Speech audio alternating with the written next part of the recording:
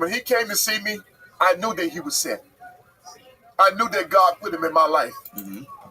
Because he said, if I never seen an innocent man, you've wanted them and you shouldn't be here. He went and visited my mother and my wife. And he told him, he said, you know what? I know a drug dealer when I see one. Your son and your husband is not a drug dealer. And he shouldn't be there. And I'm going to help him get home. But you know, if I just back up for a second, Danny, you know, going back to the hole, man, when you take a person and you put them in this hole, let me tell you something. You destroying human beings, man, because they would never, some of them would never be the same again. If you don't have a relationship with God, if you're not strong physically and mentally, then it would destroy you. Right. Literally destroy you. Yeah. But then they took me, and before we went to trial and everything, they put me down in general population. GP. How do you take a cop and put him in GP? And everybody knew who you were. Bro, I'll never forget it. When the officers kept jigging at me, you that effing cop. I hope you're going for the rest of your life. All these things, right? So finally, I go to Mr. Fernandez's office, and I hope, when God bless me, I'm going to go find that brother. Trust me. And I'm going to bless him and his family. I'm going to bless him and his family. Because I'll never forget the phone call that he gave me to talk to my wife and kids. And on top of that, he says, Ray, he said, listen, man. He said, you know, the only other way you're going to have an opportunity to talk to your family is by going down to general population. I said, I don't care where you put me. I'm going to hold my own. So he took me and put me down in general GP. And when he put me down in general population, I was there with 8 guys that I had arrested or I was over when I worked in the jail. 8 of them. Every last one of them gave me the utmost respect. No, man, not you, Big Hicks. No, man. No, you was a good one, man. And all of a sudden, this dude named Maurice, we call him Blind. Because he got these really thick glasses that he wears. And here come this one inmate who saw my picture paraded over the newscast talking about, oh, that's that effing cop. So Maurice told me, he said, man, you know what that is? Man, that's Big Hicks, man. You tripping, man. He come from where we come from. He gonna thump, man. Man, F him. I hate effing cops. So I go to put my bedroll down in my room, and there's 122 inmates in the unit, 1 officer. So all of a sudden, they all gathered around the door. You got an upper tier and a lower tier. There's upstairs and downstairs. Right. And of course, I go to put my bedroll down in my bed in my room, and there he is standing in the door. He was about 6'2", 6'4", 270. I was about 6'1", 290-some pounds back then. I was doing 1,500 push-ups every other day. Every other day. Because I'm conditioning my mind and my body because I know at some point I'm going to have to go to war. Well, guess what? I told this freaking moron, I told him, you got a problem with me, man? Come on in here, we can handle this like men. And all the inmates was like, yeah, man, you running your mouth going on in there. And let me tell you something, Danny, I literally tried to kill him. He tried to rush me. He tried to rush me. When he tried to rush me, listen, like I said, I've been fighting ever since I was 6 years of age. My whole family would tell you that. My wife would tell you that. My mother would tell you. And I put them hands on when he hit that floor, I literally tried to kill him. I tried to put my fist through his brains. Blood gushing from his face like a faucet.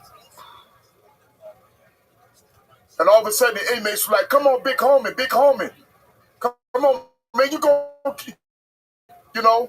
And to be honest with you, I was literally trying to kill him, to make an example out of him. But that set the tone for the rest of them that was actually in the unit where I was. To let them know, listen, you try me, if you try me, I'm gonna make you pay. And the feds used to give us sardines. And I took that lid from the top of that sardine can, and I kept it in my jumper.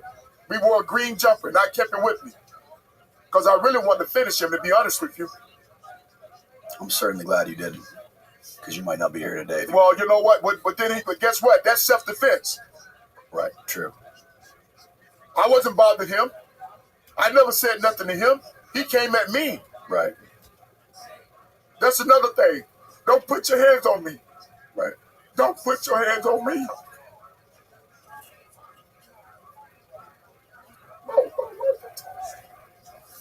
She'll tell you. Don't put your hands on me. Because if you do, I'm going to make you kill me. That's the way my dad was. I watched my mom take potash and throw it on my father. It's almost like taking battery acid and tossing it on a person. Where the freaking skin melted off his body. My dad come back again. When you looking at Raymond, when you looking at Raymond Lee Hicks, you looking at Raymond Lamar Hicks. There's nothing different about us. Nothing. My mother would tell you that. The only difference, I'm not patronizing to my wife's body. I'm not stabbing her. I haven't never shot my wife. I don't do these things, man. You know, these freaking people, man, it's a shame, it's a disgrace, you know. And like I told him, I know one thing, that set the tone for the rest of them. I tell you that. Yeah, I can imagine. I'm not afraid of nothing, man. Nothing. If it's my time, it's my time. I can't avoid it. But you won't punk me. No. And anybody that know me will tell you that. What did they do to you after you beat the shit out of that guy? They did nothing. Nothing? No, because they couldn't determine who it was. Right. But typically, isn't it true that when there's like big fights that they put both people in the shoe? Well, what they do is the officers come, right? And when they come and they see you fighting, then yeah, they take both of you to the shoe, yes. Right. But that didn't happen again. They didn't put you in the shoe for that. Okay. No, because everybody scattered. Right, okay, got it. Everybody started running, so who are you going to grab? Right. What is he going to say? He started the fight. Right. I didn't start it, he started it. I didn't come in his room, he came in my room. You know? The law says that if there's an imminent threat, you have the right to do what? Remove that threat. Right. You can't hit a person and think that person not gonna hit you back. That's self-defense. Mm-hmm. You hit me first, why you hit me? So when the cop come and investigate the case, hey, Danny, did you hit him? Yeah, I hit him. Okay, what did he do? But he knocked me out. Okay, well, you hit him first, right? So how are you gonna take me to jail? Right. Now there is something called simple battery. I didn't batter nobody. He came to me. Mm-hmm. No, man. No. So after this, and Michael Bloom became your attorney, can you explain to me what it was like, the process of going to that trial? And obviously there was a jury. It was a jury trial, correct? Yes. So they had to select a jury. Yes. And explain the process. How long did it take? Well, on August 27th of 01, they came to me and Mr. Bloom said, hey, we're going to go to trial, which is what I wanted to hear. Because they had offered me a 5K1, which is a downward departure and immunity. Also, immunity is when, if they give you a 5K1, it's for you to testify against somebody else. And if that person chooses to go to trial, right, then now they're going to offer you immunity, which is another reduction in your sentence. I told him I'm not taking nothing. And I told Mr. Bloom, man, I'm ready to go to trial, and we went. So on September 27th of 01, we went to trial. They were going to let you walk in exchange for cooperating against some other people? Yes, by code of fitness. So I had been incarcerated for 11 and a half months, and they told me you're going to do 16 and a half months and you'll go home in 3 months. I told them the devil is a liar. I'm going to trust God and know that God going to deliver me. I'm going to trial. So they wanted me to allow these other 6 people and send them to prison for natural life. I told them if they did wrong, you go get them, but you're definitely not going to use me. So they offered me 16 and a half months, even though I was faced with natural life imprisonment without possible parole. I told them I'm not taking nothing. I'm going to trial. And on October 27th of 01, Mr. Bloom and I went to trial. And during the course of trial, let me tell you something, Danny. When they put you, when the marshals take you to court, they have your hands in front of you like this in a box, and they have a chains intertwining with the shackles. And I'm telling you, it's like somebody taking a razor blade cutting my ankle as you take steps to get to the courtroom.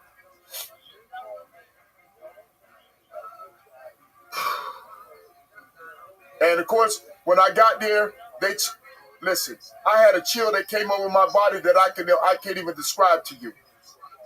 It felt like I was in Alaska with no clothes on.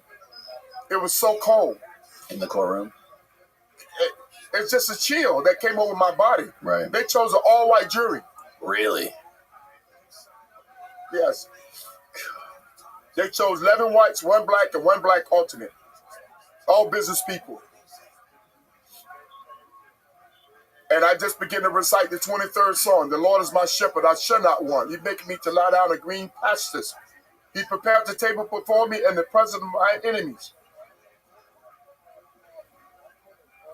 But I continue to trust God. I continue to trust God. Most people would have taken a plea. Yes. Whether they're guilty or not guilty. Absolutely. Not me. Not me. I told him I would take life imprisonment. I'm not going to admit to something that I didn't do. So, what was the district attorney saying once you got to court? The same thing she said in the magistrate court. Profit to the court that I went to all these states to live in all these kilograms of cocaine. Okay. That was equivalent to $750 million. So the judge said, what are drugs? Right. She said, we have no drugs. He says, where are the money? We have no money. Judge Recker, this man got a mustache that's curled up at the end. Yeah, his mustache like curled up at the end, right? Mm-hmm. Man, he'll give you 1,000,000 years, I was told, if you found guilty. And of course, he slammed the gavel so hard and called for sidebar. When they went to sidebar, he said, for impeachment purposes, everything y'all said to bring this man in the courtroom, you better come back in here with the same information. And he says, why is this man here? Oh, he gave confidential law enforcement information, FCIC, NCIC. That's a document that I was showing you, Danny, right, before we start the podcast. Right. Well, the communication operator testified, Captain Munez. She said, I went to check. Mr. Hicks has not ran this information. It's controlled by your social security number. And she said, furthermore, there's a certificate of completion from FDOE. There's a sign-in sheet. And she said, Mr. Hicks has not ran this information. Then they lied and said I was on audio tape.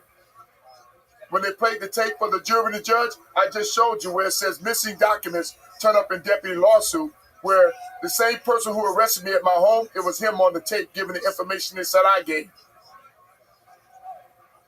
What was his name? Bernard Brown. Bernard Brown. Internal Affairs called him down there. Sergeant Joseph Fitzpatrick called him down there and interviewed him. Next thing you know, he admitted that it was him on the tape. He was promoted to a detective. After they found out it was him on the tape? Yes, after they found out that it was him on the tape. The same tape I let you listen to, I let Mark listen to, and I let Matthew listen to, is the same tape that they called him in there from Internal Affairs. And guess what? He admitted that it was him on the tape. And they promoted him to detective. Did he have to leave that department and go to another department? No, he stayed with the Broward Sheriff's Office. He stayed with the Broward Sheriff's Office. Absolutely. Everybody was promoted. They still work over there right now to this day. There is no accountability. There is no transparency. But I'm very optimistic that when the right people and the right person hear this situation, I can promise you that they're going to know that Raymond Lamar Hicks was not a criminal. Mm-hmm. And that's why I thank God for Miss Jane Turner. I love this lady. I love this lady. Miss Sarah, yourself, Danny, Matthew Cox, Mark Later. Man, I love you guys, man.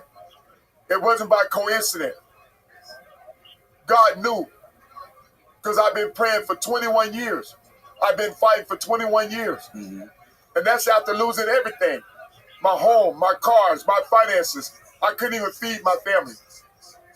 I was applying for food stamps and unemployment. I couldn't get it.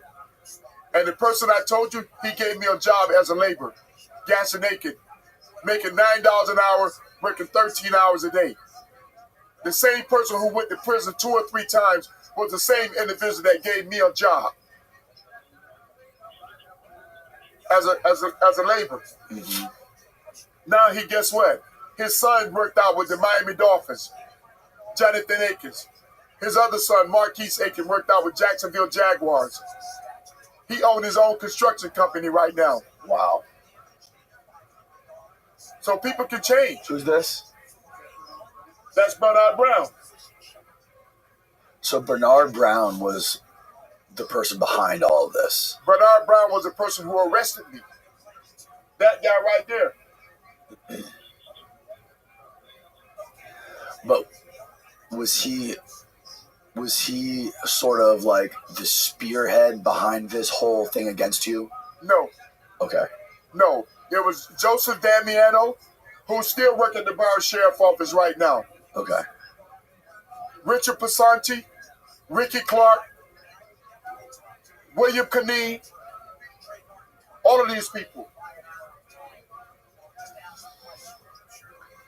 And they all wanted to do this because they feared that you were going to expose some of the stuff that they were doing. Well, absolutely. In 1999, my wife and I bought a Mercedes-Benz. You're going to read it in the book. The car was a 1990. It was a 1993. We bought the car in 1999. It cost us $37,000. I got the documents and everything. Mm-hmm. But BSO tried to use an informant, Ansel Pratt, that I just showed you. Right. He was the one telling all these lies. He the one came up with the $750 million. He the one came up with 350 kilograms of coke. He came up with, I was giving confidential law enforcement information. That guy. 15,000. That's documented? Absolutely. Wow. Absolutely. So they went in my car. My brother was washing my car. And when they went in the car, they said, how could your brother afford this car? He must be selling drugs. So when my brother called me, I went to the location where he was. So I called communication. And when I called communication, I said, can you have the Sergeant 56 me at my 1020? Which means have the sergeant meet me at my location. Mm-hmm. But the sergeant never showed up. So when he didn't show up, I called my lieutenant, Ron Thompson. And I said, Sergeant Thompson, the drug task force just went in my car because they call them the Raiders. In the hood, they call the drug task force the Raiders, the jump out boys. So of course, that's the same group that I was working with. So of course, he said, Ray, when you get to work, go down to Internal Affairs and file your complaint. I went down to Internal Affairs. I spoke to Sergeant Charles Tate. And when I spoke to Sergeant Charles Tate of Internal Affairs, he said he had other complaints from the community where those same individuals was misusing their authority. And he was going to conduct a thorough investigation. Well, even though my investigation wanted an investigation, my complaint, they never did a thorough investigation. Mm. And you're going to see in this book how Sergeant Tate took my 911 tape from communication and he gave it to the sergeant who arrested me. And Sergeant Tate right now, Sergeant Charles Tate, he's deceased. He just died recently. Mm.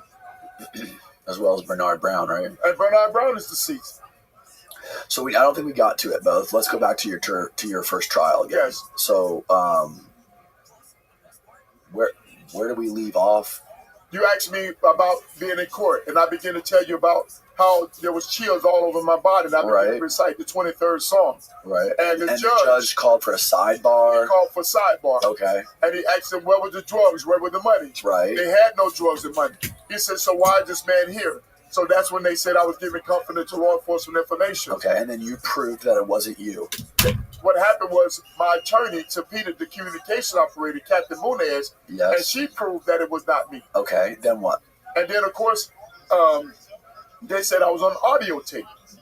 So when they played the tape for the jury and the judge, they found out that it wasn't me on the tape, but in fact, it was Bernard Brown. And this was played for the jury? It was played for the jury and the judge. Then what? And that's why it's titled Missing Documents Turn Up in Deputy Lawsuit, because all of a sudden the jury, right, the case went to the jury for deliberation. Okay. The jury came back with the not guilty verdict within 30 minutes. Wow. And they say they could have come back within 10 minutes. And the judge, he was so infuriated that the two people who took a plea, right, he gave them time served. Really? Yes. What were the repercussions for the officers that arrested you? They was promoted. They were just all promoted. That was it. Yes. How is that possible? Your guess is as good as mine. Did you seek damages? Did you sue the shit out of? I sued them. They went nowhere. They had to disqualify the judges. That's why you're going to have to read the book, Danny, because I'm going to tell you right now, it's really going to blow your mind.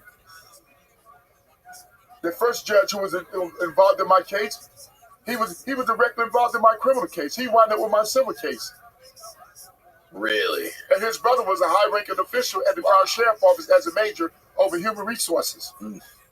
So there was an attorney that called my attorney, and told me, he said, hey, if I'm not mistaken, this attorney was directly involved with the detective who arrested me, Richard Pasanti. So all of a sudden, the judge ranking official at the sheriff's office,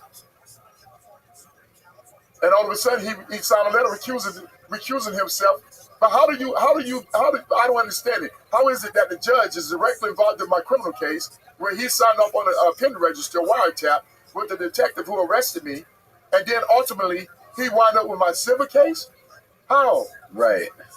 Yeah, that's odd. Well, I never got a dime from everything that I went through. Did you get your job back? No, they offered me my job back within 2 weeks. They didn't give me my job back. They continued with harassment. How did they harass you? After I was exonerated, the jury came back with the not guilty verdict. I went home. And when I went home, I don't know how to even describe to you, just to be there with my wife and kids, man. And of course, after how long total were you gone? 16 and a half months. 16 months, you find them out. Yeah. But my wife and kids, and I have to mention, my wife stood up in the paint. She stood up in the paint. And she did everything she could to make sure that she took care of the family while I was gone. But can you imagine, Danny, if somebody stormed your home right now at gunpoint and tell your wife, you get the freak back, and tell your kids, shut up, or you can go with them. Or, hey, get DCF out here and get these kids out of here. Your wife is asking the question, what is going on? I can't imagine, man. I can't fucking imagine. And all of a sudden, they drag you out of your home. They drag you out of your home in front of your kids now, handcuffed and shackled. Your two boys. Can't fucking imagine, man. Can't fucking imagine. And they tell you, now you're going for natural life, they say. Your wife is asking a question. What do you do? All of a sudden, while you're incarcerated, your wife tell you, hey, Daddy, I just want to let you know our home is being foreclosed on now. Hey, Daddy, I just want to let you know the ring that you bought me, I had to pawn that to the pawn shop for $700. Your kids are asking you questions. Hey, Dad, when you coming home? Now your wife, she's asking you questions. What am I to do? You watch them stand in this long line where it's unpleasant weather. It's raining. It's sunny. It's cold for hours. They come and visit you for 1 hour. And she come in and tell you, hey, Daddy, I'm sorry to tell you, listen, all the money and everything that we have is gone. The cars has been repossessed. The house has been foreclosed on. And this, I don't even have money to get a snack out of the vending machine for you. I don't have a couple dollars to get a snack.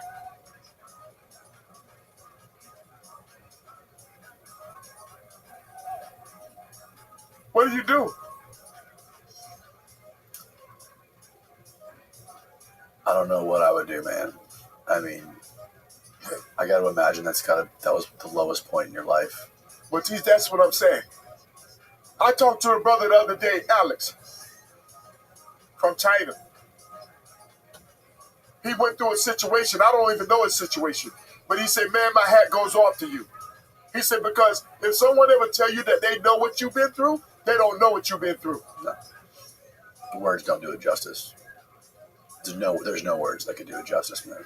You try to take care of your family. You faced with natural life imprisonment. I want you to vision this. You faced with natural life imprisonment without possible parole. Okay?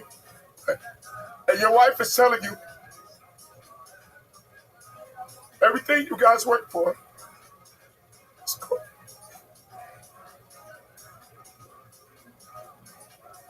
is gone.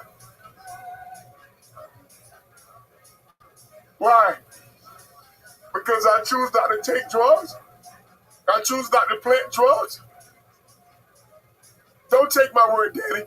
Go to 1991 and Google. And you type in DEA state. $200 million went missing. And some of our people that worked at the sheriff office were placed on desk duty. $200 million went missing in yes, DEA. 200 million went missing. Where? Yeah, that's a good question. Oh, you're referring to your case? No, this was in 1991. Okay. They said there was a DEA sting where $200 million went missing. 2 of our individuals placed on desk duty. These people sent me death threats. They told me and my wife, they told me I'd be lying in my room in a pile of blood. I'll be lying in my room in a pile of blood. Who sent these death threats? The Brown Sheriff Office. How did they send them? They left it on my answer sheet. Yeah. So I called communication. And I was Raymond Hicks. I'm a former deputy sheriff for the Brown Sheriff Office. My CC is 4693. Can you dispatch a unit to my home because I'm receiving death threats? They left it on my answer machine saying I'll be lying in my room in a pile of blood. You got that saved? It's gone. Everything is missing now because we was kicked out of the house. Right. So what I did is this. It's been recorded because when I called communication, they dispatched a unit to my home. The guy named is Rick Watson. Deputy Rick Watson came to my house. I said, Rick, listen to this audio tape. Listen to what they left on my answer machine. And when he listened to it, he said, Ray, be careful, man. You know how these people play. I told him, I said, the only thing I need you to do is a 98A alpha, which is a written report. I told my mom, you might as well go get your black dress, man. Because I'm not going to let these people come in and kill me and my whole family. Right. But my mom said, whoa, wait a minute, son. But did not God deliver you? Are you not there in your home with your friend? And this was before I got kicked out the house. And I took the gun back to the same people that I got the gun for. It's a shame, man. It's a disgrace. But to tell anybody that. When I wore the uniform, how about this? Several people have watched the video that Matt put up and Mark put up. And may God be my witness. Some of them from the Broward Sheriff Office. Ray, I'm sorry, man. Oh, really? I'm talking about captains, lieutenants, sergeants, deputies. Any of the guys involved in your case? No. None of those guys ever reached out? No. I bet you they've seen it. Oh, absolutely. Absolutely. And they know I'm speaking the truth. I'll never forget it, man. My mother beat me one time. Listen, I'm going to tell you something. My mom had this coconut pickle jar, and she put these coconut bar cookies in the jar. And she told me and my brother and sister, she said, listen, I'm going to give you guys some cookies, but don't go back in there and save some for another day. And guess what? Since my mom worked 2 jobs, she worked at John's Alley cleaning people's homes, and she worked as a migrant worker, making $1 an hour to take care of us. But when she went to work, I went in the cookie jar and I ate the cookies. All of them? No, I ate some of them. Okay. And my mom, unbeknown to me, she counted the cookies. So she said, who went in the cookie jar? I said, I don't know. So she asked my brother and sister, Bobby, Lahoma, who went in the cookie jar? Well, Mommy, I don't know. So my mom said, I tell you what, go get out them clothes. So we had to strip down to nothing. And she said, go get the extension cord. And I stripped down, went and got the extension cord. And she said, I'm going to ask you again, who ate the cookies? I said, Mom, I ate the cookies. She said, why did you lie? I said, because I thought you was going to beat me. She said, I'm still going to beat you. I'm not going to beat you because you ate the cookies, but I'm going to beat you because you lied to me. I lied then. But when I was faced with natural life imprisonment, no. I'd rather take life. Because I'm not going to ever admit to something that I didn't do. If it costs my life, then guess what? You're not going to convince me and tell me that I did something that I didn't do. That's not going to happen.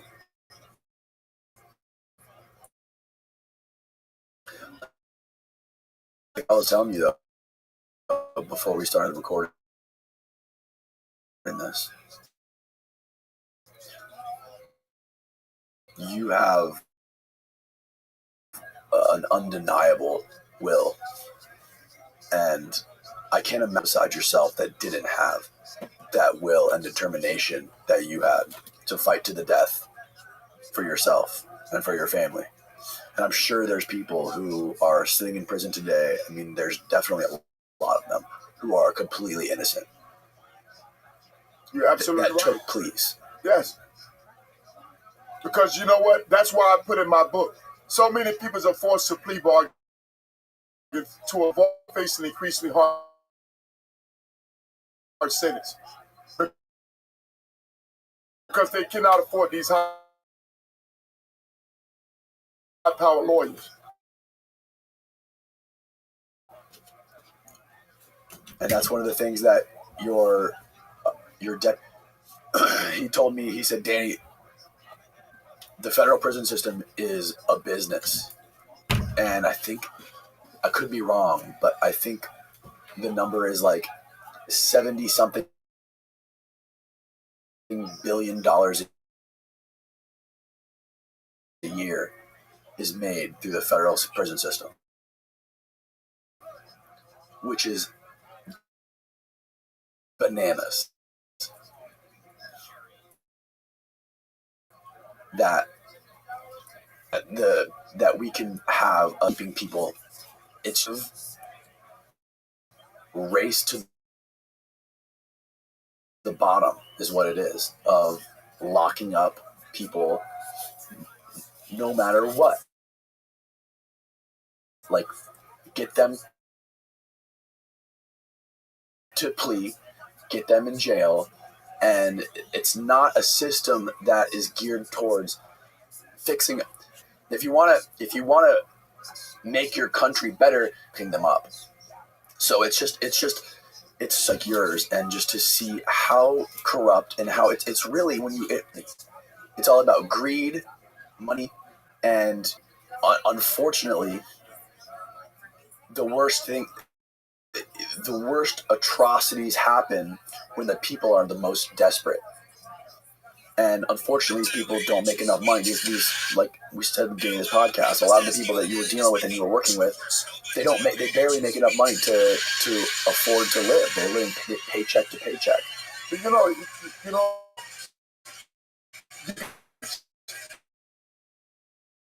because there are a lot of people that goes out and commit crimes, and those people should be incarcerated. I don't care if it's me, my wife, my kids, or whoever. You made your bed hard, you got to lie down in it. But there's a lot of innocent people that are facing time for crimes that they've never committed, like myself. But how do you change the direction of the system? The only way you can change it is by putting the right people in place. And that's another thing. You know, we vote these people into office. We put these people in office, right? And next thing you know, they get in there and they forget about who they are. Right. How do I know that? Because that's what happened to me. A good friend of mine, a personal friend of me and my family, out there and did everything I could to help him become, the sheriff of Broward Phillips. But one thing is for sure, I would never have nothing to do with him the longest day I live. I mean that. Why? It's because of the fact that you showed me your true color. I showed you my loyalty, me and my family. But at the end of the day, and that's the only way we can change the system, is by changing the mindset of individuals. Get people like the guys that are working in your department. How do you get more people like yourself who want, and when you're talking about stuff like this, you can't really just talk about like the country, right? You should distill it down to the communities, the individual communities, especially when it comes to police departments that live in the communities that they operate in. Yes. How do you get those people, the watchmen, who want to make their community a better place and to do the right thing? It's having the right people in place, from the sheriff all the way down to the deputy. From the sheriff all the way down to the deputy. My wife would tell you, in 2020, I ran for sheriff. You can Google it. I was running as a Republican. But I've always been Democrat. But a friend of mine, Mr. Eugene Steele, who sings now, he actually was running the race with us. And he read my book. And he says, oh my God. He says, Ray, man, listen, I can help you. I can get the Republican Party to run behind you. I was getting endorsement by the Republican Party, Democrat, and nonpartisan. And you know what they did? They removed me from the race. Why? Because I was speaking the truth. When we went to these debates, I paid $11,357. I can send you the document showing that they from the Broward County the people who you have to. I went down there for my campaign fund and everything. I paid $11,354.87, if I'm not mistaken, and I qualified. And they found a way to disqualify me. The judge removed me from the race. So there's one guy who was running for sheriff also as a Republican. He joined the ship with Alvin Pollock, who was running as Democrat, and he was Republican. So the two of them joined together, and they filed a lawsuit to get me out the race. So the judge removed me from the race. But to be honest with you, I wasn't the fact of being a sheriff. What I cared about was getting my information out there to the people. And to let the people know that it's a nasty game that these people play. But I can tell you one thing, just recently, just to show you There was a brother who was sentenced by the Broward Sheriff Office for 400 years. You can Google the information. You can go to YouTube and see it. I think his name is Mr. Harvey. BSO sentenced this man to 400 years in prison. After 34 years of incarceration, they just released him just a few months ago.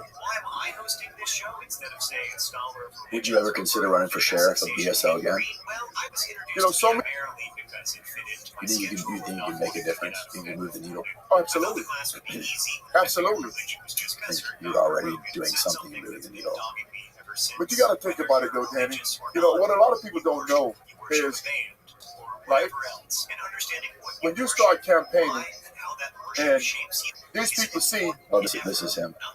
Florida man given 400-year sentence, expected to walk free. Sorry to interrupt. Yeah, that's what happened. He did 34 years in prison. And with the new state attorney, who actually have a public corruption department, you know, they found an Innocent Project out of New York. Yep. I've had guys in here from the Innocent Project. These guys gone free. Oh, this is him? Oh, he's from Tampa. Oh, wow. Well, there's a guy, though. His name is Harvey. The gentleman that I'm talking about. Oh, that's a different. They just interviewed a different guy. Okay, cool. Yeah, that's a different guy. The one I'm talking about, his name is Harvey. And it's in Broward County. Wow. Yeah. So, to be honest with you, it's happening all the time. It's happening every day. If you go to YouTube and you type in Broward State Attorney released man after 34 years, it come right up. And it's a shame, because how do you give a person 34 years their life back? You can't. They sentenced him to 400 years for a murder. And you have to go through like an excruciating lawsuit after this happens to a lot of people that spend. I had a guy here that spent like 30-something years in prison too. And they have to fight tooth and nail to get any sort of compensation for being wrongfully sentenced to prison for decades. And, you know, the problem with that is, even if you get paid a couple $1 million for spending 30 years in prison, is it really worth it? Like, if someone came up to you right now, this is how you got to think about it. If someone came up to you right now and said, how much money would be enough money to spend 35 years in prison? No. There's no amount of money. No. I wouldn't do it. I don't want to spend one day in there. No. I don't want to spend an hour in there. I don't want to spend a second in there. Because from the time that you get arrested and you booked in, your whole life changed. Yep. Your whole life changed. Your whole life is just systematically dismantled. Yeah. Your family, your kids, everything. Yeah, everything has changed. Them kids, I'm telling you, my kids have literally watched me be drug out of my home and handcuffed and shackled. So after you got back and after you got exonerated on the first sentence and you were getting harassed, you were getting these death threats, you bought the AK but then you returned it. What happened after that? Well, they came at me again. On January 4th, January 6th, 2004, another 60-some cops stormed my home at gunpoint. Said I was shooting at someone in my backyard. And my neighbor, who his name is Sergeant McCorm, he said, wait a minute, I just saw Ray and Treese in the elevator. They done roped off the house, yellow tape, everything. And here come this black dude that didn't know me from the department. Apparently he was a rookie, you know. He gonna come tell me, put your effing hands behind your back. I said, man, if you put your freaking hands on me, one of us gonna leave here today. So my neighbor, Lisa, she came across the street. She said, Raymond, come on, man, don't do this, man. I said, man, this freaking dude, I said, this must be a repercussion of my silver case. So Dave Bradshaw, he said, you know what that is? That's Hicks, man. Hicks one of our top deputies. And he basically just ignored that. He's telling me that he's going to mace me. I said, I ain't mace. And all of a sudden, I'm there handcuffed in my backyard for almost 6 hours. So this white guy showed up in my yard. I tell my wife, I said, go show him the document showing that we was in court. Who's the white guy? He had to have been a lieutenant or a captain. Okay. So, of course, my wife showed it to him. Within a second, they dissipated. They were all saying that I discharged the firearm. So I take that case to trial in Deerfield before Honorable Judge Stephen DeLuca, and the judge said, well, where the victim? We don't have a victim. Did you do a ballistic test? And a bullet case? None. He said, so you mean to tell me you bring a Harley decorated officers in my courtroom saying he committed these heinous crimes, but you have nothing to substantiate the charges? So my attorney presented the documents to him showing that my wife and I had gone to court. Within 10 minutes, I was tried by the court and I was acquitted by the judge. No way. True So what did I do? Earth. I began to fast and pray again. Oh, it's on. I went into the community. I won the highest award. I won the African American Achievers Award. You can go to Google and type in African American Marine Education. I have 25 kids get their high school diploma and GED. Wow. And all of a sudden, guess what happened? What happened the third time? Child abuse. So when they came to my home, 15 cops stormed my home. Right? So when they stormed my home, and all of a sudden, there I am right there. That's me. Top left? Yeah. Wow. African American Achievers. I won the highest award. The only way you can win that award, a philanthropist, Mr. Jim Moran, is when you go out in your community and make a difference. I have 25 kids get their high school diploma and GED. I helped my mother at the age of 55, my brother at the age of 32, with the help of my wife and my oldest daughter. And they came at me a third time. This time they were looking to kill me, Danny. But they didn't realize my oldest daughter, she was 18 years of age, and my son was 4. What year was the third time they came out? How long was that? October 10th of 2005. Okay. So this was roughly like 4 years later, something like that, after the first trial. Yes, after the first trial. Right. And the second trial, Right. 2004. Right. And then the following year, 2005, October 10th of 05. So I'm assuming that you took this one to trial too. After this, I was taking it to trial. And then all of a sudden, you ain't got to take my word. I get Deputy Richard Lee to call you and tell you, because he was the one who booked me in. I get down, first of all, the sergeant, it was a white sergeant and a black deputy. So all of a sudden, the two of them engaged in a verbal confrontation. And he said, the sergeant said, put the effing cuffs on him, like I told you to. So I couldn't get my arms in back of me because I was too wide. So Crumb said, man, he gonna need a double set of cuffs. F that, put the effing cuffs on him like I told you to. So of course, he saw that he was not gonna back down. So then they put me in shackles. Don't take my word. You get Deputy Richard Lee on the phone, and I guarantee you he'll tell you the same thing. With black gloves on, waiting on me, and a salad point. They said I was violent. So when Lee heard it, he said, man, I know I can calm him down, man. Because I'm the one who helped him get the job at the Broward Sheriff Office. And all of a sudden, you know, they saw that I wasn't violent. I was talking to Deputy Figueroa. She was a female that went through the Crossover Academy with me in Palm Beach. We were talking about our family. We were talking about God. And they all walked inside. And I said, Reed, we need child abuse. I said, child abuse? I'm like, what child have I abused? I don't even put my hands on my own kids. What'd they say? They said I paddled a female cadet, but they learned that it wasn't me. You paddled? A female cadet when I worked in the boot camp program. And this female cadet was a child? No, she was a teenager. Okay. But they said I paddled her. Okay. That was the biggest lie ever been told. The administrators and everybody told her. Drill Instructor Hicks never paddled nobody. It was Eleanor Smith. And they're saying that this happened when? And I couldn't even tell you when they said it happened. But they arrested me in October 10th of 05 for it. But they found out the prosecutor did a thorough investigation. The state prosecutor did a thorough investigation. She threw the case out, no frauds. You're going to see it in the book. Everything I'm talking about in this book, I take appendix. I got the documents and everything. Everything that I'm talking about here is in this little small book. Okay. Because the lady who edited my book, Miss Martha that I love, I've never even sat down with this lady not one time.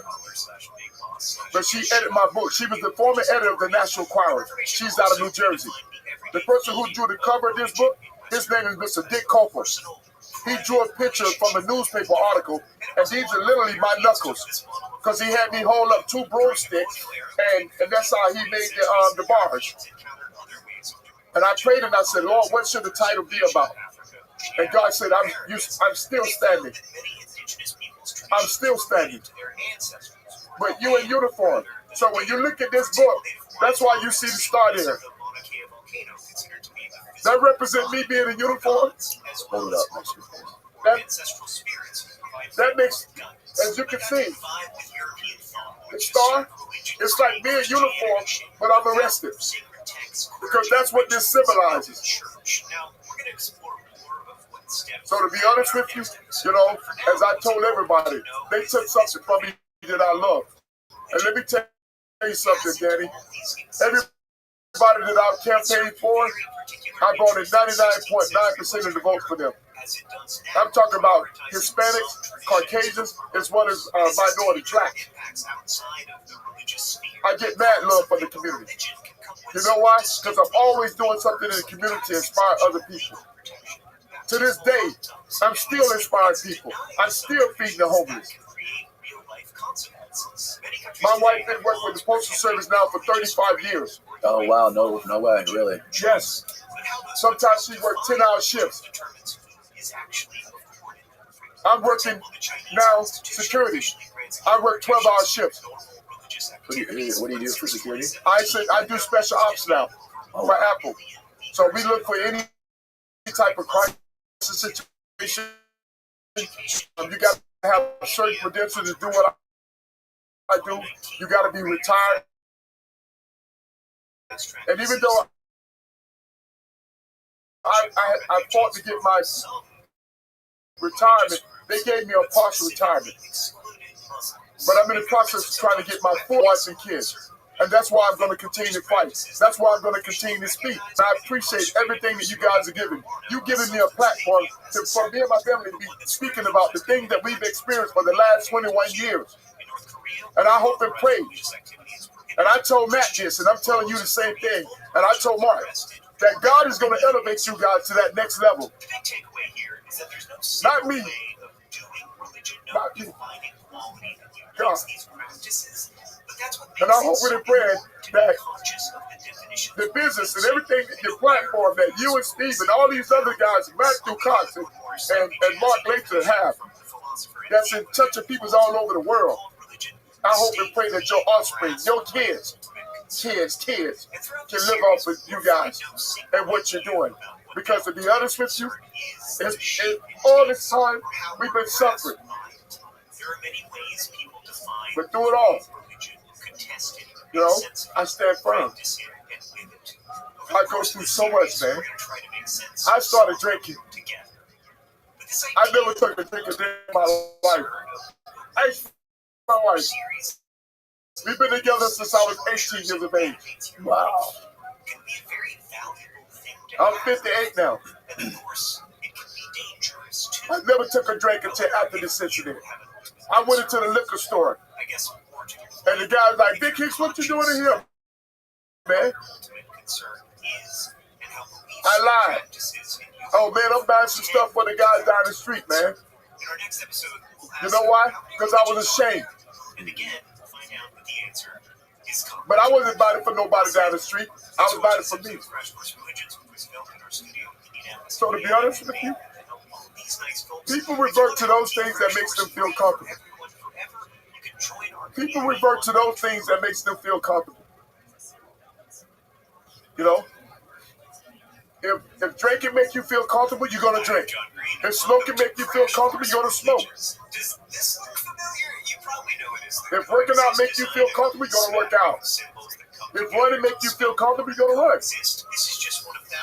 With you being out on the water, if that's what makes you feel comfortable, that's what you're gonna do.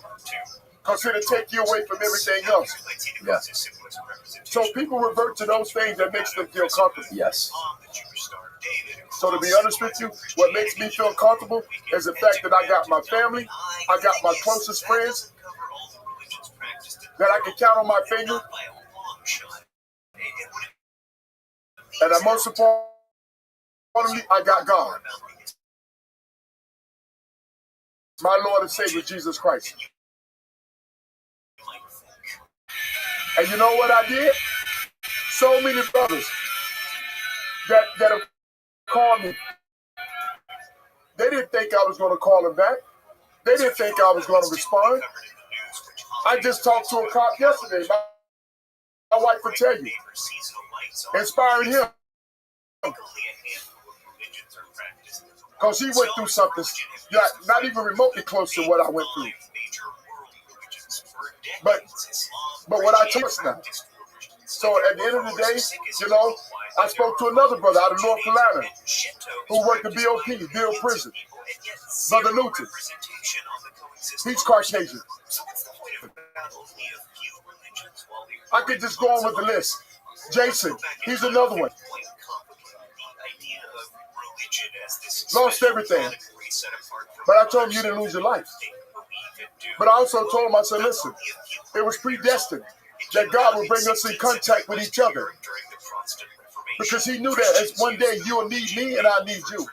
So to be honest with you, Danny, the podcast that you all have, Matthew Cox, Mark Latham, bro, ask my wife. I've been speaking for 21 years now, saying the same exact thing. Matthew Cox short video is 5.2 million in 2 weeks. 500, almost 607,000 viewers within 1 month. Over 280 some viewers, Mark Latham.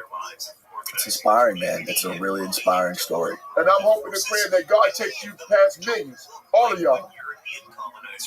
May God be my witness, because what you're doing, you allow me to speak the truth. And you got some of these people that make comments. How about this? 99.9% of the comments that's been made on these platforms has been positive. Do you read them and respond to them? Absolutely. I can show you on my phone. My wife can tell you. They can tell you. I was talking to one of my brothers from California, Phi Beta Sigma. He didn't think I was going to call him.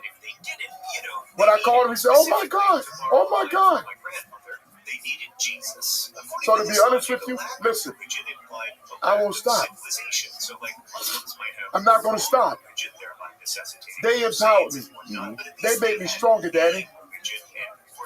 And you may say, well, how did they, and you know, and I have to give a shout out to Miss Kirby.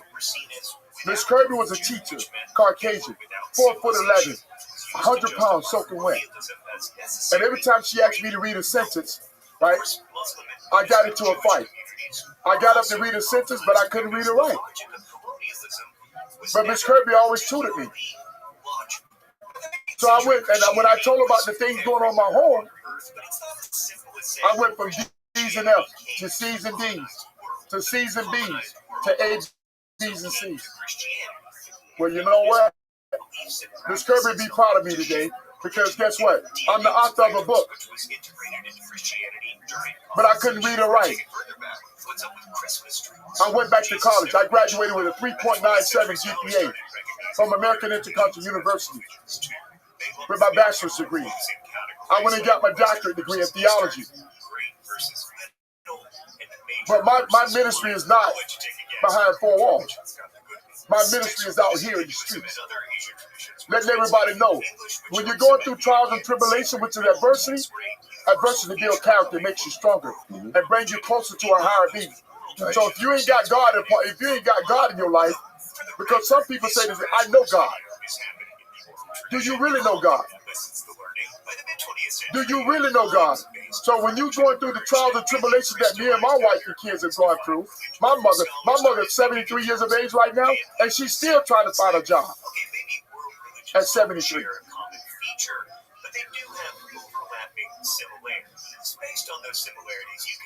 So when you talk about people coming from the hood, this is one of the reasons why the young kids go out there and do the things they do. This is why they go to robbery. This is the reason why they're shooting and killing each other. They don't have food to put on the table. Right. How can you take care of your family making $1 an hour? $1 an hour. My mom worked at the packing house. It's impossible. Man, listen. I ain't got time to play no games, man. Not me. I ain't got time to play no games. I don't. Because there's a lot of Raymond Lamar hits that's coming up. A lot of them in the hood that we call the hood. Harvard. My clothes came from the World Thrift. My mom would go to the World Thrift and get the clothes from the Salvation Army and wash them up and iron them. Shoes came from Woolworths. She paid $3 for a pair of sneakers. I go out there and play basketball on the asphalt, because I was a great athlete. Football, basketball, and track. I go out there and play basketball. Next thing you know, the whole bottom come out the shoe. My mom said, I go to my mom. I said, Mom, listen, my shoes just broke. Mom, tell me. What do you mean, bro? I said, Mom, look, the whole bottom is gone from the shoe. She said, well, you know what? You're gonna wear them to school, but you're going to school.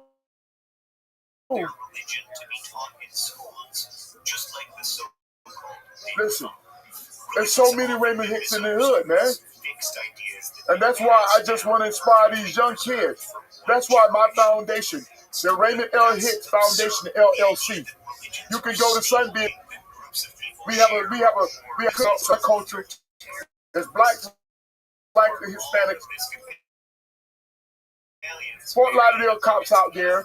The Broward Sheriff Office, they used to send someone out there. They came out and supported me. And to be honest with you, I'm going to continue to get back. I was just this morning telling my wife, I said, you know what, we need to go get Danny two boys something. I was getting ready to text you.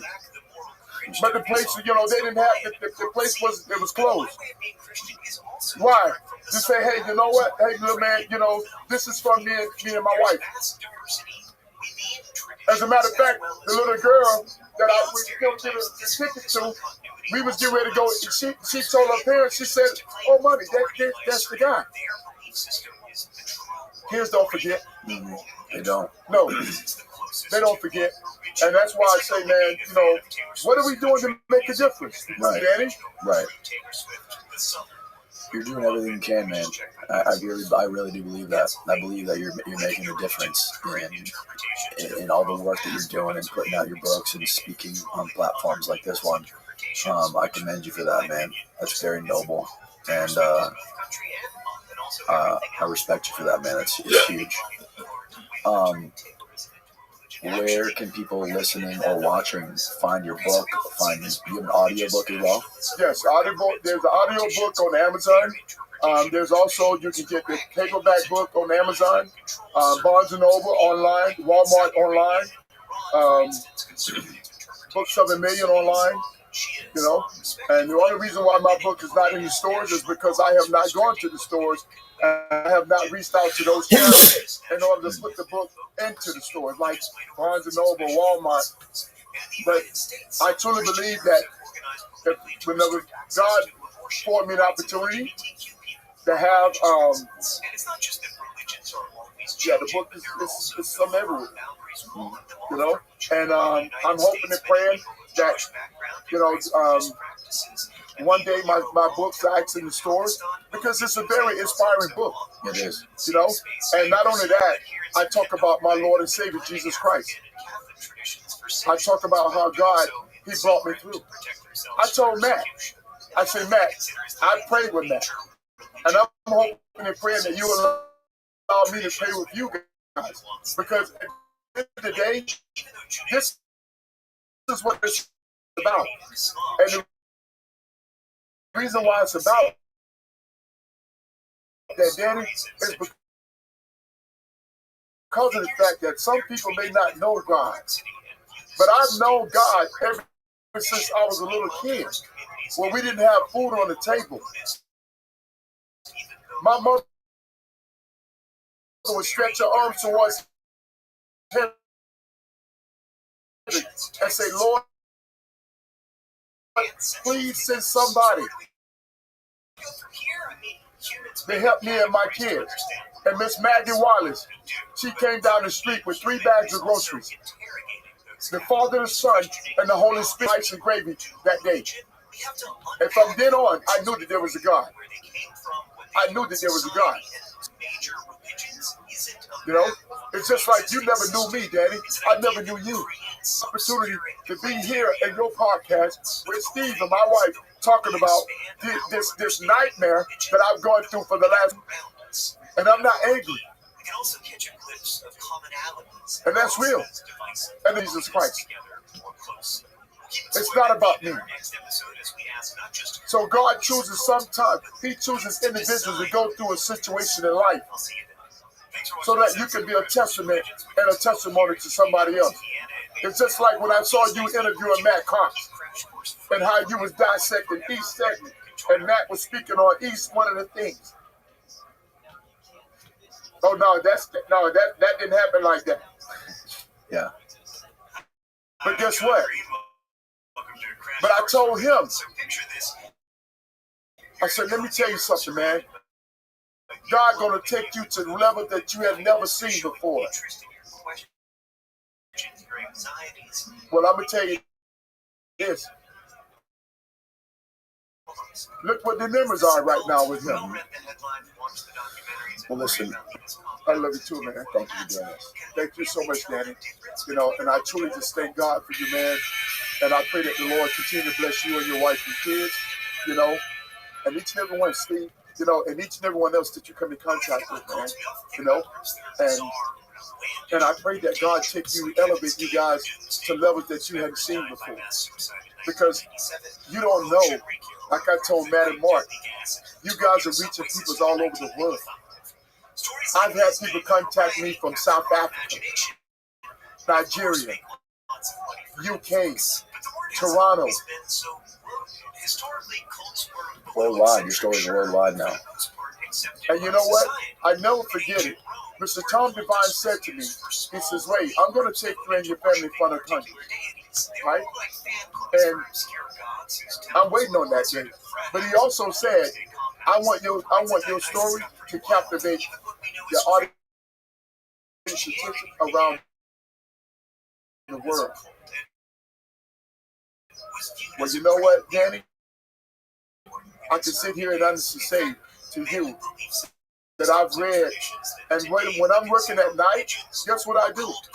I go back and read the comments. The comments are very positive. There's 1% that's still in disbelief. Believe it. I don't this, I don't that. One of the guys that did it, guess what? I went back. And I began to speak about some of the things that I know that happened.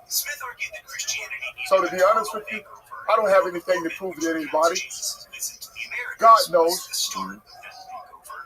And I must mention my kids, man. Man, when you talk about this, west from New York to Ohio, then on to Missouri, and eventually Illinois, where after the locals got wind of his teachings, he was killed by an angry mob. But the Latter-day Saints movement didn't die with Smith. It spread and grew at first on the margins. I never wanted them to grow up in the hood. By 1972, no? Historian Sidney Alstrom wrote, one cannot even be sure. Does not everybody go to basic? A mystery cult, a new religion I didn't want my kids to grow up to have 4 or 5 kids of different fathers, like my parents. Sure, Rabbi, Dad. My wife would tell you, when I got to college, I'm fighting every day. I even had a 25 automatic in school at 18.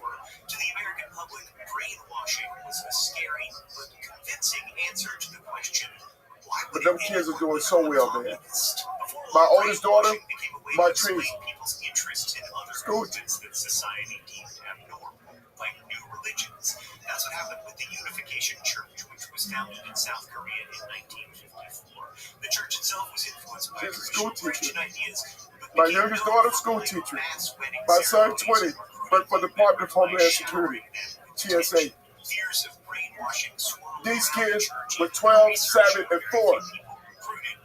Watch me drug out of my home. Do it all. And they graduated with honors. High school with honors. Don't take my word, I short to you. College with honors. My oldest daughter getting ready to get a doctorate degree at Nova Southeast University. She has a master's at Nova. She got a bachelor's at FAU. She won the Un-American Society Award, maintained a 4.0 GPA when she attended FAU, Florida Atlantic University, in Boca Raton. My youngest daughter graduated with honors from Fairview University, Florida A&M. My son graduated high school with honors. 20 years of age, worked for the Department of Homeland Security. You should see his uniform. I told him, if you do well in the academy, I got you. So it's incredible, man. You, your wife, and your kids are all an inspiration. Thank you. Not just to people like me, but to people that come from the communities that you come from. And I hope that they're paying attention. And thank you again. I really appreciate it. I'll make sure I link this. I'll link your books below. How can people get in contact with you if they want to reach out? If they want to reach out to me, I'm actually on social media, Facebook, under Raymond Hicks, Instagram, under Raymond Hicks. I'm still standing. Of course, I don't use Twitter as much, they can reach out to me. All of my information is right there on Facebook. Okay. All of my information, everyone that's out there listening, man. You may go through trials and tribulations in life, but God has to bring you to your lowest point in your life, Danny, in order for you to see who everybody is that you're surrounded by. Because a lot of times when you're doing good, you don't know who the enemy is jealous of you. It could be your family members, your friends, associates, your co-workers, your acquaintances. But in the end, you just got to know who you are. So I tell each and every last one of these people that's watching these podcasts, identify self. Look in the mirror. Know which way you're going in life.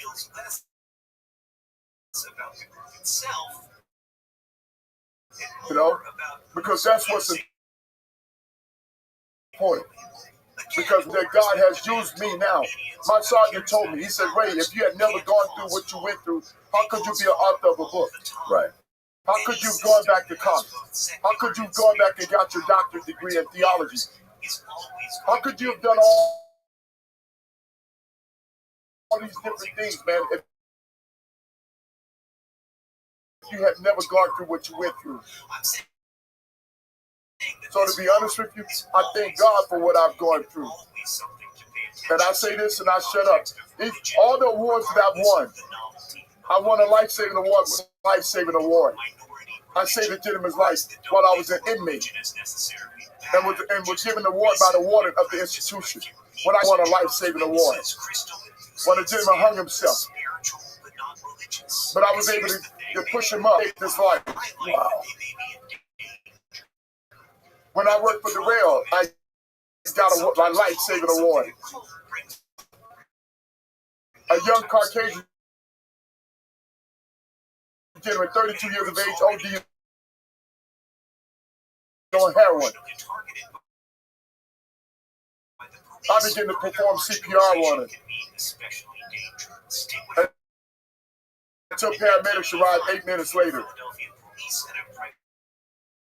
They gave him Narcan. He set up like nothing ever happened to him. Within about 2 minutes. And guess what? I won a life-saving award. They promoted me to captain. And I was named Officer of the Year. But yet still, my department that I work for, the Brown Sheriff Office, is going to tell me that I'm a criminal. I ain't never been a criminal. I never will be a criminal. But one thing is for sure, I stand firm. I'm going to continue to fight until we're totally vindicated. I have a second book that I'm working on. And know what? And when the movie come out, because I truly believe that at some point, God gonna put me in contact with the right people. And I just story to inspire other families to come together. It will. I'm sure it's going to. I would love to pray for you and the platform and everything else, man. But thank you for this day. This is truly the day that you have made. Let us rejoice and be glad in it. Father God, you say, what 2 or 3 are gathered for the authority you have given us in Christ Jesus. And with that authority, I bind every demonic spirit, every principality, every spiritual weakness in high places. I render them helpless, powerless, and operative, and effective to come against and hinder our lives in any way. I pull down every stronghold and cast down every work and doctrine from the enemy from our lives. And Father God, I thank you, Father God, that you continue to raise my brother Danny to the level that he never seen before, Father God. I pray that you bless his wife, his offspring, his kids' offspring, Father God, as they get older. Father God, don't forget about Steve, Father God. I pray that you touch his hand, Father God, to operate these equipment, Father God, to get your word out to those around the world that need to hear, Father God, from you, not from me, Father God, from you. We thank you, Father God. We thank you for each and everything that you've done, Lord, the things that you will continue to do, and we will give you praise and honor and glory. We bless your name, Father God. Lord, we ask these blessings, never bless your name, Jesus, and your name, Jesus. Amen. Amen. Thank you so much, Raymond. You're welcome. Thanks for You're your a help, good man. Good Good night, everybody. As a gift from the Holy Spirit that allows the receiver to speak a language they don't understand. But this gift isn't unique to Christianity. When spirit mediums aim to speak with the dead, they sometimes enter a trance where, in a similar way, a new voice from the other is often considered magic or superstition. So, what's the difference between a spell and a prayer? Between channeling spirits and channeling the Holy Spirit? Where's the line between religion and magic?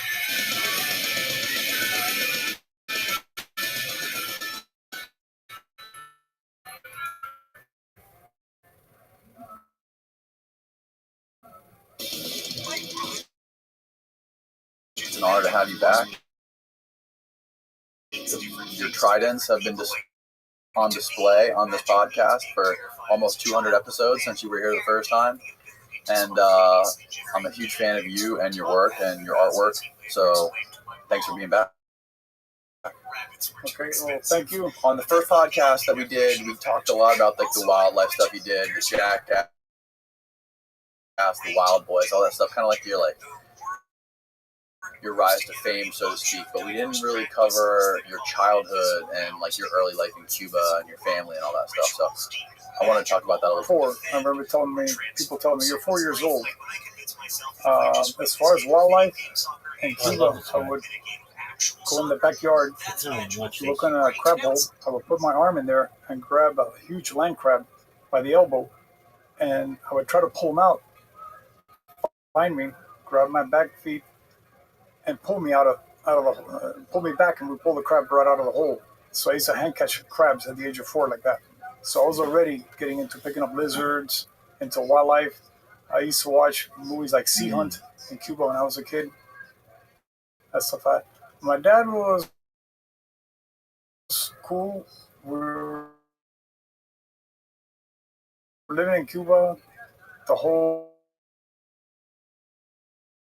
communism thinking over. How long? So when you were a kid growing up with your parents, how long did you guys live under? I was born in 1954.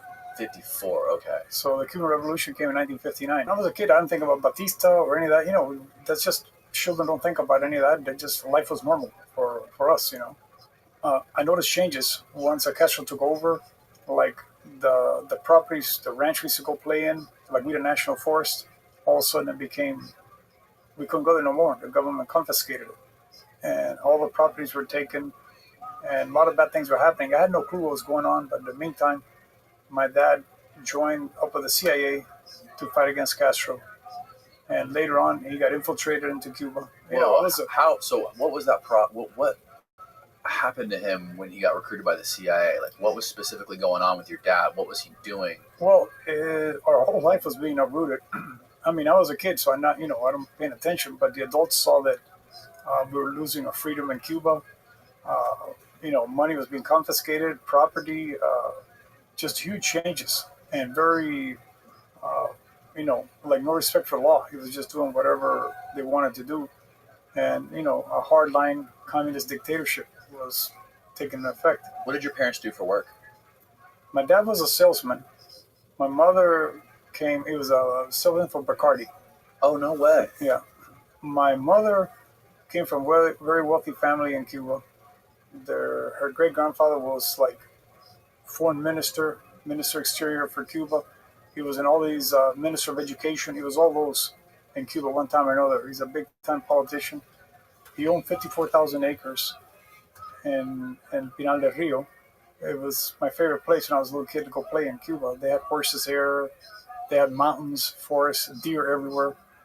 Beautiful property. He also had a beach house. He had a big house in Havana. So he's a very well-known politician. To this day, if you go to the ranch, the entrance says Hacienda Cortina. So since he was such a known figure in Cuba, even though the Castro regime still kept his name on the ranch. Really? And that was your grandfather? Great-grandfather. My mother's grandfather. Oh, wow. So what part of Cuba were you guys living in again? In Havana. You were in Havana, okay. But the ranchos in Pinal del Rio, which is the western end of Cuba, the Organ Mountains, the whole entire range was there. And to this day, if tourists go to Cuba, that's where they go.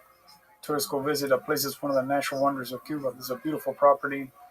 They got mountains and a river that goes through caves. They got lights in there. So it's like a spectacular place to go see. So when you were growing up with your dad, like what kind of, you were always just like roaming around, looking for wildlife, swimming in the ocean, fishing, doing that kind of stuff? In Cuba, I went on a couple fishing trips with my dad. My dad liked nature, but he had a family to worry about other things. My dad was also an Olympic athlete. He had represented Cuba in rowing. Rowing is very popular in Cuba. So his team won like a bronze medal in London, I believe, the 1948 Olympics. Oh, wow. Damn, man. Him and his brother, his brother-in-law, and several of those guys, they all came and they won, and they didn't win a gold medal, but they got a bronze medal. But they were like champions in Cuba, very famous. That's a lot of newspaper articles about him. So he's very much into being an athlete. He also played football for University of Havana, American football. Oh, okay. They used to play the American universities. They always got slaughtered by the American teams. That's what my mother told me.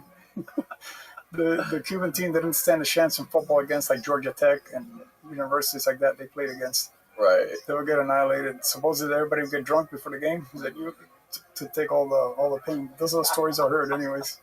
Oh, that's hilarious. So he was a big salesman for Bacardi. So when Castro took over, what happened with Bacardi? Well, they left. They left Cuba completely. Yeah, they moved over here. They opened up Bacardi rum in Puerto Rico. Oh. I think it was their base, but they had people in Miami and everything. So, but they were friends of the family. One time they sent me to a boarding school, and it was the Bacardi family that paid for it. No shit.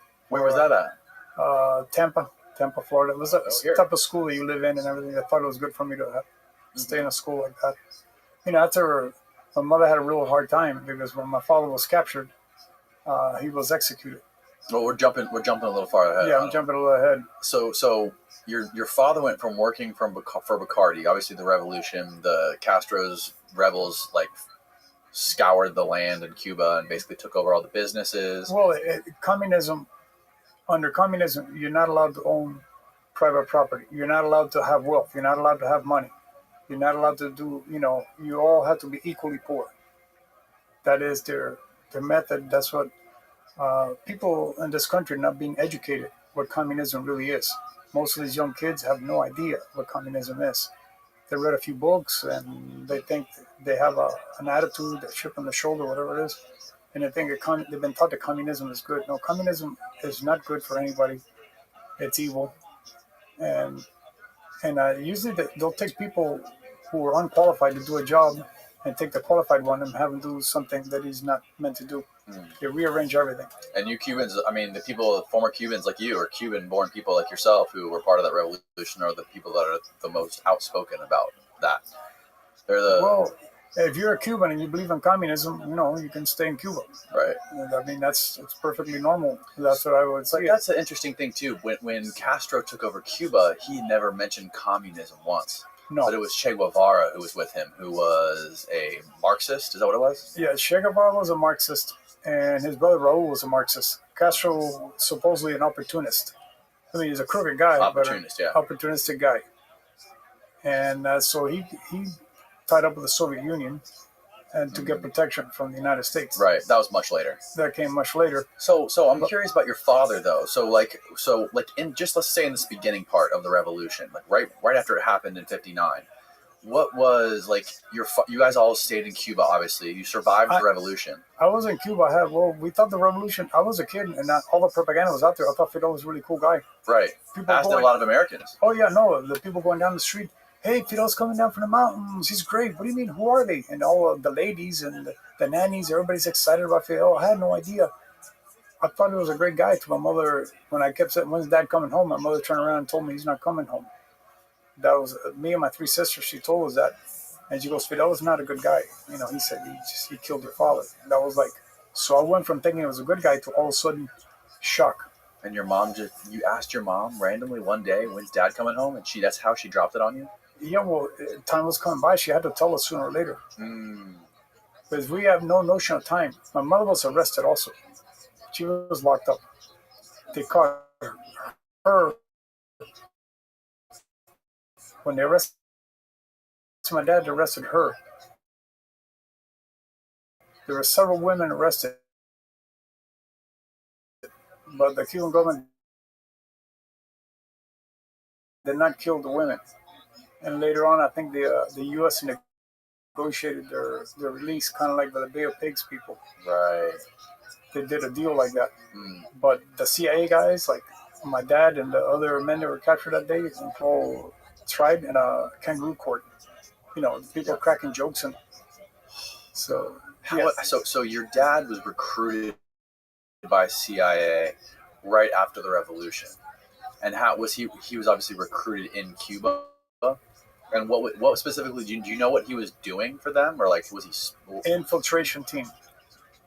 He was the team that guys that Felix told me the story years later, but he went to. They were training in Nicaragua at the time. That's what CIA took him to. Okay. I mean, of course, I'm a kid. I'm not aware of any of that. I found out this later on. As years went by, my mother told me some more stories before she died. So your dad went with Felix to Nicaragua to train. They were down there, all the CIA guys. They were all part of the same team. Okay. Then later on, he meets Sorin Marin, and Sorin Marin invited him to go into Havana. And Havana was the hotbed. That's where the Castro soldiers were thick everywhere. And they were searching houses one after another, and somebody ran out of one house and ran into a house where they were all hiding. And then all of a sudden they walked in, they recognized Sorin Marin, and they go, we got the big fish. And all of a sudden everybody got surrounded, everybody got arrested. So they caught him accidentally, but either way, I mean, it was a hotbed. This is days before the Bay of Pigs, a couple days. Oh, really? So it's all going down at the same time. So a couple days later, after the Bay of Pigs invasion, they were all executed. The 6 guys in firing squad. A lot of people were killed in Cuba in the firing squad in those days. It was nonstop. Years later, Castro even put his own top guys in firing squad. He executed his #1 general, Ochoa. Right. He executed his 2 top guys, the LaGuardia brothers. Both of them. He killed Abrantes. Either they killed him or they put him in a prison where they weren't going to come out alive. So he cleaned house. All the people were top dogs in there. Most communist dictators do that. They kill the top brass. So, how old were you when you guys found out that Castro executed your father? He was 5 years old. You were 5 years old. But after that, we were able to go to Miami. So, right after that, you went to Miami? Sometime after that, my mother got released. We were able to get out because I was in military age. Military age guys were not allowed to leave. They had to join the Cuban military. So we got out. My mother came back to bury my father, and she almost never got out. She had to go to her grandfather's political rival, who was a communist, and ask him to help her get out of Cuba. And then he helped her get out of Cuba. So, him and the grandfather went way back. Political rivals, but they knew each other. Right. So they still went to dinners and stuff and had cocktail parties. Yeah. They were rivals, but they had cocktail parties together, whatever. Yeah. So when you got out, where did your sisters come with you? Come to US with you? All of us came here. We were kids. My mother was like, they no money or anything. They took everything. So we were political refugees. And sorry to interrupt. Did your dad know Rick Prado? No. Because Rick's way younger. Yeah, Rick would have been my age. Yeah, exactly. He would have been 5 or 6 years old at the time. Stupid, Yeah, they knew Felix. Felix. Your dad was friends with Felix because they trained in Nicaragua. Right. Felix liked my dad a lot. He came by to visit my mom sometime before she died. Really? Yeah.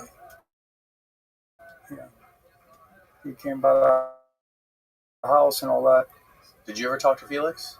Yes. When did you first meet Felix? I met him and he approached me. He goes, "I'm Felix," and he introduced himself to me. And we talked.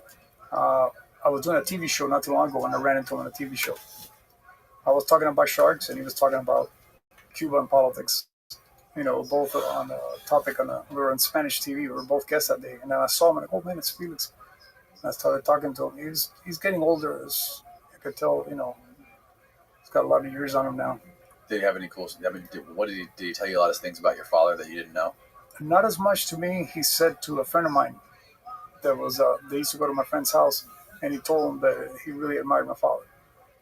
That's what he told one of the people he admired most. So I never met anybody say anything bad about my father.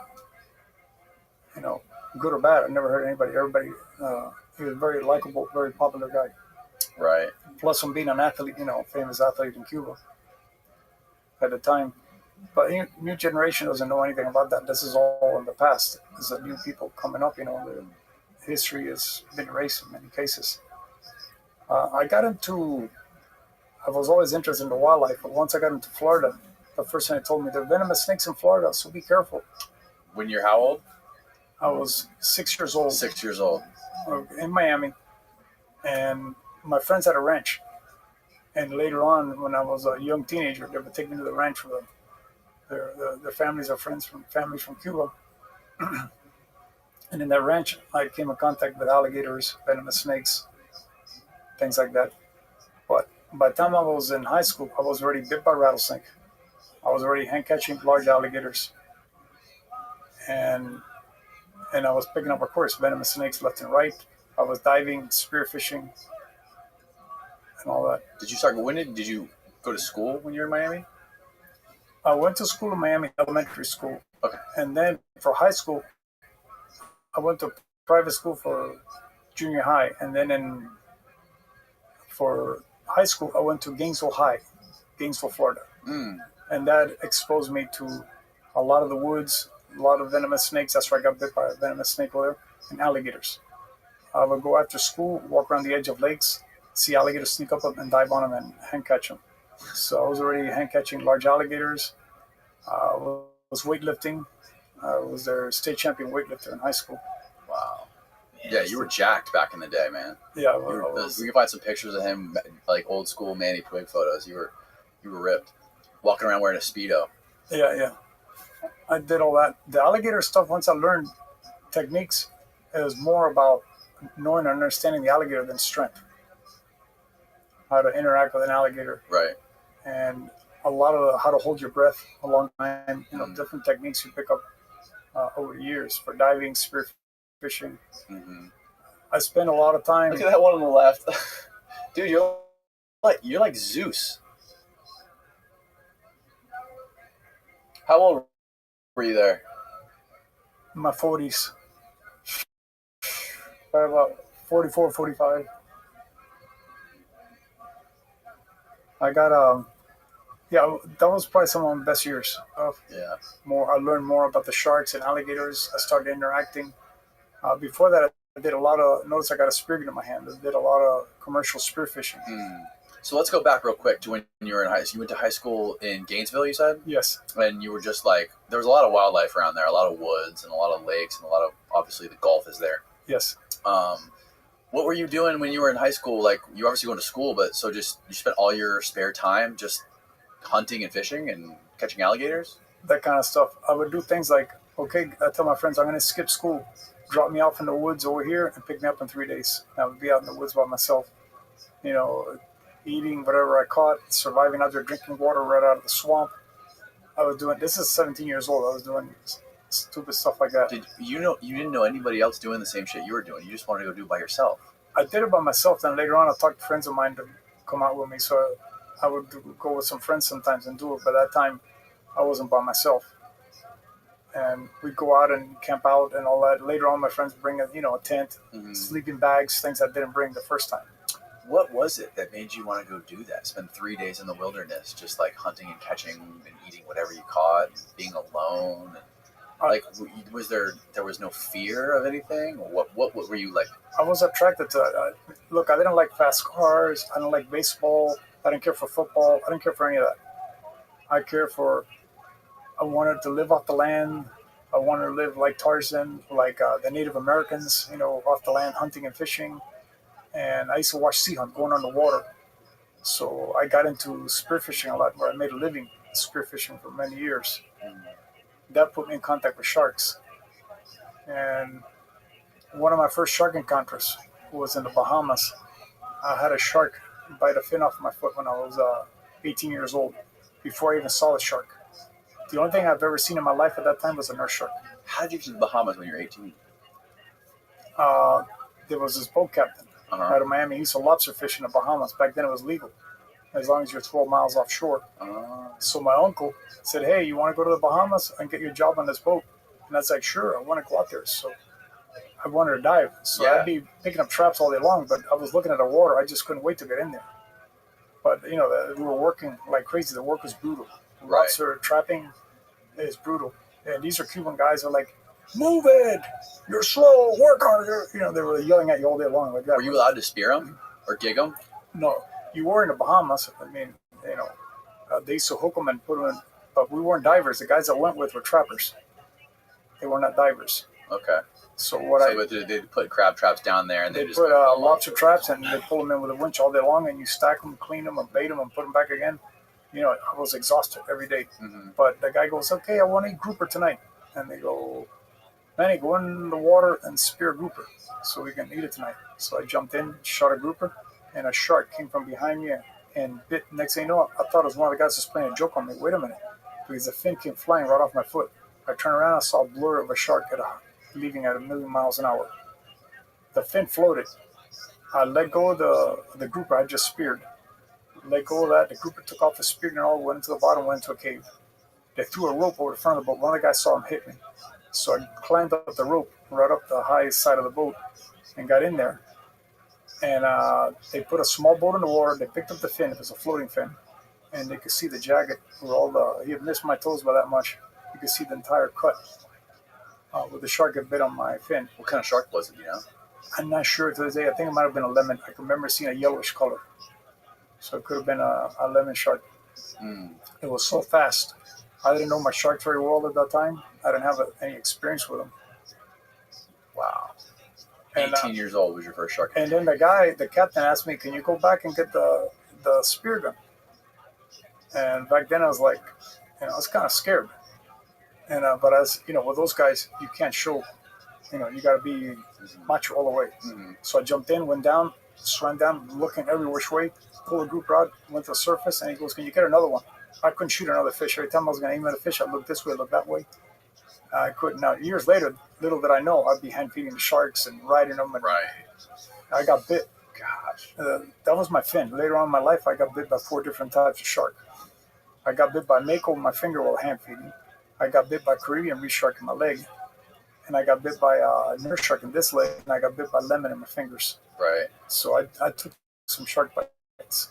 So when you're 18, you're working for the commercial fishing company, you're catching lobsters. How long did you work for this company, commercial fishing in the Bahamas? That was just in the summer. Just during the summers. Well, summer month. I was out 36 days one time. And I went one more time out. And I was out like 20-something days. And I never went out again. Wasn't for you. No. Then later on, I got my own lobster license. And I would swim under the bridges and the Keys, catch lobsters, and go sell them. All you needed was a $50 license. I could catch as many lobsters as I wanted and sell them. But the lobsters were, hard to get and hard to find. I didn't have a boat. I was swimming around with a dive flag. And, there was a lot of current down there. So I would get a slight tide, you'd make the best of it. But half the time, they'd be kicking against the current and swimming down and grabbing lobsters and put them in a bag. So it was brutal work. At the end of the day, we'd just pull into the fish house. We used to pay in cash right there. Just Really? put your lobsters. It was a great life. Put your lobsters on a scale, and they pay you in cash. And you were how old doing this? That I was in early 20s Early 20s. by that time doing that. And that's just how you made all your money, was just doing that. I did that for a while, and later on I got into it with some more people. When I got into heavy duty into commercial spearfishing, I had one guy, we used to go down there and catch enough fish every day, pay for dinner, the hotel room, and go do it the next day all over again. But later on I met some people in the Keys who were doing it more professional. We go out on trips, make more money, catch large amount of lobsters with boats. People knew where we were going and how much to be able to harvest more fish. Like long lines? No, spearfishing. All spearfishing. We would do the Goliath. Like, I remember one trip we came back, I think we made like $1,400 worth of Goliath grouper each. After we paid for the gas, we paid for the food, paid for everything, and the third part for the boat, we divided up. That's a good paycheck. Other days I make $400, $500. This is a long time ago, so it's more money back then. We would spear grouper, snapper, hogfish. Also did tropicals for a while. And in lobster season, I would do lobsters. But whatever we found that was worth money, we shoot, including the sharks. Really? I used to shoot the sharks before I started making the movies. What kind of sharks did you shoot the most? What we shot down there was lemon, bull, and great hammerhead. God. Occasionally, we would shoot a Caribbean reef shark and blacktail. And were you weren't hunting the sharks? They would just show up looking for your fish, and then you would just. They were, but we would all. They got it from me. First thing we do, we shoot a barracuda and tie it to a stringer. Like our guy would drop you off in the middle of the ocean and pick you up later, or you'd have to swim a couple miles to where the boat was anchored and work your way that way. So we'd be dragging fish with us, and when the shark would show up, we'd pop it, and we sell the shark. We used to sell the fins, sell the meat, cut the jaws out, take pictures of the shark, hang up the jaws on the wall. We did all that. Then later on, when we once started making money from like being in the water interacting with sharks, there's more profit in that than killing a shark. So the shark was more valuable to us alive. So at that time I was like, hey, they're killing too many sharks. At that time we would have a hard time finding them, so it wasn't, you could spearfish all day long without ever seeing a shark. Sharks were being then everybody got into commercial log lining for sharks, and they got depleted. It was really hard to find sharks. They were getting wiped out. What year roughly did commercial long lining for sharks start to kick up? That would be probably 30 years ago. I would say. I'm trying to keep. Okay, I was in. It's like the early 90s. My 40s. I would be in my 40s. Yeah, I would say early 90s and all that. They started picking up. Once they started protecting certain types of shark, like they put a ban on catching sandbar shark. Once a sandbar shark was protected, the commercial guys, there was no reason to go long lining for shark anymore. You couldn't make any money. What is that shark? What kind of shark is that? Is it a mako? That's a mako. Okay. Yeah, that's not my shark. That's Mark the Shark's mako. Okay. I came over with a scientist Dr. Castro to look at the shark, and so he got a picture with me. He showed Where did he catch that? Miami. Oh, Miami. Okay. You're not allowed to get him anymore, but he's got permits. He's still out there catching sharks. Is he really? Oh yeah. You should bring him on the show. You want? Yeah. Yeah, he's bombastic, and he'll talk about. Oh, is he? That's a big ass mako. Yeah. It's I think it was 10 feet.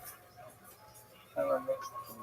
I've encountered makos that big in Louisiana. As a matter of fact, for Shark Week, I was riding a big mako. If anything bigger than that one. Yeah. Riding it? Yeah. Well, hand feeding it, riding it, everything. I did a lot of stuff with makos. I like mako's a good shark to work with. Very dangerous, but the open ocean sharks will come at you quicker because there's less food out there. Right, it's like a desert. Yeah, so they're more aggressive. Yeah. Which is perfect. That's a mako shark. A lot of baby mako. That's a mako I carved out of bronze. Oh, you carved it? Yeah, it's bronze. Okay, click on it. Okay. Look at that, Manny. That's a bronze. I'm an artist, so I sculpted that. That's all right there. Incredible. That weighs about 85 pounds. It's hollow, but it's still 85 pounds. But it looks like a real mako. Yeah, it looks exactly like a real mako. It looks like one of those taxidermy ones. Yeah. No, but I did it by hand. I did a hammerhead, and I did alligator, and I did a Goliath grouper. So when you started doing this commercial spearfishing in like your early 20s, what was it that made you? Did you just like have this inner sort of desire to push the limits farther than anybody else? Like, did you feel like that was kind of what you were destined to do? Like, you wanted to kind of outdo everybody else, dive deeper than everybody else, catch these fish like more primitively than anybody else was? Like, what was it in you that made you? At first, I wanted to make a living instead of jobs that I didn't like. I wanted to spearfish for a living because I don't want to have a job. I like the idea of going out there, the challenge of catching fish. Then later on, I was always attracted to catching fish instead of with a spear with my hands.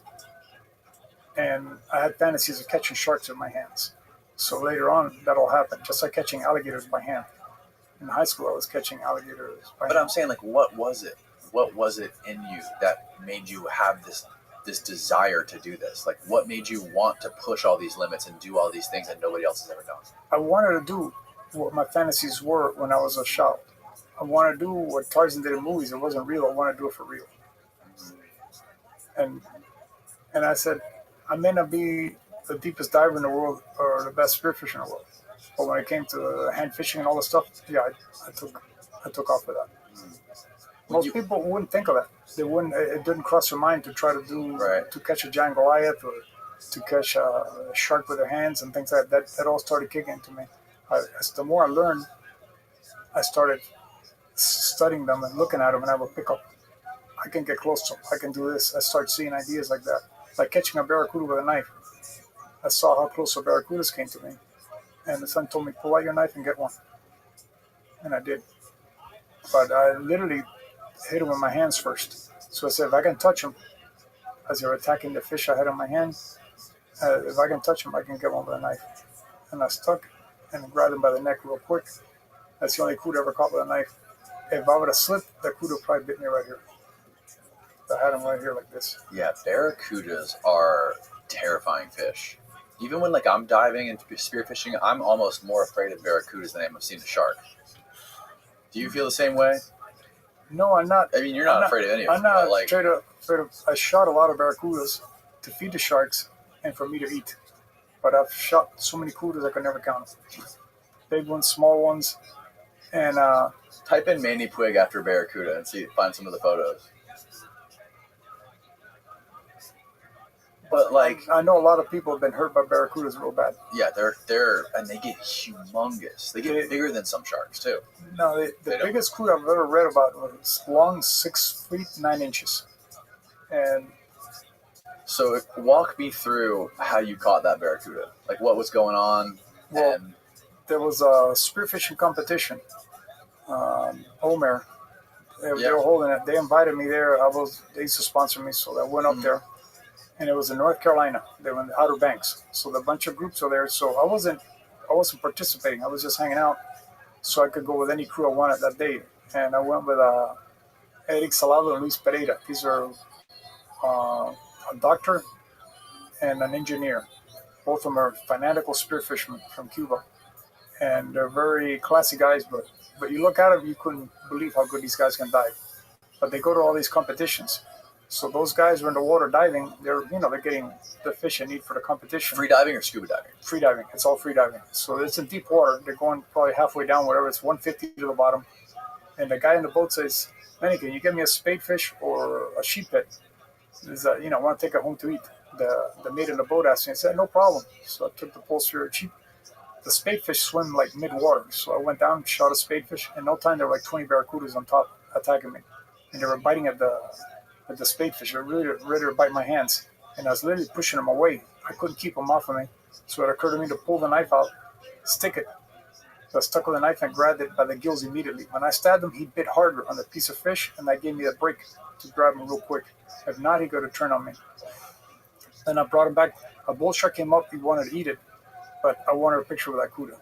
I never caught one with a knife. I'm not going to catch another one. So I wanted to load it and get a picture with it. So I wouldn't let the bull shark have it. Oh, so what did you do to get the bull shark not to eat it? I pulled it away from him, charged him. I got aggressive with him. Charged the bull shark? When you're being attacked by a shark, if you show aggression, that's usually a good way to save you most of the time. Not always it'll work. You want to stay safe from sharks. There's nothing better than trusting the Lord thy God, because they're his creatures. He saved me from them many times. Let's put it this way. How did you know that? How did you know to charge him? Had you been in that situation before? You got to fight back, or else if you run from them. I did that experiment. I saw a shark. Okay, I'm going to swim as fast as I can to the boat to get away, right? Uh-huh. I turned around. The shark was on me immediately. I did it again. He attacked me again. So I figured out, okay, if I go after him, he runs the other way. But if you start panicking and trying to get away, he attacks. Like when you're free diving, you'll go down. And as you're coming up for air, sometimes you look down and you see a shark following you. You can see things, you're running away from him. You need to get up for air. But it looks like you're on the run. So you're acting like prey. Right. He is a predator. Predator attacks prey. Fuck yeah, I'm like Bigfoot. If you act like a if predator, Bigfoot was a pimp, you scare shout him out away. to the Because he Utah thinks you're gonna Yeti. sharks attack each other. He thinks you're gonna take a chunk out of him. Like a bull shark would get attacked by a large great hammerhead, for example. Right. So he's gonna, if you show aggression, his natural instinct is to run from you. So you can bluff him. Wow. Doesn't always work. You were able to scare the bull shark away, and you got that barracuda in the boat. I've had to fight off bull sharks a million times in my life as a spearfisherman. And also, I used to create shark feeding frenzies for, to interact for the shows and stuff. So you can there's videos on YouTube of spearfishermen literally chumming up bull sharks and then chasing the bull sharks to shoot cobia off of their backs. And it is like I think it's a thing people do still on the East Coast, where, because these giant bull sharks, these like 12 to 15 foot long bull sharks will just be cruising, and there'll be these huge cobia that just swim like alongside them. They attract the shark by pulling the rubber bands on their spear and popping them. Then the bull shark thinks you're shooting fish, he runs up, or they take a plastic bottle and make a sound with it, a crackling sound. So when he comes up, the guys will go. That one on the very right, top right, yeah. Those are following a tiger. See, they also follow the rays. See, but what happens is every once in a while the shark is actually very hungry, and so there's videos of those cobia actually swimming on top of the bull sharks, and they shoot the cobia. They swim. They follow them from behind. When they shoot them, sometimes the shark will turn around and attack. I know divers have been demolished by doing that by a bull shark. After they shoot the cobia, the shark turns around, and instead of going after the cobia, it goes after the diver and tears them apart. It seems like a bad idea. These guys are gutsy. It's a great adventure. It's an awesome way to catch a fish, but it's a bad idea because you're going to get killed sooner or later. Right. So, have you ever done this? No, but I've done other things. I've shot fish when I'm running out of bait. I'll shoot fish right there to attract the sharks and everything. I've done everything you can imagine, to attract the. Look at this. Look at this. Yeah, there you go. See.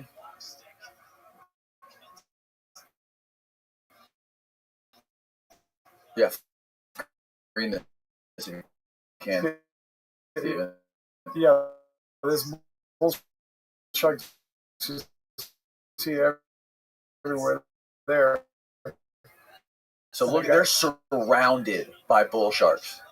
Yeah, well, a lot of guys get hurt doing that. You may get away with one. Whoa. There's like 100 bull sharks all around them. Yeah, they're looking for cobia following one of them. There's your cobia. So there's cobias right there, yep. There. See? Shoots the cobia. No sharks are chasing him. That happened. If that shark wanted to, couldn't he just turn around and eat that cobia? They do sometimes. Sometimes they'll eat the cobia. Other times they'll eat the... I'm saying like the bull shark on the attack right there. See how that guy fended him off? No, rewind that by like 30 seconds. He knew what he was doing. Okay. All right, let's see what's going on. He shot the cobia.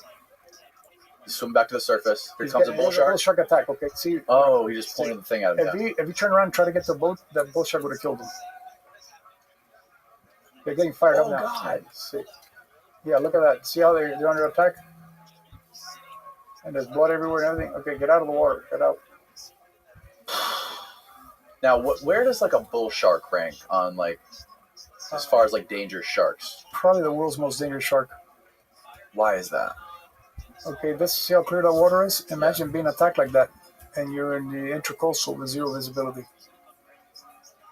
You won't see them coming. Right. They go upriver, they go on the beaches, and they attack people. It's a coastal shark, and he's got a ferocious temper.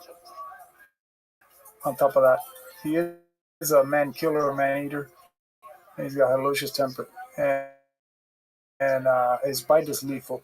His teeth are razor sharp. You can shave your arms with them. And they can bite 3 times harder, but they're deadlier. So how would you compare it? How is that their bite is harder than a great white?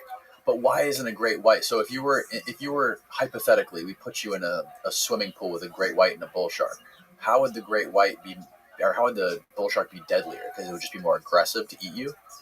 There's more of them in the water. They're very shy, but they're very explosive in their attacks. And great whites are picky eaters.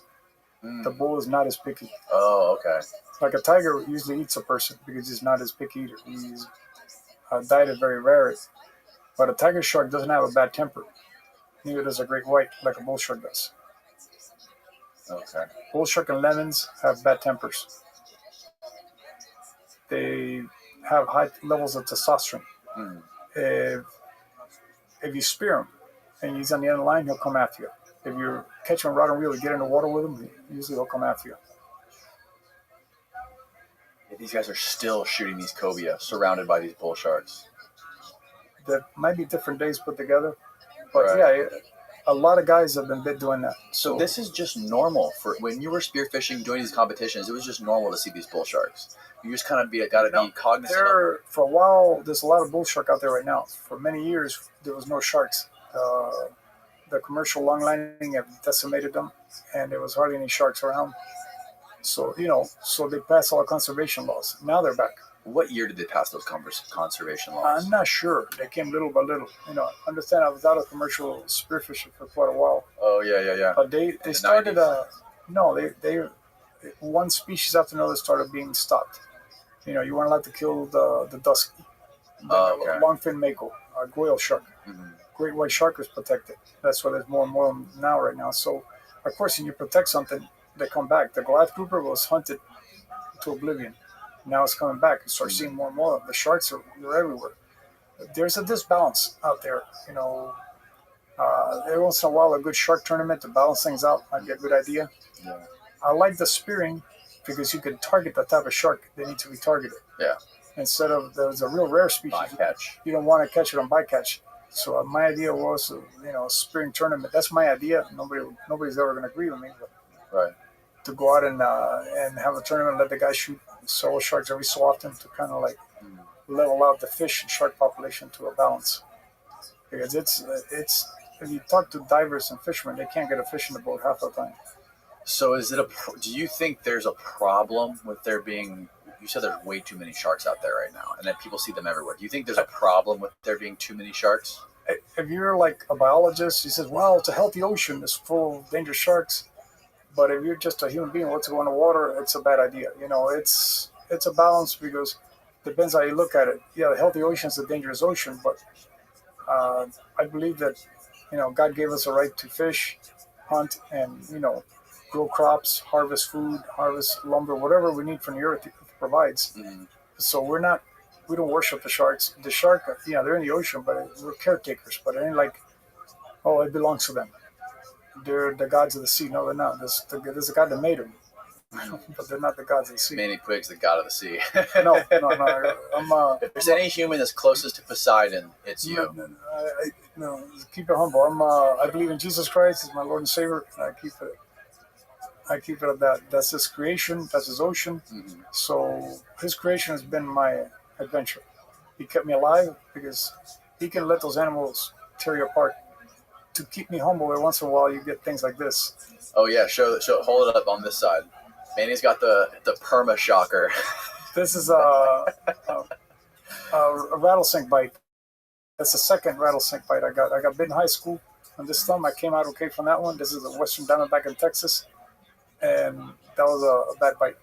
Yeah, I want to get to that. I want to stay on the sharks for a little bit though. I got bit by sharks. I got bit by an alligator in the back. Came out good from that one. Yeah. I came out good from everything except maybe this one. I got gored by a boar in this one too.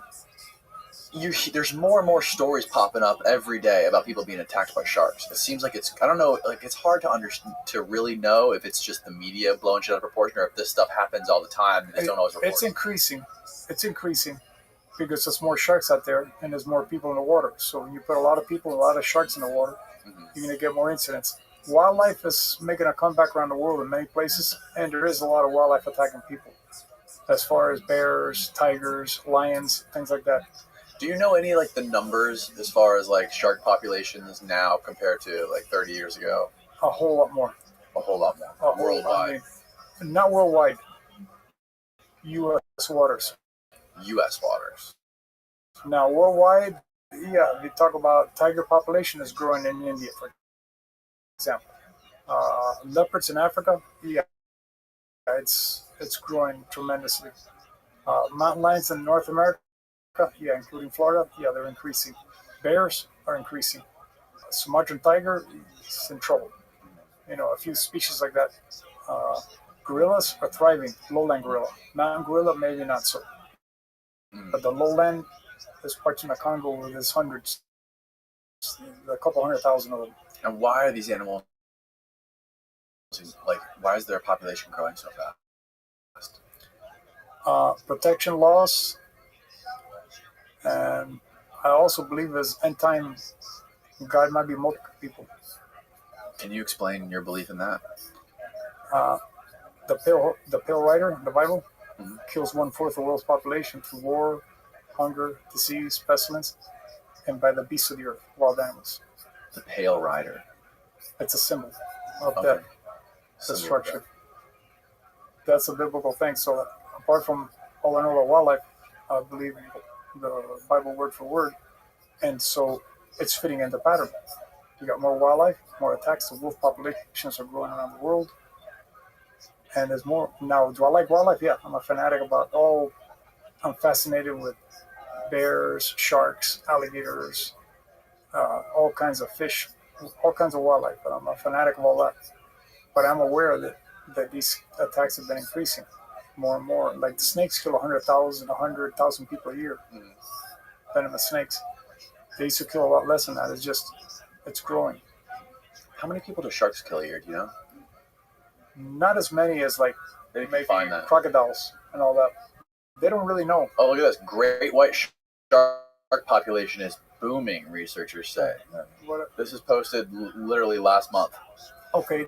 The Scroll down a little bit. The result of that is real simple. You can't kill seals, which is what they eat, and you can't kill them. So we made this world, this design. Scroll up. It's a great white shark haven. Right there. As summer begins, and people spend more time in the ocean, researchers are on the verge of learning more about the mysterious apex predator that swims beneath the surface of North Carolina. A group of scientists has been studying and tracking great white sharks. We're seeing an ocean that's teeming with life like we haven't seen since the 40s or 50s. Chris Fisher, founder of the research organization ROTHSCHILD told CBS News. ROTHSCHILD has been studying and tagging great whites for the last decade. In that time, Fisher has observed an increase in the number of white sharks. Okay. Wow. So, you believe me now? Oh, yeah. Okay. I never doubted you. Okay. When I was doing my spearfishing, I never once encountered a tiger shark on the Atlantic. Not one time. Now the guys see them all the time. They have been wiped out. There were no tiger sharks left. In the 50s there were, but after that, gone. Right. Now, when I found my first tigers, we were 100 miles in the Gulf of Mexico with a 500-pound Sacuda ripping them apart. Hour after hour after hour, we had a couple hundred sharks around us before the tigers finally showed up. Those were my first tigers. And I was hands-on right away. How are you chumming them up? With what? Barracuda. Barracuda. We went out there, we speared cuda after cuda after cuda after cuda. Every cuda you spear potentially can bite you. But that was like normal every day. And especially filming the sharks, you got to feed them, or they're not coming. So, you know, you don't buy bait, they like fresh. So to get fresh food, you got to get it right there. You spear barracudas to feed them. When I went to Hawaii, they brought me fresh skipjack tuna. A minute ago, we kind of got off track, but you were saying that the sound of popping the bands on a spear gun. Sharks are very smart. They learn. Yeah. When the fisherman pulling up on the boat and they drop anchor, he's going to start fishing. They're smart. Alligators are not stupid. They're smart. Right. But Florida, we have alligator attacks and shark attacks. I know in U.S. waters are big because they're protected. Now, if you go to maybe South China Sea, they might be getting exterminated over there. Right. I'm not sure. Mm-hmm. Like China's just about wiped out the Chinese tiger. Really? Yeah, they have Manchurian tiger, which borders Russia, because that's really a Russian protected. There have been 2 10, 12-foot tiger sharks that have been caught right off the beach right here in the last week. Yeah, 20 years ago, that was unheard of. Right. The tigers are back. Have you let's pull up that video of that guy in Egypt who got eaten by the tiger shark. Now, I told you this on the phone. I was like freaked out when I saw this because I already pulled the tab up for you. I have never heard, other than like open ocean shipwrecks with like, way out in the middle of the ocean where like the oceanic white tips will devour and eat the people because there's nothing else to eat. It's like a desert out there. But I've never heard of a story of somebody near the beach getting fully devoured by a shark. Like I've heard, like obviously you hear the bites. Well, there was a girl killed in shallow water in the Bahamas in front of her parents by 3 tiger sharks. Ate her in front of her family recently. There's no video of it, but they killed her. Her parents saw it. 3 of them. 3 tiger sharks ganging up on the daughter. Hog Island. Right there where the hogs go swimming. Yeah. Oh, yeah. In the shallow water, she was in there swimming. What? And they got her there. There's a tiger beach in the Bahamas. There's a lot of tigers there. And they, when these things are hungry, they're not docile. They can pick up speed, and they're devastating predators. Do you think let's watch this, full screen that video. In the Red Sea,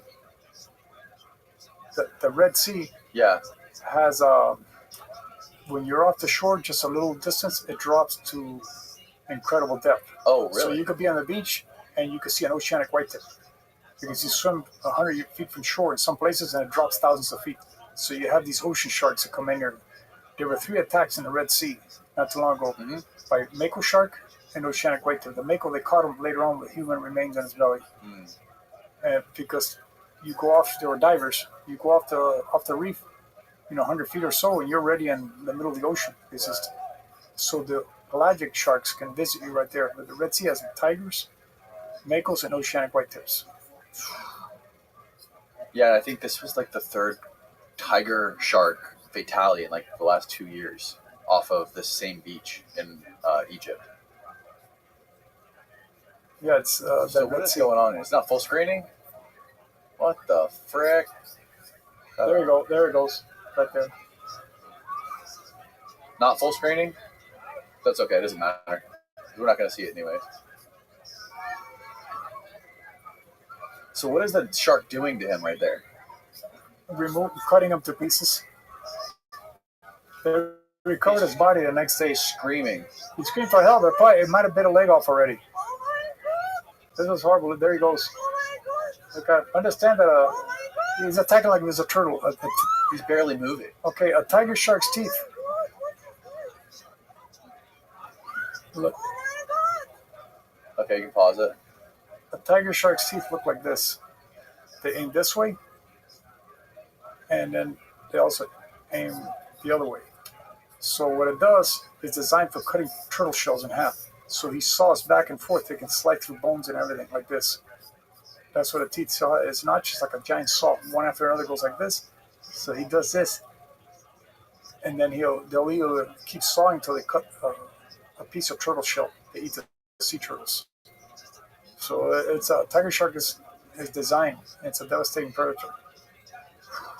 Yeah, and I guess this was actually a pregnant. From what I read, this was a pregnant female that was like roaming around. They had footage of the shark actually on Twitter swimming like around the docks very slowly, and they saw it like up to an hour before this happened. Looking for food. Sometimes they don't find fish till eat the person. So what do you do? What would you do in this situation Well, if you were this kid out there?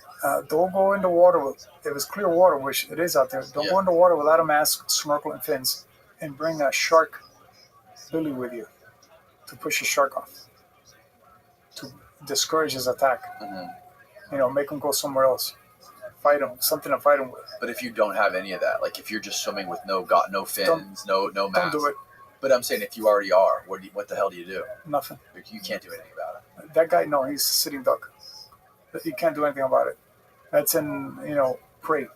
Pray to the God that he sends the sharks on a miracle. Only a miracle can save him at that time.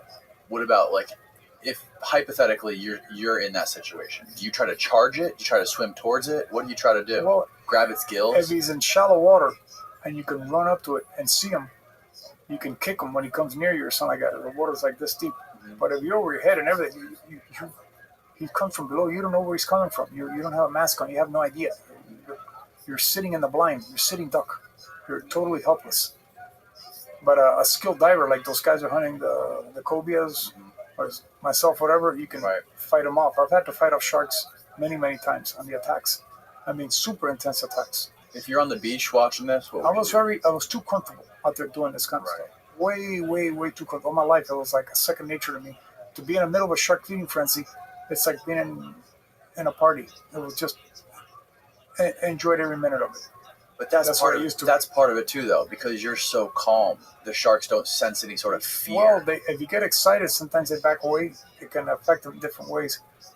But the whole idea was for me to get the sharks fired up so they will come in aggressively to get footage. If they're off in the distance, you're not getting anything. So you want the sharks on you. Now, what that does, it puts everybody who's ever working with you in severe danger. Right. People start to get scared too. Well, if you have people with you, they're not scared. They'll be right there with you. There are people that are like that kind of stuff, and they'll stay right there. Not everybody is willing to do that, but I give people a false sense of security when I was. Yeah, Steve-O was talking about that. Yeah. Steve-O was saying whenever they were in the water with you, he like wasn't as scared because you were there. He felt protected. He wouldn't pay attention. Like, it's okay. I call it it's a false sense of security, but it works. You get that, he's more comfortable there. Mm-hmm. I put him in bad stuff on a surfboard with a bunch of sharks, biting fish around the surfboard. Didn't you tell me that him or Chris Pontius, they wanted to be trolled through Boca Grande in a tarpon suit? They did all. I'm trying to remember everything they did. They come up with a bunch of ideas that I didn't do all of the ideas they had. Right. I noticed one thing. We did troll Chris through passing her because everybody thinks killer whales are just no. Killer whales are dangerous. They're dangerous. But think about, I can bluff a shark. I can defend myself. You believe most of those guys can, but killer whales are after you. Then you're not gonna be able to do anything. I've never heard of a killer whale attacking a human being. Have you? Well, and SeaWorld, one killed 3 people. Right, yeah. That one murdered 3 people because of what they fucking did to it. They put it in prison. What about if a killer whale in the ocean decides it doesn't like you or it feels like he doesn't have any laws, he doesn't have a rule book. Okay, I'm not supposed to bother people. Where does that? He could just, like any animal. Listen, a horse can come up and kick you and bite you. Right. A dog will bite you sometimes. Sometimes they won't. Killer whales have different personalities. Don't they like Different hunting gang up on techniques. great whites? They kill great whites. They know how, they're smart. They know how to kill everything out there. Just, like if I'm going to catch a fish, strategically you figure out how to do it. They strategically figure out, okay, that whale is bigger than us, but we're going to gang up on it. We're going to attack it this way. They figure out how to do their hunt and how to get it. Yeah. So when you were, and they beach themselves too. They literally freaking swim up on the beach and eat shit, eat seals and stuff. Look at that. God. Yeah, Those things are crazy. The wild world is a dangerous place. You swam with orcas, right? Yeah, in Alaska. Walk me through that day and what you were doing and what made you decide to jump off the boat with a Well, bunch of orcas. we're making a show. We need action. I had we're doing Wild Boys, and we went out whale watching. So I put on my suit. They go, okay, there's a pot of killer whales coming this way. I told the captain, okay, they're heading that way. Take your boat, pull up in front, drop me off in their path. So they'll intercept me. And that's how we did that.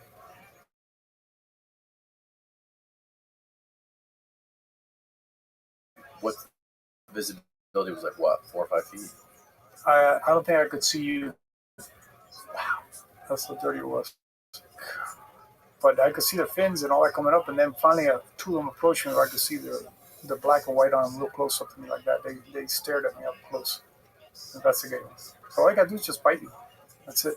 They're done. They just grab on you and just drag you Yeah, down. but when your adrenaline's running or doing a show, it's like the pressure is on. Let's make things happen. You want to do the best of what you want your job to be the best. What was going through your head when those orcas were swimming right towards you? Were you scared? Were you comfortable? Were you just full of adrenaline? I was full of adrenaline, but I shouldn't be comfortable. I shouldn't do that again by the dirty water. And some people think nothing is fine. You feel like, we're okay, we're fine. They didn't hurt anybody. We're fine. Keep going. Okay, we got what we want. Let's just get out of here. Enough is enough. Is that an orca attacking a human at SeaWorld? Yeah. Jeez. Yeah, that's brutal, man. Yeah, everything's okay 1 minute. Then you don't know what a killer whale's thinking sometimes. It's an intelligent animal. Every alligator, we haven't talked much about alligators. I spent many years among the alligators. Daytime, nighttime, diving with them at all hours. Everything, big ones, small ones, hand catching, riding, levitating, tonic immobility, you name it. Well, let's go into that. I want to watch that video of you with the Makos real quick. Okay. That's on one of the tabs where he's that's the one right there. So what were you guys doing this? Middle of the Pacific Ocean. You could full screen this one, I think. Yeah, in the Pacific Ocean. And all the time they're asking me to talk about it. I don't want to talk about it until it happens, so I don't know what's going to happen. Is this off the coast of California? Yeah, see, that's a mako right there. But you see, I hand feed and I put my hand underneath them and I lift up on them.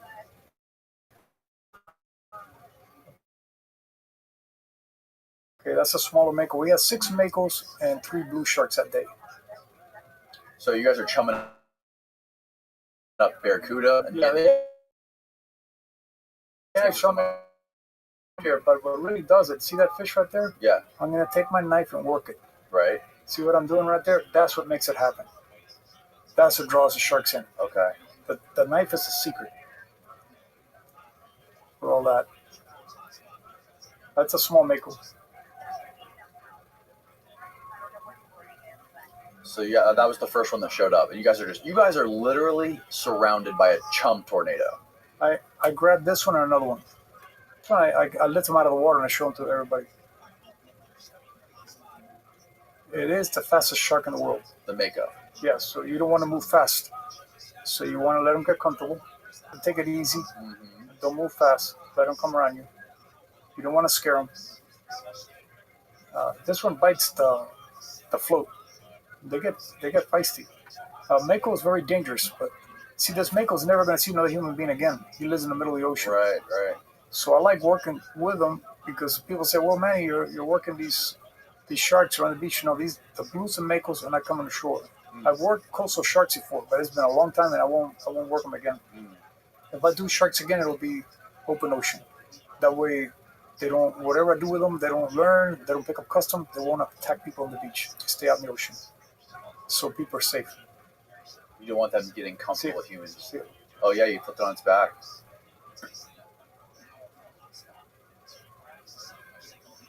Wow. Yeah, those little You're teeth will mess hand you up. feeding this little mako. He's just shredding this fish right out of your hands.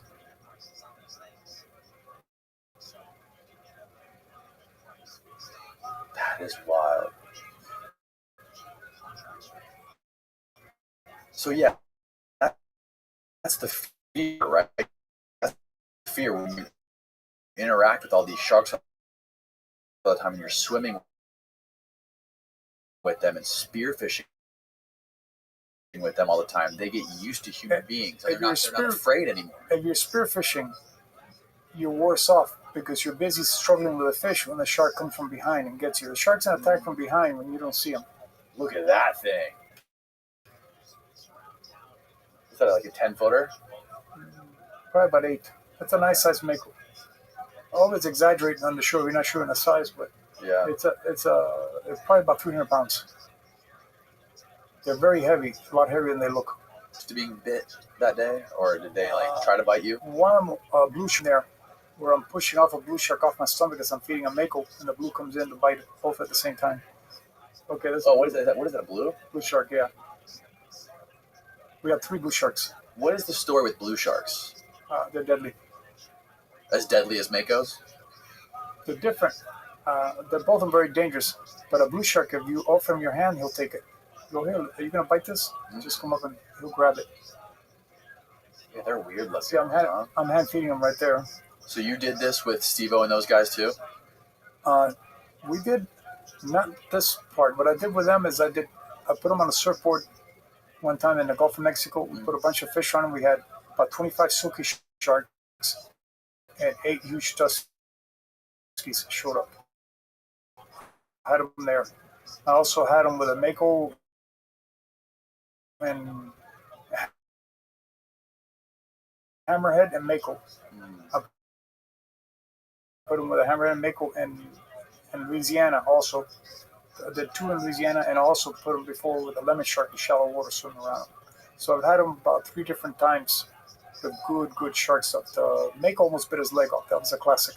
Lemon shark, and we used to dive on him from the boat. Oh, okay. At what point were you riding those great hammerheads? That was, I sat one day and they're not going to let you do that. And I went out planning on doing it, and I did it. Where were you? In the Keys. In the Keys. So after that, I just rode plenty of hammerheads. He doesn't have a bad temper. I discovered that. Right. I rode a bull shark, and I rode a short distance. And when I let go of the bull shark went after me, everything he had. Really? I had to fight him off. I have 4 What did you bull have to sharks. fight them off? My kicking them, punching them, everything you can imagine. You didn't have a spear gun or anything, a knife or anything? No, that time because I was we had pole spears for getting bait, but we were a lot of times we'd drop everything and we were in there with our hands, but we were getting bait. We had some stingrays that we had killed down there, and they devoured the stingrays in no time. A bunch of bull sharks showed up, they devoured it. The water was very dirty too, and I went down and I caught a ride on one of them. It was a huge one, and I knew that not to stay on it very long. Do a very short ride, or he's going to come and same thing on the lemon. Right. He'll come back and get you. Can you find footage of him riding the hammerheads?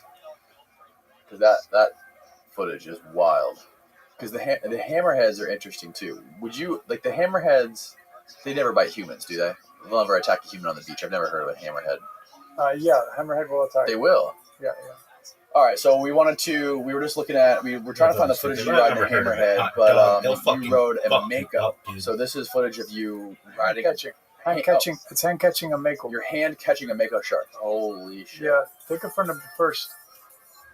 It shows you how I grab them at first. So if you rewind up a little bit, maybe a minute. Okay, look at that thing. How big is that mako shark? That mako is about, I'd say 5.5 feet, about 100 and something pounds. This is a very strong shark. It looks much bigger than 5.5 feet. It might be. It might be. It's very. I understand they're very dense. It could be 180 pounds. See how I use my hands on him? Yeah, because there he goes. He's like, what the fuck is that? Yeah. So this is how you hand catch a mako shark. He's not trying to bite you at all. If you give him the chance, you will. Manny, that is the most insane thing I've ever seen. People that are just listening, Manny is hugging this 6-foot mako shark, and the thing is swimming full speed, and Manny is not letting go of it. I'm gonna let go when I get back. I told the guy I'm gonna end up back at the boat. If I didn't have camera with me or something I needed to eat, we would have kept him. Instead of letting him, I'm gonna let him. There's a producer right there. Okay, now his mouth's open. Yeah, I'm gonna let him go. But I would try to keep him. But we got the footage. That Mako stayed with us the rest of the day.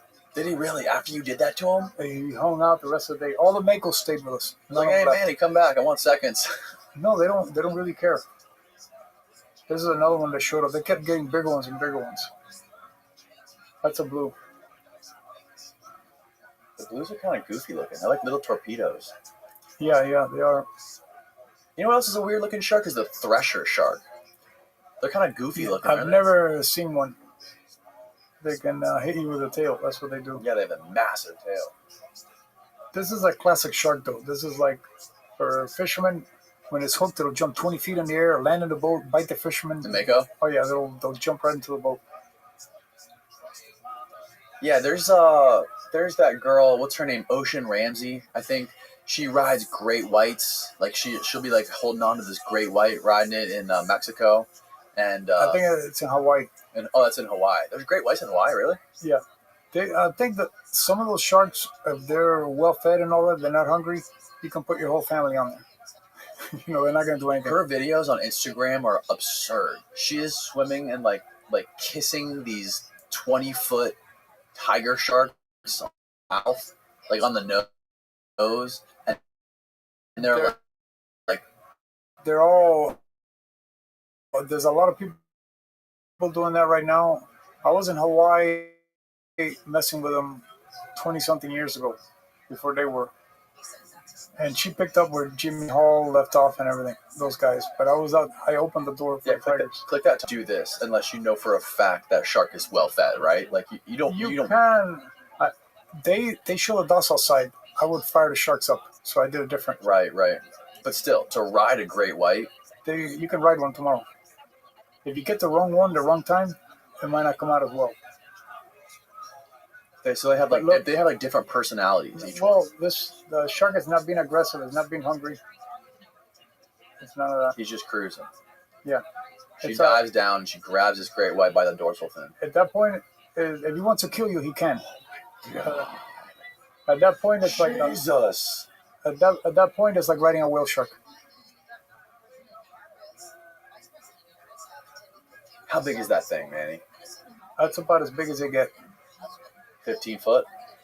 16, maybe. More. I think the biggest one ever taken was 19 and a half feet in Cuba. It was long line when they were hunting them for the liver. Sharks were depleted back in 1945 completely. The ocean was wiped out. Then they came back. Then they were depleted again, and now they're back again. So it's always been depending on the harvesting. There's been a bunch of tiger sharks attacking people in Hawaii recently. There was you saw the video, the tiger shark attacking the guy in the kayak. Yeah. The thing just torpedoes and grabs his kayak. Hawaii in the old days, they've always had shark attacks there. They have a higher tiger shark population than other areas. They don't have bull sharks in Hawaii to compete with. This is it, yeah. That's crazy for a tiger shark to do that to a kayak. Look at this. You just had it full screen. See, when that shark is acting like that, I've had them before where they attack the the boat, they attack the cameraman. Oh. See, if you jump in with that shark at that moment, it may not be as docile. It may be if that shark sneaks up on you, it's not gonna be pretty. Right. See the speed at which she comes?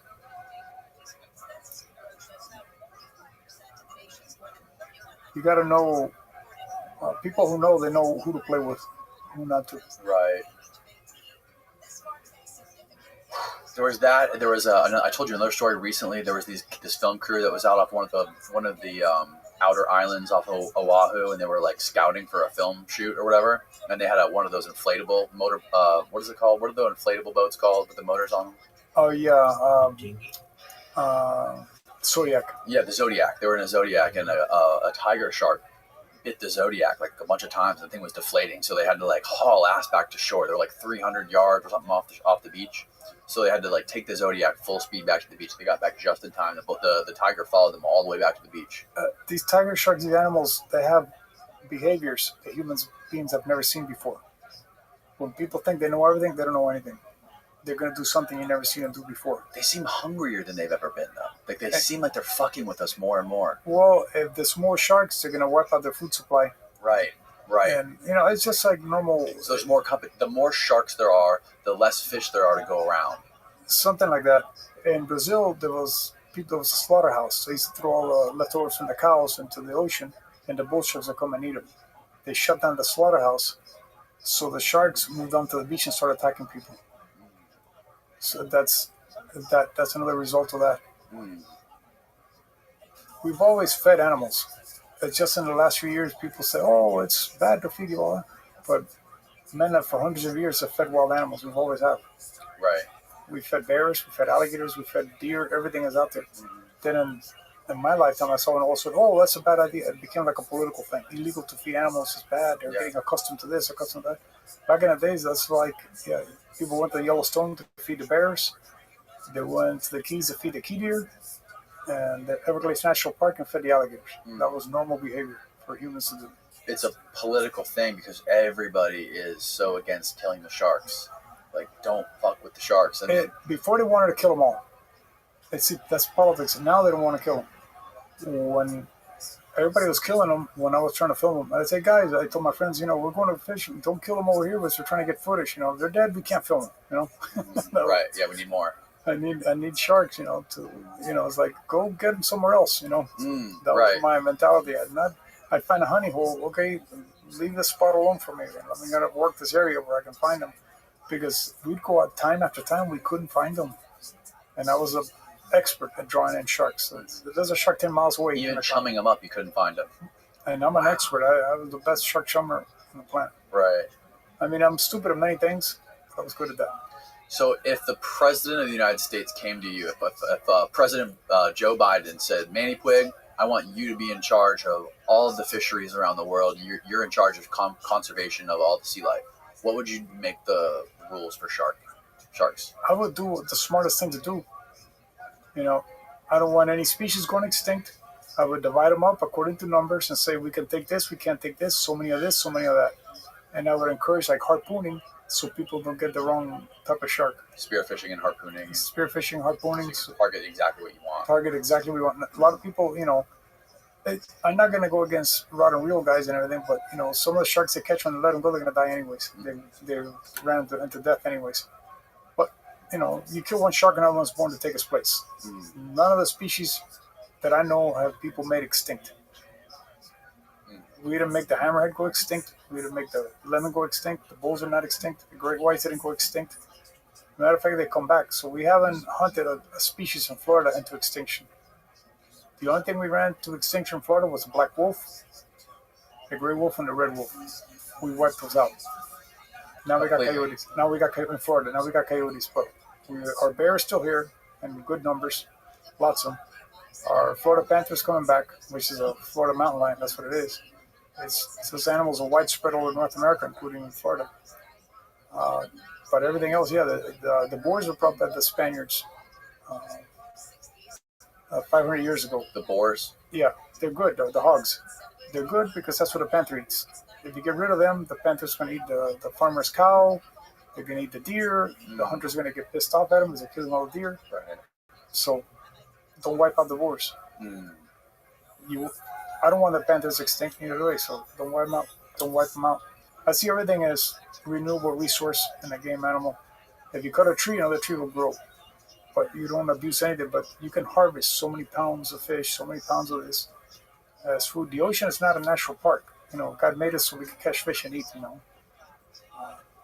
I have my views. This planet is not overpopulated. We can have dense populations in one place like Miami. Maybe there's a lot of people there, but overall, the entire planet, we're not overpopulated. You know, That's fallacy. We have a lot of wildlife. We have a lot of good land. A lot of this planet produces a lot of food, and properly managed, we got room for double what we have, or triple what we have, as far as human beings. I was reading something recently. There was like a study, or there was just a statistic that if you took all the human beings on Earth, shoulder to shoulder, you could fit them all inside the city of Los Angeles. That's how few humans there are. Yeah, That's like 9 billion. Yeah, you can. Population has dropped. The last 10 years or so, we're losing people. Yeah, it's a lot to do with like the plastics and shit. So we drink this the water out of cans, not plastic. But the phthalates and the plastics and all the chemicals. It's a culture. You know, people are not having kids. Yeah. And some people, they're bent on wars. You know, probably in Russia, Ukraine, there's about 250,000 dead people, both sides there. Mm-hmm. Easy, you know. So that's a lot of people that would have been alive if it wasn't for the war. You know, you get a war, people die. You know that tiger shark that killed that guy? That was a Russian guy, and there was footage of him when he was right before he got eaten by that tiger shark. I guess he was paddling around in a kayak like 10 minutes before that, and he was talking shit about Ukrainians. And then he gets eaten by a tiger shark. Yeah, you know, people.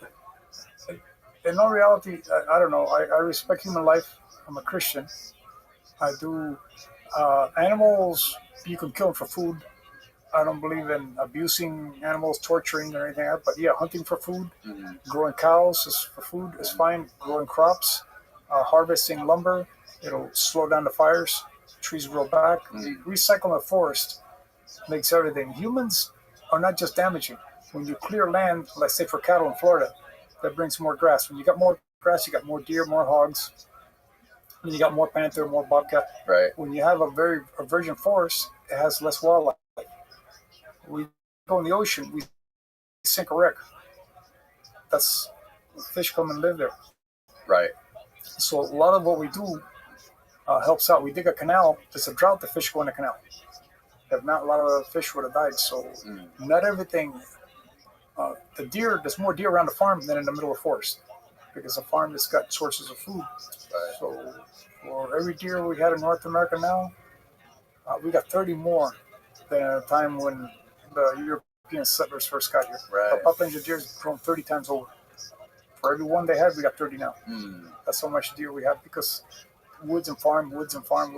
Yeah, one of the most controversial topics surrounding this debate is the Amazon rainforest down in Brazil and the Amazon. It's a bunch of baloney. When I was a little boy, I can go back. The Amazon was going to be gone in 10 years. So it was completely destroyed. They were cutting and burning it you could see from outer space. I was, oh wow, they're going to wipe out the Amazon. That's terrible. There are going to be no animals left. They're going to do it. This is me back then. When you were 10? Yeah. Now the Amazon is the same. If anything, it's bigger. There's animals like crazy. Look at Pantanales. There's every 10 feet there's a jaguar nowadays. Well, they wiped out all the caiman, so the jaguars started attacking the cows, and they shot the jaguars. Now the caiman are back. The jaguars are laying off the cows mostly and eating the caiman in Pantanal.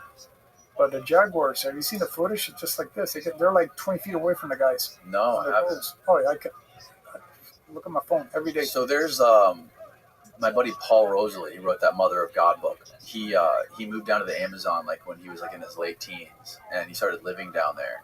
And he's been following what's been going on, and it's crazy how many more roads there are now, 20 years later, and how many people are coming in. The Chinese are coming in and contracting all the locals there to cut down all the trees and sell them off. Well, they're going on Indian land. That land belongs to, if you own a ranch, it's your ranch. If the Indians have a plot of land, that's your ranch. Private property. Yeah, they're just stepping on they're putting the Chinese, as communism kicking in again. They're going to wreck the place. But but all those roads, guess what? The jungle will grow over that in 10 minutes if you leave it alone. Right. The wildlife will come back. Right, but they're not going to leave it alone. Well, they will, sooner or later something will happen. They'll leave it alone. If you clear something will happen, our species will get wiped out. If you clear a forest And like in the Amazon, when the grass starts to grow, all the animals of the forest will be there eating that. So when in Florida, when you burn a field, you burn it down, you go back 3-6 months, and all the deer and hogs are there. They're eating the new grass growing. So the forest has to be recycled. So when you do that in certain parts of the Amazon, they get burnt, they get cut down. When it starts to grow back, that's where the animals go. The pure virgin forest doesn't support that much wildlife. In Russia, yeah, it doesn't. They go to where the people are. In Russia, when they started cutting down all the trees to sell them, oh wow, they're destroying the taiga forest. There's more grass, the stag population exploded. So then the wolf population went up to 200,000 because there was so much stag. Wow. In other words, if there's a lot of fish out there, you're going to get a lot of sharks. If there's a lot of hogs in the woods, you're going to get panthers. It's an area with a lot of fish and game, you're going to get alligators. The animals or the deer, if you have a cornfield in the middle of the forest, all the deer are going to be there. Right. And they're going to grow bigger eating that corn. Right. So whatever like the Native Americans that lived in the East, they didn't have to go in the woods to get a deer. They grew corn. So all they had to do was wait on the edge of the cornfield with a bow and arrow, and they could get all the deer they wanted. Right. Because they were going to come there. Nobody ever thought of that, but that's typical. If it's like that now, it was like that back then. Nothing has changed. Right. That's interesting. People have a lot of fallacy Welcome, how are you? about the wildlife and what What to do do. you think about truth? How, Fuck your dick right now. okay, we're just You watching. are black and you will die.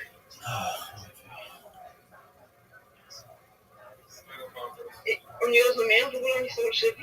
Nie wiem. You do understand?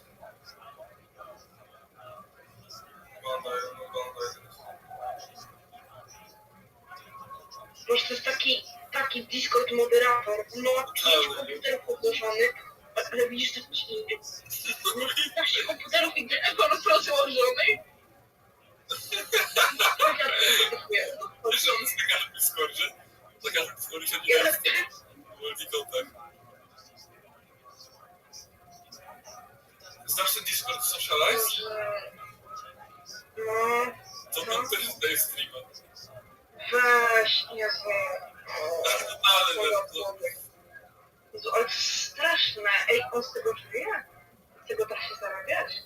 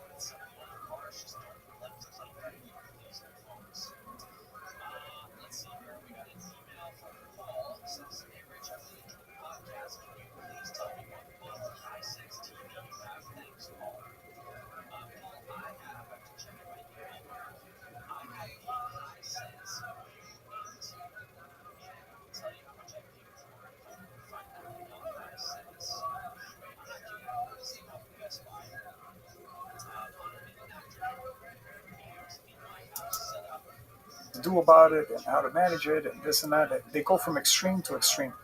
They go from exterminate everything to overprotect everything. They don't seem to do things properly the way it should be done. Over the years, I've taken a lot of interest in that kind of stuff because I've been watching it all my life and I kept track. When I was a kid, there were 8,000 polar bears. So I was into it back then. I've looked it up. Now there's between 30 and 50,000. When I was a kid, by the time I was in high school, the leopard population in Africa, sub-Sahara, was about 50,000. They were getting wiped out for the skins. Now there's about 700,000 leopards. The tiger population was down to 2,000. Last year went up to 3,000 overnight, 1 year in India. The Java tiger, when I was a kid around, completely extinct.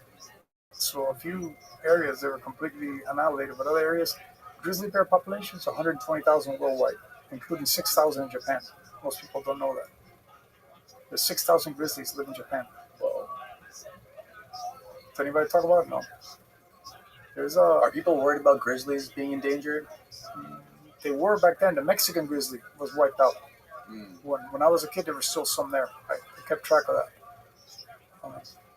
A lot of different species like that. Mexican wolf, I think, was completely wiped out. They're trying to bring it back. Jaguars in North America, there's a few in Arizona.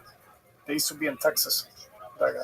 There's no caiman up there in some of these areas. There's a few alligators, but they're eating cattle, so the ranchers shot them all. So there's none, and except a few in Arizona. They're crossing the border from Mexico. Mountain lion is found from Canada to Argentina's Patagonia, southern Argentina, to the Amazon deserts, every type of terrain you can find here. There are mountains, lowlands, everything. Wow. Yeah, it's crazy how much different information you can find when you try to search for this kind of stuff. It's just like it's really hard to find the information. You gotta People go to just all over the place. You gotta go to old information from the old days, so they don't change it. And go to the archives because somebody will grab the book and rearrange it. Right. So I go back to what I knew back then. I'm a history fanatic. Most people don't know that. But I like to read the history. I like to read my Bible. I'm a firm believer in Jesus Christ. Definitely, we're supposed to manage the fisheries, the forests, food, and all that. Not to destroy it, not to wipe it out, or not to treat it like a god. But you can't. Some people want to make the entire ocean to a national park. It's like, what are we gonna eat? Do they really? But some people do. Yeah. They want to save everything. They think that humans are a scourge of the earth, and they need to get rid of the world population and get rid of people because they're bad. As a Christian, I don't believe that. But people who don't, Well, I mean, it's. I can see their perspective for sure. I mean, we are kind of like a cancer on the earth. We're just eating up the earth. And our history, look at what we've done, like with the way we devour everything. Because we're sinful. We're sinful. We kill each other. Never mind what we do. We do wild animals. We're killing each other. We have people need to respect other people, respect life in general, and but no, wildlife is a renewable resource, and certain areas need to be protected. Other areas need to be open and back and forth. Yeah. But there's nothing wrong with raising cattle. There's nothing wrong with growing rice. There's nothing wrong with fishing. I used to commercial fish myself, and we sold the fish. So back then, everybody, meat is bad for you, so everybody's eating fish. And then they complain, they're eating all the fish. But before, there was fish everywhere. Nobody liked fish. Everybody wanted beef. And they started telling beef is bad for you. It became a little thing. You got to eat fish. It's healthy. So then next thing you know, everybody, the commercial guys on the ocean, then they ravish, wipe out the sea. And everybody go, you guys said stop eating beef and start eating fish. Now they're complaining about it. See the insanity of the whole thing. Yeah, it really is insanity. Do people really eat barracuda? Yeah. How many people? Because I've never. Cubans. Cuban. It's a Cuban thing. I've eaten a lot of barracuda in my time. It's one of my favorite fish. You said it tastes good. It's really good fish. But what about ciguatera poisoning? That's the problem. Why do they have ciguatera, and what is ciguatera poisoning? Ciguatera is a toxin passed up the food chain. It starts with little fish eating it off the coral, and then the barracuda. The older the fish gets, the bigger he is and older, the more of that toxin accumulates. When he has too much of that toxin in his body, it becomes poisonous to human consumption. It doesn't hurt the fish. It was perfectly fine. But if you eat it, you'll get real sick. And why do barracudas have it? It ain't just barracudas. Grouper, snapper, amberjack, kingfish. They all have it. Any big predatory fish in the tropics can have it. It's called tropical fish poisoning. It grows in the tropics. The further north, the less likely you get ciguatera, unless a barracuda swam from the Bahamas to North Carolina. Right. Which it could happen. And then somebody caught a nader over there and he got sick as all get out. But if they're up in that area, none of that grows there. So it's less likely they'll get it there. But eat at your own risk. But it seems like people associate ciguatera with barracudas more than anything. It's politics. It's just like reputation. Yeah. A lot of people never got it from a barracuda. They got it from a grouper. I never got it from a barracuda. I got it from a grouper. Oh, really? Yeah. What is it like when you have it? What were your symptoms? Diarrhea, nonstop, Things that are cold feel hot. It affects your nerves. It's really messed up, and it takes a long time to get over it. How long? It could be years to finally get over it, And if you eat another fish that has a little bit on it, you get their symptoms right back. Really? So you got to lay off the fish for a long, long time. I was eating freshwater fish for a very long time. What does barracuda taste like? It tastes like, I'll compare it to snook. Really good, huh? Mm-hmm. Better than kingfish. Oh, way better. That's wild. No, it's a great fish. In certain places, like in Central America, I talked to people with Cihuatero. I never heard of that. They ate all the barracudas they caught. There are places that people eat them and they don't know. Cihuatero doesn't grow everywhere. It's only in certain areas that. So if you catch one in like the Carolinas or in Florida, a small one, you should be fine. You should be fine. You should be, but I'm not responsible for it. Right. You don't condone it, right? I don't. No, you can do that. I just don't. Like I tell people, you want to swim with sharks is a great idea, but they're dangerous. If they bite you, I'm giving you a heads up warning. Well, you told me it was fine. No. I'm telling you right now, swimming with alligators or sharks is deadly. Picking up venomous snakes is deadly. All that free diving for spearfishing, you can black out. You can get attacked by sharks. Sharks are not misunderstood. Put this in your head. It's a very dangerous predatory animal. It makes it sea unsafe. Simple as that. Do I like sharks? Yeah, I think they're magnificent, whatever, but they are dangerous. And same thing with alligators. They're magnificent, all that, but they're dangerous. Now, alligators are very well managed in Florida. They're not protected? They are protected unless you get your license. When season comes around, you get a tag, you get your license, you can hunt it. So they don't let you just go out and fill up a truck with them. You got to follow the rules and regulations, which is orchestrated to protect the alligator as a natural resource and a game animal in Florida. There's big money in gator hunting and gator farming and the whole 9 yards. It's a valuable resource, but he's also a very dangerous resource. The alligators, 400 years ago, when the French naturalists came to Florida, he couldn't cross St. John's River in a canoe without getting attacked by alligators. They attacked Indians in broad daylight. They're very aggressive, very dangerous. After 400 years of people shooting them, they tend to shy away from people. When I was a kid, alligators didn't attack people. You could read in a book, they don't attack people.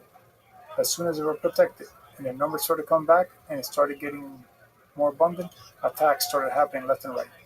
So alligators do attack people. Look at the history. They did. Just when they came back, they started doing it again. So then they started hunting again to slow down the attacks. But for a while, they were attacking people left and right. Now they got a nuisance control that if he's in the city, he's in your swimming pool or in your canal, in your backyard, whatever, they remove him. Before he attacks somebody, kills your dog or your kid, just last month somebody got devoured by an alligator, arm ripped off. I saw this video of it. Yeah, there's all kinds of people getting attacked all the time. I've been attacked a bunch of times by gators. I spend more time in the early days with the alligators than even the sharks. Really? I encountered sharks. I started hunting sharks at 25.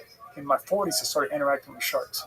But I was hand catching alligators since high school, all the way until the later years. Now, what is your process if you're, one weekend you feel the urge to go catch an alligator in the wild in some lake in Florida? What is the process in going about catching a gator by hand? Well, back in the day, I would dive on them. I had somebody hold the light on them. I'd come running and dive on them and tackle them. At night, tackle them, hold them any which way I could. Suicide attack, basically. Now, I levitate the alligator. I back away from him, grab him, back away from him, and when he tires a little bit, then I take him down. So you only at night though? No, I do it. I can do it in the daytime. Underwater now, I can go get an alligator underwater. Okay. Anytime I want. Do I do it nowadays? Not really. I haven't done it since TV shows. I've avoided it. I'm an artist. Already lost a finger to a rattlesnake. I got bit by an alligator in the back. The good Lord told me enough is enough. Swimming down the canal, I got ambushed. So I got bit by a rattlesnake. I got bit by an alligator and gored by a hog all within a couple of years towards the end of my time doing all this kind of stuff. It's sometimes, okay, the Lord does something to keep you humble. It's slow down. I got a family now, so Right. I got more responsibility. So I focus more on my artwork. Right. Pull up one of those videos of Manny levitating a giant alligator. What's that? The canal monster? I think there might Canal already. Monster is one of my biggest. I have a tab pulled up for the canal monster, I believe. I got the two biggest gators. One is in North Florida, and this one is in South Florida. Okay. Can you give us a little bit of volume? Yeah, he's already gone under, so I'm gonna. So you already spotted him. This canal is full hydrilla on the bottom. Yeah, I seen him from the van. I encountered him twice. Watching remaining signs of the monster. And then, like a ghost, he begins to materialize. He has left the bank and is facing directly at us. On the surface. Yeah. He's about to mount a full attack. I like the voiceover. Continues to move closer. He's arching his back as he threat. Is he really arching his back? Yeah.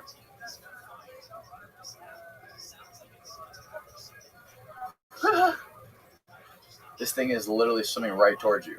Right. But if he's going to attack you, he's not going to just be chilling on the surface like that, is he? He's going under now. Oh, now he's going under.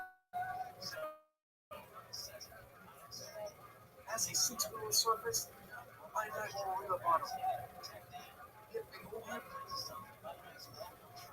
and grab him by the shin. Oh my god. This stops the attack, but now I have a dinosaur on my hands. You just grabbed him by his neck fat. Or skin, yeah. Skin of his neck. His chest barrels away. That's like a what, 15-footer? 13 plus. They haven't seen a 15-foot alligator, I think, in Florida.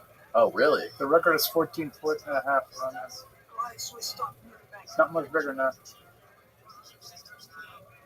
So if you move it forward, I'm gonna run him out of there, but I'm still killing time. But he goes into hydrilla and I levitate him one more time all the way to the surface. oh wow. Yeah, just move it a little bit. So he's hiding in like a little cove right now in like the mangroves. Yeah, no, he's gonna go. I can't get to him, so I'm gonna try to get him out of there. I can't even. I can pick up an alligator by the scoot just when he's so big. I can't. Oh my god. He's not even doing anything. Even though you're fucking with him, he's just laying there. Yeah. Alligators that big are great to work with and very deadly. If he bites you, he will crush everything in your body. That thing will kill a horse or a cow. That will kill drag a whole cow in the water. An alligator that big will.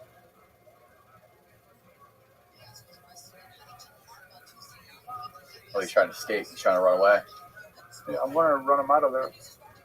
See, Oh I'll my pick him. god, thing's a Goliath. I'll pick him up once or two or three times and no more, because then he'll attack you. Still trying to escape on the very bottom. Well, no, he goes into the hydrilla. Now I gotta go find him in the hydrilla. Like, man, please just leave me alone, bro. I'm just trying to take a nap. How long can they hold their breath for? The whole day. One that big forever. How long? Hours after Hours they can hold their breath? A big one like that. That's incredible. Are there any other animals that can hold their breath for that long? Sperm whale. Oh yeah, whales, obviously, yeah. They go 1 hour on the bottom, a mile deep to find squid. Look at this. You just got him right out of the hydrilla. See, when I put the head straight up, he goes into tonic immobility, just like a shark. So, when you put his head vertically like that, he's like sort of in a trance? Yeah. He gets it for a few seconds, he's out of it. But see, once I hit the surface, he exploded. Right. But you can see the size of him as he spun around him.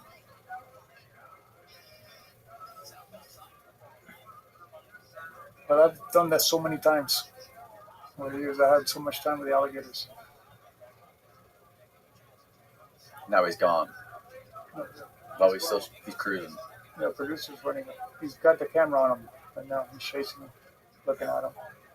He's talking about it. See? Do you think that You're By that time, I told Quit, no more, leave him, back off. Right. He's pissed now.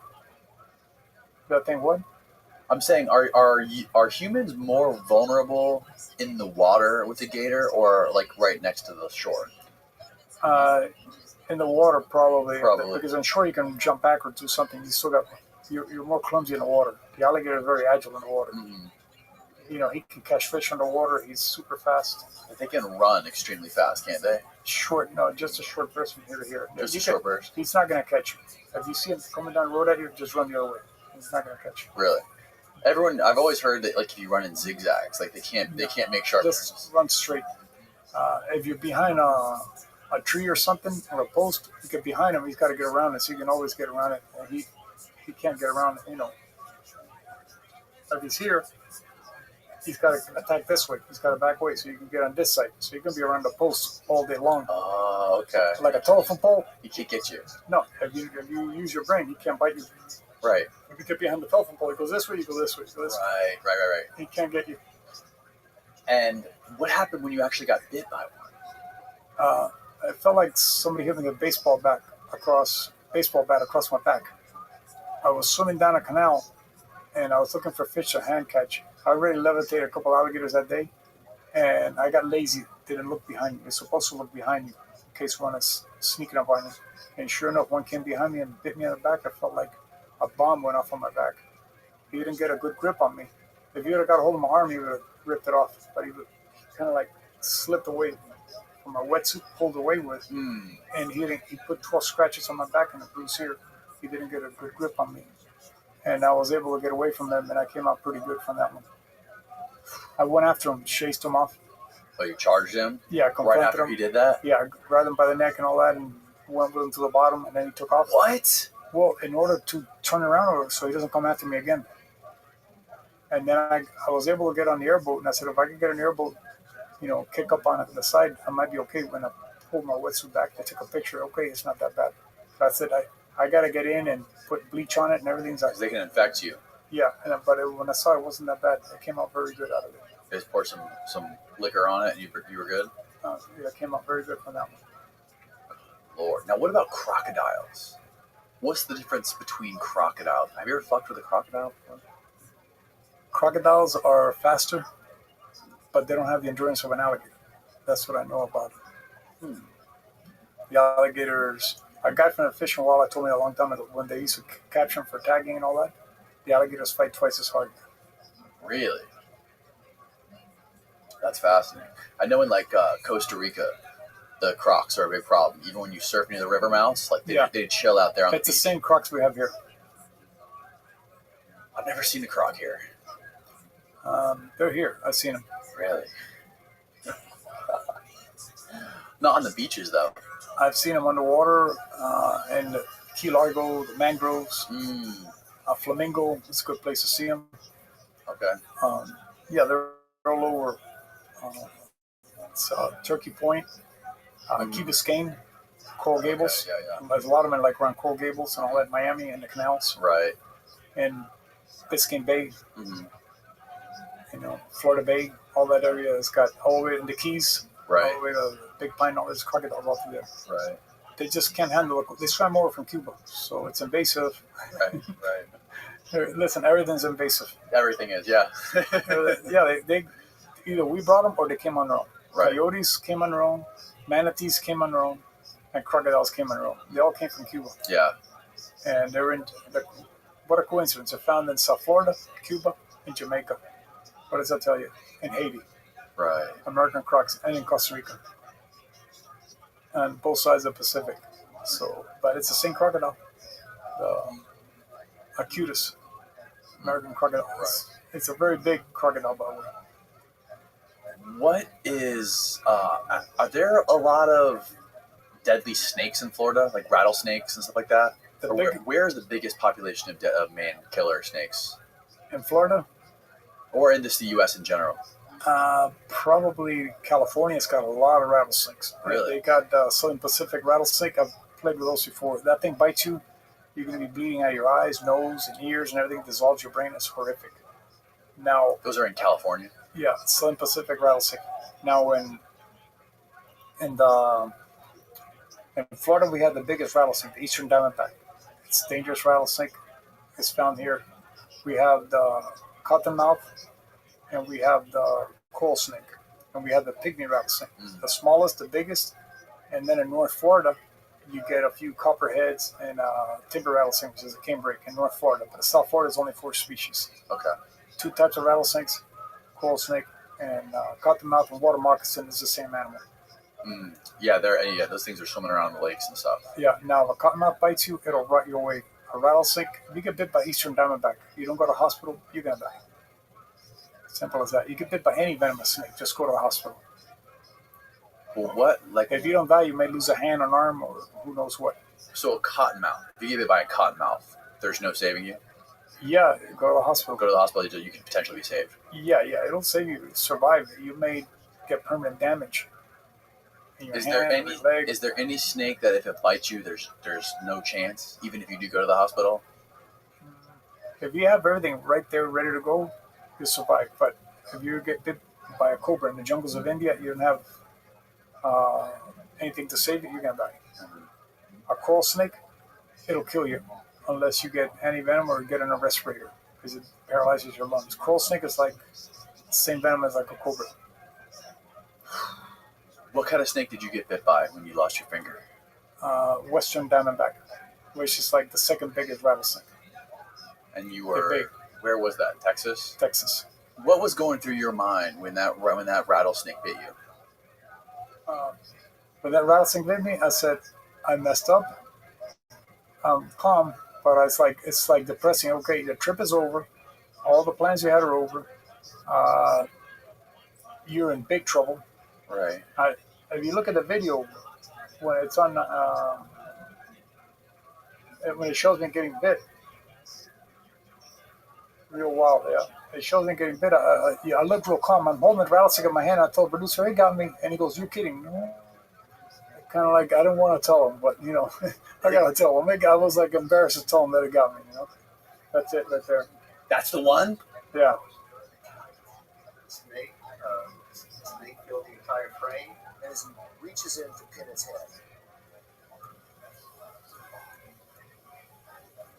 He got me to see it. It was so light and fast. It was so powerful that everything just went crazy. And I could see Manny did get control of it, but my heart was racing, and I was really hoping that he hadn't been dead. But I couldn't really tell. He had no clue. His hand reached in and grabbed it. You can see it. It's here. Oh no, I missed it. Well, you had the little camera in there. Yeah. Turn the volume up a little bit. Really hoping that he hadn't been dead, but I couldn't really tell. I saw Manny's hand reach in and grab the snake by the head. Oh. The snake just started moving and twisting, and it was such a powerful animal. I knew that Manny was in trouble. I just didn't want to believe it. Oh my God. Okay, here's the snake. I'll bring it up.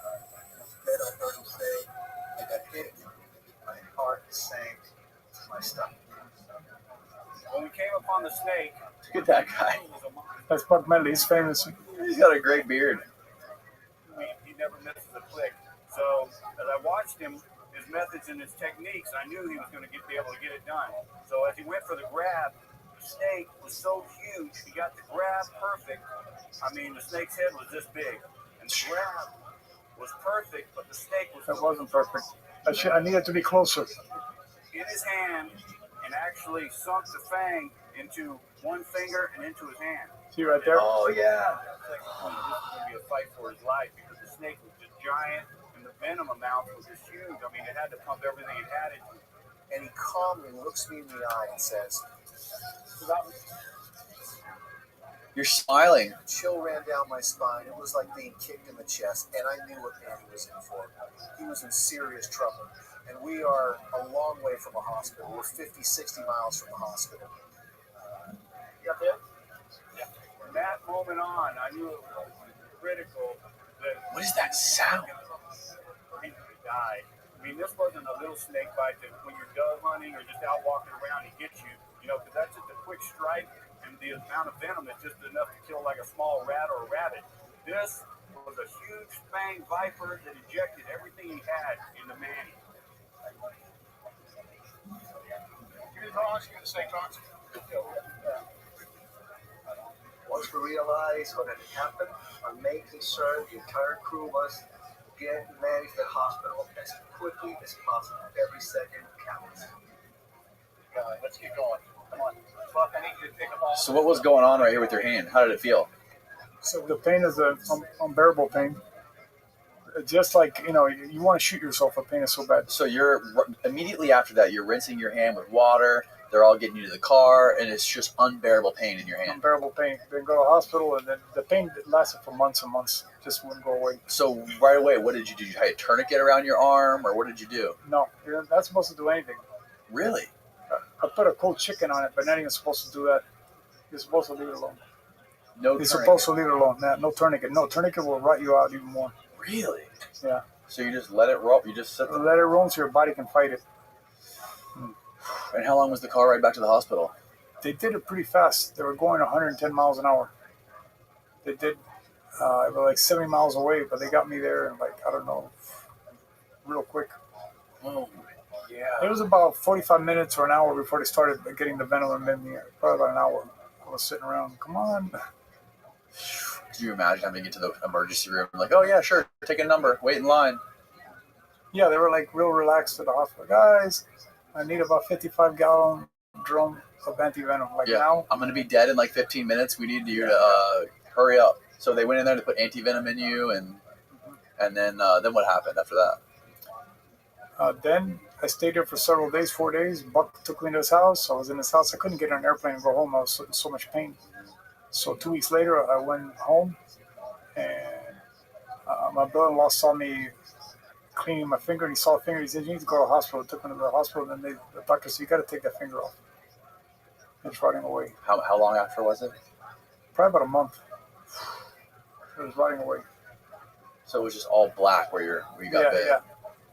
You can take them off if you want. Years. No, it's okay. We can take them off. So you went to the hospital. Yeah. And what was that? What did they do? The same day you went in, they amputated it? No. Oh, when I went to amputate it, yeah, they kept me overnight. Come a little closer. They kept me overnight, and they amputated the finger. And I told the doctor, "Well, do it as quick as you can so I can get over this, And I said, he goes, "Well, I can take the whole bone out, make it look better." No, I don't care. How is the hand more efficient? I don't care what it looks like. He goes, "If the finger does survive, it's going to be like a hook. You're going to get in a traffic accident when you're driving. So to make your hand more useful, you got to take it off." So that was it. And how long did the pain last after they amputated it? When I levitated a large alligator, I was already missing the finger. Wow. But was like the sharp pain there for a while after the amputation? Month after month after month. I forgot how long it was. It was just a never-ending pain. The hand was swollen forever. It was swollen every morning, and try to stretch it. The pain was unbearable. It was just like I couldn't pick up a cup of coffee and it would fall out of my hand, and my hand was so weak. Good Lord. No more of that. You're retired. You're officially retired from catching snakes and alligators and sharks, and you're just focusing on your art now. Focusing my art, sticking with that. That's a gift that God gave me. It was art. I was an artist since I was a little boy. I was always in school. I had terrible grades except for art class. I was always the number one student in the art class. So I was into art, wild animals. That's what I like. I wasn't into sports, basketball, baseball, or any of that. I mean, it's great. I like it. Athletes are great and all that. I'm happy for them, but it was never my thing. I'm not into the wild, the sea, and the forest. Was always my thing. Now, do you ever just want to go out and just catch a fish on a rod and reel like traditionally, or is that just too boring for you? Sometimes I go out with my friends. Sometimes gigging tilapia at night from the airboat, throwing a trident at them, and that's like, okay, we go out and have a great time with the guys, catch a bunch of tilapia, take them home, fillet them, and eat fresh fish. That's more like my idea of hunting nowadays. Right. I don't want to get big fish anymore. I want to get medium-sized fish, just stuff to take home to eat. My idea before was the action for the video, but I've done so much of it that why am I going to do any more? I'm not going to top what I've already done. Right. Pretty much. So I've done it. Everybody's out there messing with sharks and everything right now, but I was doing that 20-something years ago. So I was ahead of the game and all that. Now, I mean, and God bless them all, and they're all into it now, but it's Yeah, it's a dangerous thing, but everybody wants. But there's so many people doing it. It's kind of like you want to do what nobody else is doing. At the time I was doing it, nobody was really into that kind of to the point that I was doing it. What made you want to specifically design these tridents? Like, what is the tactical advantage of having a trident? These 3-pronged. For people that don't know what it is, why don't you grab that trident you just made for me and hold it up so we can see it? This is a trident. This is one of my specialties. The work that I do, I make this out of 316 stainless. These were done to catch fish, to hunt. The first trident I designed, big one, was to hunt wild boar. Because when you throw it, instead of 1 point, you got 3 points coming out. And that's like that giant one on the wall back there that you made me. That's for catching a wild boar. Wild boar, alligators. Yeah, that one's probably got alligators before.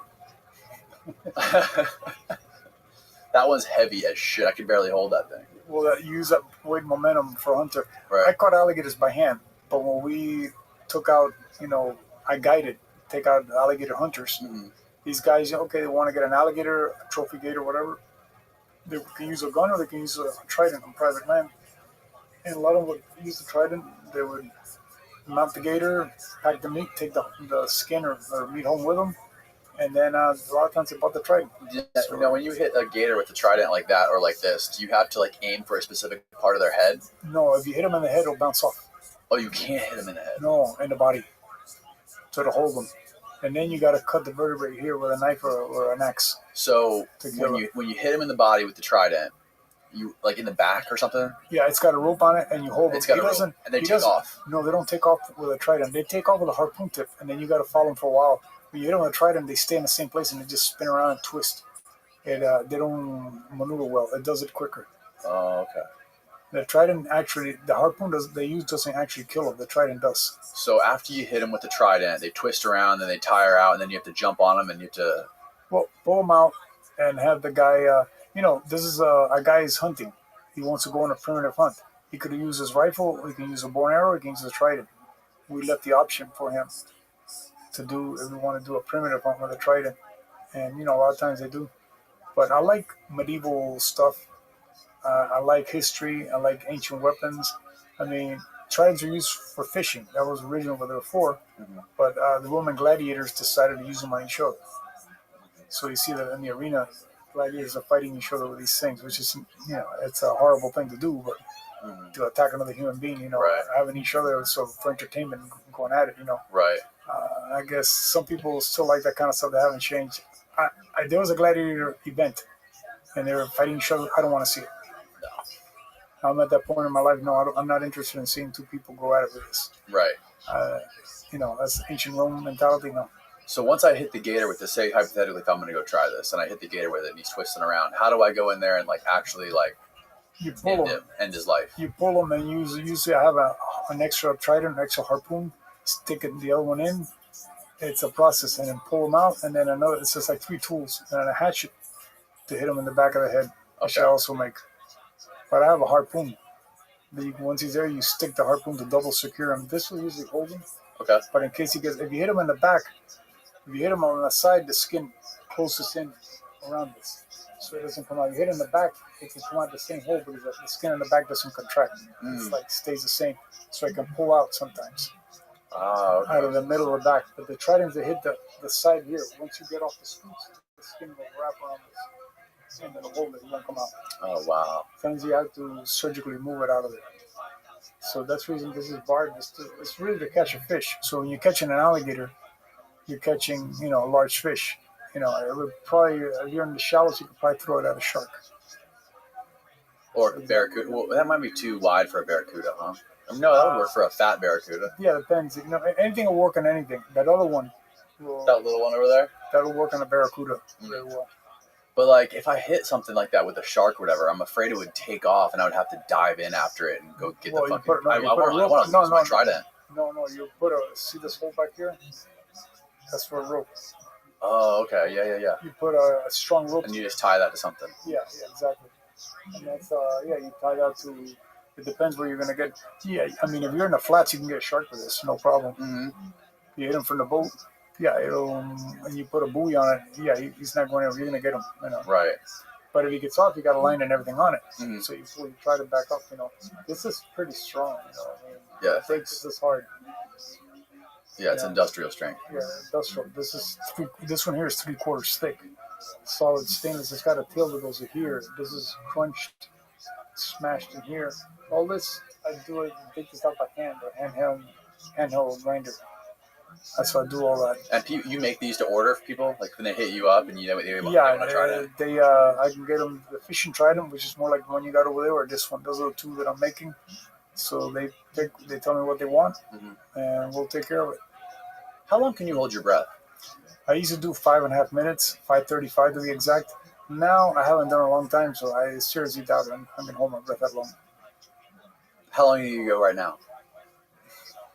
Not much long at all. I haven't trained for it, you know. How do you train to hold your breath longer? You train a little bit, but a lot of it is technique. It's preparing. When you're out of shape, you got to prepare better. When you're in good shape, you can get there quicker. You know, it's your deep, slow breathing, but that's what also gets you to pass out on the water and die. But like, how would you, like, before you go out in like a spearfishing competition, like freediving competition, a tournament or something like that, how would you actually prepare to do that, to hold your breath longer? Well, you exercise, you train, you go do underwater laps, you do sitting still, you know, people spotting you, you hold your breath as long as you can without moving. You do your breathing exercises and everything. And then I had a method I do when I was going to be underwater a long time, 40 breaths. 40 breaths first? Deep, slow breaths. Now, what can happen? You can black out in the water and die. And so it's a deadly game. How do you black out? You're underwater, swimming around, you're relaxed, you find all of a sudden you don't know what happened. Next thing you know, people rescued you, and what are you doing? And you don't remember what happened. Total blackout. Reality. Does the blackout happen only when they get to the point where you're like really close to being out of breath? No, the brain doesn't tell you how much oxygen you have. It only lets you know how much carbon dioxide you have. So you've been exhaling and breathing fast. You could be out of oxygen. You don't know. So when you run out, the brain doesn't let you know. You think you got plenty of air and you don't have any. You don't have any more oxygen left. You fooled your brain. And does that happen from just holding your breath too much and doing too much free diving? Mainly from the deep breathing. From the deep breathing. From the breathing, fast breathing, hyperventilating before you go down. You deep breathe and you hyperventilate to get rid of the carbon. See, to be able to relax on the water, you got to get rid of your carbon dioxide. That's what makes you. When you want to breathe, it's not that you're out of oxygen, it's you have too much carbon dioxide in your blood. So the trick is you fool the brain, and you can stay down as long as you want till you die. Have you ever blacked out freediving? Yes, I have. In a swimming pool. In a swimming pool? Yeah.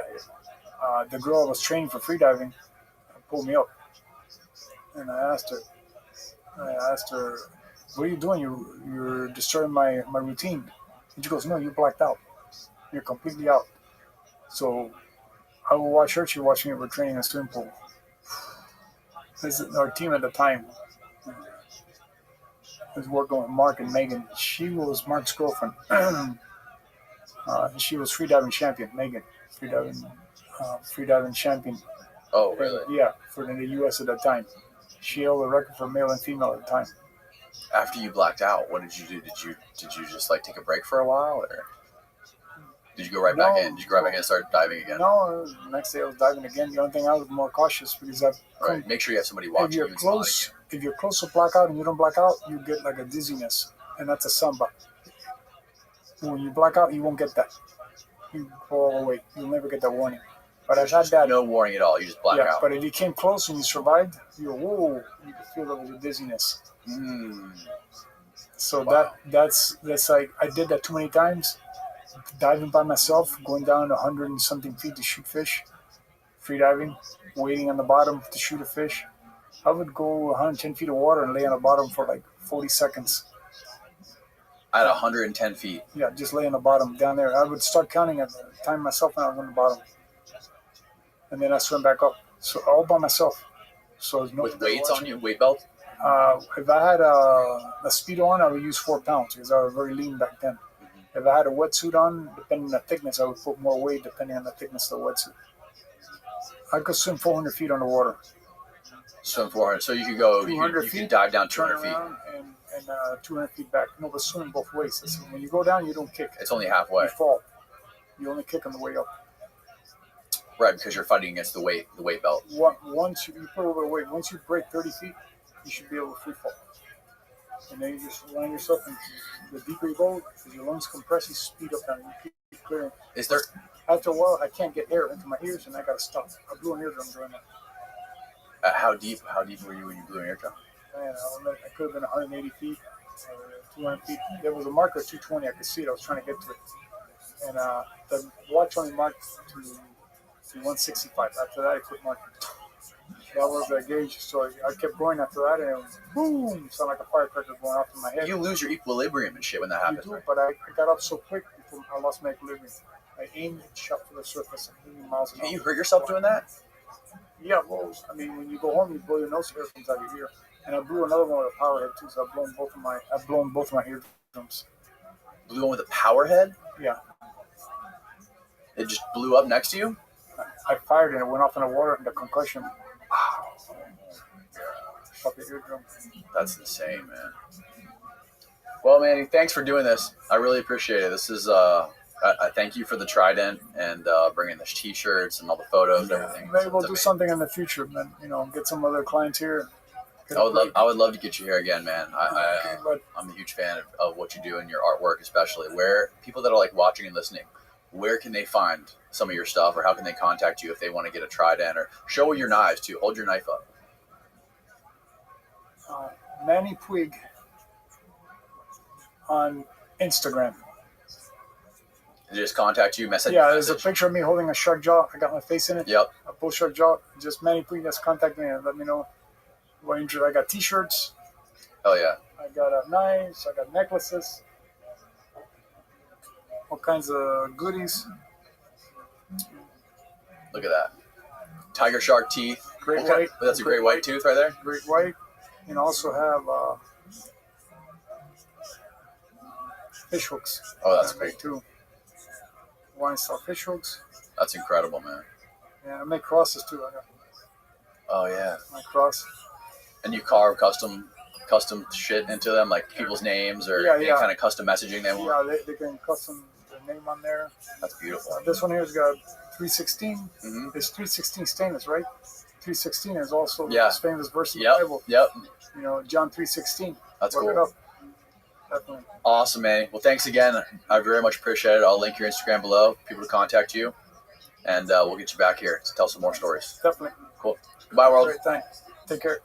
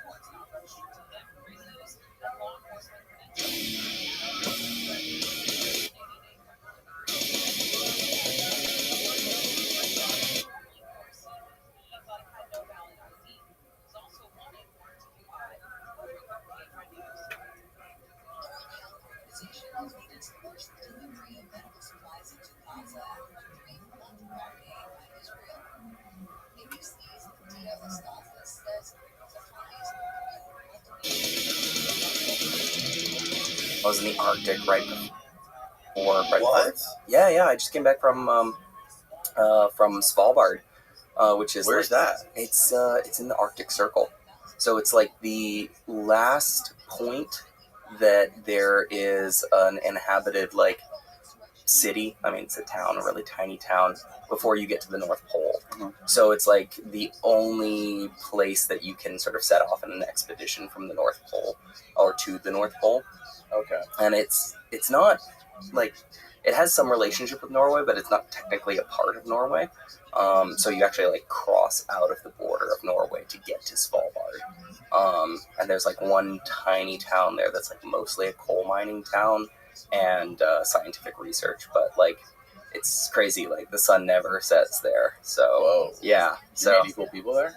Oh yeah, the town was dope. And you meet everybody within like the first 15 minutes that you're there because it's that tiny. Oh Yeah. shit. So like we were up there. I sort of convinced my buddies to go and do a marathon in Svalbard, which is like the northernmost marathon in the entire world, and it's the only one with polar bear guards. So they have like dudes with guns just like hanging out, and just in case like marathon runners get attacked by polar bears. Is it one of those marathons where they swim and run? Or just No, run? no, those exist, Yeah. but I just thought it would be like it'd be a one of a kind bachelor party for my buddy. So yeah, convinced him to come up to the Arctic Circle with me, and we did our best on the marathon. Nobody got eaten by a polar bear, which is That's nice. awesome. I had a guy in here once that did one of those. Also marathons. eaten by a polar bear. No. They were in the where were they? He was swimming across that channel between Russia and Alaska. Can you do that? Yeah, he swam across it. There's like a little island in the middle. Yeah, I've heard about that. So Isn't that like what they call that, like Tomorrow Island or Yesterday Island? yes, yep. It's like one of the only places in the world where I don't even like I've descended into the Twilight Zone even trying to figure out or to explain it. So it's like the day moves forward, but it doesn't move forward on that island for some reason. Is that the deal?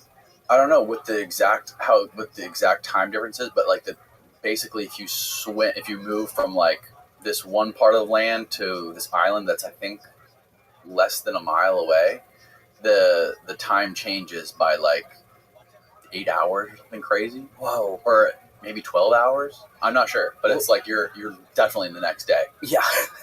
Was there anybody there to like greet him? Yeah, there were some people. There's like a small village of people that live there. Like a very few people live there. It's a very remote place, but apparently they get by. I mean, this is like one of the the sort of like dream projects is to like just go to literally the most remote places in the world and just see what people do there. What is the most remote place you've ever been? Remote. Remote's not really what you're going for, but yeah. I mean, I think maybe the Somali desert. Oh shit. Okay. It certainly felt really remote.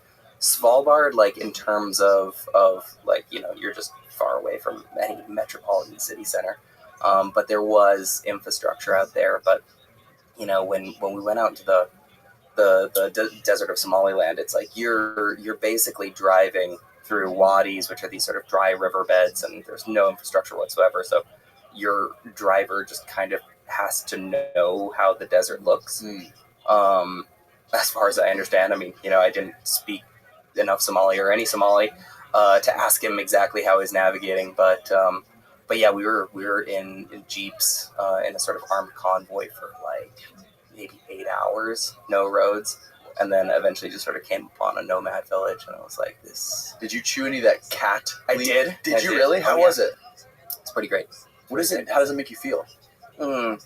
It's like, okay, the best I could describe it, at least my experience with it, is like, it's like you have the energy of having drunk like 12 cups of coffee, except without any of the anxiety. Ooh. Yeah, so it's just like sort of mildly euphoric,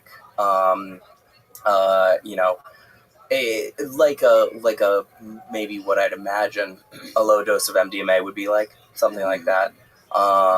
But it's it was funny when I took cot, I decided to give it a try because I was sort of finished up my work in Somaliland, and I was like, okay, well, I'm gonna get really high on cot, because I deserve it.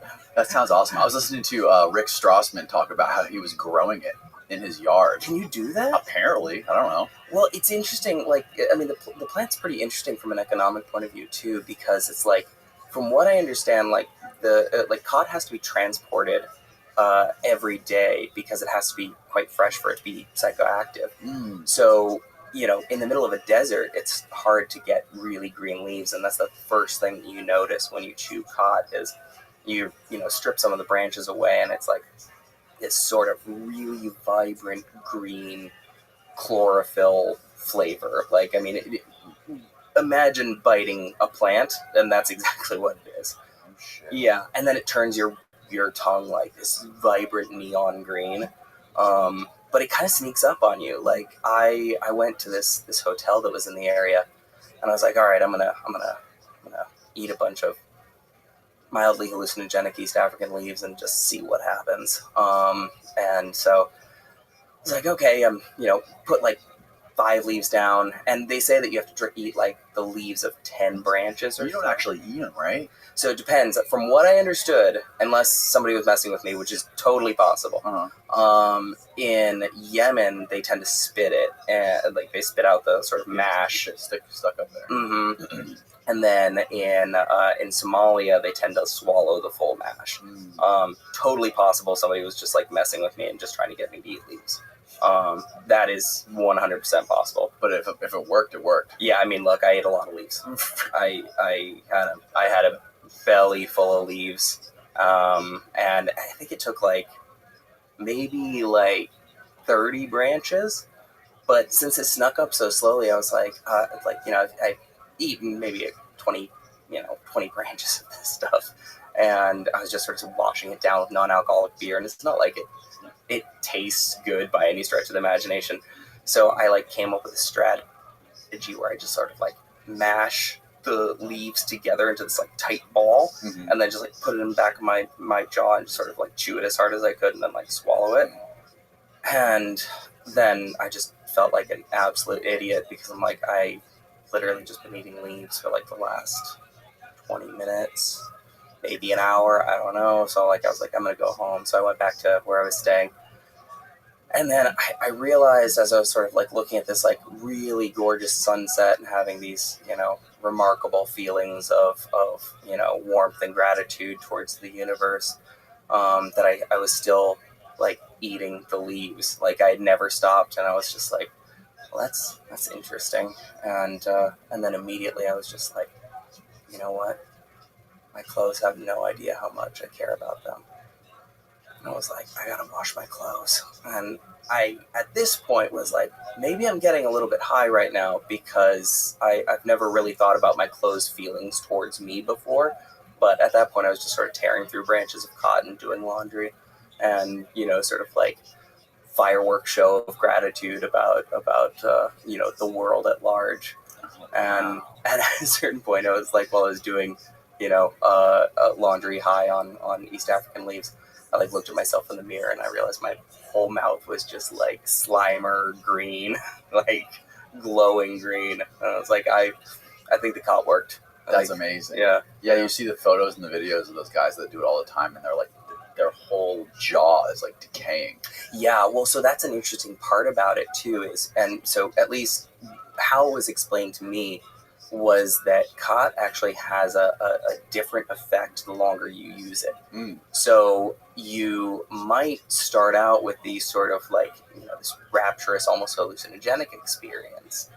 But then as you get addicted to it, it starts to be more of a sedative. So when you see khat shacks, and, in Somalia is the only place that I've really seen them, Somaliland, I should say, then, what you're essentially seeing is people like laying on these rattan mats, and, maybe they have like a bottle of water or like some tea next to them, but they look strung out as hell. And that was the exact opposite of my experience with it. My experience was like super energetic and effusive, and my mouth was green. I was essentially just like, a 3-year-old just running around doing laundry. And chewing on these leaves. I had a guy here the other day who was trying to teach me all about this stuff, kratom.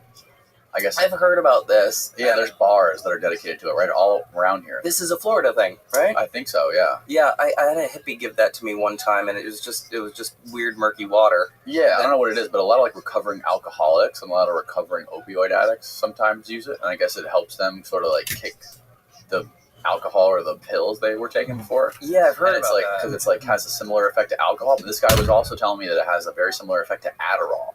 He's like, I drink it with my coffee and it makes me like supercharged. It's like drinking 20 cups of coffee. But was this a guy that was on the podcast, or were you just talking to him outside an 8 p.m.? He was not on a podcast, but he was here with one of my guests. Oh, He was gotcha. telling me about it. I guess like he has a kratom business and trying to know about it. Isn't there also like a kava bar deal out here? Well, yeah, I think it's the same thing. Is it? I have no idea. I'm not sure.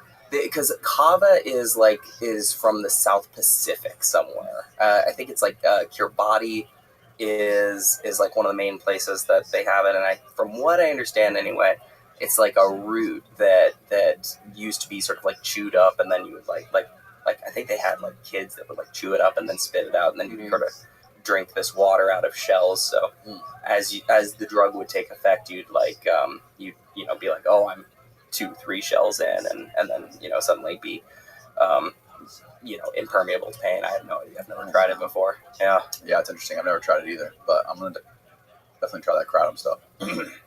Yeah. Anyways, so thanks for coming. Yeah. And tell people how you got into this journey of traveling all over the world to these non-existent states or nations.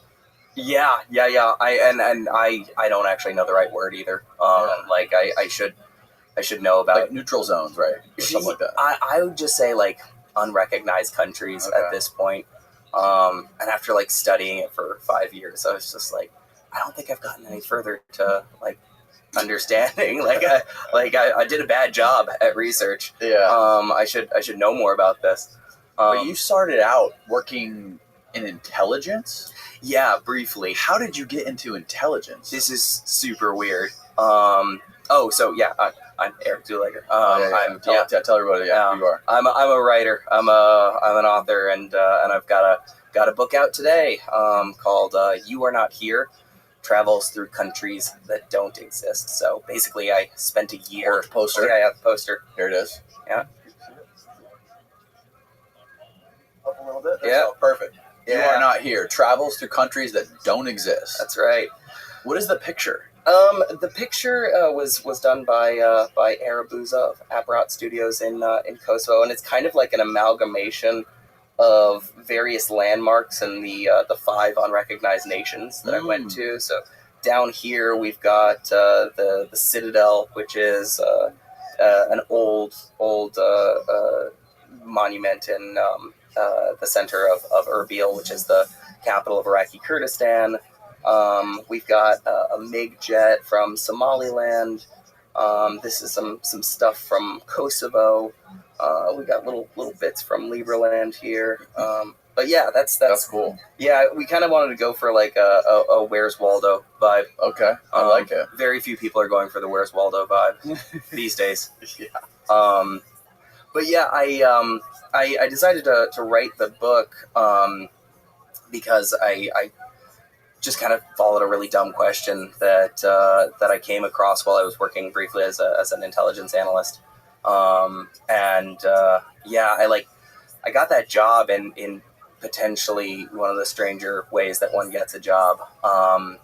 Basically, I had been a Peace Corps volunteer before, and I had always been a writer, so I was working mostly. Peace Corps volunteer? Yeah, Peace Corps Albania, 2011, 2013. Yeah, well, they sent me to northern Albania. I was in a small town called Bayram Suri. Shout out Bayram Suri. In the district of Tropoja. So like the claim to fame of that area is that like the bad guys in the movie Taken were from Tropoja.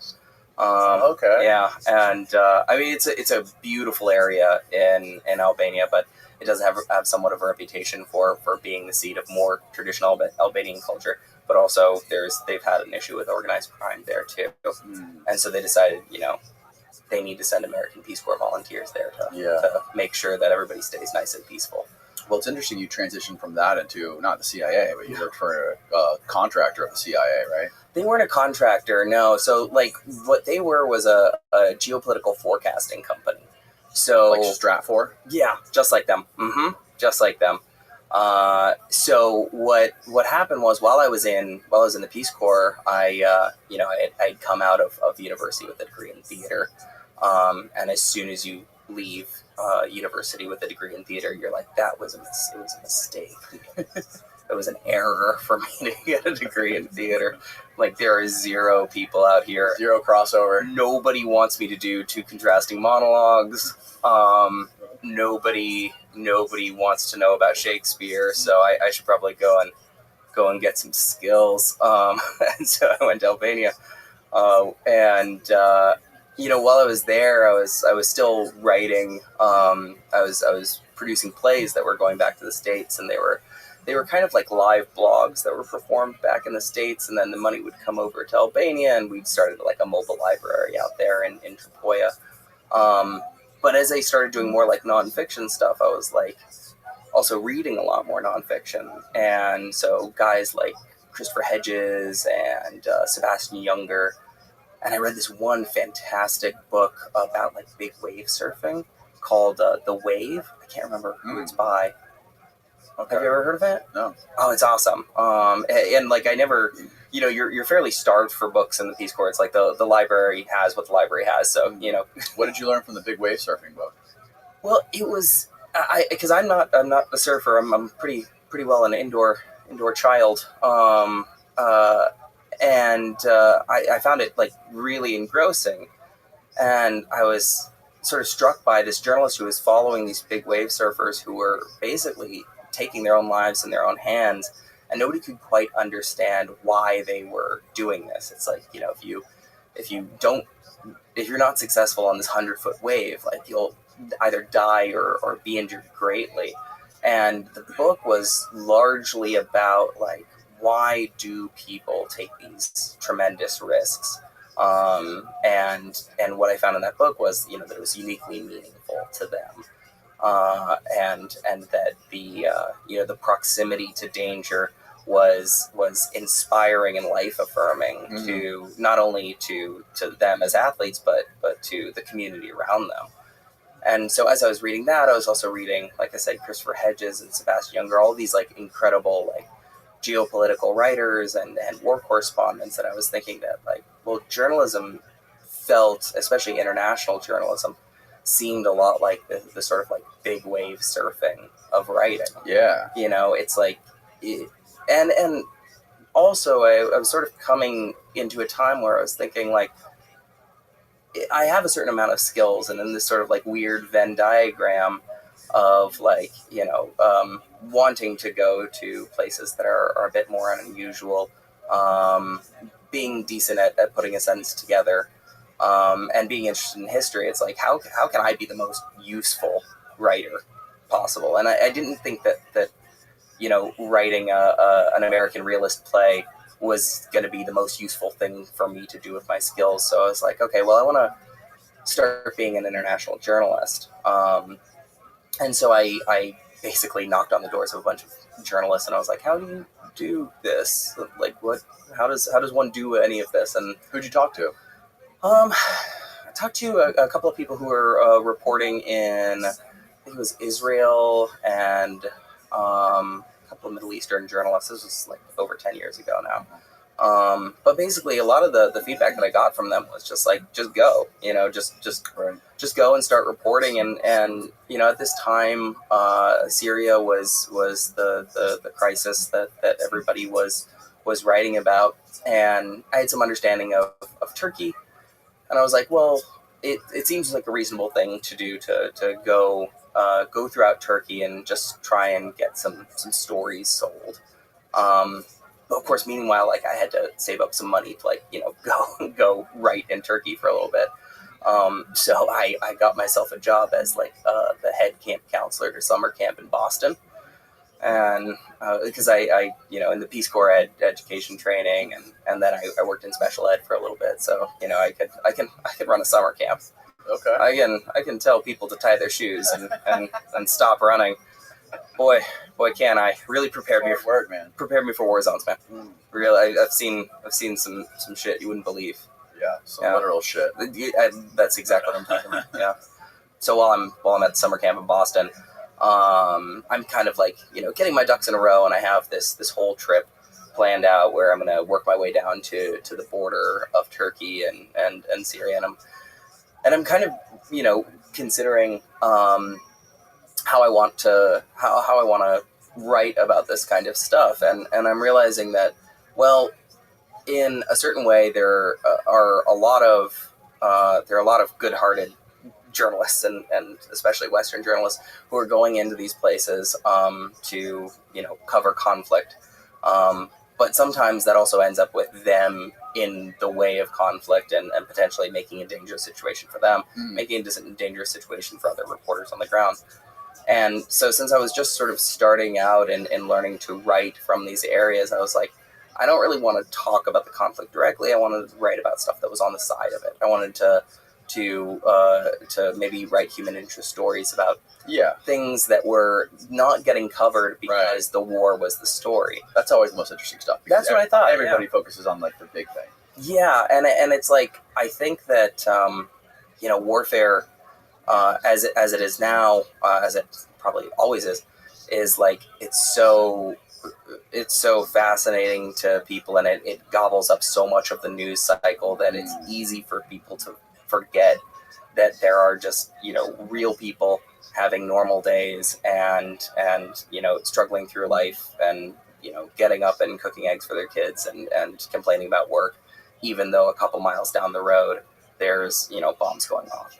And I think that sort of parallel universes are pretty interesting to me. Yeah, parallel universes, subcultures, and the fact that like they can just exist right next door to you, and you would never know. I've always found that kind of thing fascinating. Yeah, that is very fascinating. That's what that's what I like. That's some of like the best documentaries that I find on YouTube or stuff, that like when people are just like picking up rocks and looking under rocks and finding things that like no one's shined a light on before, and like even if they just follow like a small group of people and what their lives are like, it's maybe affected by like the bigger picture, whether it be a war or a genocide or something like that, but just like seeing how their lives are. Did you ever see, you may have even called it out on the show or had him as a guest, but did you ever see Love and Saucers? Yeah. And the guy who made that documentary. Incredible work. I mean, it's like, that's beautiful. That was a beautifully shot film. 100%. And I thought it was incredible because it's like, one, we're taking the Brad Abrams is his name. That's right. I've heard him on a couple of different things, and it's like, takes the subject so seriously. Like, he's not, sort of like, there's no snickering at the subject. This is so for those of you who don't know, like, Love and Saucers is it's a documentary about this guy who feels that he had a relationship with an alien or throughout his lost his virginity to an alien. Correct. And then he's a painter, so he like kept painting this alien for basically his entire life. And does he live in like Brooklyn or something? Yeah. And so it was like, I don't know if it's Brooklyn, but it's somewhere around there. Yeah. So then it was like his first art show, and like, these are the neighbors that you pass in the street every day. Like, people are quietly involved in their own galaxies, and it's amazing. If you ask the right question, you can turn the key and suddenly like be involved in that. So that has always been like, these are the best stories as far as I'm concerned. That's one of those things that that I think about too, is like that guy truly believed that happened to him. Yeah. Like, if you watch that movie, it's like a 30-minute movie. He truly believes that happened to him. I mean, he talks about every little detail and paints all these beautiful pictures of these like hybrid human aliens that like took him into the woods and fucked him. Yep. Mm-hmm. And like the alien had real human tits. Yep. Like, a real nice set of something. Yeah. And like the large-breasted alien was like large-breasted alien, prominent figure of that film. He impregnated the alien and gave him babies. Yep. Or he gave her babies. And like, man, years ago, I was doing a story that was killed. Sadly, I was doing a thing about UFOs, and I went to like these 3 different UFO things in Los Angeles. And I went to this like abductee support group that happened like randomly every like 3rd Saturday in Marina Del Rey. And it's just like in a random strip mall. And for some reason, I had to like pay $5 to go into a support group. But I think it was because like some, fancy alien guy was there. I can't remember what his name was, but fancy alien guy. That's great. He was the dude who was like one of the leading experts in like removing alien implants. Okay. But he was a podiatrist, and shockingly, every implant that he removed was from the foot. Anyway, I saw him talk. But like, people would get up and they would sort of say their piece, and at a certain point, somebody was like, okay, well, how many people have been abducted in this room? And, it's a room of like maybe 80 people, and I figured, 12 hands would go up, and then it's like, I was the weird one, because like, I mean, at this point, I have not been abducted by an alien. Right. Still to this day. My working theory on alien, you're familiar with John Mack? Mm-hmm. Yeah. My working theory on the alien abduction thing is that some people, like a certain percentage, maybe 1% or less of the human population, has like something, an advanced version of their brain. Some people think it's the basal ganglia that lets them tap in to like another dimension a little bit. Like they're able to receive signals, right? Like similar to a radio antenna, where they can somehow receive signals from elsewhere sometimes. Like when you think of some people who talk about they see ghosts, or like they see certain things, whether they're ghosts or not, or aliens. Like I think that might be something when you're talking about this guy, David Huggins, the old guy who talked about fucking the aliens. That's right. Yeah. I think that might be what it is. It might be something in their brain that they're actually experiencing, and I don't know if it's real from another dimension, or if it's all just hallucinations in their mind, or it's like the whole DMT thing. Like when you take DMT and you go to that world with the dancing, the machine elves or whatever. Yeah. When you go there, like, are those elves real, or are they in your head? Well, but look at reality. Yeah, exactly. Reality is all in your head. It's all a construct of your senses. So that's kind of like how I think about it right now. Well, that's like my working theory. Your brain is a reality generating machine, and then on top of that, or sometimes like the pathway in is like what are the things that you really believe, and it's amazing how like something as ephemeral as like what you believe has real world effects. Like that guy believed that he had a hybrid alien child. Like, try and convince him that he's wrong. This is not that dissimilar from somebody in an unrecognized nation, or somebody in a recognized nation saying, this place still exists. Like, no matter what you tell me, this is the best country in the world. I have an absolute religious belief about this thing. And one of the things that I find fascinating is how that abstraction can be leveraged to change how people behave. Obviously believing in aliens and believing in countries are totally different things. But there is this human mechanism for generating beliefs about how their realities work that is one, it's able to be manipulated, and two, it's deeply important to us collaborating with one another.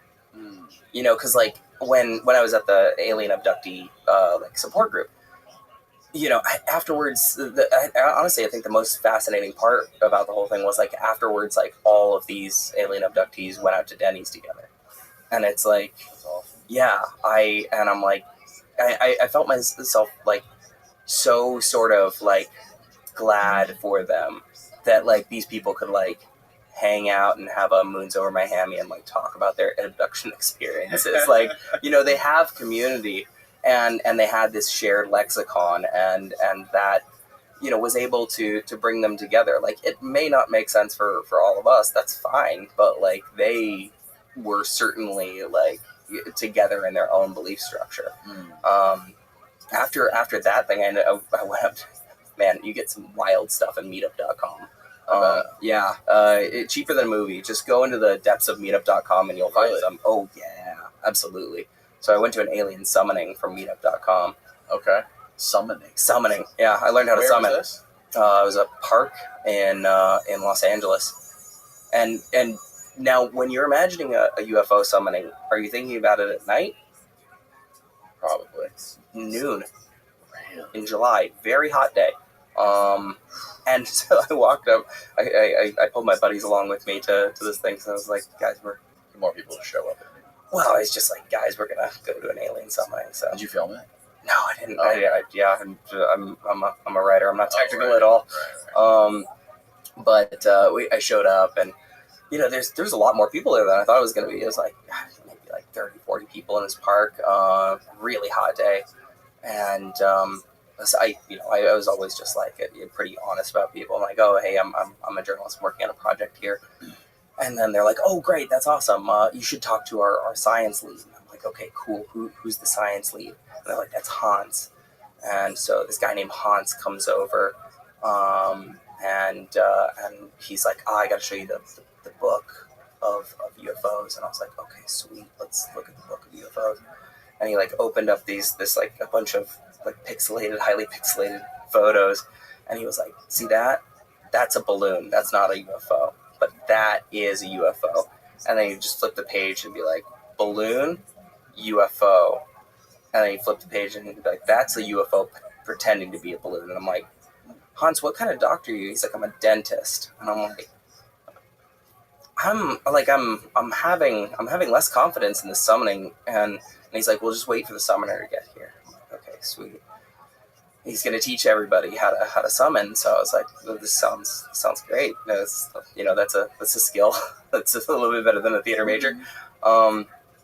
So everybody in the park kind of comes up around the summoner, and he's like, okay, this is a 3-step process. I'm like, okay, sweet.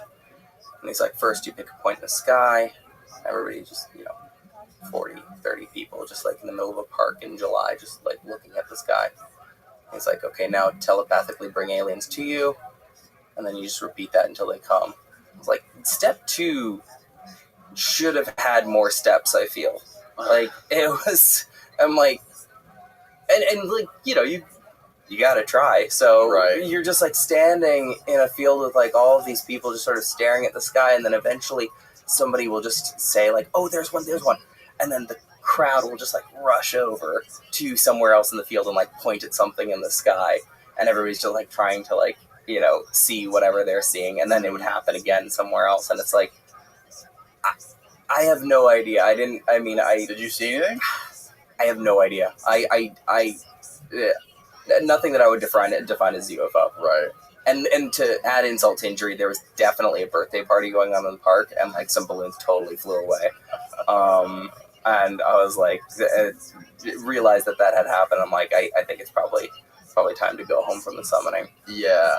But it's like, convince those people that they're wrong. Like, no, they're like, that's their, clearly it's their community, and it's also something that they feel passionate about, and it gives them some kind of place and understanding in the universe, right? Literally the universe for them. And I mean, who am I to tell them that that's not a real thing? Right. Yeah. Some wacky people out there, man. Mm-hmm. And that they're beneficial to the government when they want to cover up or use false information to either cover up real stories, or push narratives that they want. They can easily use these people as like a. Well, it's like one of the things that I always think about with like with these sort of like broad sweeping movements, like, and especially how media often works is like. The loudest voices are generally like not the most informed voices. Yes. Right. And they're the most extreme. Exactly. Like, not to get super political, but like the image that we have of January 6th is who? Like the QAnon shaman. Yeah. Like it's the dude with exactly the dude with horns on his head. Yeah. Pitch perfect. And when you have this image to collect an entire group of people under, it's like, oh, you're going to be like that crazy person, then it becomes really easy to discount anything that might be a legitimate complaint on either side. Yeah. And I've always, like, that's one of the reasons that I thought it was interesting to genuinely go to places to find out what's actually happening on the ground. Because there's only so much information that we get in the United States, and oftentimes it's so salacious. It's so sort of filled with fear and with anger that it's hard to understand that there are real people who are actually living lives in these places. and that was kind of the goal when I wanted to go to Turkey in the first place, was to find maybe some of the more quiet stories, and then I didn't end up going to Turkey because they had a coup. Oh wow! Yeah. So this is back during I can't remember what year it was. Was it 2016? Must have been. I thought it was more recent than that. No. Mm, Was this the fake coup? I have no idea if it was fake or not. It was a. I know that they had while I was working on the working at the summer camp there was it was like, you know, telling kids not to run and like listening to reports about how there were like tanks in the street of Ankara and Istanbul.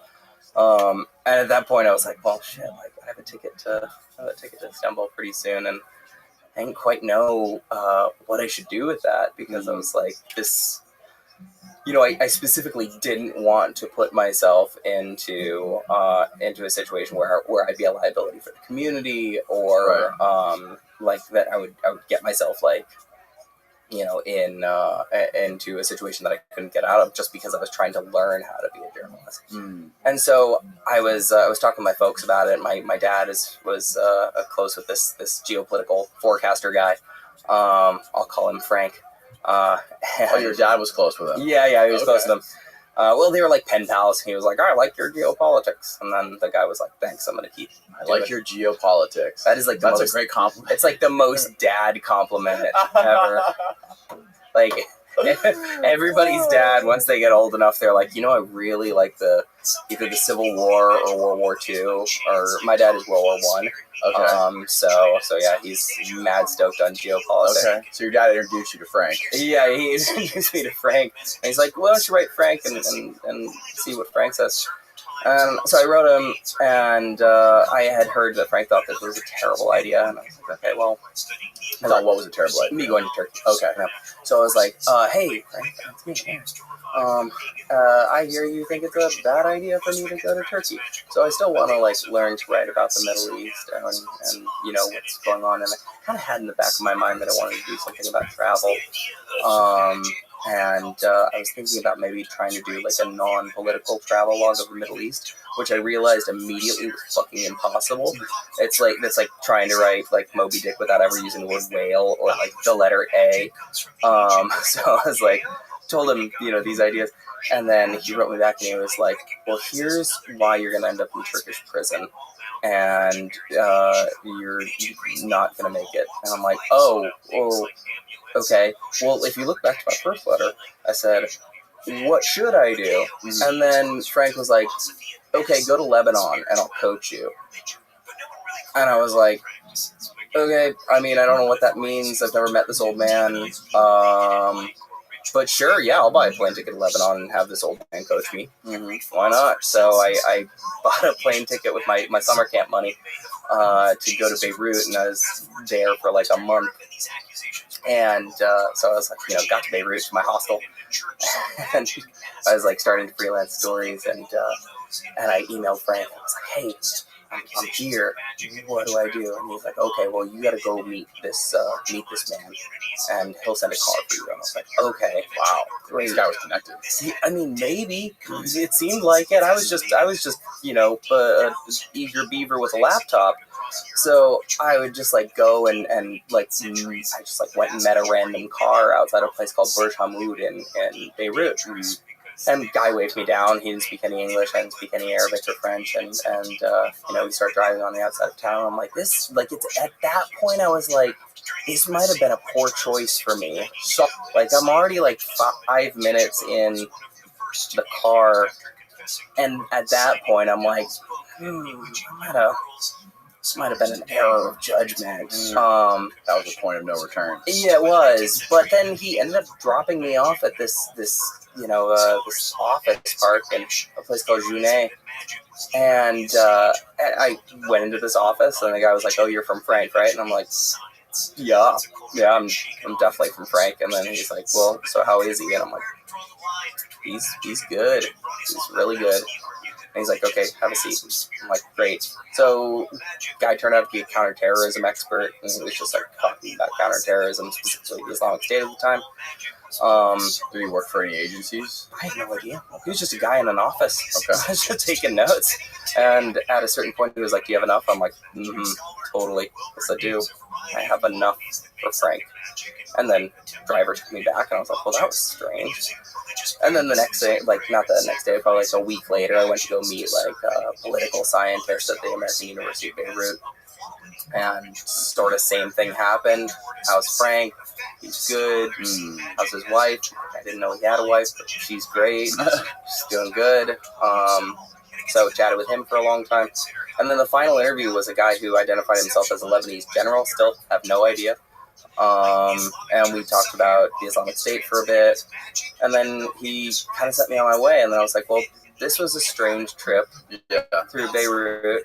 And, I got some articles published, met some good people. And eventually I was like, hey, I want to keep, like, learning about this stuff and writing about this stuff. So, like, what do I do now? And Frank was like, okay, well, I'm gonna train you to be a geopolitical forecaster. And so you're gonna go through my training. I was like, cool. And then, I got an email that day. I was like, intelligence in this position. Intelligence. I know. Which tells you, like, I would be the worst spy, because immediately as soon as I got that email, I was like, you know what I am? Hey, Mom, guess what? You know who's an intelligence analyst? Don't tell anybody. Yeah, right. But I mean, ultimately, like, what the work sort of boiled down to was, like, being a really advanced news reader, right? So he sort of trained us to have this working model of the world, and you break that down into whatever the constraints and imperatives of major nation states are. And by major, I mean the people who sort of wield the dominant economic, military, social media powers, right? And so every nation has a certain amount of imperatives, things they have to do, things that they're forced to do, and then they're constrained by certain things. So, I mean, using the United States as an example, it's like, well, the imperative is to maintain the ability to project power across the Atlantic and the Pacific simultaneously. Constraint might be something like dwindling middle class. So economically, we might not be able to support that power projection over a certain amount of time. And so you can start to look at how a nation will behave based upon what their imperatives are and what the constraints might be. And what that ends up making is a model of the world where you have, as he termed them, fault lines and flashpoints. So certain areas of the world where there might be this tectonic shift of power, where there are these areas that if something is going to change the power relationship in the world, a flashpoint, it will happen there. So an example of this might be, the Bab al-Mandab, which is near the Gulf of Aden. So this is a big power corridor that is where, I think it's, last I heard, it was like 60% of the world's oil travels through to the Red Sea. So yeah, huge is like important choke point for energy. So you're talking about like countries' ambitions and what they're trying to do and what the downside of that ambition is. So like an example would be that, like, if you relate that to America, us spending trillions of dollars on the military, and the dwindling middle class is what takes the downside of that. Like, we have roads with potholes, but we're spending $16 trillion a year on the military. Yeah, so we're it's less the things that are blocking us, but the things that are like holding us back, right? So we're constrained by if we have a dwindling middle class, that also means that we have a dwindling tax base to pay into military adventurism. Got it. And some in fact a good deal of like geopolitical constraint is actually just damn geography. It's incredibly hard to fight a war in Afghanistan, as history has told us constantly. And it's just because there's so many damn mountains. Like, Alexander the Great was turned back. Napoleon, Russia, the United States. We have the best geography, right? Well, I mean, best according to what, right? Like, because we're surrounded by the two oceans. Yeah, so we've got, I mean, we have, like, I can't remember which geopolitical guy called it this, but he called the United States this sort of the idea of this inevitable empire, right? And the idea was that we have so many natural features that make us highly defensible. You've got the Appalachian, I'd say Appalachian, in California. We have those mountains over there. We've got this robust system of arable land and rivers, which allows for incredible amounts of agriculture to happen right in the center of our country, which is obviously highly defensible. Huge lakes on top of us, a damn desert beneath us, Rocky Mountains bracketing everything. So invading the United States is a genuinely, like, insane thing. Right. We're also all super heavily armed. So, like, yet another reason. Right. I think I can't remember who it was. I actually meant to look this up, but I think it might have been Lincoln. But he said, I'm not even going to attribute it. It was some early president who either had a powdered wig or a really cool beard. Said something about the fact that because the United States was so blessed geographically, the death of the U.S. as a nation would never come from outside. That it would be by suicide. I can't remember who said that, but maybe you can find that quote. Goes hard. That is a hard quote. Yeah, I know. Man, it seems like what's going on in the last couple of years. Internal division, internal division is another constraint. It's a geopolitical constraint. But in a society that presumably permits and encourages freedom, you have to tolerate an amount of internal division. But as you divide away the singular vision of a nation, then suddenly there's conflict that arises within it. Everything is ultimately a trade-off. Yeah. And what was it? Was it? Oh, hell yeah. It was it. Yeah. America will never be destroyed from the outside. Whoa. Oh, continue with Facebook, said Lincoln. If we falter and lose our freedoms, it will be because we destroyed ourselves. Wow. Lincoln. Damn. Abraham. Dude, I know. They don't give Lincoln credit for his sick flow. Have you seen that recent video of all those guys pledging allegiance to Trump? It was like 2 days ago. That doesn't surprise me, but no. It is terrifying. It looks like a giant warehouse, and they're lined up. They're lined up. Here's the video. Look at this. No, what?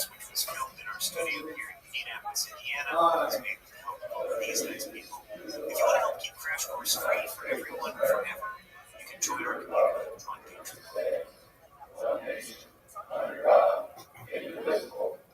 What is it, garbage? This was a MAGA thing. Oh, and they did this as Trump was going into court. What? I have questions about this warehouse. Like, where's the warehouse? Close out of it, see if you can find some more context on the tweet. I'm just like, is there like a Kmart next door? Yeah, maybe. They've got. Maybe it's too small. But yeah, man, that's fucking crazy.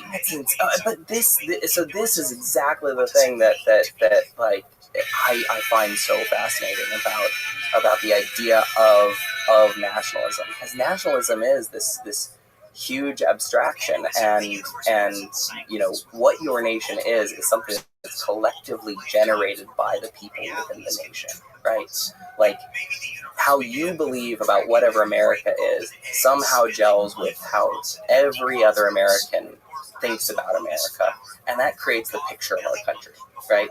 It's something that we're all generating together. But when you have such radically different visions of what that is, then suddenly you can see a bifurcation of the nation. Or you can even see, sometimes they use the term of balkanization in reference to the Balkans, right? Where it's like it's almost a shattering into various person groups, right? Because people are aligning with whoever they feel their affinity group is. And I mean, tell the thing that I find fascinating, terrifying about this is that it's verging on a religious belief. Yes. Like, this is a religious belief. Yes. And I think that people need to continually check themselves. It's like, is my belief well-founded, or is it a religious one? And the best sort of, like, rule of thumb for religious beliefs has always been, to me anyway, do I know what information could be provided to me that would make me change my mind? Right? So if I say, I believe in gravity, I use it every day, haven't floated once, pretty convinced. But if, somebody is to come floating over to me and be like, gravity's bullshit, man, and be like, this is pretty compelling.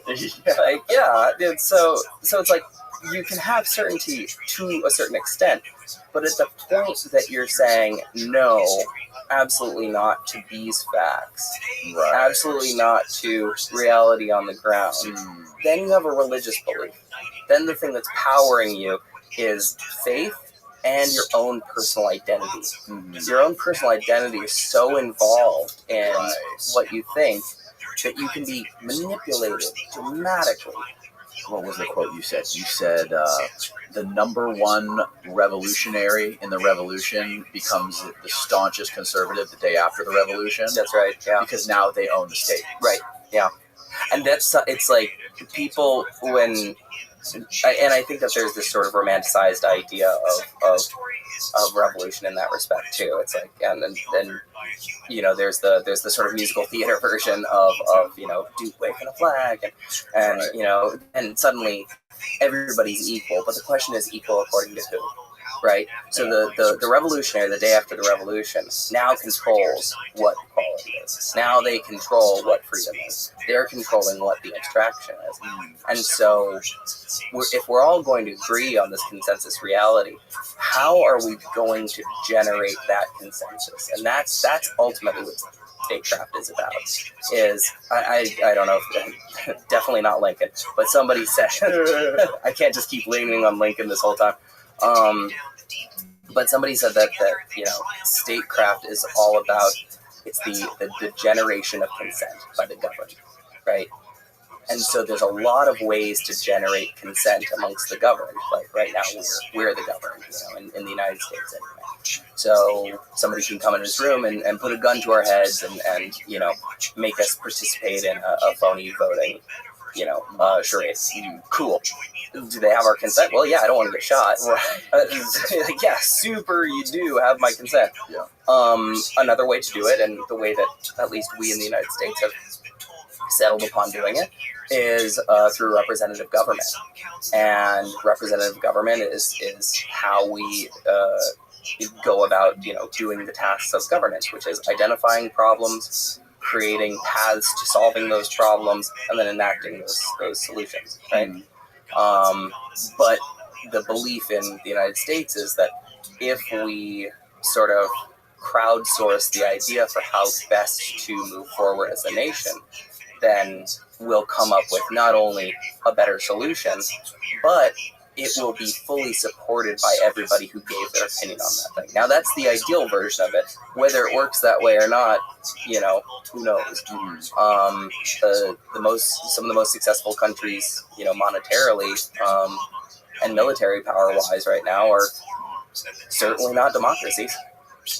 Right. They're autocracies. Right. And Andy Bustamante explained this to me beautifully in this diagram he calls the creation of a state pyramid, where he says the foundational... Explain that? So he says the foundation of the pyramid, the bottom level of the pyramid, is individualism. And that's basically whatever I hunt, I eat. Every man for himself. Yeah. The second level is tribalism, and that's where 4, 8, or 12 of us were a tribe. I may be a good hunter, you may be a good gatherer. I go out and hunt the food, you have your garden, and we share in our resources, right? I can't go into your house, club you over the head, and drag your wife out, because we have these rules, right? Because we're a little tribe, so we've given up certain freedoms, right? I can't just go take your wife. above that is the creation of a state where there's a governing body or people that you elect to basically run this nation or state or whatever. And that could be a collection of resources like taxes to have, so you have clean water, you have food that's safe to eat, you have electricity. And basically what he was getting at is that we have to be okay with giving up certain freedoms for everything that we have. And we were talking about, the context of the conversation started out talking about Snowden and talking about like privacy and stuff like that. He's like, I'm willing to his position on this, which I'm kind of coming around to, but I don't know what I feel about it. He said that he was okay with the government looking at the porn that I watch, or like looking at my browser history, if it's going to keep us safe from terrorists. Yeah. I mean, this is I think the sometimes called like the neo-Hobbesian point of view, right? So the whole Hobbes thing is like, man is in his natural state is this sort of feral creature that just loves to kill and rape, and then as we sort of ascend this pyramid, things get better because we are able to sublimate these natural tendencies towards violence into the state. We give the state the monopoly on violence so that we can have order, right? And that certainly makes sense. But it's kind of like the who watches the Watchmen type of thing, right? And it's like how much transparency, one, do you want, and two, are you comfortable with? Yeah, I think one of the things he said was, he asked me if I had kids, and I was like, yeah. He's like, do you tell your kids everything you do? I've heard that before, yeah. I was like, no. He's like, yeah, because you're trying to protect them. Right. But now that I have like the ability to like watch it and listen to it, then I'm like, it's not the government's job to be my parent. Right. For the people, by the people, like they're supposed to be the servants to us. Yeah, I mean that's certainly the abstraction, right? Yeah, like that's like it's like I'm sure you've probably seen a video of somebody on YouTube being yelling at a cop, being like, "I pay your salary." How well does that go? Right. I don't imagine it ever goes good. It rarely. At no point is the police officer who's the sort of like emissary of the state at that point. Right. Like, oh man, sorry about that. Right. Like that like yes, that person certainly believes that, but in point of fact, is that actually happening? I mean, not if they end up in handcuffs and with a black eye. Right. I mean, that to me is the fascinating thing about statecraft in general. Is like how do different places navigate this way of creating consent amongst the government? Because it's a cultural issue, it's a geographic issue, it's an historical issue. So I live in Albania. I live in Toronto, Albania, because after Peace Corps I just went pro, and so I've lived there for like on and off for probably 4 years altogether. And at a certain point, I was in an Albanian art gallery. I was looking at old pieces of artwork and paintings, and a lot of it is sort of like Soviet realist stuff, because Albania was one, it was the world's first atheist state, because religion was outlawed there for 50 years, and two, it was under a sort of brutal North Korean style dictatorship under a guy named Enver Hoxha. But one of the things that I found really interesting was in a lot of the Albanian paintings, most of the Albanian paintings, the people with rifles were never painted pointing their rifles up. They were always painted pointing them either straight or down. And I started thinking about that, and because I think of Western statues and artwork that I've seen in the United States, and then I realized, well, Albania is a mountainous country. People weren't pointing their rifles up, they were pointing their rifles down when they were defending against the Ottoman Empire. Oh, wow. And so the geography determined a lot about how the governmental structure ended up, the geography and the culture. Even though the Balkan Peninsula is sort of full of all of these Slavic languages and Slavic people, Albanians are not Slavic. Their language is not Slavic. It forms its own branch of the Indo-European language tree. And they're also surrounded by mountains. So isolationism seemed to be this way of generating consent amongst the governed there, because they were already not only geographically isolated, but they're culturally isolated. And so in the United States, we have, this sort of frontier culture, because for the dominant part of our history, we were moving west until we ran out of west to move, right? So the geography determined who ended up being most successful, and then who ended up generating the culture that was propagated throughout our country, right? Interesting. You can tell a lot about a country based upon the people that are their heroes. I mean, who are some American heroes? Like when you think about like the people that individuals point to and say, it's like, oh, that's an American hero right there. Right. Probably people with guns. Yeah. Either that or people who are people who are leading freedom movements. Martin Luther King Jr. Right. Yep. John Wayne. I was going to say John Wayne. Yeah. I feel like he's the main one. Right. Yeah. Or people who died. Rosa Parks. John F. Kennedy. People who are going their own way. Like we and I think that goes. We in the United States and I mean for every country, it's hard to see the water that you swim in, and so we take for granted what an individualistic culture we are. There's certainly Albania is a more collectivist culture, and that's not just because of the fact that communism was deeply embedded in their history, but it's because their family are remarkably. Is that Hillary Clinton? What am I looking at here? It's more like Bill. Googling American heroes, looking at photos. Oh, look at all those American heroes. Look at all these powdered wigs. Yeah. Einstein was not American. he was, well, as far as I know. Might have to go check in history about that. Oh, it's hilarious. So yeah, I mean, I feel like where did we get off to? Lebanon. Well, no, I want to go back. Yeah, you were in Lebanon. What were we talking about? You were in Lebanon, and I was in Beirut. I was just reading. Geopolitics. Frank was like, "Come back and be an intelligence analyst." Yeah, so I did that. I was actually. By the way, Frank is a pseudonymous name. It is a pseudonymous name. And if you Google around about me, you'll figure out who it is. Yeah. You did an amazing podcast. Who was the guy's podcast you did? Chris Ryan. Yeah, and Chris Ryan said he was gonna fuck Frank's wife. God damn it. Jesus. There that goes. I'm gonna be dead by noon. Nice knowing you, Danny. If my book comes out, You're Not Here, Travels to Countries That Don't Exist, and I died, I hope it sells well. You're Not Here, Travels to Countries That Don't Exist.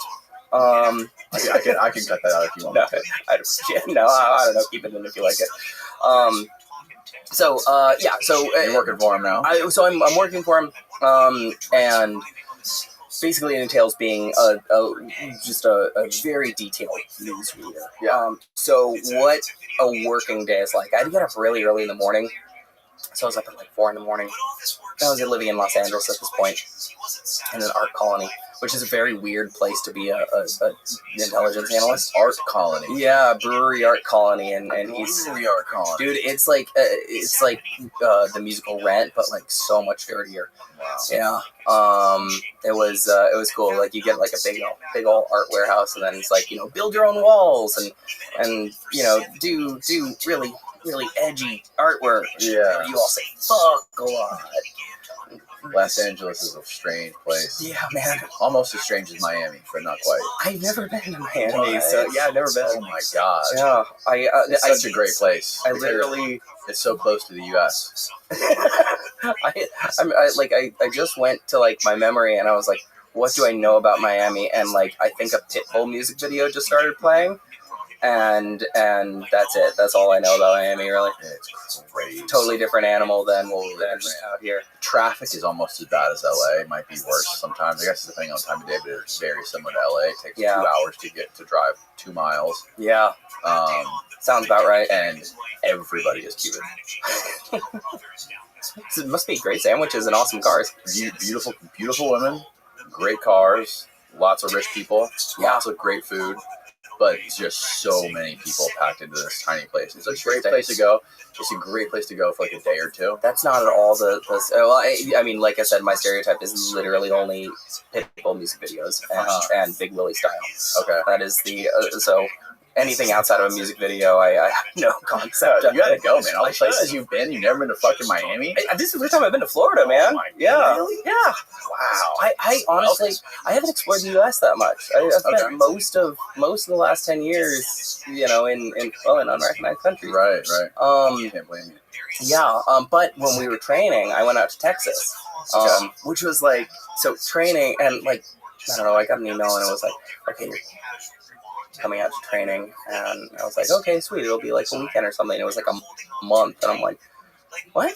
And like, it was like it was 3 other people that I was training with, to be an analyst. I feel like I should do this the entire time. I mean, honestly, air quotes. Yeah, air quotes. I was a very, very advanced newsreader and future guesser. I learned a lot though. I mean, fascinating work. Yeah. But like we were, me and 3 other strangers who turned out to be amazing. Shout out to Cheyenne, Xander, and Lawrence. Great people. So like we stayed in this like house in like suburbia outside of Austin, and every day we were just sort of like learned geopolitics and like had to like read through this huge book about World War II, and then we go over to Frank's ranch and he'd like hold globes at us and be like, "This is the Philippines." I'm like, "Oh, cool." And he's like, "Well, it's a bayonet going into China," and like then tell us like all of the history of the Philippines and what America's geopolitical positioning around the Philippines was, and you just like trying to pack as much geopolitical knowledge into our heads as possible.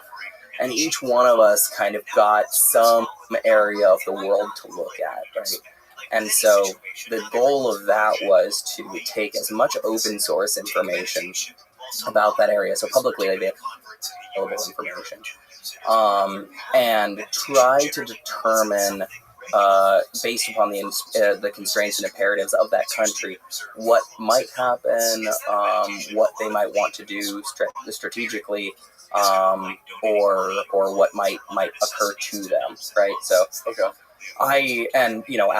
after 2 whole weeks of learning about geopolitics, I was like, my tinfoil hat was like firmly on. I was like looking at Belarus and just dreaming about Alexander Lukashenko. At a certain point, I was just like, Alexander Lukashenko doesn't think about me nearly as much as I think about him, which is a shame.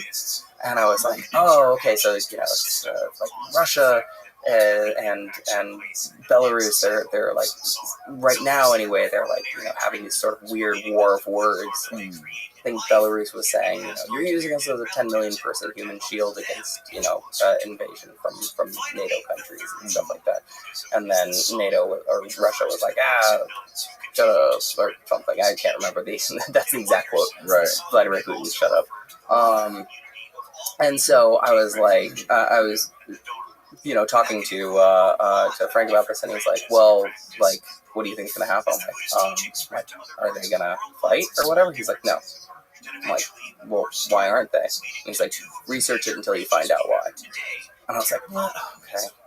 And so just kept reading more and more, and then you find out that like the energy infrastructure of Belarus is like completely indivisible from Russian energy infrastructure. There's oil there, but it's unproven, so it would take years and years for them to actually get that oil out of the ground. So the constraint is they certainly can't break away from Russia. They can't have a war with Russia. So why are they having this public war of words? And at that point, that's when real analysis happens, is you're looking at what is actually going on when you know what the constraints and imperatives are. Okay. And so that was kind of the training area for me. It was just like, write up a report about Belarus. So I wrote what was going on? What did you figure out? I don't remember. Nothing. Yeah, and that's the other great thing about one of the wonderful things about learning about geopolitical analysis is like most of the time the world is not burning down. Like, most of the things don't mean a lot. I had the best example of this was one day a colleague of mine sent me an article about it was Tajikistan, and some guy had blown up in Tajikistan, and she was like, "What do you think of this?" So it was like one line email. I started researching Tajikistan. I was researching it for a week, and then I was like, "Okay, well, you know, is there some relationship with the Taliban? Is that happening? Are they going through the Wakhan corridor? Like, was it a bomb maker?" And then it turned out it was like a science teacher who accidentally blew himself up. Like and it's like, yeah, sometimes people just accidentally blow themselves up. Sometimes stuff just isn't that important, and sometimes things are totally geopolitically irrelevant. And depending on how you look at the world, that can either be very comforting or very not. Because it could mean that nothing is significant, you shouldn't worry about anything. Or it could mean that the most mundane thing is deeply significant, you should worry about everything. Right. So, I mean, for me anyway, at that time when I was doing that work, I was the opposite. So, as I was doing that work, and in the book, I start out the book writing about this time that I was analyzing an Islamic State beheading video. And I was trying to sort of like impress the boss. Why are you analyzing that video? So that video was it had cropped up at some point. I think it came out in the Islamic State magazine. I think it was called Davik. But, you know, if it's just a regular video, them sort of talking about the normal stuff, you know, then it's probably geopolitically irrelevant and you can kind of toss it. But this one specifically was in Farsi. So it wasn't in Arabic.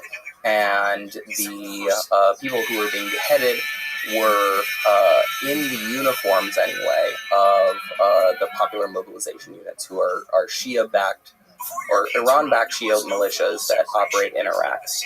And so I was watching the video to see if there was a way of determining that this was definitely an Islamic State message to Tehran, right? And as I was watching this thing, and realizing that I was finding myself becoming more and more paranoid and liking the world a whole lot less the more I studied warfare. I mean, go figure. I was realizing that there's no way for me to actually determine this, right? Because, yeah, like, you can put those uniforms on anybody. You can put that insignia on anybody. Right. So does it mean that something's going to happen tomorrow? Like, is the Islamic State going to roll some tanks into Iran? Or not tanks anyway, like, Toyota Hiluxes? Or, like, are they gonna do that? Like, probably not, but it was like, that was the only thing that I had to analyze that day. And, you get on these cryptic phone calls, and you have to spit out this brief without, stumbling on a single word. And by the end of my brief, they were like, nope, that's irrelevant, don't worry about it. So, I had, in my art colony in Los Angeles, I'd spend the morning, watching beheading videos, and it wasn't even 7 in the morning yet. Like, my coffee shop wasn't even open yet. Before you had your coffee. Yeah. Yeah, and so, I was like, and I remember, looking at because I definitely had, I leaned into the stereotype, I had a yarn wall in my room. It never really got to a yarn wall status. I bought yarn, but I never, put anything up. That was, too arts and craftsy for me. I know. I wish I had a picture of that. Yeah, I was looking at all the maps on the wall, and I'd done a lot of traveling before, and I love traveling. I like liking the world.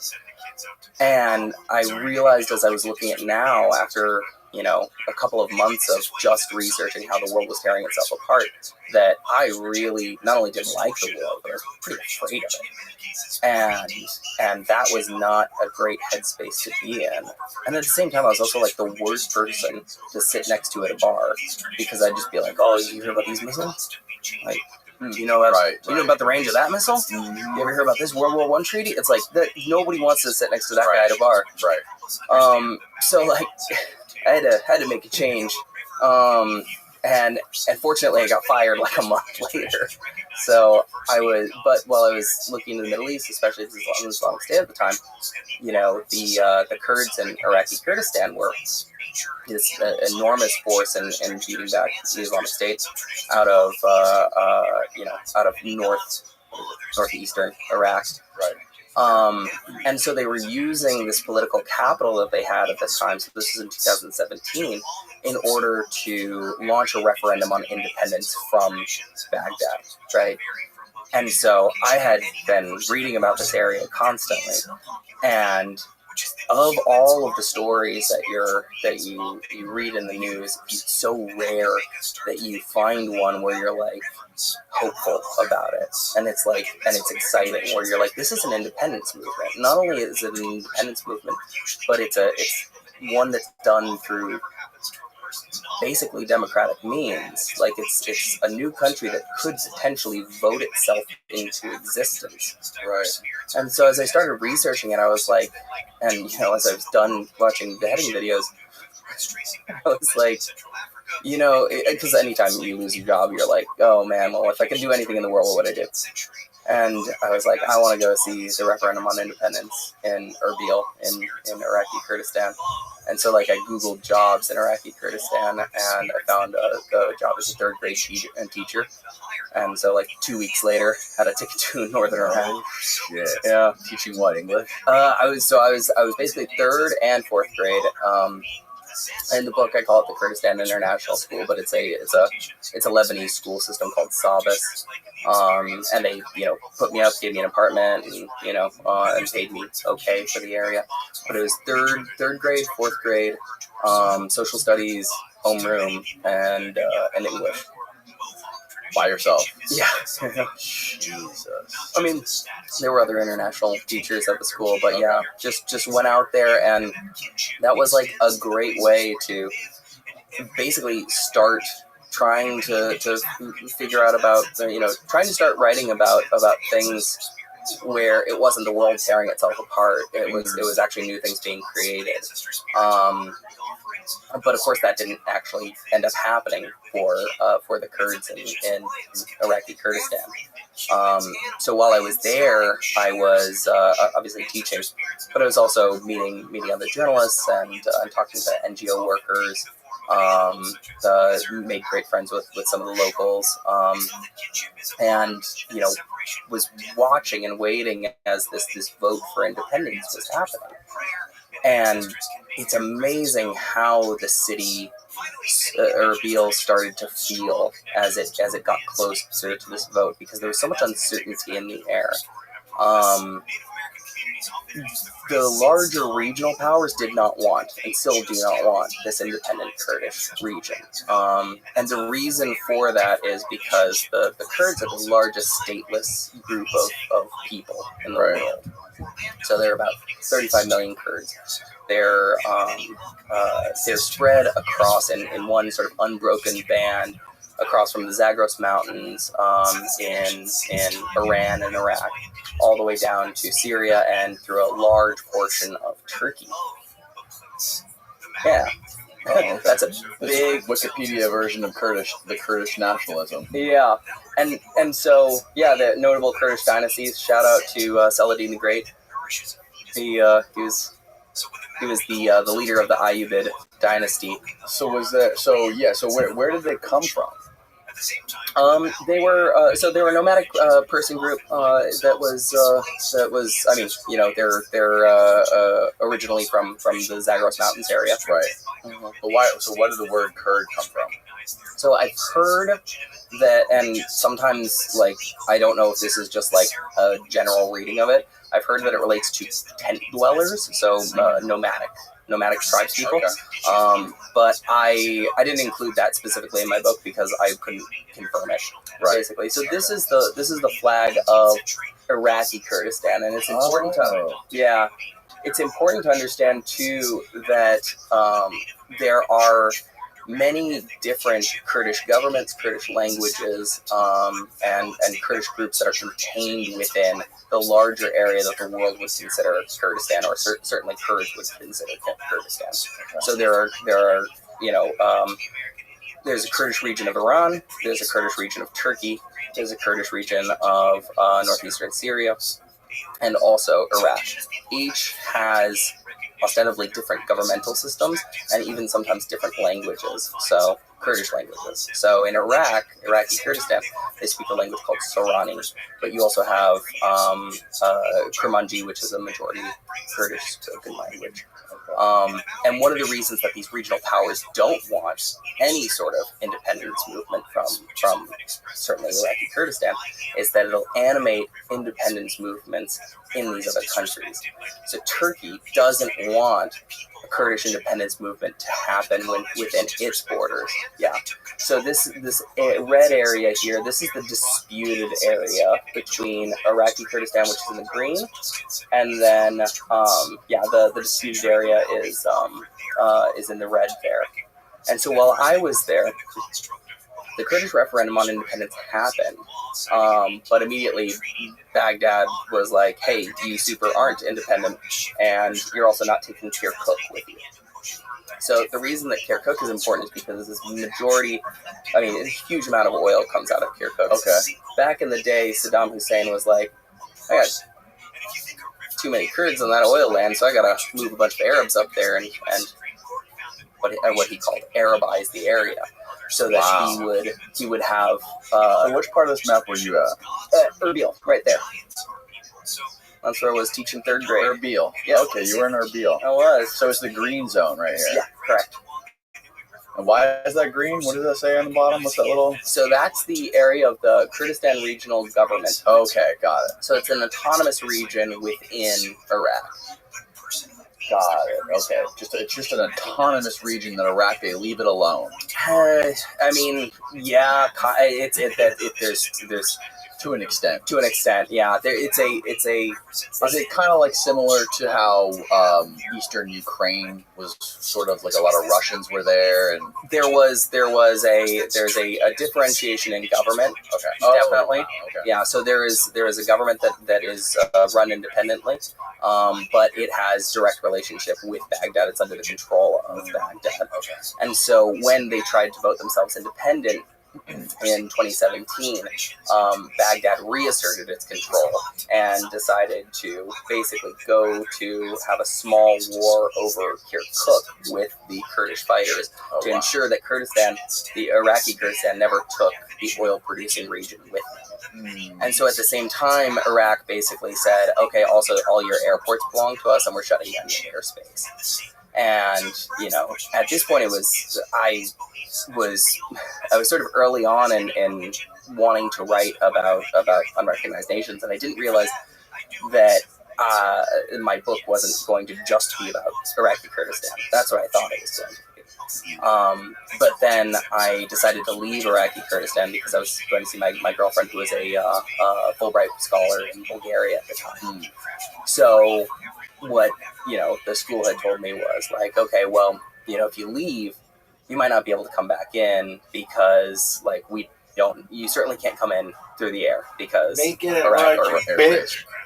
Yes, Baghdad shut down the airspace. So I was like, okay, I'll leave Iraqi Kurdistan on a bus. I'll just take a bus across the border and then fly from this place called Sirnach.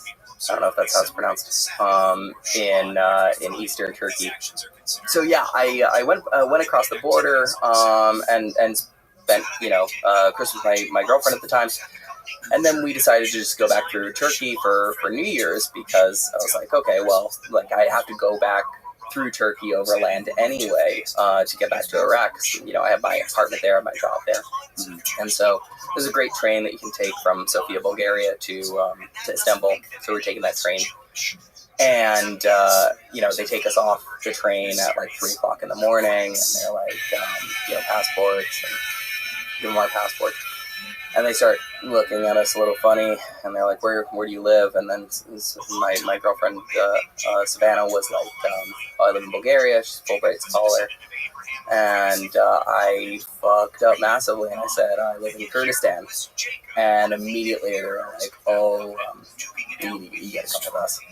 And so they took both of us, and I got a probably about an hour and a half, 2 hour interrogation from the Turkish authorities.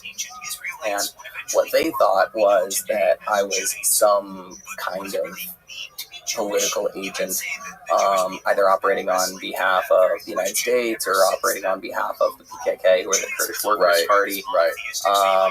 Because, I mean, frankly, it just didn't look good. There's probably so many CIA agents in that area of the world.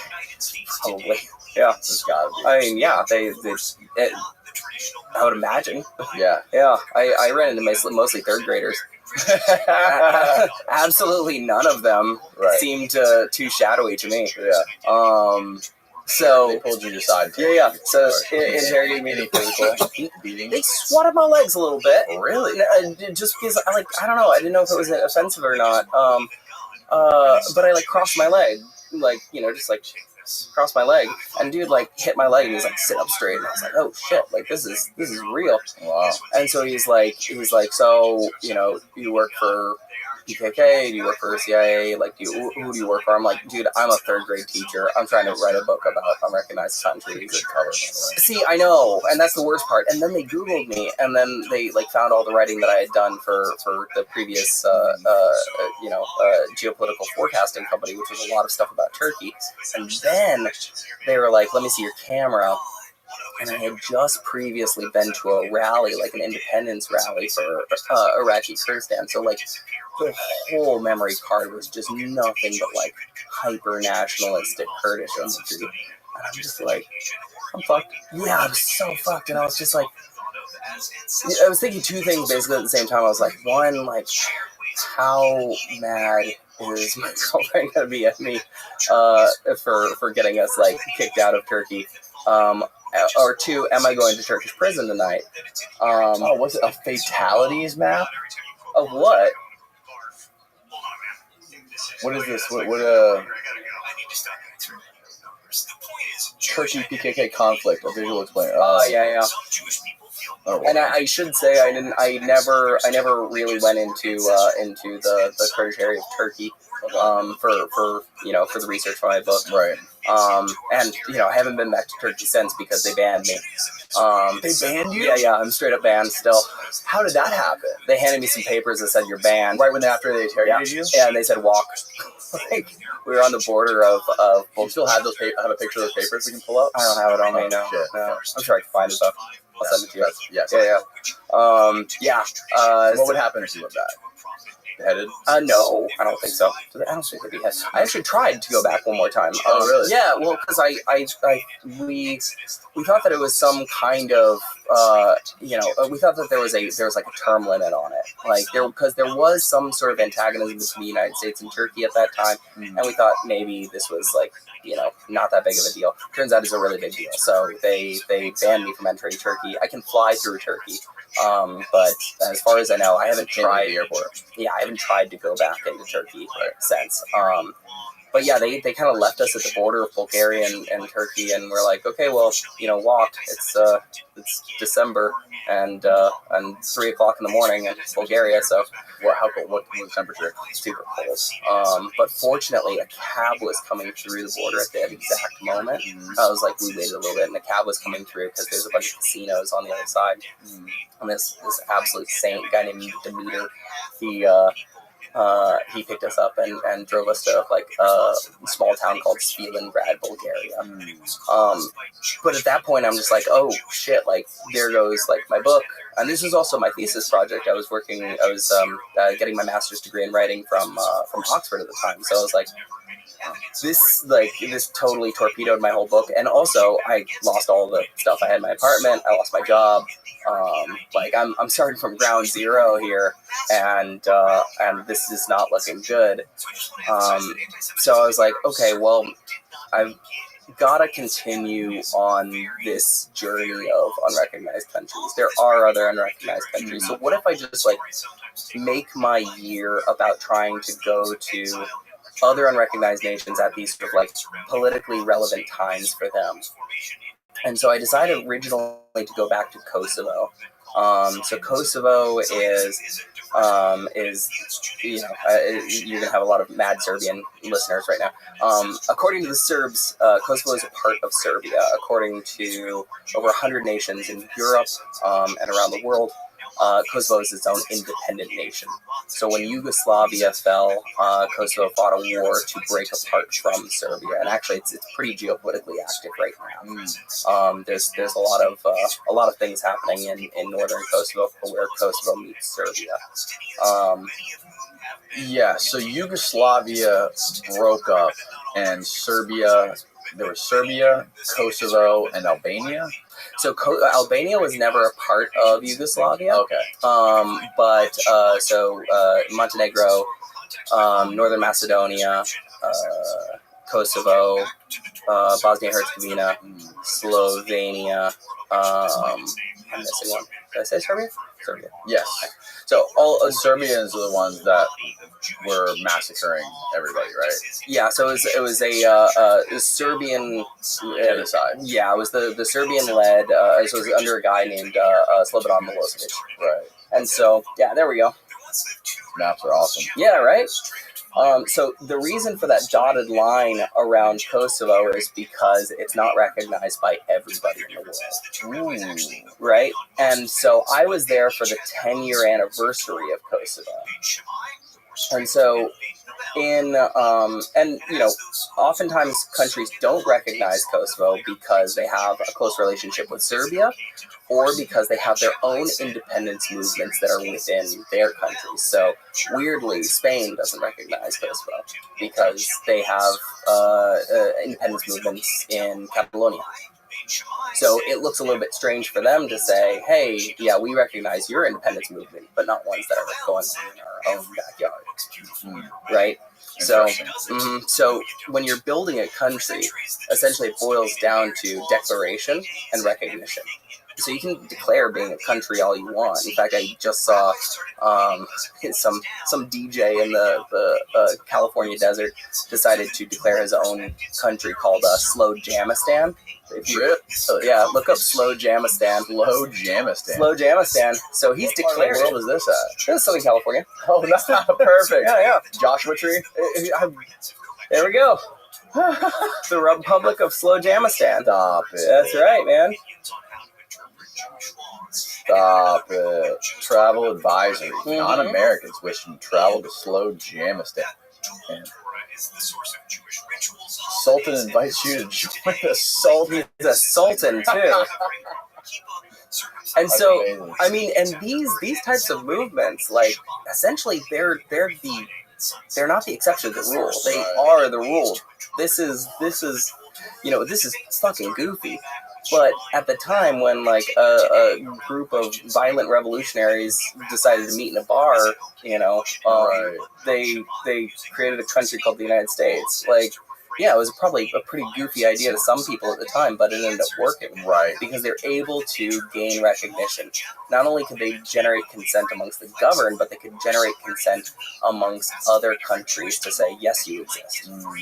And that's the thing that Iraqi Kurdistan was missing, certainly. They needed support from the United States. We didn't support them. We supported them to help us fight the Islamic State, certainly. But we armed them enough to do that, but not enough to fight back against Baghdad to have a revolution within territorial Iraq. And when was that? When did we 2017. 2017 we armed them. Well, we've worked pretty closely with the Kurds for a long time. I want to say in 1992, there was an operation called Operation Provide Comfort, which installed a no-fly zone over Iraq, and this was to help the Kurdish population along the border who were fleeing ethnic cleansing from Saddam Hussein. Oh wow! So we've had a close relationship with them, but we are constrained by our relationship with Turkey and with federal Iraq, that we would never actually support an independence movement with them. Right. At least that's okay. That's my understanding of it. I'm a geopolitical numbskull, so apologize for the dumb question. Well, look, nobody consulted me as to whether or not like they should support Kurdish independence. I was the teaching sentence structure to Kurdish. Let's take a break. 8-year-olds. I gotta fix this AC. We're both zinning right now. Oh, zinning. We're on the Zimbabwe. So I was in nicotine conversation, by the way. We're back from our bathroom break. nicotine conversations and unrecognized nations. Bars, not Lincoln-esque bars, but bars nonetheless. Yeah. So I was in Mitrovica, which is this area in Kosovo. So it's this area in Kosovo which is like disputed between the Serbs and the majority Albanian population. I should say that the majority of Kosovo is Albanian and Albanian speaking, but there are other ethnic minorities that live there, and there are also Serbs that live there. Right. Yeah, there it is. That's Mitrovica. And so I wanted to go up there because, I mean, look, I'm an American, and I live in Albania, so that certainly like tilts my point of view on Kosovo, because America sort of led the charge for the NATO bombing campaign that stopped Milosevic and led to the establishment of Kosovo as an autonomous state. And so they really like Americans, and that's what Beck was saying. Yeah. And so I really like Albanians, so I'm massively biased towards that point of view. And so while I was working on this book, I was like, well, I also need the Serb point of view. I need to understand what their what living in a country that essentially they don't consent to is like for them. So I went up to northern Mitrovica, and there's this bridge that crosses over a river. It's called the Ibar River, and it's sort of patrolled by all of these UN peacekeepers, Italian Carabinieri, who are sort of keeping the Serbian side and the Albanian side separate, because if anything's going to pop off, if war is going to start again in the region, then it's going to start probably at Mitrovica or in one of these borderland areas. And so I went up there and I was like, well, I need to cross the bridge. I need to go, just talk to somebody. And as I was crossing the bridge, I was like, I immediately felt like this intense sense of anxiety, because I was like, it quite literally felt like I'm crossing over from the side of us, just from my own, nationalistic conceptions, to the side of them. Because I know for a fact that the United States is revered in Kosovo because they helped stop Milosevic's genocide. And I know for a fact that the Serbs do not love America because we bombed their capital. In fact, the bombed out buildings are still sort of kept as monuments. Oh, wow. Right? And so feeling yourself change, how you feel in a place based off of how other people are perceiving you, that's kind of the essence of the illusion of statecraft, right? I'm just crossing a bridge. Nothing's changed, but everything's changed about my internal life. Suddenly, I feel like the other.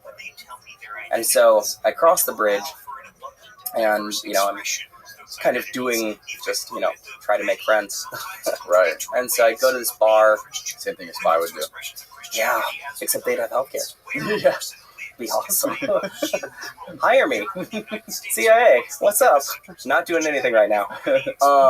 Except for my book, You Are Not Here. Travels through countries that don't exist. CIA recommended. So I go to this coffee shop, and I'm kind of just sitting there having a drink and smoking a cigarette and minding my own business, but also trying to, trying to make friends. And at some point, this guy looks over to me and he's like, you Vulcan? And he says it in English. And I was like, nope, I'm not. Why'd you think that? And he's like, well, you drink like a Russian, you smoke like a Turk, and you look like a Jew. Damn. Whoa. That was accurate, man. I'm like, so I'm like, hey, can I buy you a drink? He's like, I'm Muslim. No, but you can buy me a coffee. I'm like, cool, man. So we start chatting, and So Muslims don't drink? I mean, some do, but obviously more Orthodox Muslims don't drink. It's haram to them. Wow. And he was, and so it was a fascinating conversation with a guy. He's Bosniak, right? And so a part of Milosevic genocide was Bosniaks, was Muslim men and boys. Like the Srebrenica massacre was this horrifying massacre in Bosnia. And yet there I have a Bosniak guy who's sitting next to me in, the Serbian-dominated side of Mitrovica in Kosovo, a majority Albanian country. And I'm like, what are you doing here? And he's like, what are you doing here? I'm like, I'm trying to write a book about unrecognized nations. And I'm like, can you explain how you sort of see your national identity to me? And he's like, oh, you're not Balkan at all. You would understand this. I'm like, no, I'm not. Like, he's like, look, I speak Serbian. I have the same religion as many of the Albanians. I even speak Albanian. But I know that I grew up in Yugoslavia. But I know I'm not Albanian because my father's a son of Bosniak. And certainly I'm Slavic. But I know I'm not Serbian. And I know I'm not Croatian because I'm not Catholic. And I'm like, okay, so what you're saying is that you understand your identity based off of the things that you're not. That's a big portion of what your identity is. And there's even a term for this. It's called schismogenesis. And the idea is that national identities, group identities, can often come from another group that you're being different than, that you're identifying yourself away from. Yugoslavia was the land of the Southern Slavs. That's what Yugoslavia means. And so there were all these different groups within Yugoslavia. Croatians, Slovenians, Macedonians, Serbians, Bosniaks. And they all had different national characters. And so when Yugoslavia fell apart, they divided along cultural lines. And so he understood himself, his own personal identity, how his identity plugged into the rest of what he felt his nation was as a Bosniak, specifically because his parental lineage, his religious beliefs, and also who he said he wasn't. And so at that point, I was like, okay, one, you're right, I'm definitely not Balkan. And maybe I would understand that a little bit better if I didn't grow up in Southern California. And then two, what's it like, living in a Serbian city after there was this, massacre of Bosnians? He's like, well, you want to see how Serbs treat Muslims now? I'm like, yeah. He's like, you should go to a funeral. I'm like, okay. He's like, you want to come to one tomorrow? I'm like, what? And he's like, yeah. I'm like, who died? He's like, my mother. Like, okay, yeah, I'll come to your. And it wasn't like a funeral, it was a wake.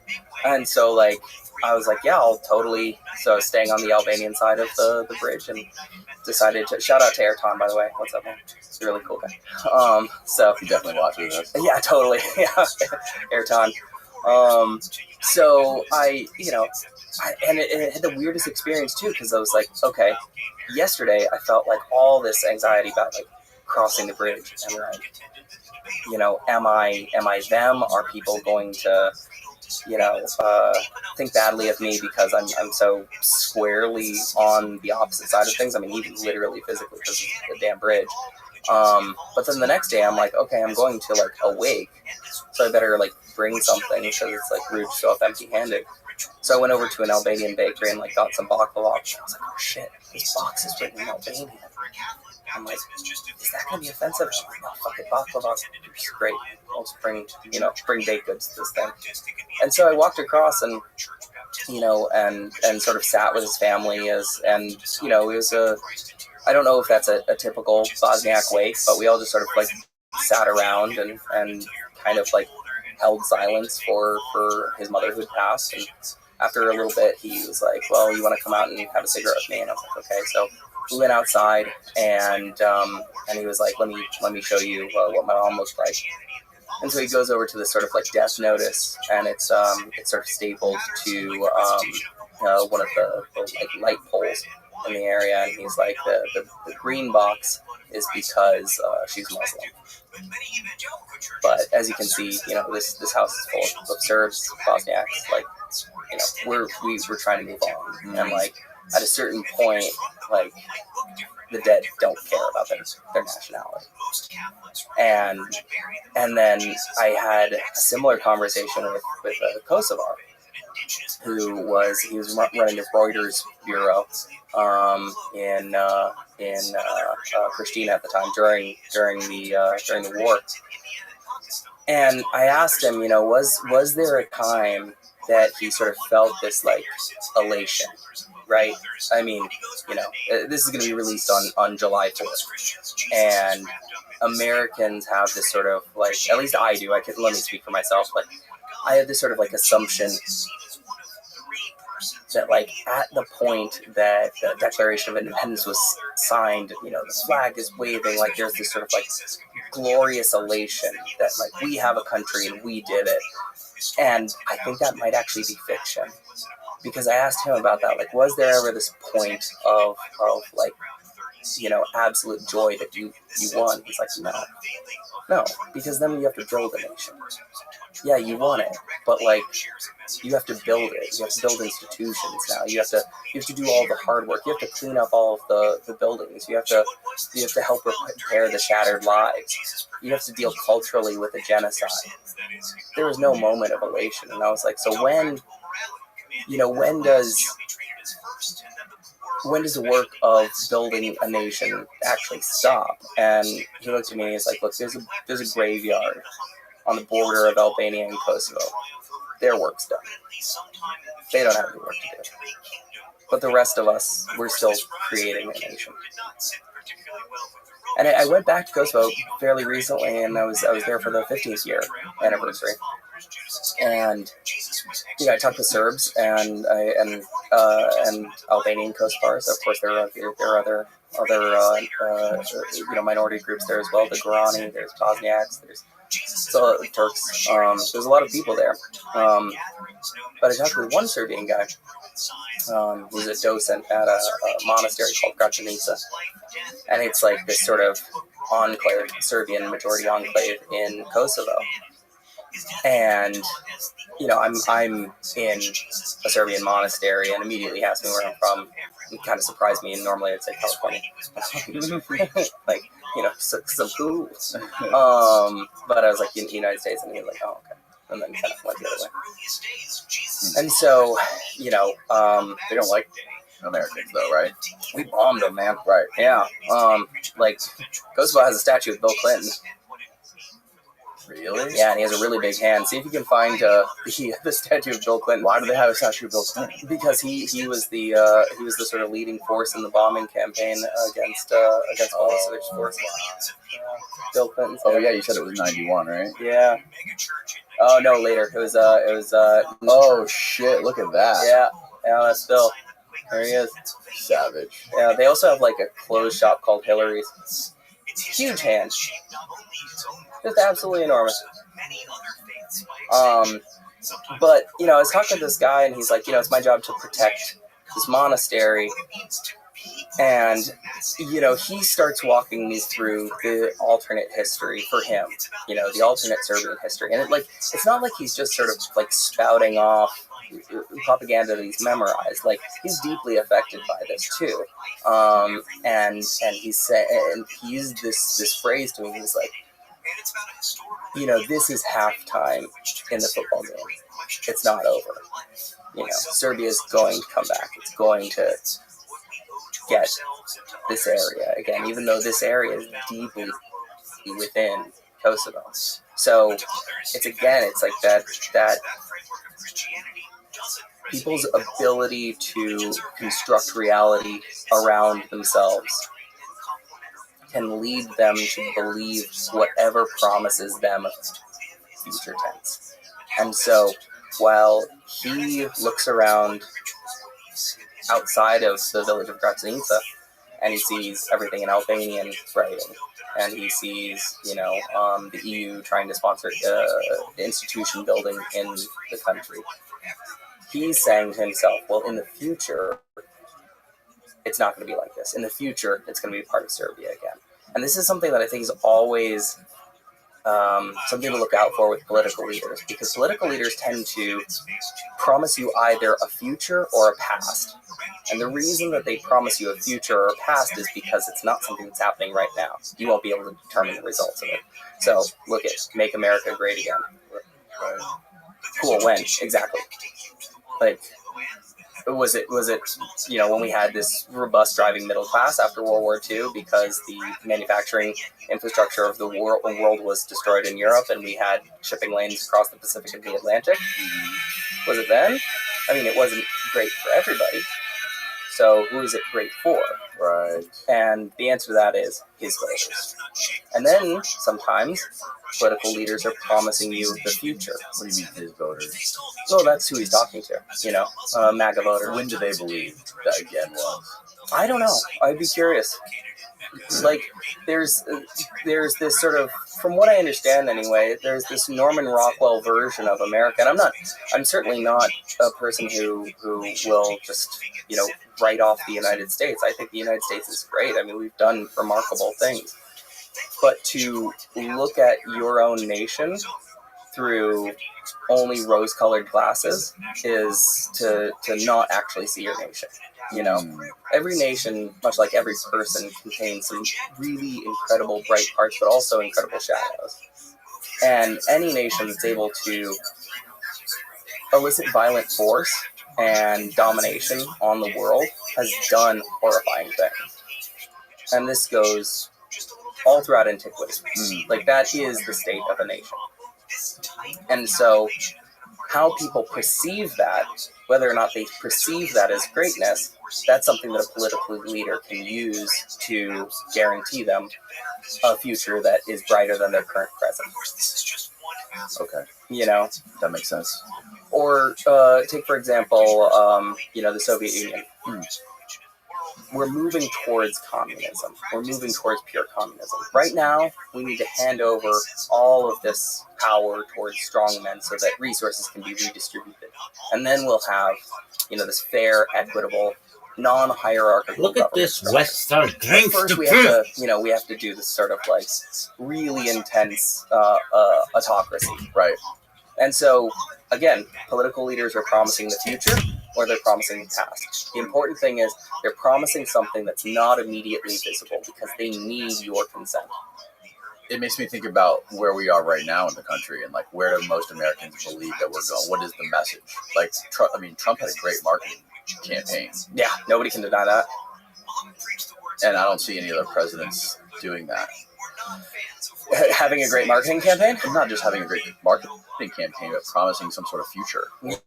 Yeah. Or, like you say, a past. Like, they're not really giving any sort of grandiose vision of something that people can get behind. Like, Trump had something that people got behind. Right. And, like you said, they made it their religion. Yeah. Well, that's the, I think it's Zuboff in Surveillance Capitalism. She talks about this sort of like this human need to have a right to the future tense, right?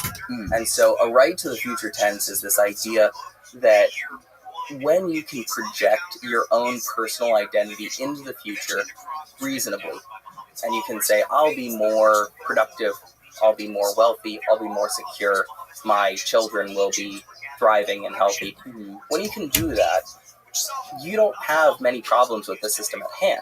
But when you can't do that, when your vision of the future becomes dimmer and darker, and when it looks like things are actually getting worse from you, or when it looks like things are getting worse for you, then suddenly you're going to cling to any ideology that promises you that future tense, even if it doesn't actually bear any resemblance to reality.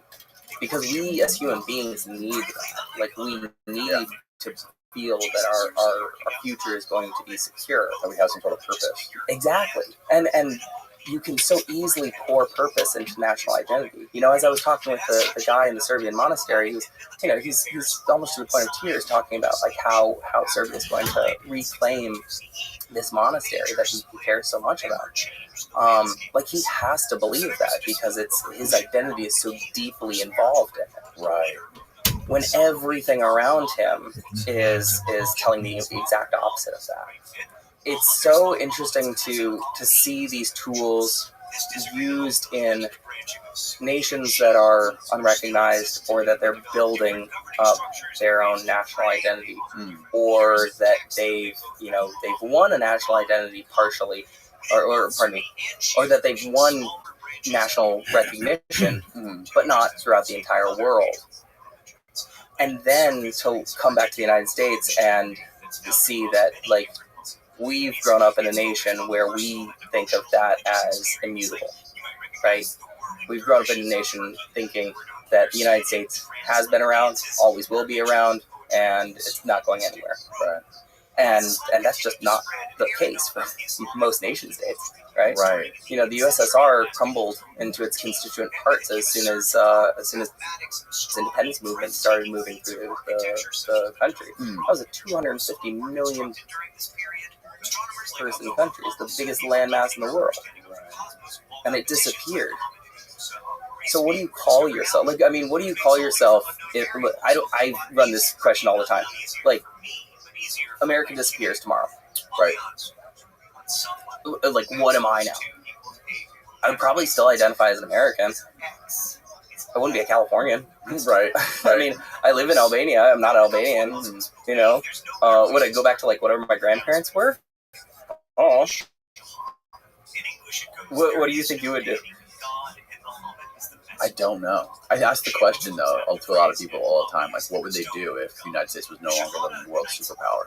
Like, would we become some huge target to some of the other superpowers? Like, would we become, like, a vulnerable target to Russia and China? Or how much of a grip would they have on us, and how much security would we have living here if we were no longer the number one superpower? So that's a super interesting point of view on it. I think it's it's definitely like the dominant American point of view, because it's like, I think one of the things that defines the American character is self-determination. One of the things that defines the American character is, like, self-determination, but on the flip side of that, the shadow of that is paranoia, right? It's like, I'm going to be the one who's leading this thing. I'm going to go out and make it on my own. I'm going to, dominate world markets. I'm going to innovate. I'm going to do all these things. But what happens when I'm no longer on top? Will other nations treat me like I've treated other nations, right? And I simply don't know. I mean, if I were to assess that, I think you'd have to look at really geography, like, how much can we decentralize to produce the things that we personally need to survive? We have an enormous amount of arable land. We have drinkable water. We have navigable waterways. We've operated in sort of like federated mode before. And does it make sense to invade us? Like, does it? Genuinely? Does China want our land? They have a lot of land. They have quite a bit. So, what would be the imperative? Why would somebody be forced to act violently on the United States? It's interesting when you think about, like, the geography of the United States and how we are surrounded by the Pacific and the Atlantic Ocean, and it may not make sense to put boots on the ground in the United States if you're another country, but you could sort of take over the United States in other ways, which is a lot of people talk about how China is doing that with us through, like, TikTok and trying to make us dumber, like, right? Like, every kid between the age of 12 and in their 20s, they're just going through mindless TikTok stuff all the time. China is putting fentanyl, literally, like, shipping fentanyl to Mexico, which is getting into the drug, killing a lot of people in the U.S. They're doing it in weird, subversive ways. They're sort of like injecting themselves into us, like this negative all these negative aspects of drugs and media, which is killing us from the inside. Like that quote, like Abraham Lincoln said, that we would like rot from the inside, which seems like what's happening right now. It's like end stage, late stage capitalism, empire, kind of thing.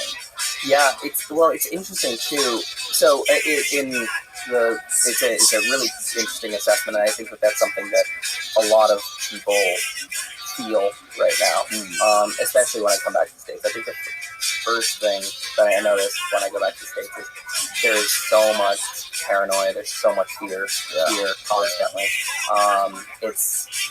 And there's so much political polarization. As soon as I have any conversation with anybody, they're sort of probing for whatever my politics are. Like, I mean, I can say something as innocuous as blue hair.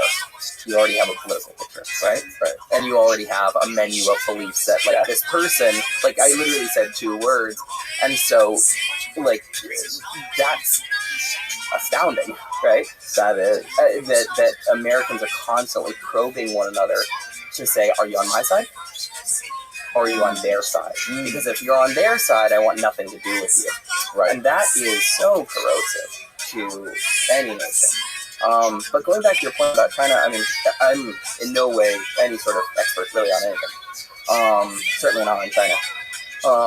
But you have to ask yourself, what's the imperative behind it?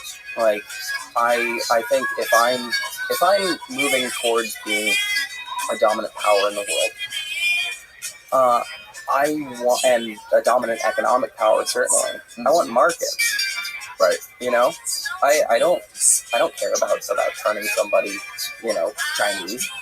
I want wealth to come from outside markets into my country. I want to maintain the wealth within my country and use that for the betterment of my people, right? And this is ultimately the reason that I think that we're in this stage of reconceptualizing what a nation state is.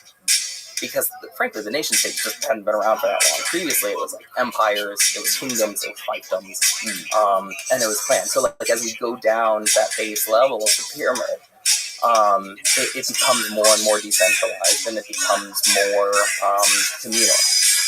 But what happens when you have a global economy? Capitalism doesn't care about your border.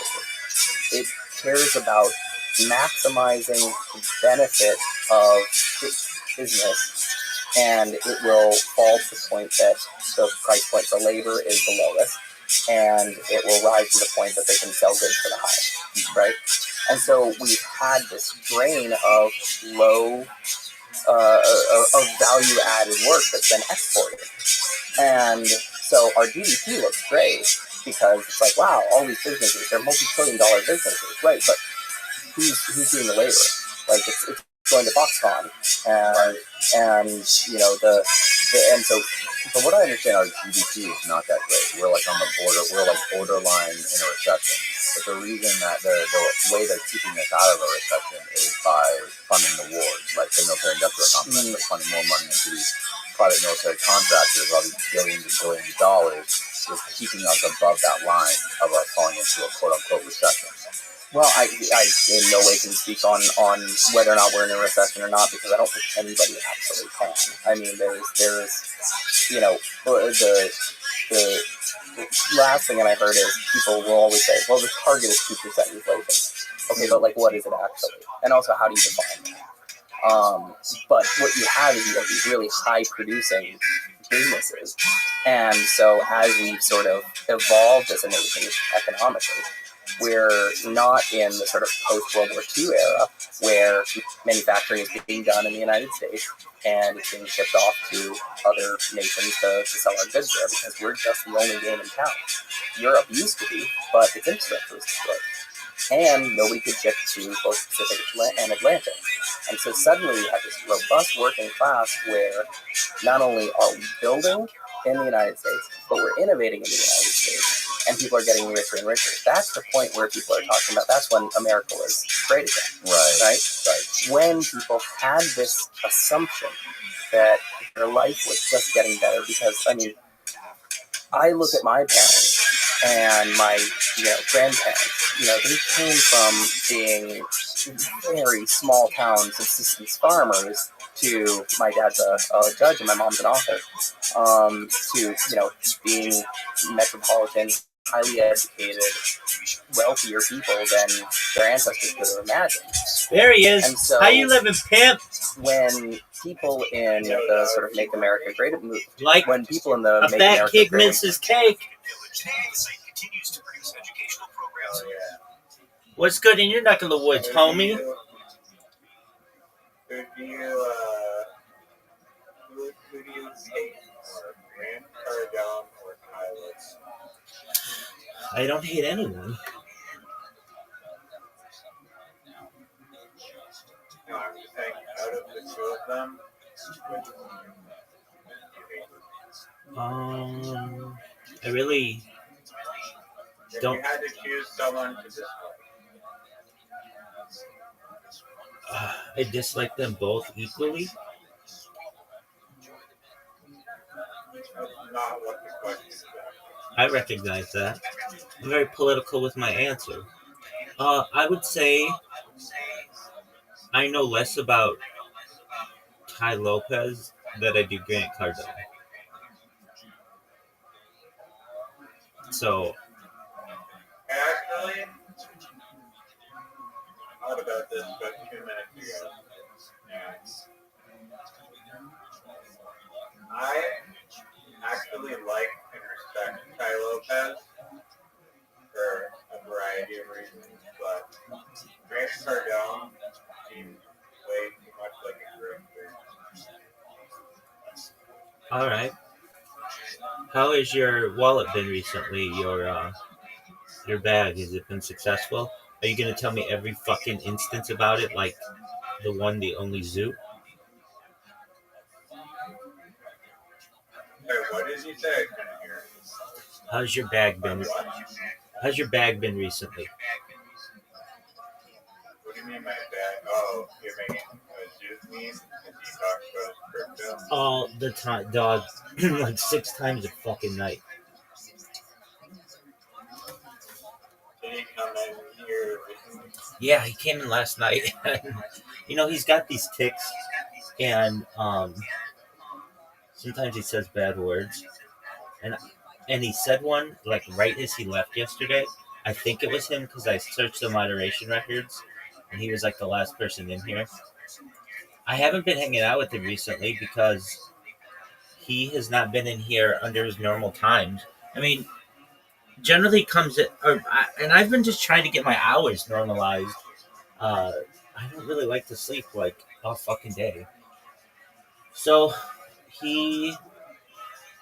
but he used to come in, depending, but like generally from like 1 a.m. to like 6 a.m. and we'd play. But I've been trying to get to bed earlier than that. So because of that, he's been coming in, but I've just been asleep. But he will come in, and he'll be like, "Oh, I'm so bored." I'm like, "Dog, you've got a bag that's worth 6 figures. Shut the fuck up." And he's like, "Oh, I can't wait to be." 7 figures. Yeah, not quite that high. But Oh, 5, 6 figures. It was 7 figures. That's not fun. yeah. But then he'll like complain over having to spend like $10 on something. I'm like, why is it such a big deal for you to have to spend $10? You know how he got that money? It's a really cool story. You could make a fucking movie on this story. I think it's really cool. So he was really into Pokemon cards. Now, let me preface this by saying, ask him for the exact deal, but this is just how I remember him saying it along these lines. He was really into Pokemon cards, and he went on eBay to buy Pokemon cards, and he bought he wanted to buy like $10,000 worth of Pokemon cards, or he had bought like maybe amassed $10,000 worth of Pokemon cards, and his bank thought it was a fraudulent charge and froze his finances. and it pissed him off because it was like just trying to buy Pokemon cards as an investment.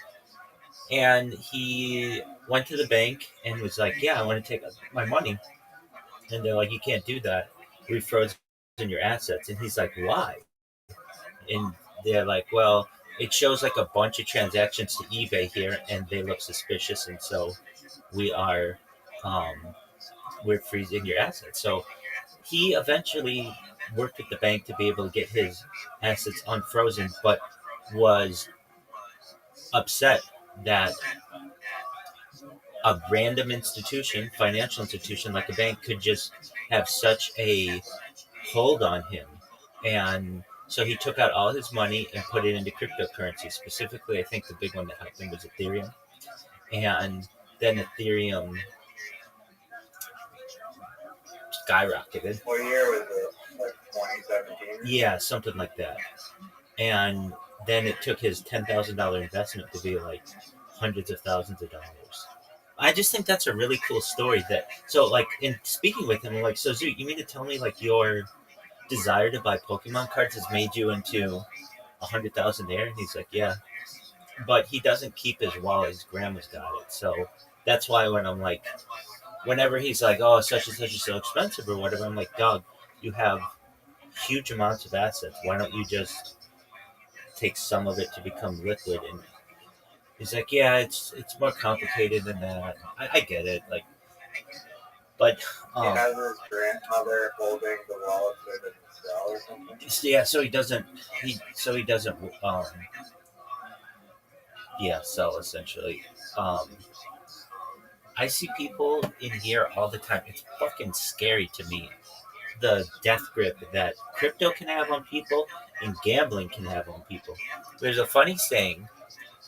I'll attribute it to Tim Connolly Sr., who was a comedian, actor, guy from the 1960s, 1970s. And his son says it all the time. And his son has a show on KFI in Los Angeles. He lives out of Burbank. And he says, of all the addictions that you can have, gambling's the one that can make you a lot of money. And it's kind of a funny saying, like, of anything, like you could be addicted to cocaine or marijuana or alcohol. Those are all going to drain your bank account. But gambling is the one that could make you a lot of money. And I'm not saying it's the best one to have by any means, but all of the other ones are generally not going to allow you to have the same results. So I get people who come in here, and it's sad to me. It's really sad to me. This one guy in particular, I've told you about this guy who manages all the bots for like all these major streamers. He'll come in here and he'll take $1,000. He'll bring in his friends into this Discord, and he'll bring in all his friends, and he'll just play. We'll play roulette, and he'll just ask me to like pick numbers for him, and we'll pick numbers, and he'll turn like $100 into $1,000. And then be up a lot, and he'll give away some of the money as well to friends and such, and then he'll still be up like, let's say, $1,200, $1,300, like a good amount of money, not life-changing, but like a good night. And then he'll go into this one game on stake, and within 30 seconds lose it all. And I'll be like, "What the fuck did you just do?" He's like, I had to play it. I just had to play it. I don't know what I'm doing. I just had to do it. And then I'll be like,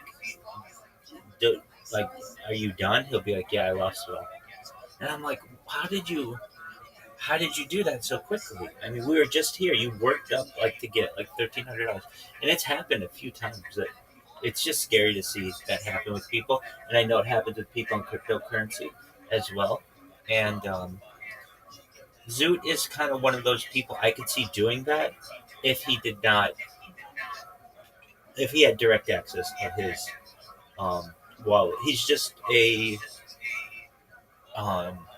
It's funny that he is smart enough to recognize that he can't be trusted with his own money. right, exactly. He's a what's the word where you do things, and he's impulsive, and I think he would be the first person to say that. So yeah, it is good, but it's amazing to me that he has basically amassed like a small fortune because of Pokemon. Like, isn't that a cool story? Yeah, no, I didn't know that. I thought I guess he did gain the money from crypto, but the origin story was Pokemon and the bank. Right, exactly. I mean, I didn't know. I thought like maybe he got an inheritance, or I don't know. Maybe security position could have paid really well. I have no idea. But yeah, and I've got to say I'm proud of him. He's working hard to get a six pack. He updates me on it every fucking day that we talk, and he he's really been working on himself. He's a major um, um he is a major, what is the word? Starts with a P. Just one moment. He's I want to say protagonist, but no, that's hero. He's uh, he's a major. Um, I'm gonna get this one. No, no, no, no. If this takes me all day, I'm gonna get it. Um,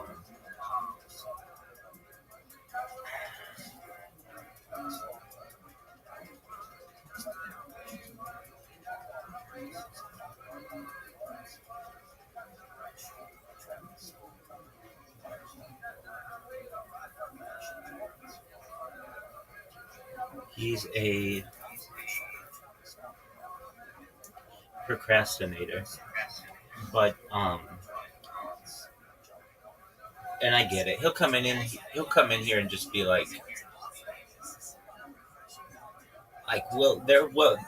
have been a few things that he says that he will do, and he keeps saying he'll do them, and then he'll say, I'll do it in 2 weeks, I'll do it in 2 weeks, I'll do it in 2 weeks, I'll do it in 2 weeks. And it's like, all right, dude, but don't complain about it if I'm telling you what to do. Like, one of them is he comes in here all the time, like heartbroken about girls. I don't want to say heartbroken, but just frustrated. And he's a good looking dude. He could pick up chicks. But he's like, there are none in my area. I'm like, dog, I am sure that there are some attractive single women in your area. He's like, yeah, but I've got to travel to find them. I'm like, no, you don't. There are people, I'm sure, on your block. You just don't recognize it. And so I've told him, get on the dating apps. And he's like, yeah, but nobody swipes right on me or whatever on the dating apps. And I'm like, all right, what are your pictures? He's like, well, they're just pictures I took. I'm like, no, get professional pictures taken. That's like the biggest thing that you can do to improve who's gonna swipe right on you, and have action shots, have you in like your wherever you live, like being comfortable, have you perhaps like outside, have you with your dog, like that kind of stuff is gonna be attractive to women. And he's like, oh yeah, I'll do that. That's a good idea. I'm gonna start looking for photographers right now, and he'll do it. And then like a few days will go by, and he'll be like, I'm so frustrated with these girls. And I'm like, all right, well, did you update your dating profile? He's like, no, I'll do it in 2 weeks until after I do this and this and this and this and this. And it's like, all right, that's cool. Just keep procrastinating. That's fine. I don't want to bash him. He's a nice person, and he's my friend, but he can be frustrating sometimes. And then there's a subject that he'll always bring up, and I've had to tell him, I've given you my opinions. I don't want to talk about this when you're here. And it just has to do with like mental health. And he'll get bored, and he'll just want to talk. No, not that. But just I think if you just made up a psychological issue, Zoot would think he has it. And he's not alone in that. That's pretty common amongst people. But it's just like he'll want to talk about psychological issues, and it's like, Zoot, we've talked about these things so many different times that I don't want to talk about them anymore. Because then you just come in here and you say, I think I have this, I think I have this, I think I have this, I think I have this. And I say, okay, go to seek professional help for that. And he'll be like, oh, I will in 2 weeks. And it's just like, oh, Zoot, if you... Get the autism diagnosis. Yeah, kind of that deal. But I will say I'm very proud of him for his improvement of his body, and I mean, he tells me every day what his body fat is, and that's really good. I mean, he's gone from like a 4-pack to a Unless that 6-pack. requires going to actual thing. Yeah, it does, but at least he updates me perhaps on his body mass index, so that's your height to weight ratio basically, and um, he calls it his body fat percentage, but you're right, it does. But he's improving. I keep telling him, dude, then just go to the strip club and tell the guy that you're ready. And I just think he's a little anxious about that, but that's fine, you know. And I mean, there's probably other jobs that you can get. Have you actually been practicing with dance moves? Is the question? no, I'm sure you You can. have a body, so you actually have to be able to dance, right? You know what? He has a pretty good voice. I've heard him sing. Now that's not dancing, but if you can sing, it says that you probably have a little bit of rhythm or at least a musical gift. And he'll sing in interesting situations. Like I've had karaoke nights, and I've invited him, and he's come and sung. And normally, like most people would not do that, so he does have the courage to be able to do that. And I really wish he would just start coming in earlier, but he comes on his own time. This is Zoot. And Zoot, you're gonna watch this someday. Right, exactly. He'll be like this. He'll come in at 2 a.m, and he'll be like, "We'll talk. I'll give him some shit, and then I'll be like, all right, you ready to lose? How many games in a row are you gonna lose?" He's like, I'm not gonna lose any games in a row. I beat him 3 or 4 or 5 games in a row or whatever. He'll be like, oh, I've got to go. Okay, and then he'll leave. 15 minutes later, he'll come back. Like, hey, Zoot, you ready to lose 5 games in a row? Yeah, you're not going to beat me, blah, blah, blah, blah, blah.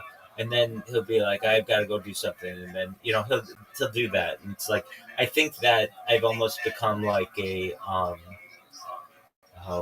like when his mind is idle, he just comes in here and, does whatever, which is cool. I mean, I'm glad he's here. He's You're actually his procrastination. Yeah, exactly, a little bit. That's fine. I'll take that. He is an interesting person. He's a seemingly a good person, and I want the best for him, and so I do my best to give him good advice, but he doesn't always take it, which is funny. But I mean, he's living his own life. Again, I wish he would just come in earlier. Like, I don't know, what time is it? And I'll look right now. Time and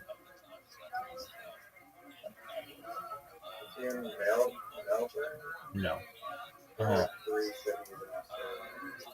No, there's no. Okay, so I guess he just doesn't come in the. I mean, I don't want to dox him, but there's only one really major side of Australia, unless you. Yeah, because there's really only one city on the west coast. It's Perth, and he's not in Perth. Yeah, I think like 90+% probably people in Australia live along the coast. It's way more than that. Yeah. It's like 98%. The only people who don't are people who. They had fucking Mesa and Hughes. Yeah, dude. I was just learning about one this week a little bit. It was actually in this. I was looking at that. Yeah, I think I would consider it a hoodoo. Hoodoo's a religion as well in spelled the same way. It's like voodoo, but it's different. It's a set of spiritual observances, traditions, and beliefs, including magical and other ritual practices, developed by enslaved African Americans in the southern U.S. from various traditional uh, African spiritualities. But it's also African beliefs with Christianity and indigenous knowledge. it's also like a geological form. Okay, and then I was learning about this. What? Oh no, it was something different. Wait, was it? No, I was watching documentaries on. It was supposed to be on geography, but it really turned into geology. And so, have you ever heard of Ayers Rock? It has a different name. It's Uluru Ayers Rock. But there's an Australian rock band called the Hoosiers. Oh, tight. So Ayers Rock's also known as Uluru, which is what it is in Aboriginal names. And let me see, is Ayers Rock a hoodoo? Oh no, it wouldn't be. It wouldn't be. Because a hoodoo's like when like a rock's on a hoodoo is a tall, thin spire of rock shaped by erosion.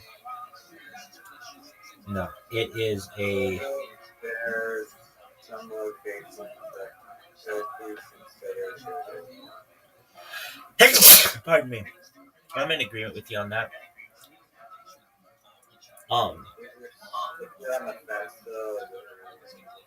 Right. When I think of hoodoo, I think of um like Wile E. Coyote and Roadrunner. Dude, you know what becomes really popular?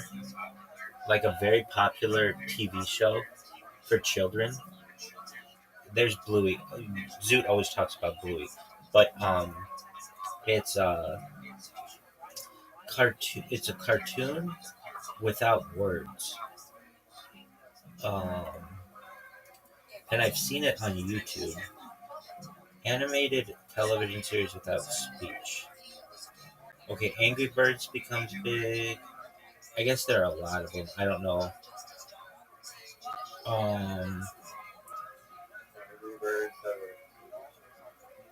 Yeah, apparently.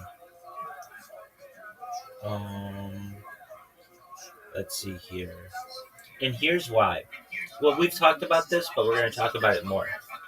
Okay, what's the highest type of humor?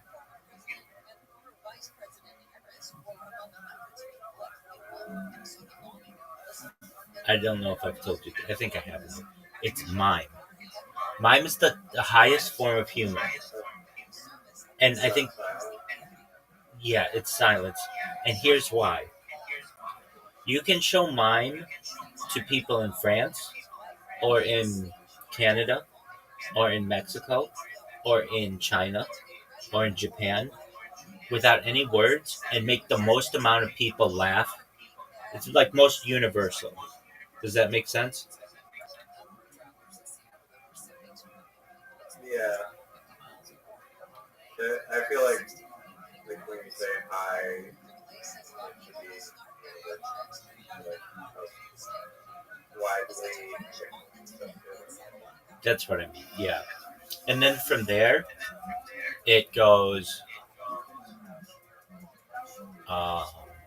rhyme. No, it goes mime, pun, rhyme, alliteration. So if you're coming up, you know how like we always come up with these names of businesses. Rhyme isn't humor though. Rhyme is not. If you what I'm trying to say, if you want the best punchline, one that rhymes is more beneficial than one that doesn't. How's that about fun? It's not. So number one is mime. Number two is pun. Number three is rhyme. Number four is alliteration. When have you heard a stand-up comedian joke where the punchline is rhyme? Yeah, I have. George George Carlin has done it. But he was almost like a philosopher. But yeah, like he would read these really long things. He'd have little notes. You know what George Carlin is, right? Yeah.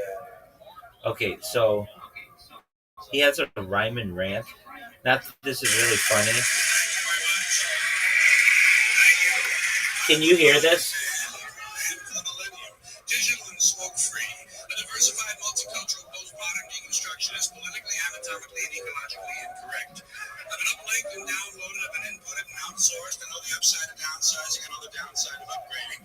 I'm a high-tech lowlife, a cutting-edge, state-of-the-art, bi-coastal multitasker. Can you hear this? In a nanosecond. I'm new wave, but I'm old school, and my inner child is outward bound. I'm a hot-wire, heat-seeking, warm-hearted, cold customer, voice activated and biodegradable. I interface with the databases in cyberspace, so I'm interactive, I'm hyperactive, and from time to time I'm radioactive.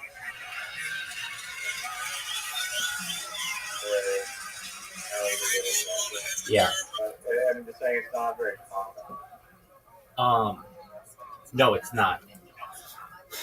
But that doesn't like. I studied humor a lot. In fact, I think there's a when like I look at this in really big terms, and I could be totally wrong. What is the main ingredient of humor that triggers the response? It's a complicated answer. It depends, but one of the major ones is simplicity. There is it's called a um, in humor. It's called a something of words. Just one moment. Let me go to ChatGPT on this one. I would say that is In humor, what is it called when you are trying to limit the amount of words to make things simple? Comedians talk about it all the time. It's something of words. Economy of words. So, when it's an economy of words. So when you are trying to make people laugh, the the less words that you use or the fewer words that you use, the more impactful it is. So it doesn't get all jumbled and um, too drawn out. So word economy. Yeah, I mean, there's obviously, I guess, kind of like, there's going to be multiple opinions on it. I think that the economy of work kind of like a factor in it, but I heard someone mention this before, and I thought it made a lot of sense. Is that the main ingredient that makes people laugh and evoke that laughter response is surprise, because when you introduce surprise, it's like this unexpected thing, like the punchline of the joke is basically like, sometimes I guess you can kind of feel it coming, but I'd say more frequently it's like things that you wouldn't expect come out, and that is it. So like triggers your brain to be like, oh, this is unexpected and funny answer to this thing. I agree with you. There's it's called a misdirect, at least in humor, where like what's an example of it? You like lead them down one road and then Yeah, maybe like, they anticipate the punchline's going to be A when it's really B, and the fact that that has taken them by surprise enhances the funniness of the joke. yeah. I mean, there's different. There's like a whole lot of different ways that you can go about setting up a joke. So it's not like that. There's like one answer. Like, I agree. that is a misdirect is like one example of like a Surprise. lot of possibilities. Right. That's true. Another one can be volume. I mean, it like it could be a lot of things, but just physical humor, kinetic humor, um, can do it as well. And there's a blend of them. I noticed that, in my opinion, and everybody's sense of humor is different. The best comedians are those who have a very high punchlines per minute um, ratio. So someone like Bert Kreischer has like a really, I don't know if it's a long one, because believe it or not, for as much as I hate Bert Kreischer, he's taught me two things about humor that other comedians have not. The first is this: he focuses a lot of his attention on the first word that a comedian uses when they come out. It's like, why did they choose that word? Why is that the word they chose? And after I heard him say that, like I hate to say that, like he that is an important thing. And then the other one is punchlines per minute. And do you know who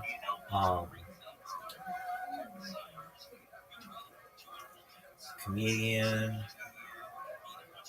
um, um,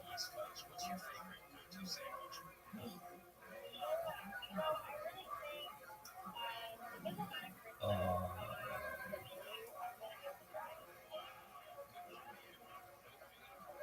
Mitch Hedberg is? Yeah, there's a one-liner guy. Right. He has the highest IMDb rating of any special, and I watched it like a couple weeks ago, and it's hilarious. It's absolutely hilarious.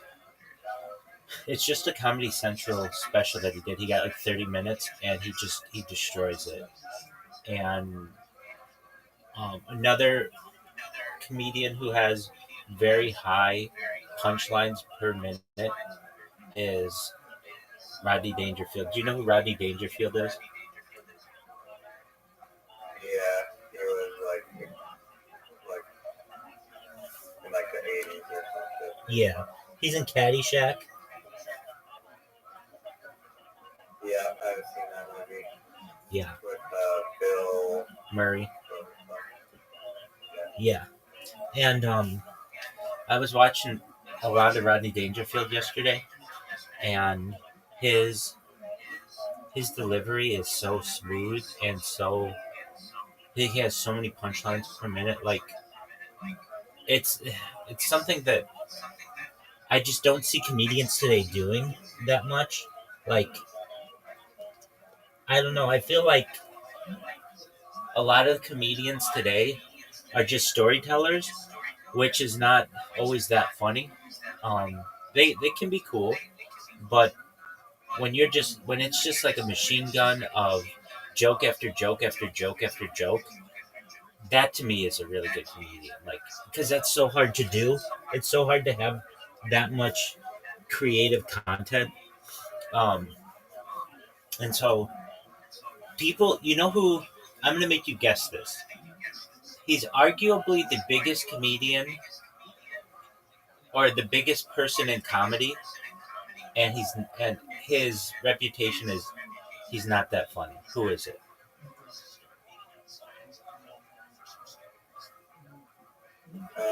Tony Hinchcliffe. That's a really good guess. Joe Rogan. Yep, you got it. You got it.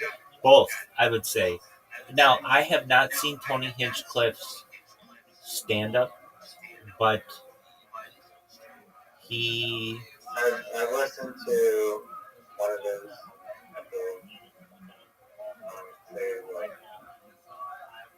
Honestly, I think him and Joe Rogan are like I don't know. I think Joe is like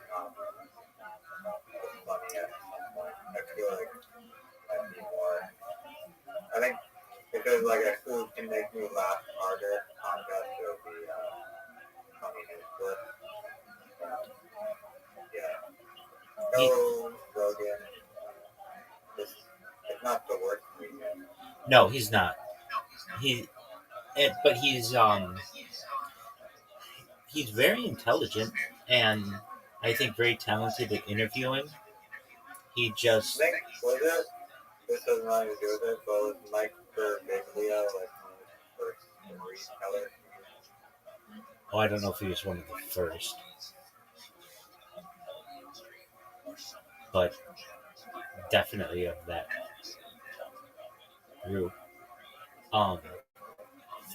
So Tony Hinchcliffe has only put out one special, and it wasn't that well received. It was on Netflix for like a little while, and it definitely didn't bomb, but it didn't knock anybody out of the park. Do I think he's funny? Yeah, but I think he takes like cheap shots too, and I don't think those are funny. And Joe Rogan, I watched like within the last month, I watched like 3 or 4 of his stand-up specials, and they're okay, but they're not that funny. I mean, maybe people think that they're just absolutely hysterical. He does have a couple of jokes though that I feel are like all-time classic jokes. This one he's got where he's talking about Caitlyn Jenner, and he's like, who knows? Like, if you lived in a house with all those women, who knows what would have happened to you? And there's like another one that he says that's like, it's about women fighting, and it's like, if you mean to tell me that we live in a world where if you want, you can be a different gender and beat up the other gender? It's something. I'm slaughtering it, but and like get paid to do it. That's okay. Like, it was something like I would have never thought growing up like that would be considered okay.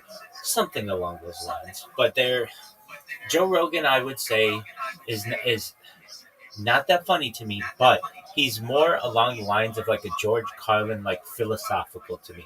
He talks about some things that I feel are important to society. He has like almost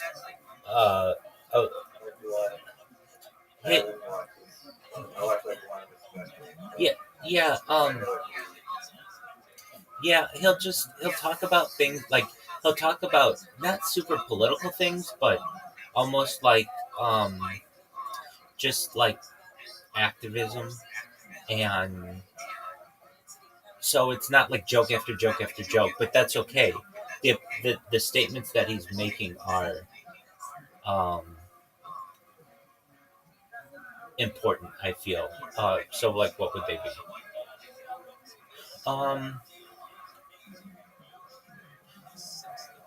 I mean, like, he's probably had something along the lines of, I'm not recalling it off the top of my head, but something like,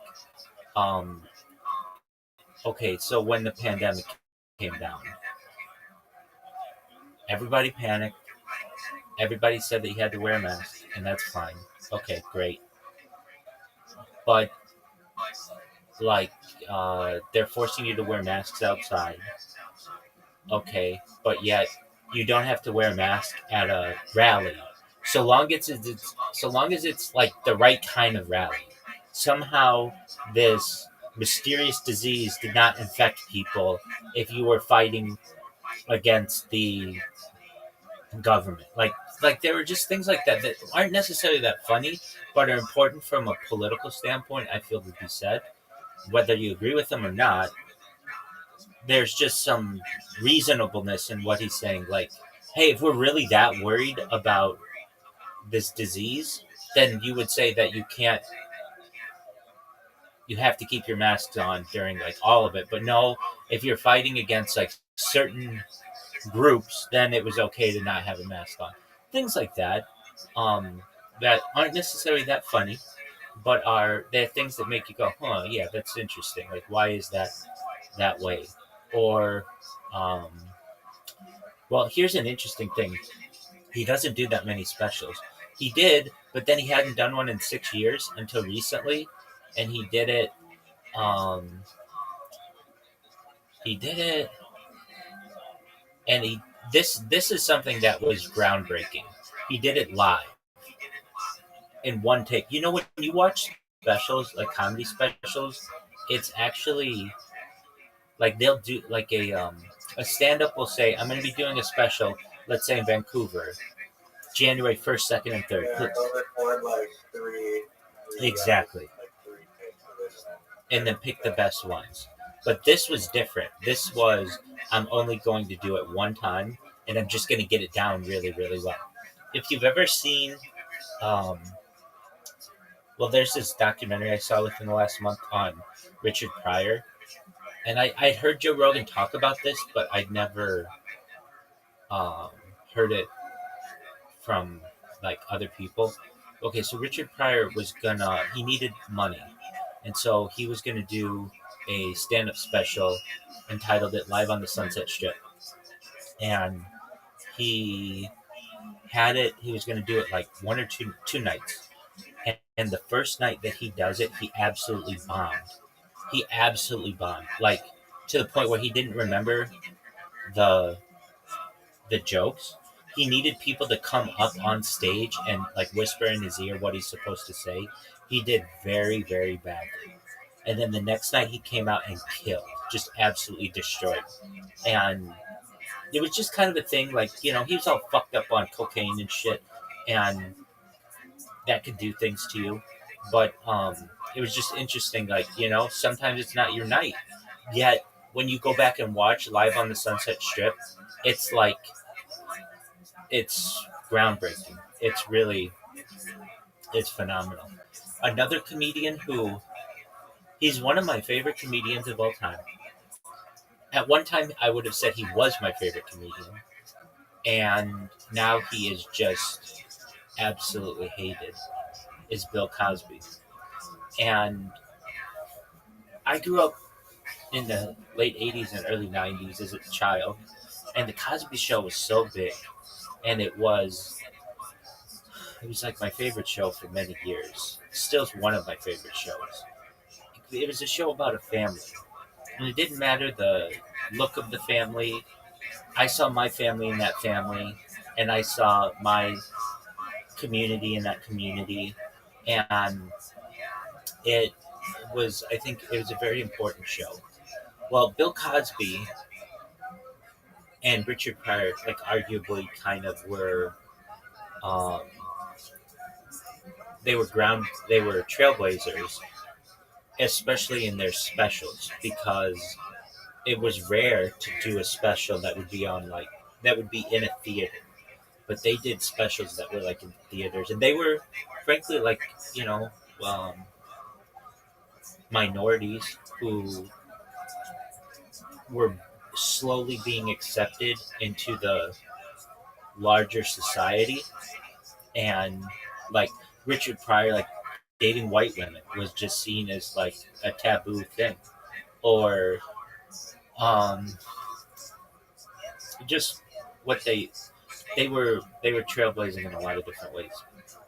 And I watched their specials, and their specials are still very funny today. Um, to me, a special is even better when it's like almost timeless. Do you know who Andrew Dice Clay is? Yeah, I've seen his special, and it was quite funny. He was smoking cigarettes the whole time, like hitting on people's girlfriends, and like basically just like making it super awkward by asking about the girl's sexual history right in front of the guy. Right. He's like, oh, she's lying. We all know it's lying. Right. Now he was a trailblazer. He's the first person to ever do arenas, and that I guess it's really interesting that to make money as a comedian is incredibly difficult. Remember we were talking the other night, and I was saying, why with podcasts and everything? No. Previously, even still it is, but previously was much more difficult because there were only limited clubs. It was really hard to get stage time, and then like we looked, they paid $25, and at one time they didn't. At one time they didn't even do that. There was some kind of like revolt that happened at the Comedy Store in the 1970s. It's actually on their website. I've read it, but I still don't really understand exactly what happened. But basically, they let me just quickly see what it is. Yo, dog, in 10 sentences, tell me what happened at the Comedy Store where there was like a revolt or like a unionization of the comics. It was how comics started getting paid because they weren't getting paid. In 10 sentences, tell me that whole background. It happened around the 1970s. Okay, in the 1970s, comedians at the Comedy Store in Los Angeles were performing for free under the idea that it was a showcase club where industry people could discover them. So they weren't even making money then. The club, originally started by Sammy Shore and later taken over by his ex-wife Mitzi Shore, was booming, with comics packing the place every night. Even though the club was making serious money from drink sales, the comedians weren't being paid at all for their performances. As stand-up comedy became more of a legitimate career path, comedians began pushing back, demanding to be compensated for their work. Led by comics like Tom Dreesen, a group of performers began organizing and essentially went on strike in 1979. They picketed outside the Comedy Store with signs like "No bucks, no yucks," pushing for fair treatment and pay. So notice what they did there. They had a rhyming punchline: "No bucks, no yucks." It's short, it's simple, but like that's what I'm talking about. Those things are powerful. Mitzi Shore argued that paying comics would change the nature of the club and ruin the showcase culture. Some comics like Jay Leno and David Letterman supported the strike, while others crossed the picket line. Eventually, most clubs in LA started paying comedians, though the Comedy Store remained a complicated place in terms of its policies. The strike was a turning point. It helped professionalize stand-up, proving that comics deserve to be paid like real performers. So for a long time, they weren't paid at all.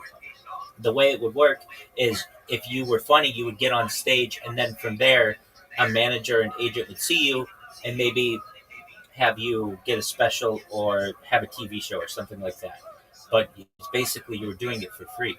Okay, and then there were like Rodney Dangerfield started a club in 1969 in New York that in Manhattan that was called Dangerfields. It went out of business in 2020, but he was like the first comedian to actually like have his own club, or one of the first ones that. And he did it because he didn't want to go on tour all the time, and he wanted to be able to just make money, but he wanted to be able to make money, but not have to travel. He also was the first comedian to have his own website. It's Rodney.com, and he pushed it. He was like a 75-year-old man pushing a website, like long before Joe Rogan and long before Dane Cook and any of these people. He was pushing it on the Tonight Show in like the mid-1990s. He was the first comedian to have a website. And it's still a website. Rodney.com is still a thing. It's like, you can tell it hasn't been touched, or in a long time because it's like it has a security certificate that's expired, so you have to like click on a bunch of things to get into it, but it's still there, and I think that's really cool.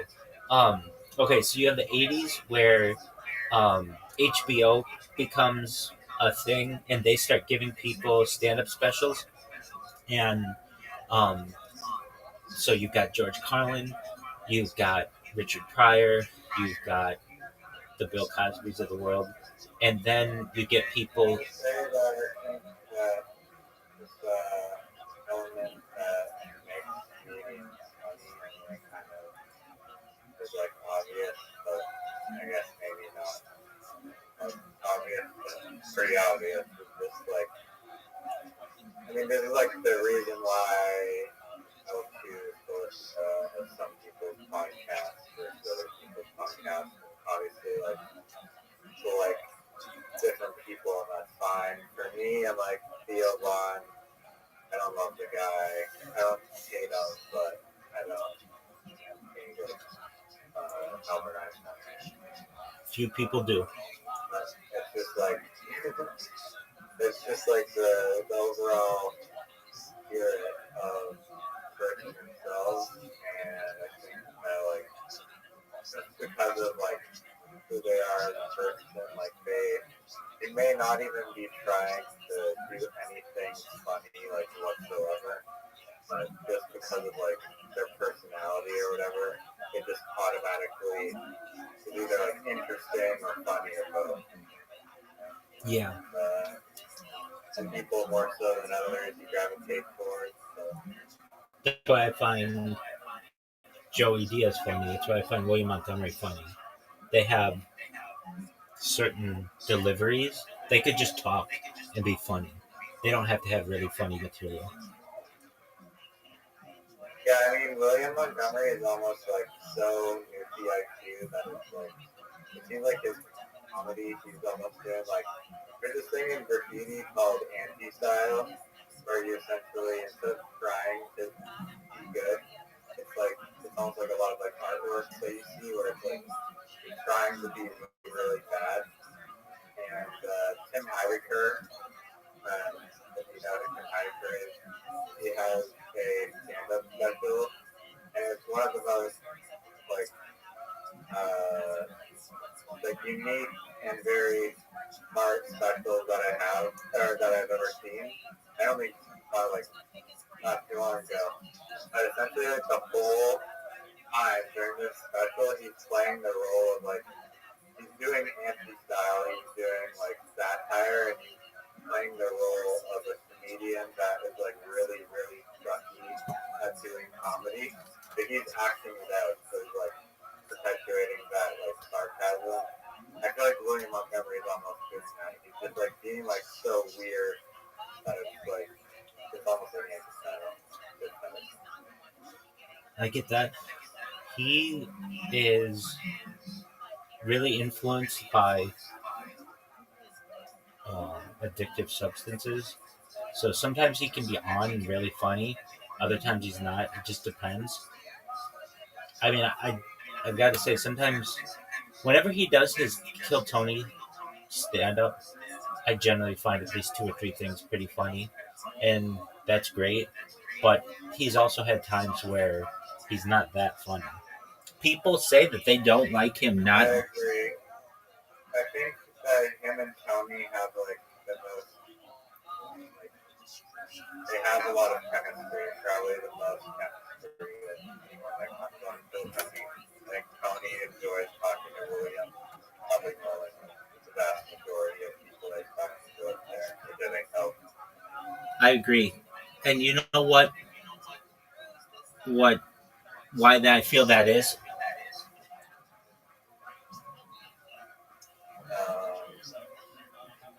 Why? He has jokes.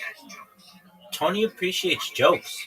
And if you go up there and you've got jokes, even if they don't all kill, if you can get a couple chuckles in there in a minute, you're going to be golden in his book. And that's. And I think that Miss his Aquarius. willingness to fail, his willingness to fail and try new things. He may not.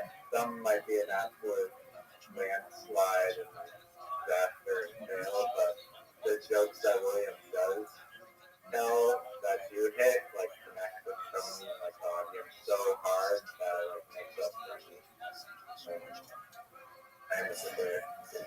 any bad ones. How are you doing, Miss Aquarius? Thanks, Shelly here. Later. You want to play? Yeah, we can play. Riser, do you want an invitation? Oh, oh, come on. I'll do archery, but I don't think there's 3-person archery. There's not, but we'll play darts. We'll play darts. Darts, no. Okay, that's okay. And we can do archery, but that's Do a mini golf. there you go. That's what I like to hear. All right, Miss Aquarius. Dude, Miss Aquarius is on fire. She was on fire yesterday. She got 103, which is one off her record of 104, and she just destroyed. She absolutely destroyed. Miss Aquarius, who are your favorite stand-up comedians? Cat Williams is one of them. You go, I like absolutely, Mike Epps. absolutely, Yeah. D.L. Hughley. absolutely. I love Cat Williams. Same here.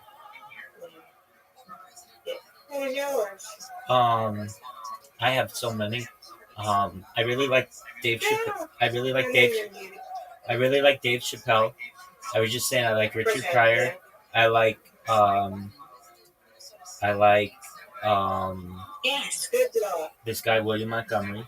I like Andrew Dice Clay. I like Bill Cosby. I like Bill Hicks. I like George Carlin. I do like Cat Williams a lot. Do you remember? I like Bernie Mac. Do you remember Bernie Mac? Mm-hmm. I like. There used to be a show. Oh, I like Steve Harvey. I think Steve Harvey can be very funny. Yeah. Yeah. Yeah. Do you remember? It's one of the best comedy specials of anything. It's called The Original Kings of Comedy with D.L. Hughley. It's got Steve Harvey, Bernie Mac, Cedric the Entertainer. Do you know what I'm talking about? It's a show? It was a special that came out in like 2000, around 2000s. I don't remember it. Yeah. That's okay. I would know when I see it. That's okay. It's one of my favorite specials ever. And they do this thing. Ooh, that was not good.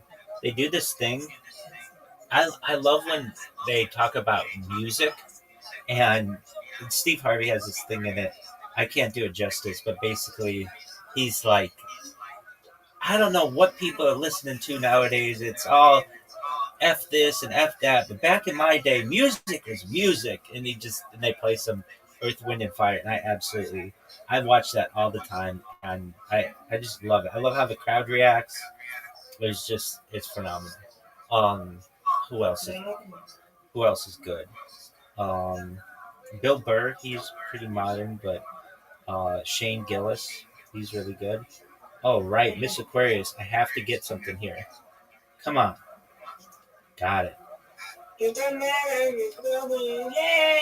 You did good. You win, I win. You win, I win. All right. Send you one more. You don't know what else comes in here. You can do one more than that. Absolutely. I can do that. Watch. Mini golf.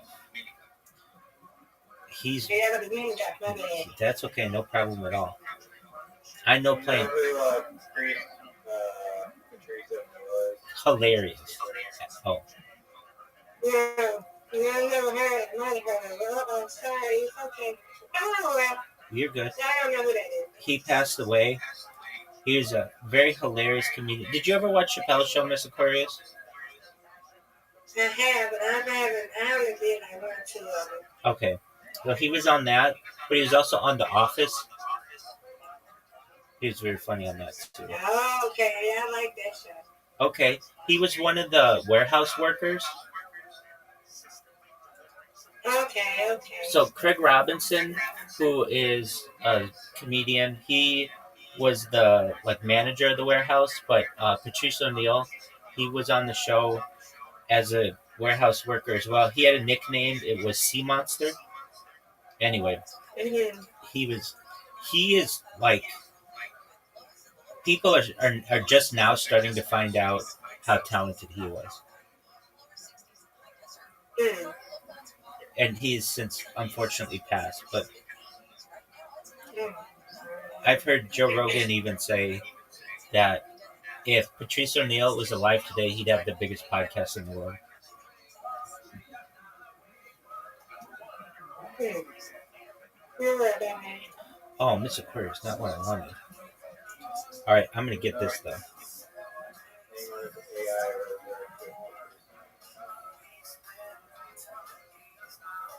I would listen to it.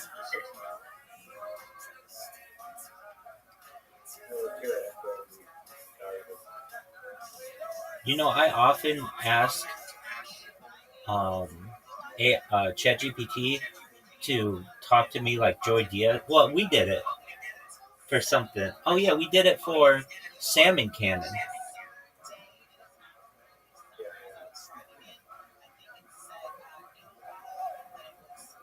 Is there any vlog and resurrecting people? Yeah, their estates own that.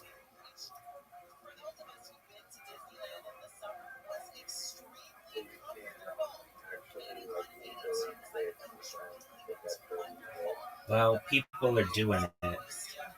It's still questionable. Nice job, Miss Aquarius. Get it.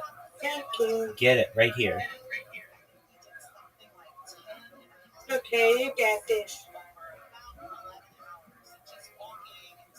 I'm sorry. Nope, but let's see here. Nope, I don't think I can get you. Oh, definitely not that. All right, Miss Aquarius. You win, I win. You won. That's right. One, and so we won both. Yay! Undefeated. Absolutely. We won both games. That's what I like. That's the best when that happens. Yes. Excellent. Okay, y'all gonna do mini golf now? Yes, ma'am. Okay, y'all have fun with that. Thank you. Got to practice. You're welcome. We'll get you. All right, I'll be back if you're still up, okay? Absolutely. Bye, Riser. Riser, you're done.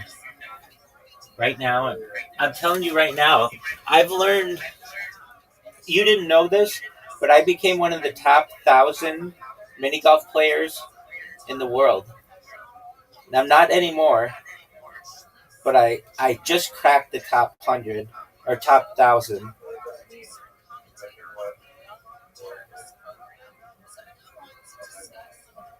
Well, like if you play ranked on here, they rank you, and oh yeah.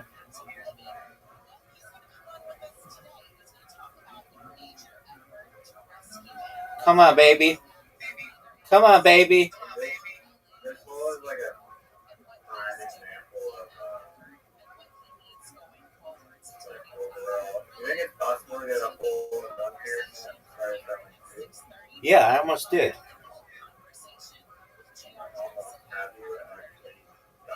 Yes, I have.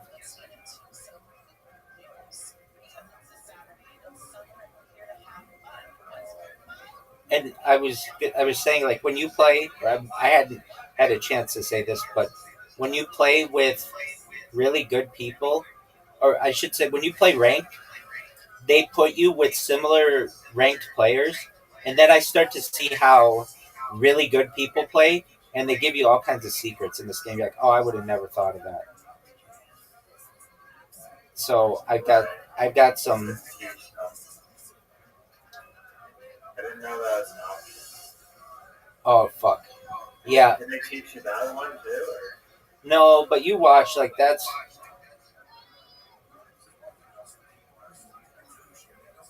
Good job. Good job.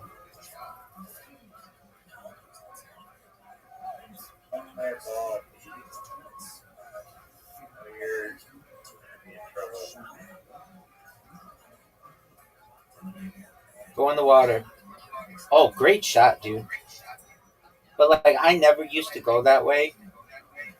Now this hole, I'm not good. Words cannot even describe how mad I am about this like bullshit update. That like I can't even hold it to like I have to rotate my screen. It's actually atrocious. Was that a Play-Doh update or a iOS update? It's a Play-Doh update. They changed the UI and now it's just the chat takes up a third of the screen for no reason.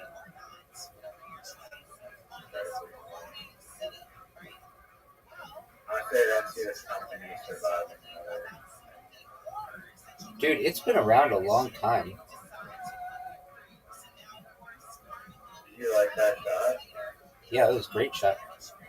Did you like Oh, that? what? Did you like that Newfie shot?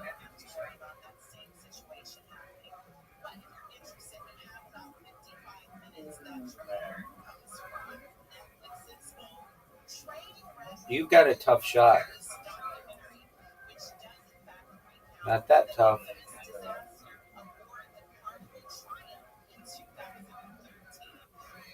Look at this shot. Good shot. Good shot. All right, I'm gonna get a. Oh. Oh, okay, of course. Let's see the Newfie shot.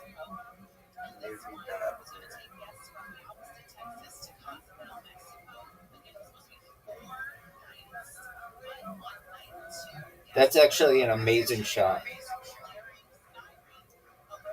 Actually not. Dude, my shot might be one of the best shots you can have. I don't know if I've ever done this hole in two. Oh, wow. See, I told you it was amazing.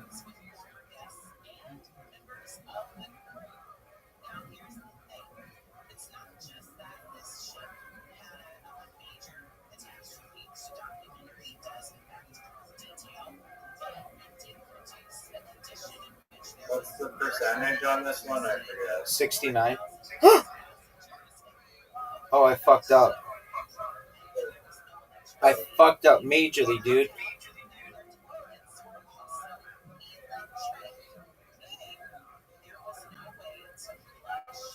Oh, I fucked up. Hit my ball. Oh!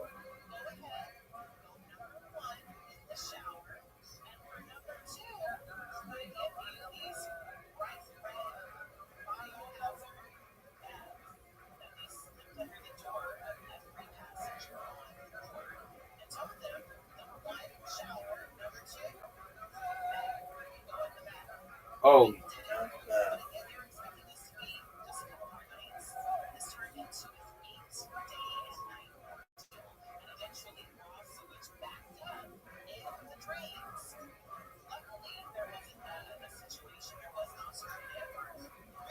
That's your shot? Oh! Oh. Oh, what a shot. What a shot. Get in front of him. Get in front of him. Oh, what a shot.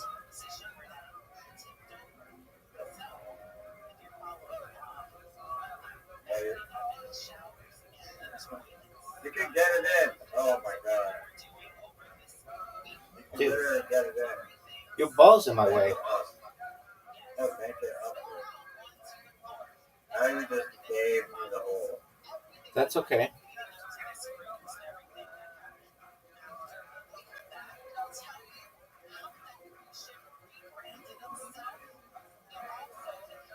Oh, I should have saved it. Alright, well, you have to make this one. Oh, come on. Newfie as fuck. Newfie as fuck? You were my... What? No, I won. You were my 1,111th win, dog. How newfie was that?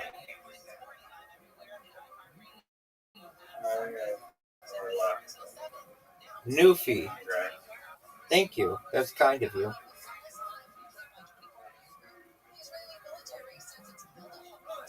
Can we talk about airship for a moment? Yeah. How, some guy posted a picture of like a little blimp city and the like turtle Pegasus mega yacht thing. Like Are you gonna accept or no? No. Too mentally draining. Yeah, apparently there's already Lockheed Martin and a few other companies are building these like hybrid airships. But they're only 21 passengers, which is like nowhere near enough people for like a. Oh, one of them is 250 passengers. That's pretty good.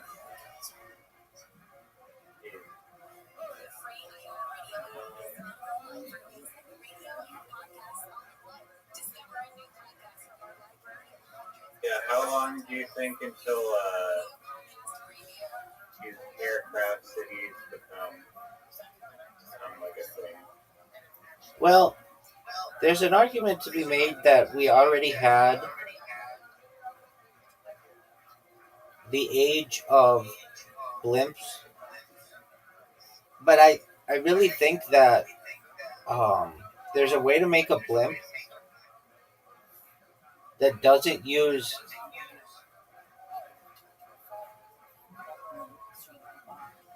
helium or hydrogen. Hold on. What is the safest way to have a blimp?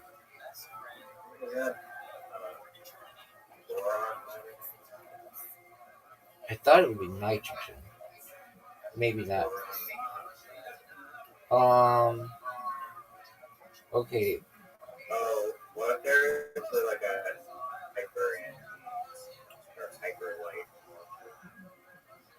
Hyperlight molecule.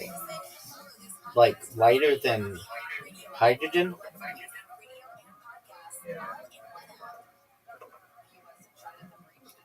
It's not a standard term in physics or chemistry.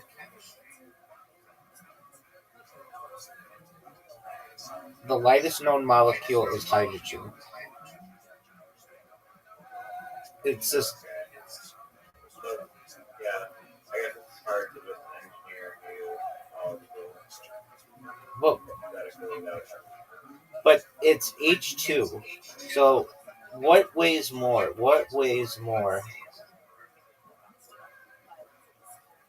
Hydrogen with one atom or two? One hydrogen versus two. Two hydrogen atoms weigh more than one. Oh, okay. So a single hydrogen atom has one atomic mass unit. A hydrogen molecule has two. So then hydrogen gas is the most common form of hydrogen in nature. It's much more stable than a single atom floating around on its own. Yeah, so can you make a hydrogen blimp with one atom? You can't make a hydrogen blimp with single hydrogen atoms, and here's why. Broken down simply and clearly. Hydrogen atoms are extremely reactive alone. A single hydrogen atom is unstable on its own in the air. It quickly finds another hydrogen atom and forms H2, the stable gas used in actual blimps. You would need extremely high energy conditions, like a vacuum or plasma environment, to keep hydrogen as isolated atoms not possible inside a blimp. You need a lot of atoms to lift anything. A hydrogen blimp floats because it contains billions of trillions of hydrogen molecules, enough to be lighter than the air it displaces. A single atom, or even a few trillion atoms, wouldn't have enough volume to float anything, not even a feather. A single atom, or even a few trillion atoms, wouldn't have enough volume to. Okay, technically impossible to contain atomic hydrogen safely. Atomic hydrogen is so reactive it would bond to the container walls, recombine with H2 quickly, possibly damage the material through chemical reactions. What real hydrogen blimps use? They use molecular hydrogen, H2.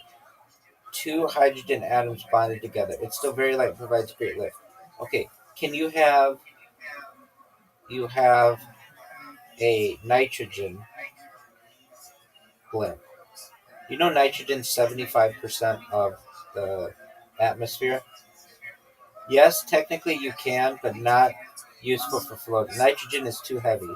The density of nitrogen gas is about 1.25 kilograms per cubic meter at sea level. So a nitrogen-filled blimp wouldn't float. It would just sink like an empty balloon. What gases can be used for floating blimp? Helium. It's very safe. That's what modern blimps use. Hydrogen is not. It's flammable. Okay, so we'd want to use helium as our floating city. Right. And yeah, the problem, I guess, comes with like scaling it up because, I mean, do you think scalability is? I mean, I guess it is and it isn't an issue, but like as the size, like apparently, like the amount of like hydrogen or helium that you need becomes like exponentially more the more weight you add onto the ship, which is not good. Somebody just posted about me 2 minutes ago on Blue Sky, Espresso Cyborg. Back, my friends, I had to block and report some rabbi nonsense post trying to drop on my feed. I mean, what the absolute fuck? Satan emoji. This is what always happens when I do not go hard at those fucks.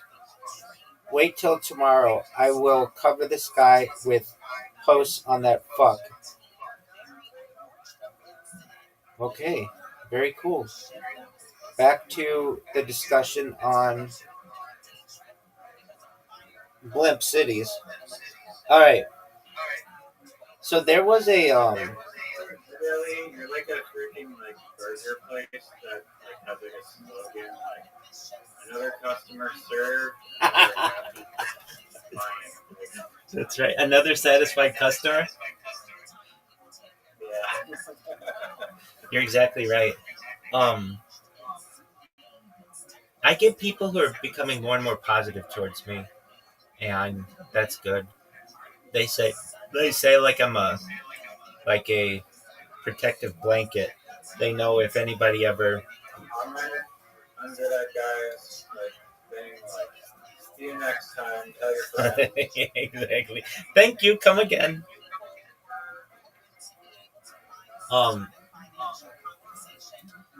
They're hilarious. They make my day. I laugh so hard at some of these people and what they post about me. Like they're genuinely upset.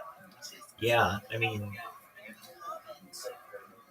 they make memes about me. I had somebody come in here last night. I was asleep, but they took all kinds of screenshots of the Discord, and they're like, "This person's listening to multiple podcasts simultaneously. Like, how are they able to do that?" And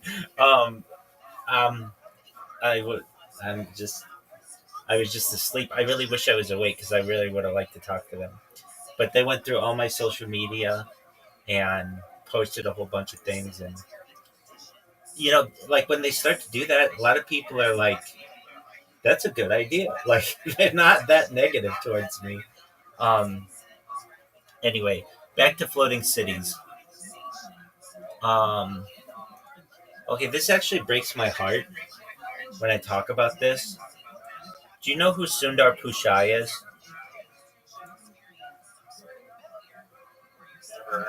He's the shitty CEO of Alphabet, aka Google. He sucks, and I don't like him.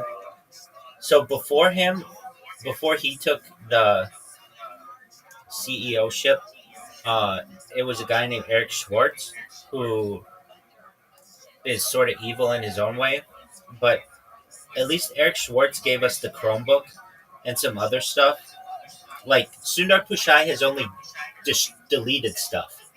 You and I read through the things. Like, it was he got rid of Google Plus. He got rid of like Android Auto. He got rid of like a whole bunch of things that Google literally could have just, like, they have enough money, they could have supported these things.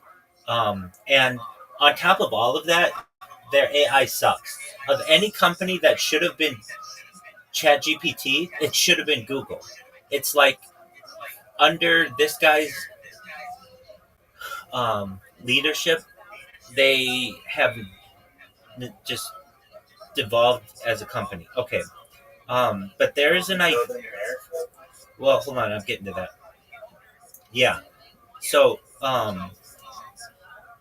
yo, dog, what was that thing that the United States government approved to give people free internet using Wi-Fi balloons or like satellites?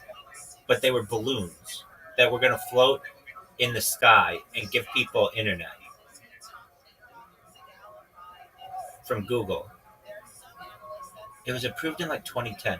Yo, I got you. You're probably thinking of Project Loon. Here's a quick rundown. Project Loon was a project by X, formerly Google X, a division of Alphabet. The idea was to use high-altitude balloons floating in the stratosphere, about 18 to 25 kilometers up, to beam down wireless internet to remote and rural areas that didn't have good infrastructure. The balloons acted like floating cell towers, powered by solar energy and steered by winds at different altitudes. It was especially hyped after disasters like Hurricane Maria in Puerto Rico in 2017, where Loon helped restore emergency internet access. The government, like the FCC, approved temporary licenses and spectrum use for it in certain emergencies, and it got global interest. Eventually, though, Project Loon was shut down in early 2021, mostly because it wasn't financially sustainable. But it's like, not everything has to be for a profit. The world needed this, and like Google is just about what makes a profit, and that just bothers me. So anyway, It sounds like Starlink. exactly. And Starlink's profitable, and Google could have made this profitable. They're so short-sighted on stuff. It's frustrating to me. I mean, the argument could be made that, hey, Google Gemini or whatever, which was originally called like Google, it was called like Google Llama, and before that it was called Bard, and before that it was Google Llama. It could have been like, when it first started, it wouldn't have been profitable. But now it's like their AI arm, which is going to be very profitable to them. But they weren't short-sighted with that, and if they really realized it, Project Loon could have been very profitable to them, especially giving people just internet everywhere. No matter where you are on Earth, you could have gotten internet for free. And what would that mean? I mean, I'm sure it's not that expensive. They're balloons on solar power, so it's not like it has a major cost. It doesn't cost any electricity. You just have to put the balloons up in the atmosphere. And What was that project called? Project Loon, PROJECT space LOON. Dude, I make fun of Sundar Pichai so much on this platform. It's one of the reasons why I lost one of my main YouTube accounts, because I just started naming stuff Sundar Pichai sucks dick. Like a dang video is that because his shit sucks. Yo, give me a list of projects that Google has shut down under their shitty CEO Sundar Pichai, like Project Loon and Google Plus. Okay, Project Loon, Google Plus, Google Stadia. It was a Google Cloud gaming platform. It closed because it couldn't compete with Xbox, PlayStation, and PC gaming. Google Play Music. Music streaming service merged with YouTube Music. Google pushed users to switch, killing Play Music. Google Hangouts, that was a thing. Google Allo, which was a messaging app. Google Inbox, which I used to use. It was an alternative Gmail app with experimental features. It was really nice. Google Daydream, which is a VR platform and headset project. Google Expeditions. Google Clips. They even had like the Google Glass, like that. Now Meta is basically doing Google Glass or like a version of it, like somewhat. Google is like late to the VR headset world, but they're working on a VR. Dude, they had one. It was Google Glass, and they had. Well, we talked about this. The cardboard one. Well, we talked about this Google Cardboard, and that was it was really good. So this one that they're working on is like a real like talk to us. I know that, but I'm saying that like you don't think that they would have improved on it if they had just continued to work at it?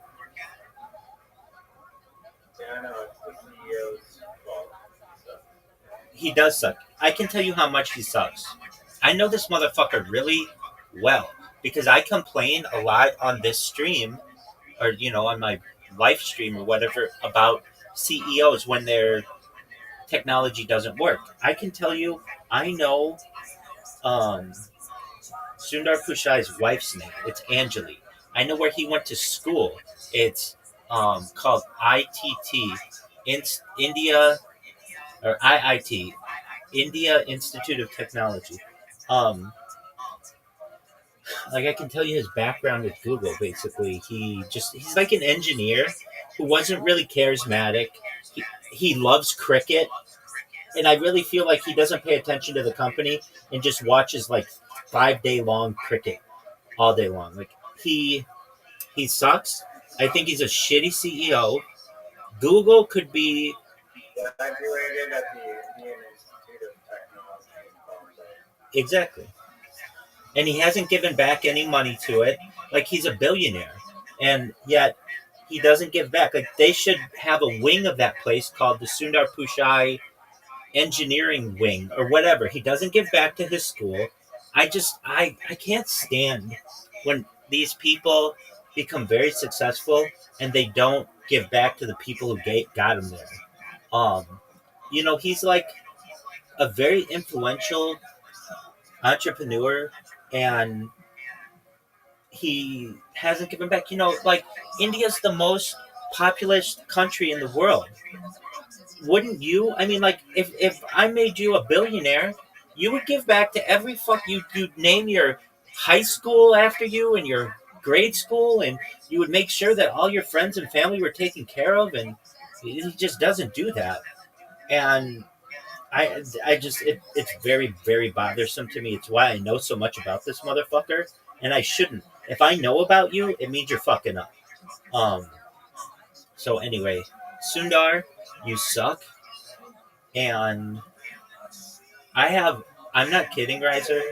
I have hours. Here, I mean, even failing companies like United Airlines, their CEO making like days.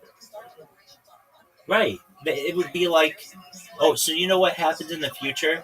That like it's one of the first things that it's like that Bezos that's just like destroying his own.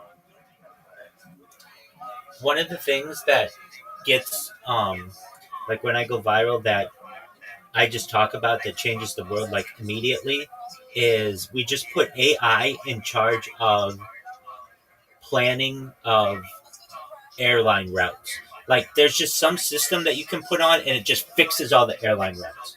and currently they're not that efficient. There's like, can you imagine how much more efficient airline routes could be and like airline scheduling if AI was in charge of it instead of like humans?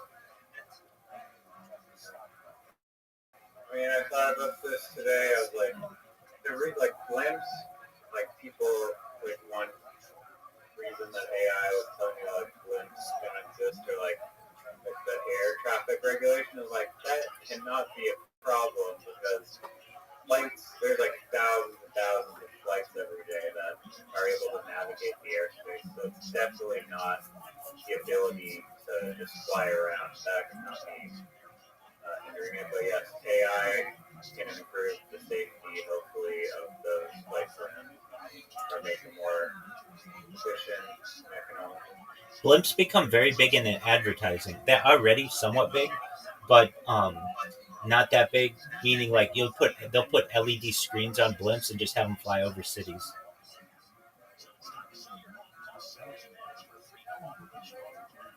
I mean, they for whatever reason they found that golf was the best sport or place to fly a blimp around a golf course. I could see that. That's pretty much the Goodyear blimp. And why is it Goodyear? It's a tire company. Rubber. They failed a Goodyear blimp on the 405, like in Carson, which is down the 405, and I've seen it fill up, and it literally like takes off right over the freeway, and you're like, "Whoa, that thing! You're traveling at 65 miles an hour, and this fucking blimp is overhead." And then it flies to all kinds of stadiums and stuff. But it's why does Goodyear do the blimp? How did they get involved in blimps? It had to do with rubber, I think. Goodyear blimp. Okay. Advertising branding. It's a flying billboard. Since 1920s, the blimp has served massively moving advertising for Goodyear tires is one of the most effective old school marketing techniques. It gives aerial coverage. How did Goodyear get into blimps? World War II, 1 and 2. Goodyear started working with lighter than aircraft during World War I, and in the 1920s partnered with the U.S. Navy to build airships and blimps.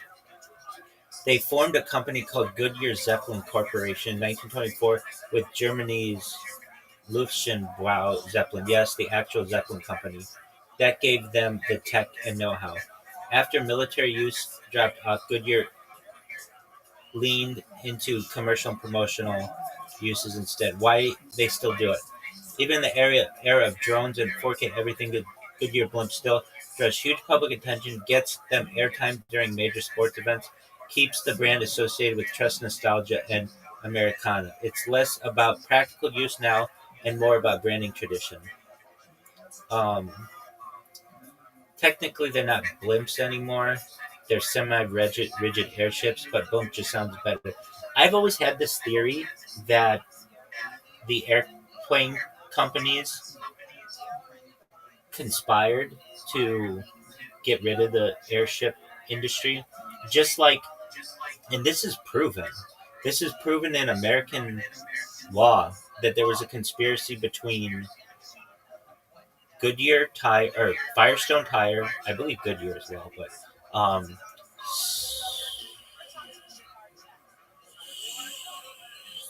Standard Oil and General Motors to put the um, streetcars out of business. So just for a moment. Yo, dog, what's the great streetcar conspiracy in American law? You're probably talking about the Great American Streetcar Conspiracy. It's a wild and often debated U.S. transportation part of transportation history. Have you ever seen Who Framed Roger Rabbit, Riser?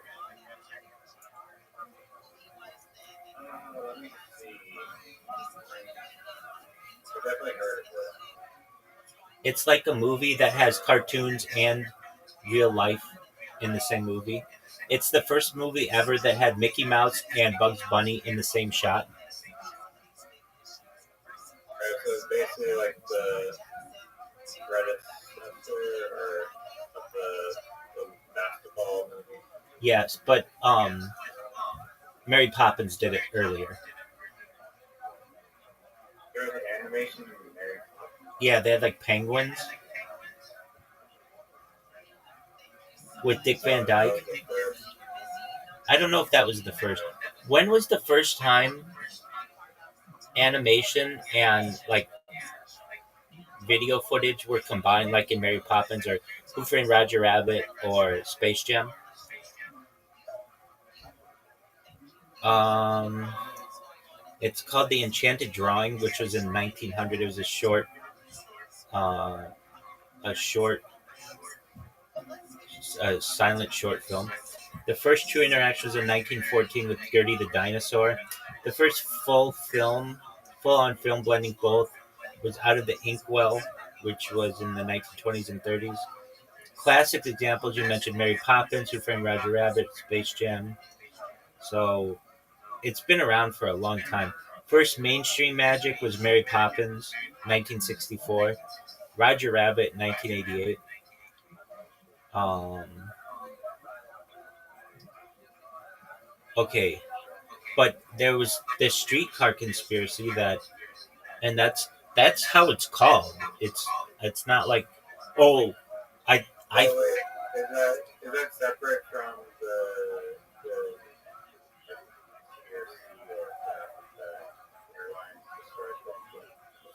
yeah. So basically, that one was never proven, but this one was. So basically, General Motors, Firestone Tire, Standard Oil, and others formed front companies like National City Lines and Pacific City Lines. These companies went into cities, bought streetcar systems, and then ripped out the rail lines, replaced trolleys and with GM-made buses, increased fares, and reduced service. This helped make cars and buses using oil, rubber, and GM engines the dominant form of urban transport. And was it real? The legal side, yes. And it was a real court case. In 1949, GM and others were convicted in federal court of conspiring to monopolize the sale of buses and supplies to their own transit companies. Okay, so um, and this is what caused car choked roads, less public transit. I mean, if you like Irvine's a newer city, so it didn't really have this. But if you go to like Los Angeles or like even the smaller cities, Bellflower, the roads are really wide, and there's like a center lane for turning. That center lane used to be a streetcar, and so the roads are like really wide, but people don't recognize exactly why. Okay, so here we go.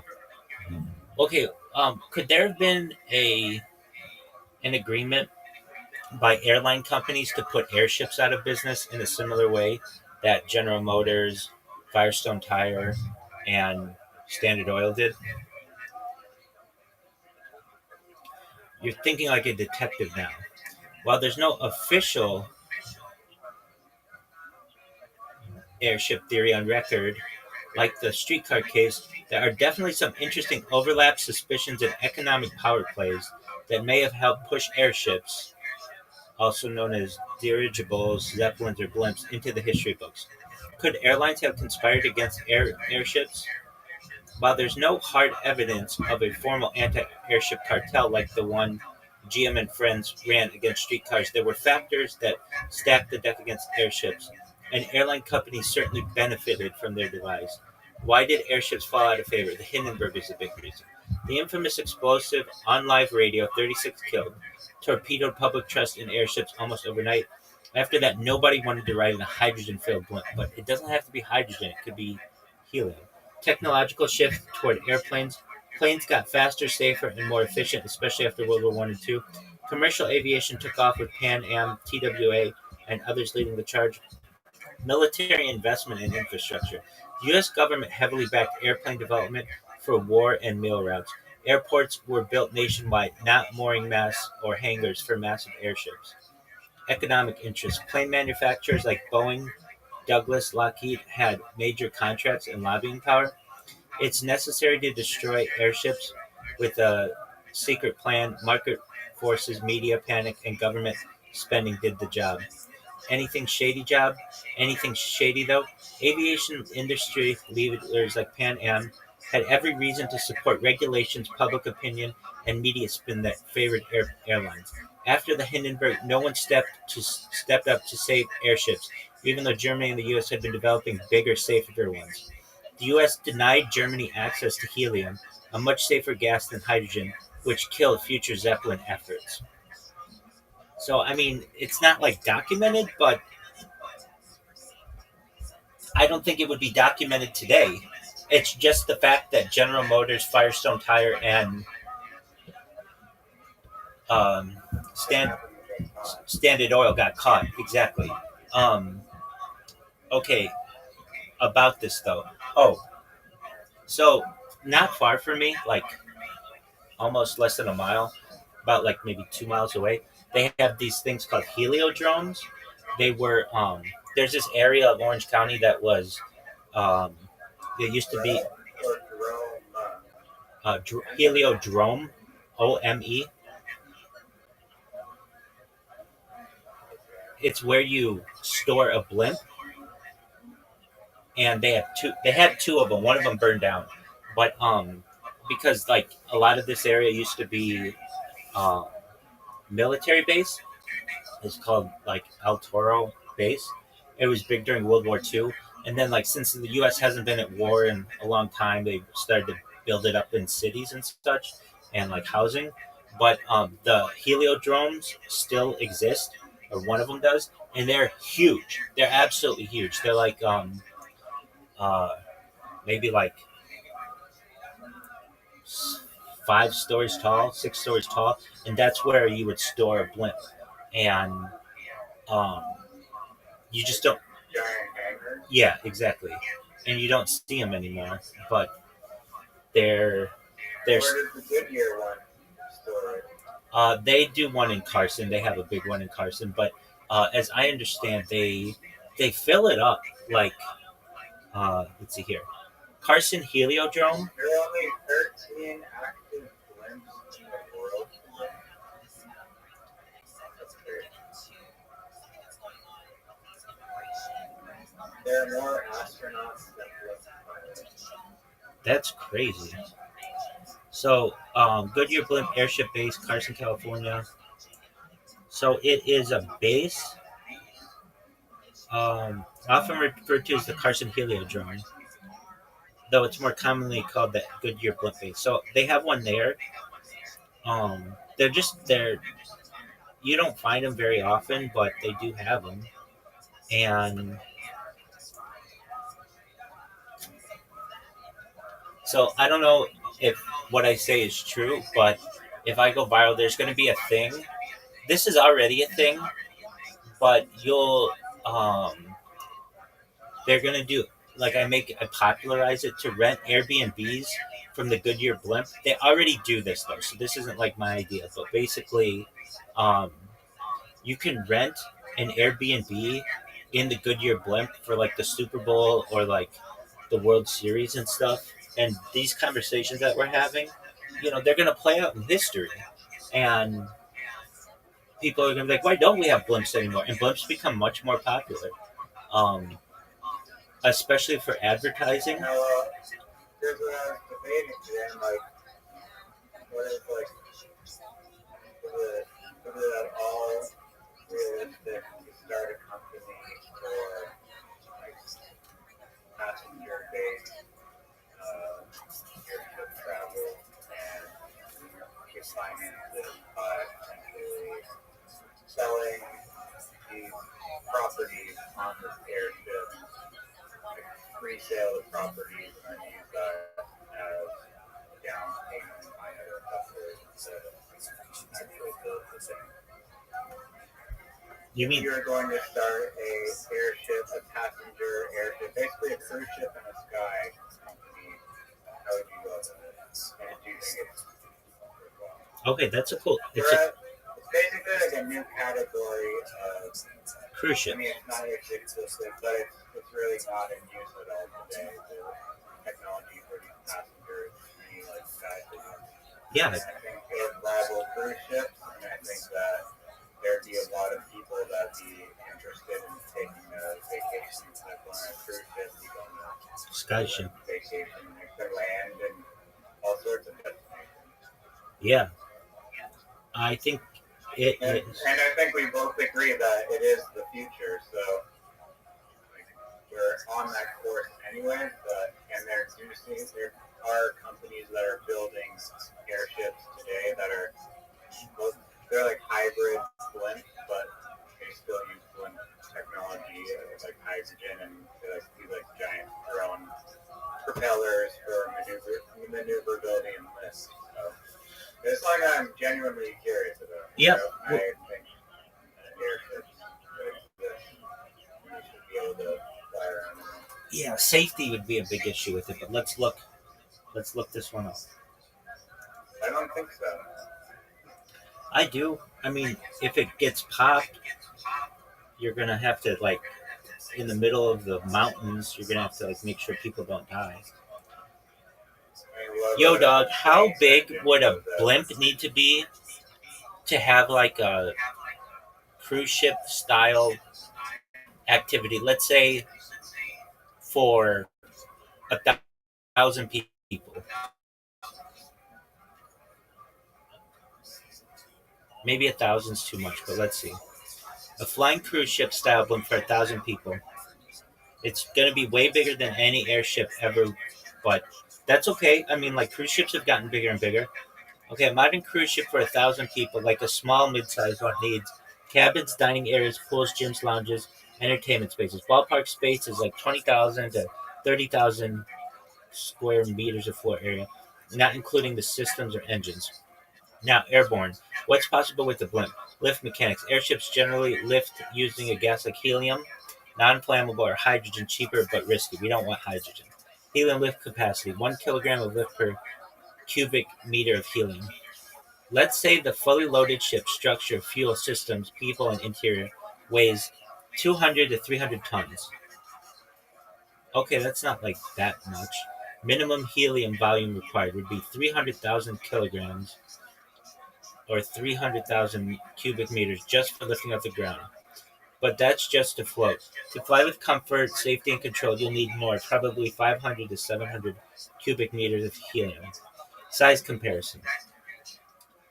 Let's look at the largest airship ever built, the Hindenburg, was 200,000 cubic meters. To carry 1,000 people plus full amenities, you'd need something like 3 times the volume of the Hindenburg. I don't think that's that big. I think that it could be done. Total. I mean, relative to the size of the Earth, it's like nothing. Oh yeah, definitely. But it's not even like the size of a stadium. It's like 3 blimps basically. Total theoretical right now. No airship near this scale exists. Needs massive helium supply. The thing that I've learned is, which I don't think it should be the case, but helium's really expensive. It used to not be, but it's become very expensive. Like more expensive. Okay, so you need an airship 3 to 4 times bigger than the Hindenburg with multiple decks. But dude, I think it could work. Want me to sketch it out? Yeah, let's see what it looks like. And also, is that for a blimp or like a hybrid design? Because you incorporate like propellers into it, and that can provide steering and thrust, then you can drop off like 20% of the helium. I saw the Rolling Stones. I saw them on not on the stream, but I recorded it on GoPros. Like 4 years ago. But I also saw them like 25 years ago, and I was at this event, and we were in a box, and they had this, like, drones weren't a thing yet, but they had a remote control airship that I think could be a thing. Like, they basically had an airship that just flew around the stadium and was just doing advertising for something. And so exactly.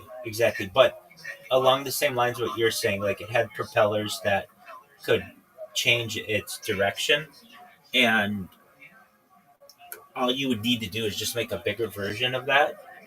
I've also seen these. I don't know if you've seen them, but like you used to. I don't know if you probably still can, but they make UFOs.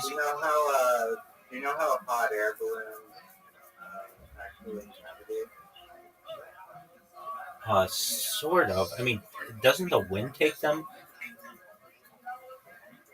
Yeah, but if you want to go in like a certain direction, You drop weight. how do you do that? No, it's kind of like a direction, like left, right. Well, drop weight goes higher, and can you pull on a side of it to have it go one way or another? No, that's actually a decent guess. What you have to do is in the air, the wind, blows in different directions depending on the altitude, and so depending on the altitude that you're at, it's basically like these highways of air direction, and it changes depending on like, the time and the place, but you basically have to navigate two different altitudes and then use those altitudes as the highways of your directions that'll push you. It's interesting. How do you steer a hot air balloon?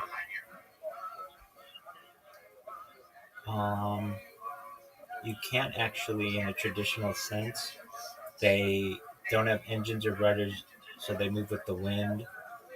Like you just said, different altitudes, different wind directions. Wind tends to blow in slightly different directions at different heights. By going up or down, pilots can steer by finding a wind layer that takes them in the desired directions. Up, more heat; down, let air cool. Use the burner to heat the air with the balloon rises. Let the air cool. So it's like a vertical chess game. Pro balloon pilots. Okay, no brakes, no reverse. Once you're airborne, you're going to go where the wind takes you, which is why hot air balloon flights always include a chase crew to follow and pick up wherever you land. Oh, okay. So you don't just like land back in the original spot, right? I think it might be possible, but probably that's not the goal flight pattern. Do hot air balloons, when they fly, do they land in the same spot? Or do they land like miles away? Hot air balloons almost never land in the same spot they took off from. They usually land miles away, depending on the wind and how long the flight lasts. Why they drift? Since balloons float with the wind, they can't return. So then, why can't you put like a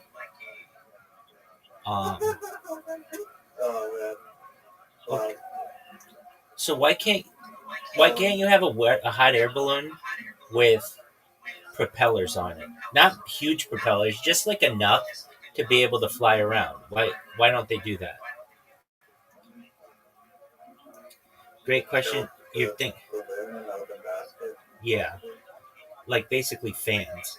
So why don't hot air balloons just strap some propellers and steer like a blimper drone?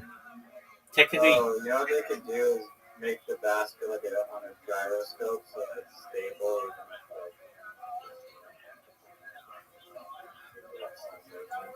so they do have this. They're known as thermal airships or powered balloons, but they're rare. Here's why they're not common. Hot air balloons aren't aerodynamic. The balloon shape is round and draggy, like trying to push a beach ball through water. Propellers would have to work really hard just to move a little. Even a different prop would barely nudge you unless you used a lot of power, which adds weight and burns more fuel. Weight is a major limitation. Every extra pound of engine or battery means you need a lot more hot air or a bigger balloon to lift it. Hot air doesn't provide that much lift. It's less efficient than helium. Add too much weight and you either don't get off the ground or burn fuel crazy fast. Wind usually wins. Even if you do have propellers, wind speed often overpowers them. If you want control, use an airship. That's why blimps and dirigibles like the Goodyear blimp exist. They use helium, which lifts more weight than hot air. They're streamlined to reduce drag. They have engines and rudders to actually steer and cruise. Dude, I think you've got an interesting idea on an air cruise ship. That's an interesting one. Are you going to have nets around it? I mean, I feel like it would be difficult to make it a open. Gosh, that'd be cool though. If there's like an open section where you could actually just like feel the wind hitting you in the face, Yeah, that would be cool. that'd be scary as hell. I wouldn't want to do that. But, Right. I mean, yeah, it'd also be a great place to host that like UFC wrestling in the sky where you have to throw each other off the airship. Right. Right. Hold on. We were saying there's that. I think that's a little too dangerous. Well, why did we say it was dangerous? It's dangerous. Okay, so you get two guys to fight up there. You don't want to get knocked out before cutting someone off, but I think that essentially with like an AI, like even if someone is unconscious, there could be some Right. like, high power. Exactly. Thing with a net that would come scoop out of the air. No, not what I'm thinking. I'm thinking they wear a suit, and when they get thrown off, it like triggers a gyroscope that releases um, like a parachute for them automatically. Right. I mean, they still might get injured on the landing because you have to still navigate a parachute down. No. Potentially, that parachute could be guided somehow, potentially with a propeller or something, into like a giant, icky, like inflatable crash pad thing. Yeah, so I'm thinking, we've talked about that suit that expands. So just like as it gets close to the ground, it just expands so you wouldn't get hurt. You could literally land on like the side of a mountain and you wouldn't get hurt. Okay, but Mythbusters tested whether you could skydive on one of those inflatable human-sized hamster ball things and survive. And they did find that it did reduce the impact. But one hamster ball is not enough. But if you have enough layers of like hamster ball, air, insulation, I think still the G-force is going to do a lot of damage because you're just abruptly stopping too quickly. That's the problem. right. Okay, I like the idea of helicopters. Actually, a blimp would be better. Yeah, I guess that's what you're saying. So basically, you have the Goodyear blimp, and it doesn't have to go like super high. It could just float like close to the ground.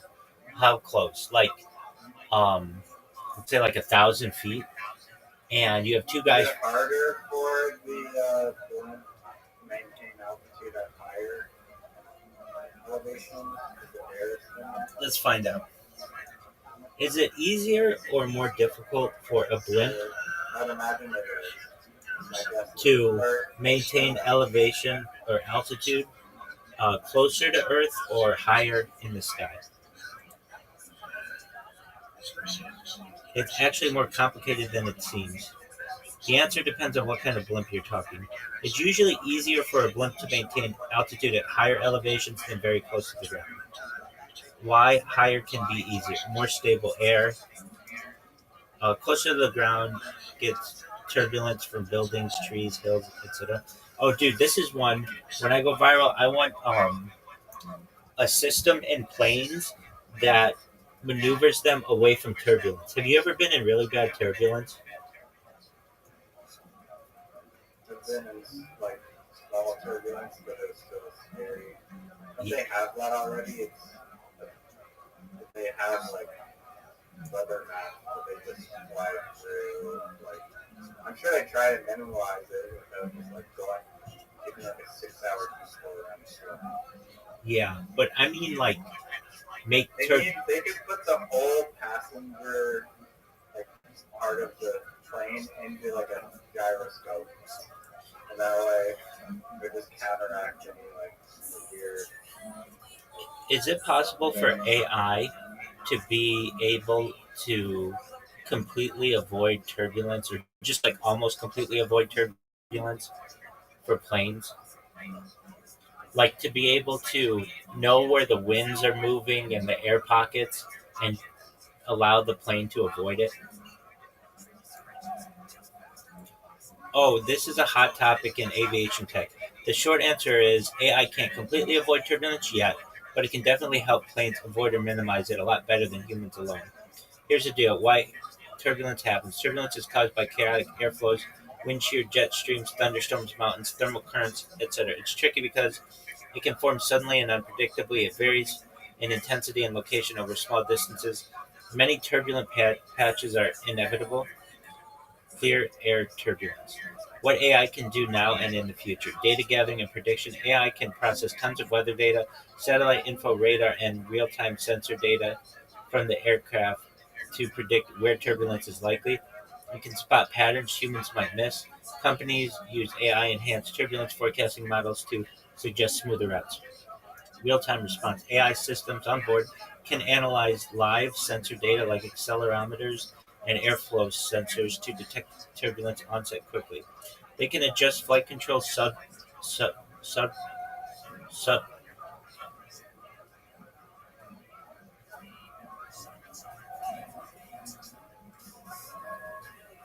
I know how to say this word, but it's subtle. But subtly. How do you say do you pronounce?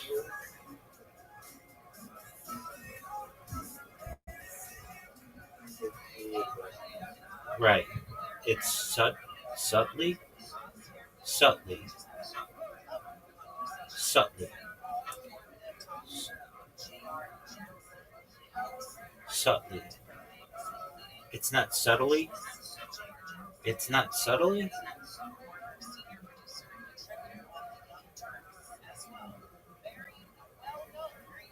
What's the difference between subtly? Subtly is an adverb. How something is done in a delicate or not obvious way. Pronounced subtly. She subtly hinted at a surprise. Subtly is a noun. Pronounced subtly. Subtly. The subtly. Subtlety. Subtlety. Subtlety is a noun. Subtly. Is subtly. The subtly. The subtlety. The subtlety of his argument. Subtly. Okay, hold on. The word. Okay, so as I read it here, um, okay, impact AI to subtly, subtly, subtly. What is subtly? Okay, the person subtly.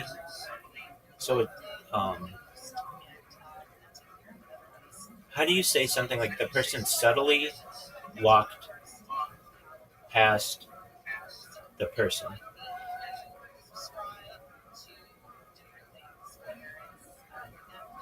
The person subtly walked past the person.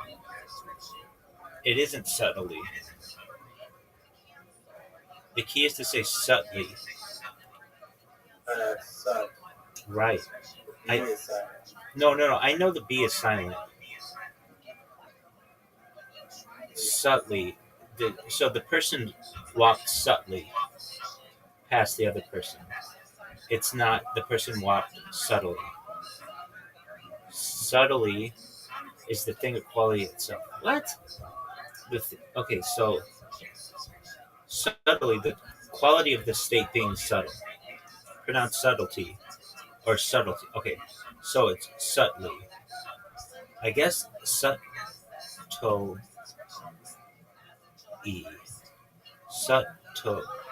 Subtly. Okay. So back to what we were reading before we had that. So the maintenance of an airship is very low.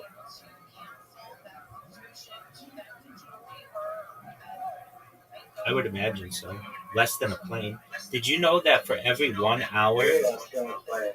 for every There's like billions of dollars in plane maintenance. for every for at least a military plane, for every 1 hour that it's in the air, it must be maintained 10 hours.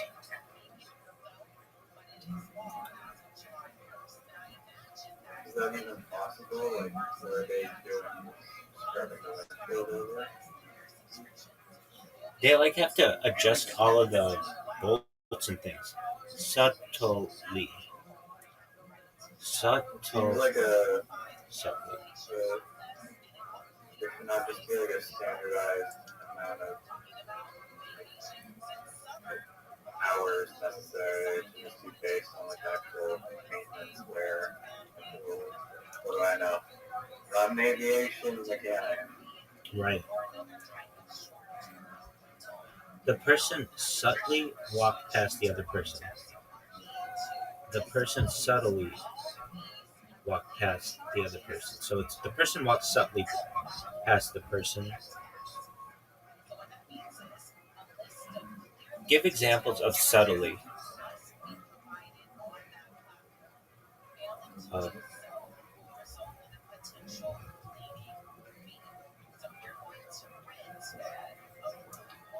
okay. The painter's subtlety in blending colors. The painter's subtlety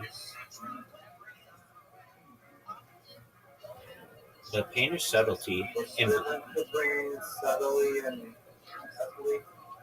subtly is the adverb, subtlety is the noun. The chess player's move was due to the subtlety of her moves. So I get it. But you would say that that chess player played subtly, but their victory was due to the subtlety of their moves. His jokes rely on subtlety rather than loud punchlines. Okay. Give examples in the same sentence of subtly and subtlety. Okay, she subtly changed her tone during the meeting, demonstrating the subtlety needed to handle sensitive topics. The artist subtly adjusted the lighting in the painting, showing subtlety in capture. I am. I am because it sounded off to me. Okay. So the future of AI plus advanced sensors. Imagine planes equipped with LiDAR or specialized sensors that can scan the air ahead of turbulence causing eddies or wind shear. Combined with powerful AI, they could predict and avoid turbulence zones. The tech is in early development, but it's promising. Did you hear about Google, your favorite company, best CEO in the universe, having new AI-powered weather forecasting model called GUINNESS that supposedly is a lot more accurate at forecasts up to like 50 days. Yeah, I have heard something about this. Enlighten me. Apparently, 97% higher accuracy. I don't know much about it other than that brief statement. Yeah, AI plus weather is going to actually be able to get the forecast right. Yeah, I think that. One thing about airships, like, there's been, I mean, I'll see how many examples you can name of this type of technology, but there's been technology that has been deemed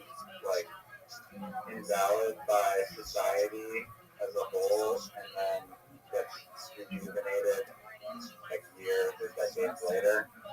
One example of that is like VR technology. There were like many companies that were experimenting on virtual reality in like the 80s and 90s, but the tech didn't go anywhere, and people in that industry just thought this is never going to take off. And then that obviously caused a resurgence in recent years. I was listening to the guy who makes the Oculus goggles yesterday, and he's now working on this crazy military company.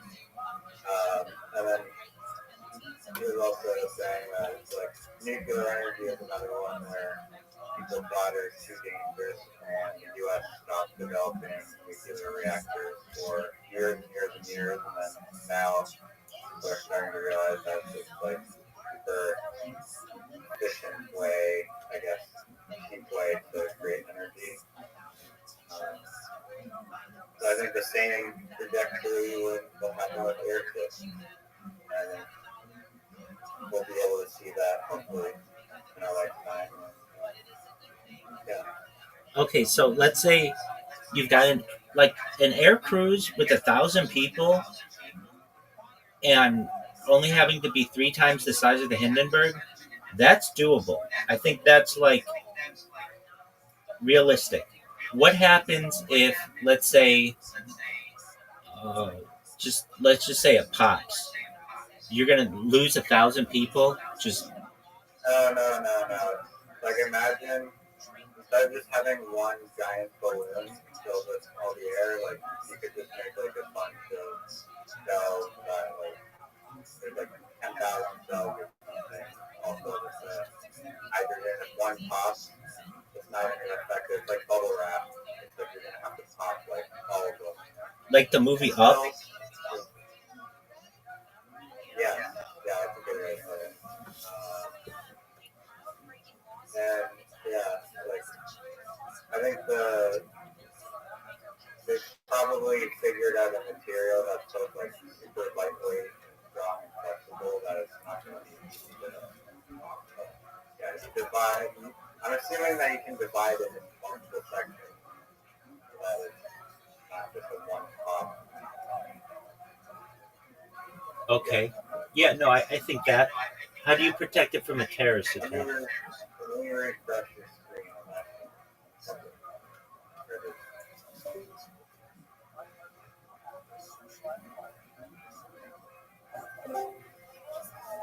Yo, pimp. Alright, I'm back. How do you protect it from a terrorist attack?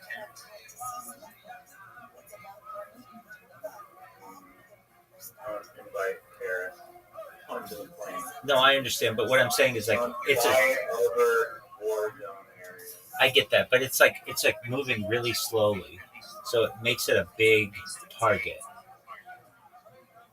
I mean, are you flying over dangerous areas? No, let's say we're gonna fly this thing from. If someone in the U.S. like, why hasn't someone in the U.S. done an AK and shot down one of those planes? Is that what you mean? You guys can target practice it or like pop with a laser pointer? Yeah, let's see if that's ever happened. I don't think you can pop it with a laser pointer. Well, you could, but you need a really powerful one. I think you could. Might be a threat, but I mean, I feel like the threat is. Has anyone shot a gun at the Goodyear blimp and like caused damage, or any blimp ever? I guess probably during like World War I or something. There's no widely known or documented case of someone shooting a Goodyear blimp specifically and causing damage. The Goodyear blimp is a highly visible and well-monitored aircraft, so any hostile action like that would likely make headlines. As I bet somebody has. I bet somebody's tried it. Somebody's just been like drunk and shot at it. As for blimps in general, they're large, slow-moving, and filled with lighter-than-air gases. Historically, hydrogen, now mostly helium, so theoretically a bullet could cause damage if it hit a critical part like the envelope or gas cells. However, shooting any aircraft, including blimps, is extremely dangerous and illegal. No shit. Historically, there have been very few incidents of blimps being deliberately targeted or damaged by gunfire. During wartime, some military observation balloons and blimps were shot at or attacked, but these were usually specialized military targets, not commercial advertising blimps. If you want, I can dig deeper into any specific incidents. Yeah, why? Yeah, why wouldn't you do that anyway? Balloons, have there been a hot air balloon crash? Safety risk. Yeah, it's wild to think about shooting at a blimp. Here's why it's a really bad idea. I know why it's a bad idea. Has anyone ever shot at a hot air balloon and caused damage? Interesting follow up. There have been reports and stories about hot air balloons. Okay, so shooting at a hot air balloon. Incidents exist but are uncommon. Some hot air balloon pilots have reported gunfire nearby, sometimes from hunters or people shooting firearms in rural areas, but direct hits are very rare. Damage can happen if a bullet punctures the balloon's envelope, the big fabric part that holds the hot air. It can cause rapid deflation and force an emergency landing. That's very dangerous for the pilot and passengers. Most accidental or reckless shootings, Mostly accidental or reckless shooting. Sometimes people shoot near balloons without realizing they're there, especially in remote or wooded areas during hunting season. Legal consequences are severe. Like with blimps or planes, shooting a hot air balloon is illegal and can lead to charges because it endangers lives. Famous or documented cases. There aren't many well publicized or confirmed cases of deliberate attacks on hot air balloons with firearms causing major damage, but accidents and near misses have happened. Bottom line, shooting a hot air balloon is extremely dangerous, illegal. I still feel like like somebody would try it. Somebody, if it becomes like like people shoot at planes. Let's look at that. How about like commercial aircraft? Has anyone shot at a commercial aircraft and hit it? Yes, there have incidents, accidental shoot downs or hits. Yeah, I mean there've been like um, Soviet fighters and Iran fighters, but small arms. That's what I want. In some conflict zones, commercial aircraft have been hit by small arms or RPGs during takeoff or landing. For example, in war-torn areas like Afghanistan or parts of Africa, airport surroundings are sometimes insecure. There are reports of planes being hit with stray bullets, but commercial aircraft are built tough, and small bullet holes usually don't compromise flight safety, terrorist attacks using missiles or explosives. Yeah, what about regular guns? Shooting a commercial aircraft with a typical firearm from the ground while it's flying is extremely unlikely to cause serious damage because of altitude, speed, and aircraft construction. But during takeoff or landing, when the plane is low and slow, it's more vulnerable. Yeah, I'm surprised that it's not like more common, but I mean maybe it I isn't. mean, it happens a lot in movies. Right, exactly. I feel like it's more in like war areas, like people on recreational. But what is like blows my mind is like the famous story about the Captain Sully that like landed the plane in the New York River. Hudson. Like it's called. Yeah. And like that plane went down because like a shitload of geese just got sucked into the engines and then the plane went down. But like, if that can happen, like that, I can't believe that doesn't happen like every day. Right. Like way more often, like only like one time in history, geese have floated like with that flock of geese. Right. I'm actually very suspicious of that story because I'm with you. If that's if that happens, why don't we hear about that more often? Like we there I've seen planes that have lost their nose cones and stuff. It could have been robotic geese or something. Yeah, what are some alternative theories on what happened with Sully Sullenberger's plane landing in the Hudson? Like, I know they say it's geese, but are there any other theories for what it could have been? Um, I They made that guy into such a hero. They made movies about him with Tom Hanks. Like, I'm almost like I think that was a setup. But yeah, the official story is U.S. Airways was hitting a flock of geese. Like I'm with you. if that happened one time, we should be hearing about it all the time. So they think it could have been mechanical failure. Some suggest the engines might have failed due to internal mechanical issues unrelated to the bird strike, maybe a design flaw, pilot error, or sabotage. Um, Drone or unknown object strike.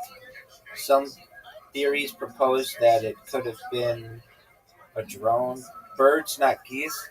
Some question if it was geese or some other kind of bird or multiple species that caused the damage. Cover up theories. There are claims that the bird strike story was a cover up for a military drone incident or government test gone wrong. I don't know.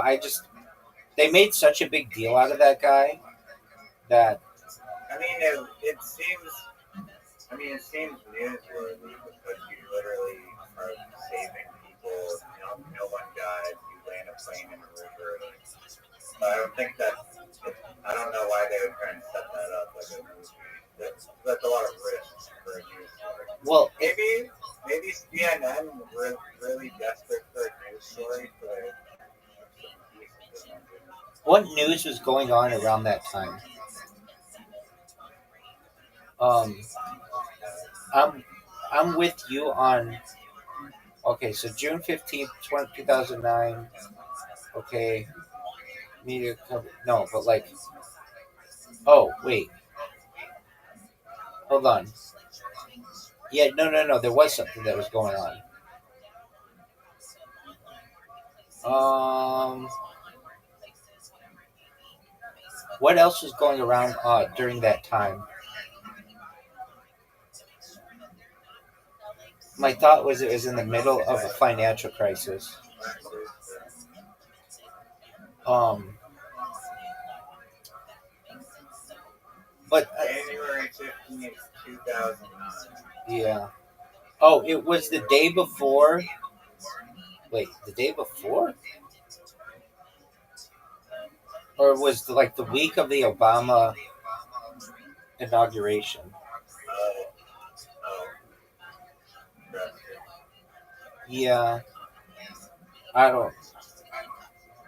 I don't know if there was any. getting into office. He did some shady stuff in like Afghanistan. Like not the mood.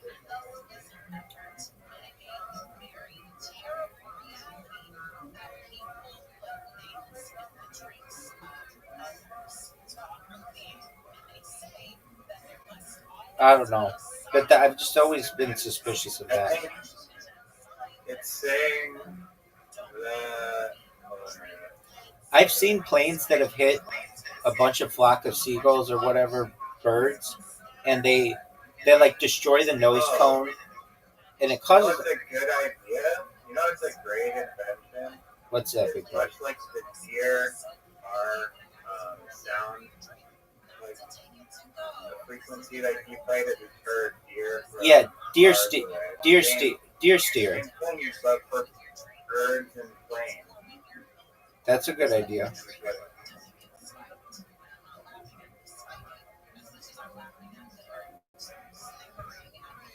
Yo, dog, is it possible to make some kind of like echo device that makes birds not go in front of planes?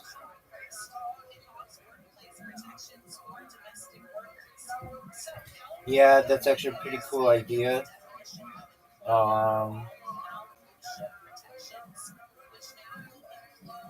Play distress calls or predator sounds of birds, visual deterrence, radar and tracking.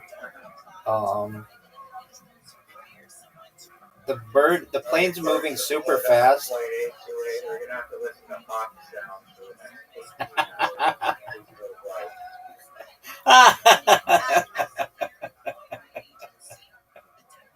Oh, that is very funny, Razor. I think you could do it. Some kind of emitting device. I think you could do it. I mean, if they're doing it for ants, like there has to be something that could be like a sonic shield.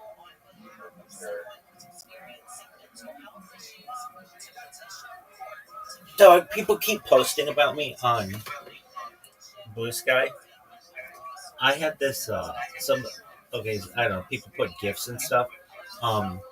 Somebody just wrote, you know what gets people interested though? Isn't the I stream my life 24/7 whatever.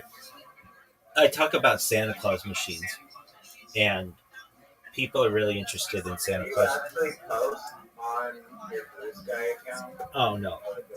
No. No. Well How do they hear about that? well, I shouldn't say that. Okay, so I have a main Blue Sky account. It's at Rabbi Rothschild at Blue Sky.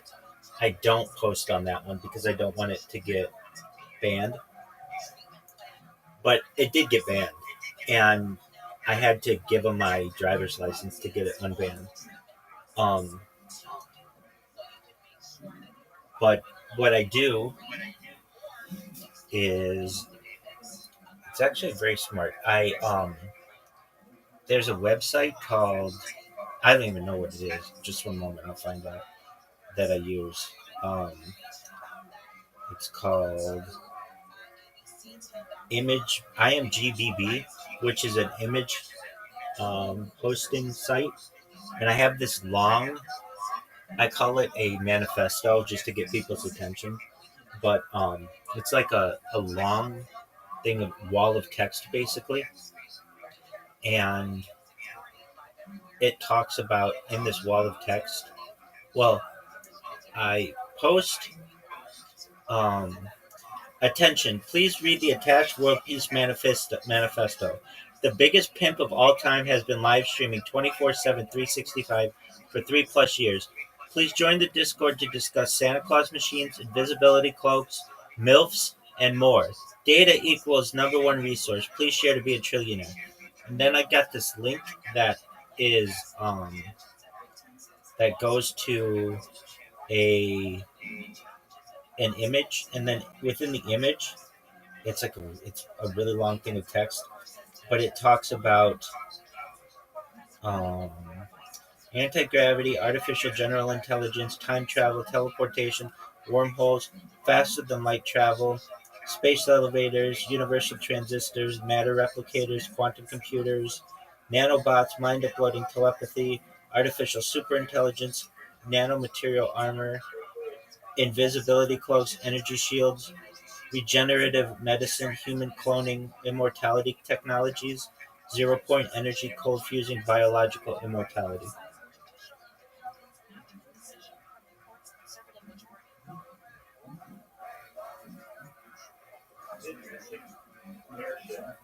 No, it's something that we'll have to add.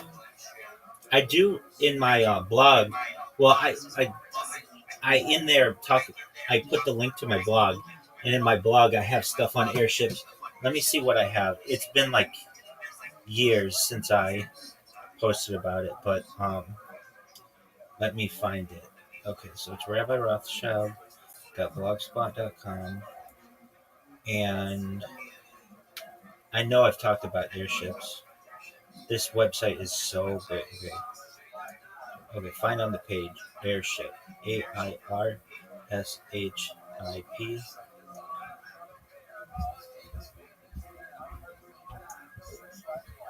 I do. I mentioned that gets into aliens and stuff. Just a moment. Okay, maybe not airships. Maybe I just call it blimps. Search.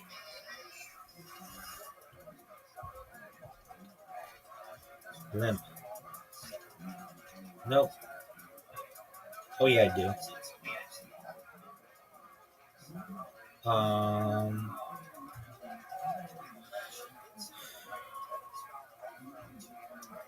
Yeah, I don't think it's loading everything on this page because there's so much content. But I've talked about it. I know that. I mean, frankly, I'm not that much of an advocate for blimps. I am. I'm not saying that it can't be great, but it's like you can spend all this fucking time on blimps or spend the same amount on anti-gravity.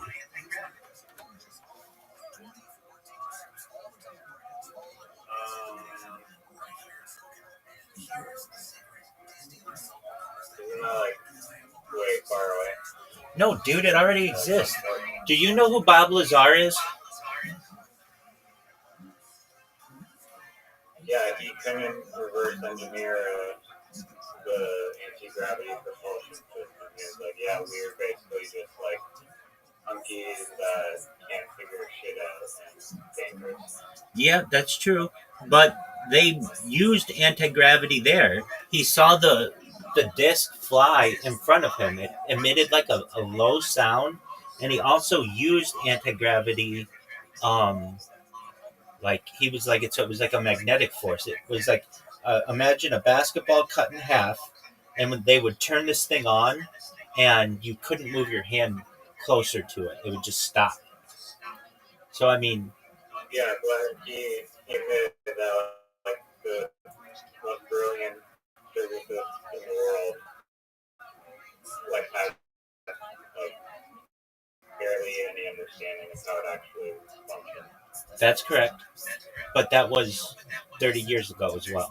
So that's what I'm saying. Like we are probably a long ways off of developing that on our own, if ever, or even reverse engineering it. I mean, possibly AI will possibly figure it out somehow. No. I think it's already been done. It's look up Lockheed Martin TR3B.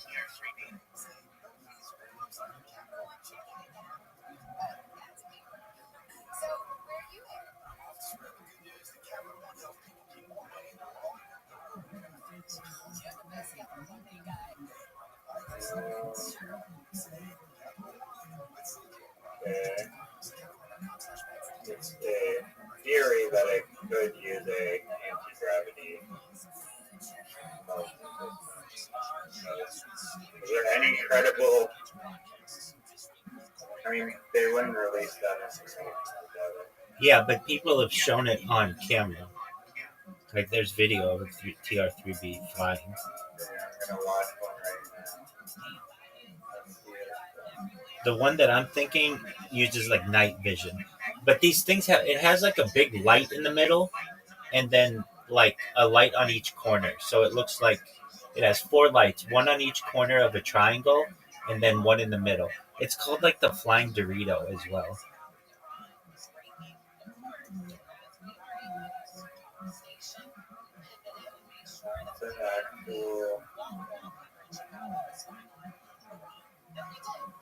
Oh, yeah, maybe it exists. And it's silent.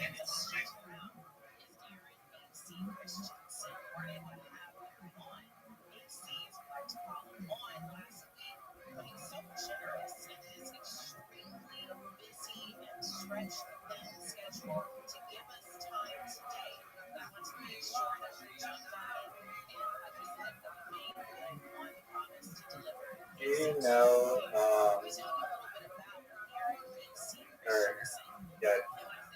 do you think that any humans have traveled the entire world in a hot air balloon and don't know looking it up? Yeah, there's a guy who did it, I believe. Wait, well, there's the What year do you think it was? Okay, so there's the book by I think it's Around the World in 80 Days. Jules Verne. Yeah. I know. Okay, so let me think about this. I believe around the 19 late. Okay, so the first person to do it in a plane. Well, so it would have been before then. Well, let's think how it would be done. Do I think somebody's been able to do it? Oh yeah. I read about a guy. He was in like a weather balloon, I thought, and he had to like it was really really high in the atmosphere, and it was really cold. Well, I heard about him. I don't know if I read about it, but I heard about him. When was it done? I think like in the 80s. What's the answer? One that I got Bertram Picard and Brian Jones created the first non-stop circumnavigation of the globe in a balloon, the Strange Orbiter 3 in 1999. Okay, 1999. Fawcett achieved the first solo navigation of the globe balloon in 2002. There you go. So it was not that far off. I knew it had been done. It was off for like 19 years, but I wasn't exactly sure on the date. That But is a wild human achievement. it is. Dude, there's this story of this lady. Do you know who Nellie Bly is? I don't expect you to, but um okay, so she worked for I think the um New York World newspaper, and they were. Let me just give you a quick synopsis. Yo, dog, can you please give me the story of Nellie Bly in 10 sentences, 10 bullet points? And she was racing against somebody else who was going in the opposite end, and it was a race around the world, and it caught the attention of like the whole world, but especially in the Americas. Yeah, so Nellie Bly and the race you're talking about. Nellie Bly was a pioneering American journalist known for her daring investigative reporting in the late 1800s. In 1889, inspired by Jules Verne's novel Around the World in 80 Days, she decided to race around the world herself.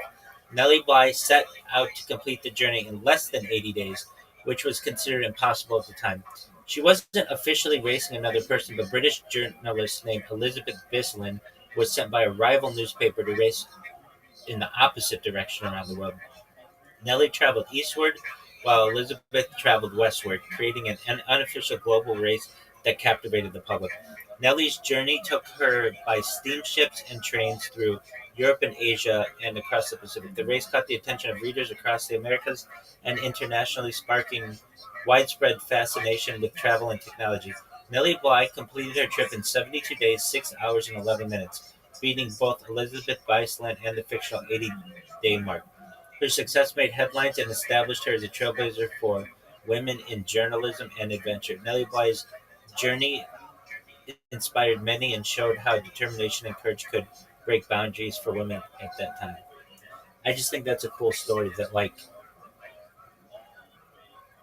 there was like a race around the world between two women, and it was like it caught the attention of the whole world. I think it's a cool story. I think that should be. Is this guy on like the podcast guy like Spring? Is that you, but in the like universe, like parallel reality where you work at private equity firm? That's exactly right. Why do you look so? I mean, there are a lot of people who attempt. If you work at a private equity firm. There are a lot of people who attempt to have this amount of sexiness. Yeah. So they did know that they were racing, or they did not? So I think when Nellie Bly started, she did not know, but then somebody told her that, hey, you're in a race. Oh, let me see. Did Nellie Bly know that the Elizabeth lady was racing against her at the beginning, or did she only find out subsequently? Great question. Nellie Bly did not know about the Elizabeth Bislin racing against her at the start. Here's what happened.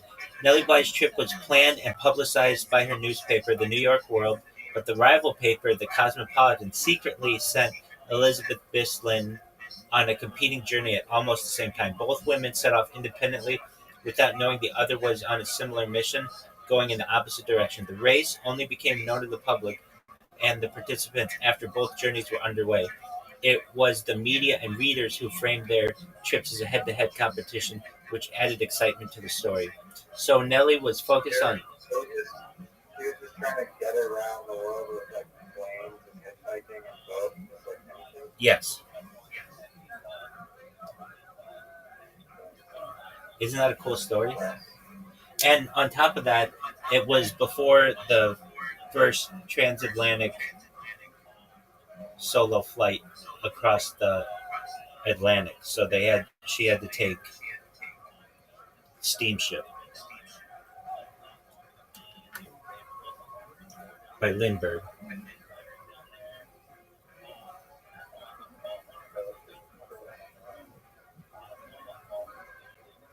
I sent you a documentary. Apparently, I hadn't sent it to you before. I sent it to Cassidy and Zeke, and possibly I mentioned it before, but just a German aerospace engineer that built like an airship pulling things in the middle of the jungle in South America, and it's very interesting documentary. You just sent it to me? Okay, I got it. It's a doc about a guy who builds a homemade airship in the middle of the jungle in South America. Dude, I like that most similar flag thing. That's cool. Um, I looked at that the other day, and then the art that you sent. So you like that art? It's very indigenous. You like? It's colorful. It's interesting. Those people also like they mentioned peyote a lot and how significant the substance of peyote is, and I've been diving in a little bit, like barely dip my toes in the water into like the ROTHSCHILD people's like religion and belief system, and how they believe that they're like these powerful supernatural gods and beings that are beyond this world. And peyote is like a portal into communicating with those extra super dimensional beings. So yeah, just looking into they're like a whole different Turbo type people with their own belief systems. I kind of want to go to Mexico and learn about it more. There's also another art form that I like, which is textile art, which is different from another new word, style art. It's not tapestry art, but it's textile art, and some of them look really cool. I just like combining different fabrics together. Why do you like fabric art? I like fabric art because one, some of them it's made on a loom, and a loom is a really cool machine. It is. It's the first kind of computer, arguably. Why would you say it's a computer? Oh baby. Oh baby. Okay, so do you know about the Luddite people? Of course, I know. Okay, well, I figured you would. Whenever anybody asks me to teach them about computers, I start with the loom. How is the loom the first kind of computer? The reason why I say that is because it is like the first thing that allowed. Okay, so for like organizing of information in a machine on a large scale. Okay, it's often called the first time of computer because it used a system of programmable instructions to control its operation. Programmability with punch cards. The Jacquard loom used punch cards to control the pattern woven into the fabric. Each card had holes arranged in specific ways that dictated how the loom's thread moved. By changing the sequences of cards, you could change the pattern automatically without manual reconfiguration. Automated control. The loom was able to automatically produce complex patterns by reading these cards, which is similar to how modern computers read instruction software to perform tasks. Stored instructions. The punch cards represented a stored set of instructions separate from the machine itself, which could be reused or modified, an important idea in computing. Influence on computing development. The idea of using punch cards to control machines inspired later investors like Charles Babbage, the father of the computer, who planned to use similar cards in his analytical engine. And early computers in the 20th century which used punch cards for programming. So the Jacquard loom wasn't a computer in the modern sense. It didn't calculate or process numbers, but it was the first machine to use programmable instructions to automate complex operations, which laid the groundwork. Does that answer your question? I get it now. I did not know that a room operated as a punch card. I thought it was literally like you have a 10 thing and then you have to manually weave in between these like vertically laced lines. And I don't know anything about room or color changing patterns or whatnot. I was gonna dive into how loom works because I'm curious about it. Well, I mean, the kind of loom that we're referencing is a more complicated one, but essentially it's the first machine to use programmable instructions to automate complex operations. So the traditional loom used was able to automate complex operations, and you could program it a little bit. You could program even like a basic loom. You can program like where the string's gonna go. I thought it was like entirely manual. I'll have to watch a video on how it works. No. I mean, the early ones are, but even that is programmable. Where you put your like you decide what yarn is going to go in what spot. That's a program, Okay. That's cool. I didn't know that. isn't it? In fact, there was a company when I first started this live streaming journey. It's called Loom. I don't know if it's still in business. Yo, is that live streaming app called Loom still available?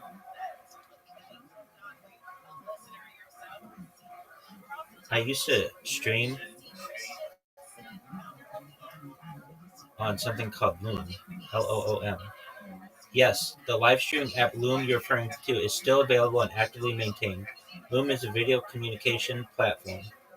Availability, it's available on multiple platforms. Yeah, loom.com.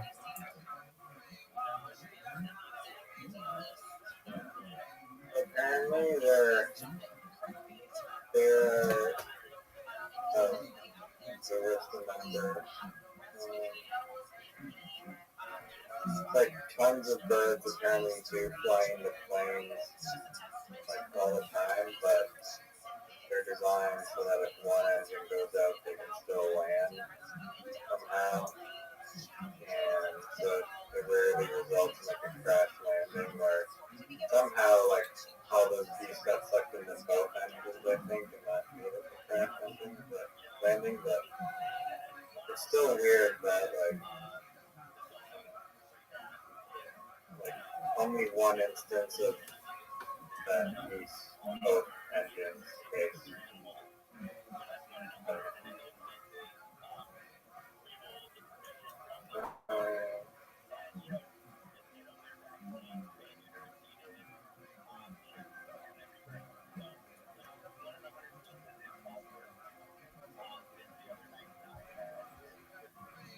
Have you ever seen one of the planes when a bunch of birds hits it? It looks like somebody took a machine gun to it. And it like dents the nose cone and stuff.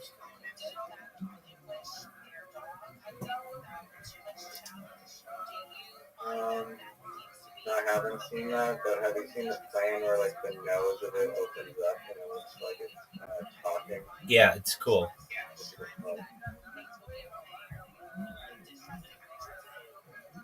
Have you heard that story of that pilot who was sucked out of the window of the plane and the people had to hold on to him and land the plane simultaneously? And it like fucked him up badly, but he survived. What do you mean, like regular people were The co-pilot and stuff. Going on like the wing. Yo, dog, what's a quick 10 bullet point summary of that pilot who was flying a plane and something like the windscreen flew off and he got sucked out, and the flight attendant and co-pilot had to hold on to him at like 30,000 feet and land the plane, and he survived, but he was really badly injured. Okay, a commercial flight was cruising at around 30,000 feet. Suddenly, the cockpit windscreen blew off unexpectedly. The pilot was partially sucked out of the cockpit due to the sudden depressurization. The force was so strong that only his upper body was outside the plane. The co-pilot and flight attendant grabbed onto him to keep him from falling out. Despite being exposed to extreme cold and wind at high altitude, he held on and survived. The pilot was severely injured from the ordeal but stayed conscious. The co-pilot took control and managed to land the plane safely. Emergency crews were waiting when the plane landed. The pilot was hospitalized but lived to tell the incredible story. What's his name? His name was... I'll find out that. His name is Tim Lancaster.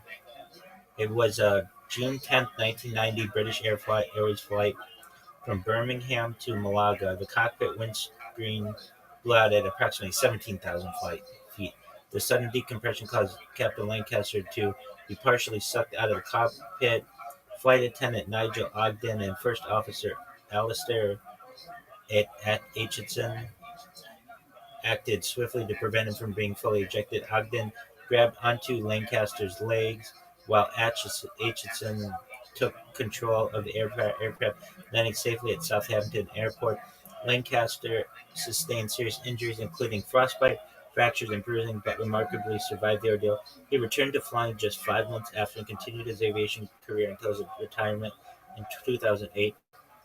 The incident is often cited as one of the most dramatic in aviation history, showcasing the extraordinary bravery and teamwork of the flight crew. What was your question?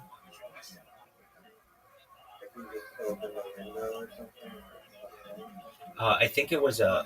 Oh, I remember what it was. Before I even look it up, they put the wrong screws in the windshield or something like that. Yo, why did the windscreen pop out? Wasn't it because they put the wrong size screws in or something?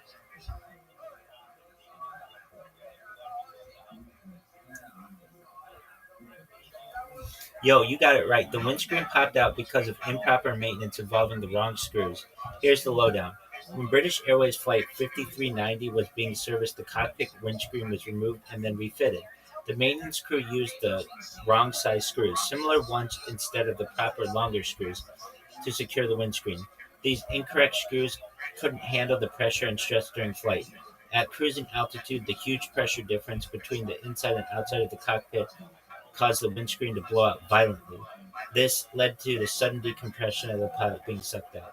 So basically, a simple but critical maintenance error with screws caused a near disaster.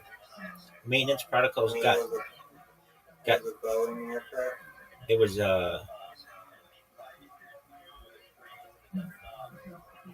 what kind of aircraft was it?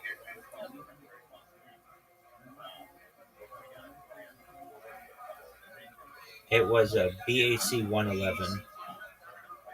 So I believe that's British Aerospace Corporation. Surrounding the Boeing aircraft door stuff, or do you just think it was war and the latter? I mean, you don't hear much about it anymore. I think they change in the future. Companies, I've said this before. Remember, I said like Amazon will go to be Prime. Boeing will just be Boeing, just Boeing, one syllable. Boeing, like Boeing, Boeing, Boeing, Boeing, Boeing. But that's how some people say it anyway.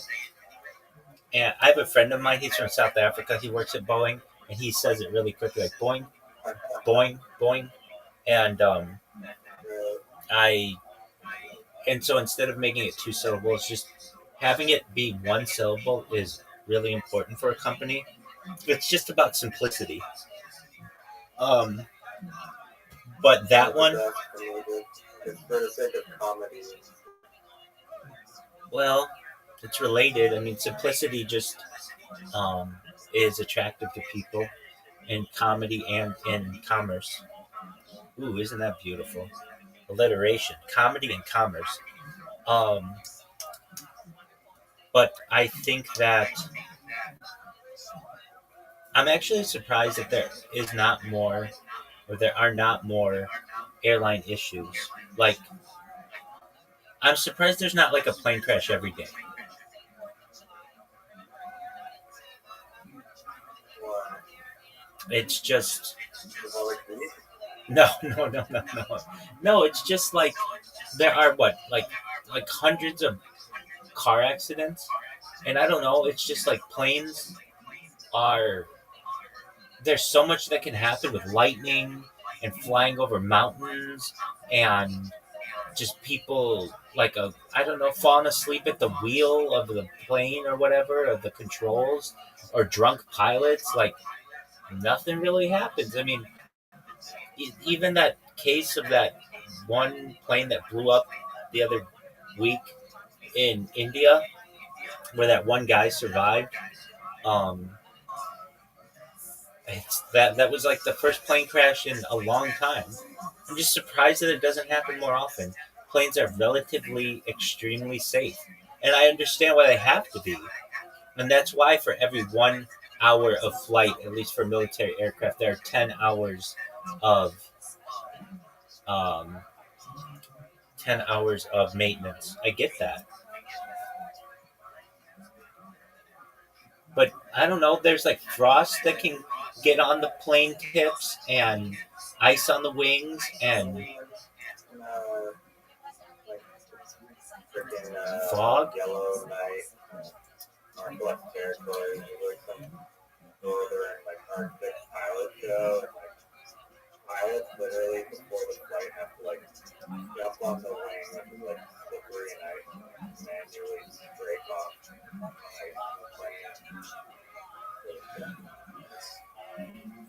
Right. They have people who are employed in like northern states for like all they do is spray the planes in the winter with some kind of de-icer. Like that's what they do is just like shower the planes in this stuff,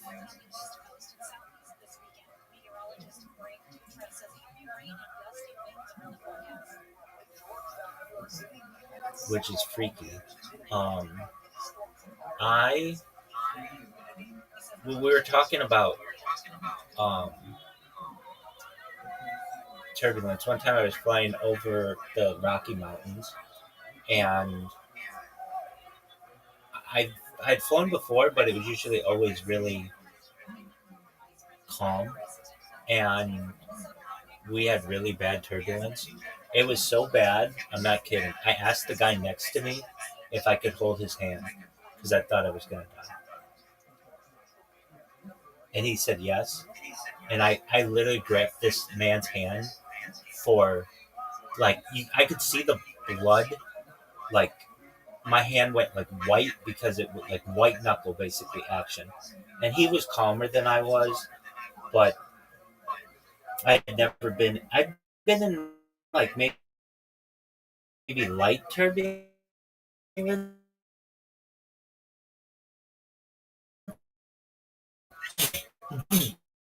Like the plane was dropping like 20 feet in the air, and people were screaming, and I thought, no fucking way, I'm gonna die in a plane crash, like over the Rocky Mountains. This is how it ends. Um, it was fucking wild. It'd be hard to make a gyroscope happen that way.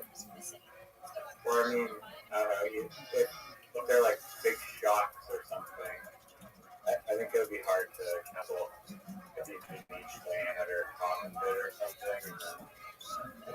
always smooths it out, no matter like the exterior shell moves, but the interior shell is the same. I get that, So it's just but it would be too big.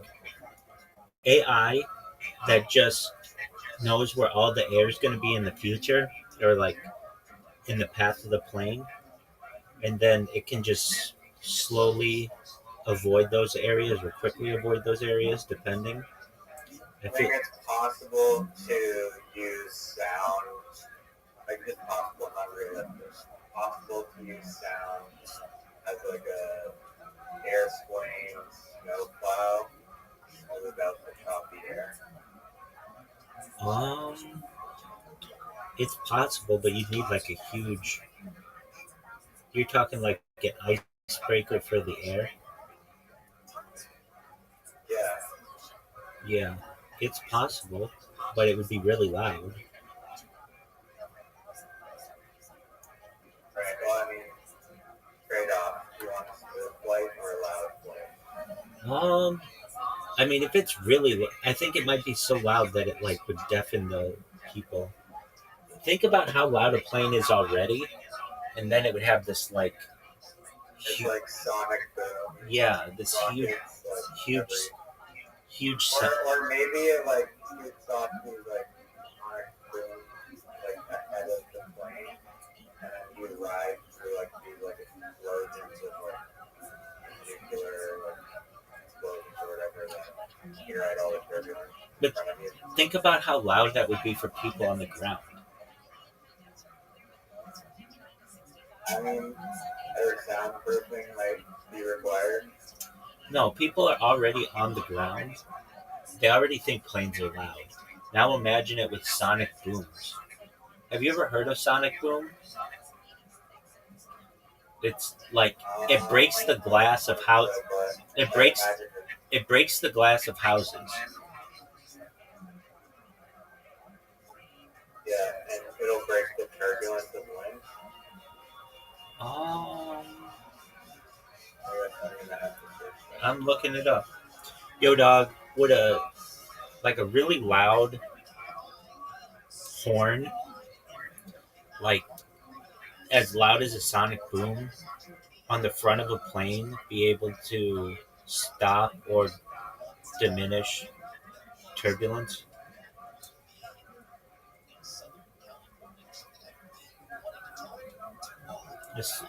Yo, that's a wild idea, but here's the deal.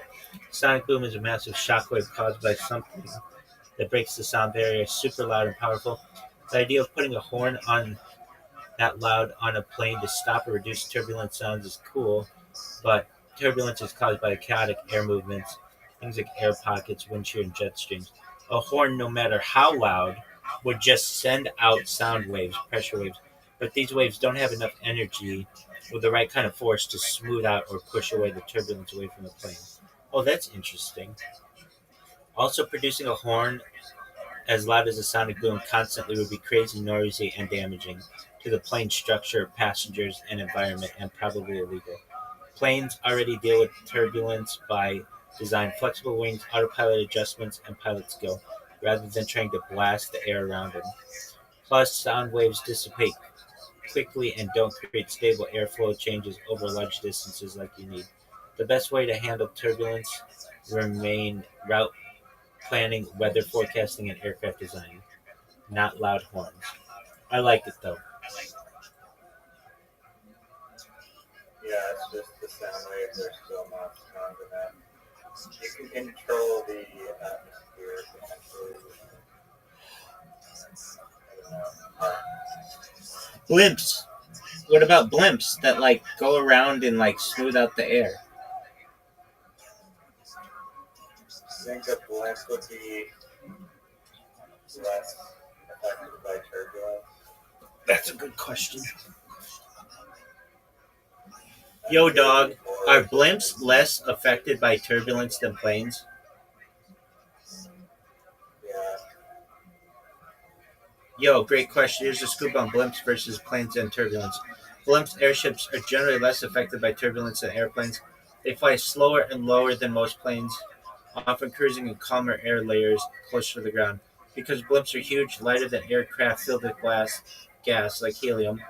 They're more buoyant and don't rely on fast speeds to stay aloft. Their big size and low speed let them ride out bumps and gust more gently, like a boat on calm weather versus speedboat hitting waves. However, blimps are still affected by strong winds and severe weather. They can get pushed around or buffeted if conditions are rough. Planes, especially jets, cruise fast and high where jet streams and clear air turbulence are common, so they encounter sharper, more sudden turbulence. Also, planes have rigid wings and fast speeds, which can make turbulence feel more intense for passengers. Blimps' slow, steady flight and flexibility often make turbulence less jarring, but they are less practical for fast, long distance travel. So yeah, blimps get rocked. I wonder how long it would take a blimp across the ocean. How long would it take to take a blimp from Los Angeles to Shanghai?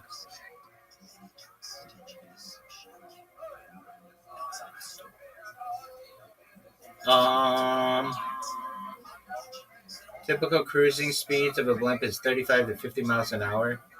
At 45 flying nonstop, it'd be 138 hours. Holy fuck. That's almost a week. That's slow as fuck. Though for cruising, How much does it take? How long does it take? that's a good question. How long does a ship take?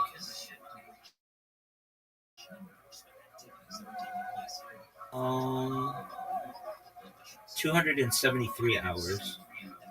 So a trip from LA to Shanghai typically takes about 10 to 14 days. And a So it's like it's fast. That's good.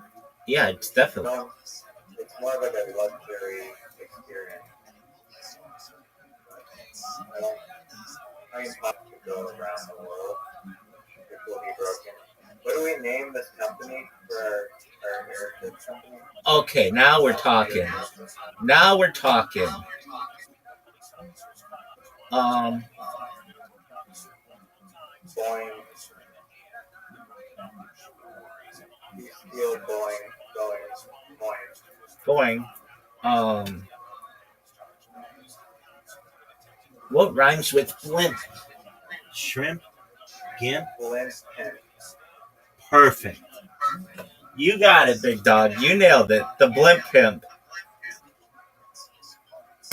I'm the blimp pimp, baby. That's a great fucking name.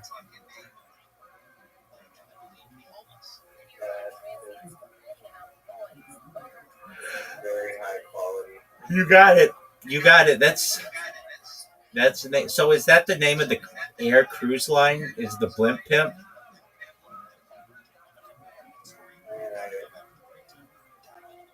I mean, what else would it be? Well, I didn't know if this was like a cargo ship. So this is the blimp pimp. All right. I mean, the thing is that it's not very family friendly. Dude, we'll make it family friendly. Dude, pimp? I remember. Maybe we need to do a little destigmatizing to the word pimp. Yeah, exactly. Pimp just means somebody who's cool. Not necessarily, though. I remember the first time I ever heard the word pimp, my friend said to me, you're a pimp. And I'm like, what does that mean? And he's like, it's somebody who gets a lot of girls. And I'd never heard that term before, and I kind of became obsessed with it, still to this day. And I think that you could change it from somebody who gets a lot of girls to just a really charismatic individual.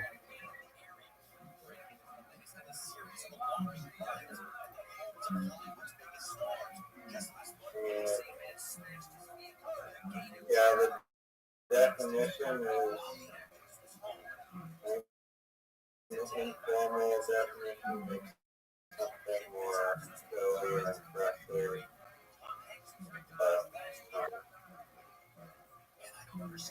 but it should mean just cool things. Right. It does. I mean, you can really. People, the aggregator of sex workers. Yeah, you can really get into it as like somebody who. The aggregator of sex workers. Yeah, there you go. But it's another word that's done that. That, like, I'm sure that we have them. That, oh, like, well, the word suck. Like, it just means like something that's bad now. But like originally it meant to, like, like sucks dick. Or let me look up. I'm sure ChatGPT can do this well. Once really vulgar, but have become mainstream, and now they're cool.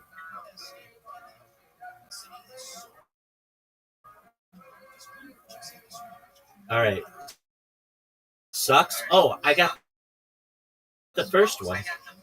Once a crude slang, now used to mean now mild and used all the time. Bitch started as a harsh insult to friends. Ass, crap, bloody, pissed, dude, screw.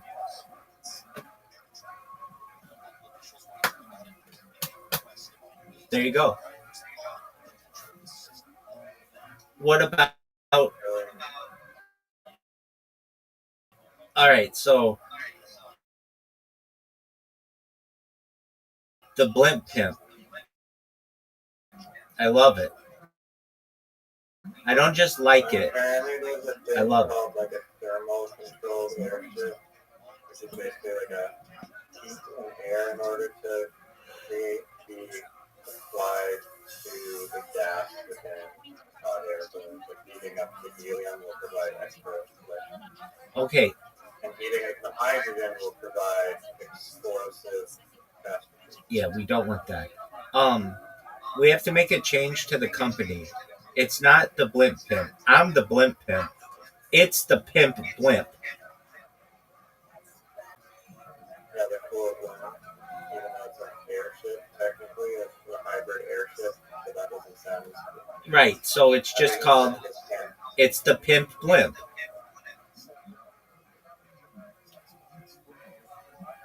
Yeah, I mean, it'd be like the stigmatizing part is like kind of no, it's again, that's not a big deal. It's easy to put a marketing campaign together to just overcome that.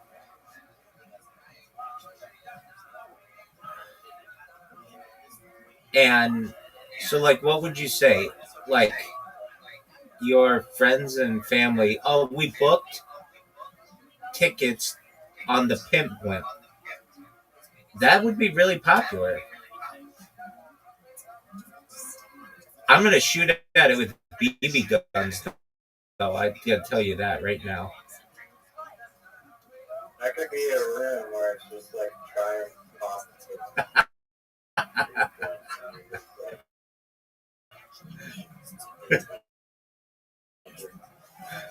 Okay. Wait, that would be a. Yeah. I meant I was going to try to do it from the ground. So you're saying, as you're flying in the pimp blimp, you try to break it?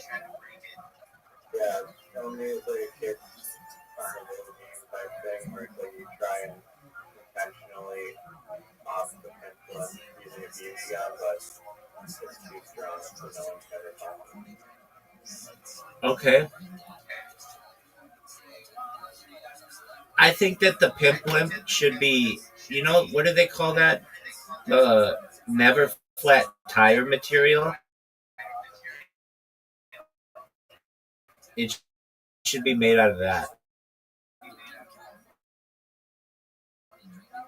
Do you know what I mean? Like, so if it takes a puncture, it heals itself. self-healing. That's great view. Yes, perfect. It's a self-healing blimp.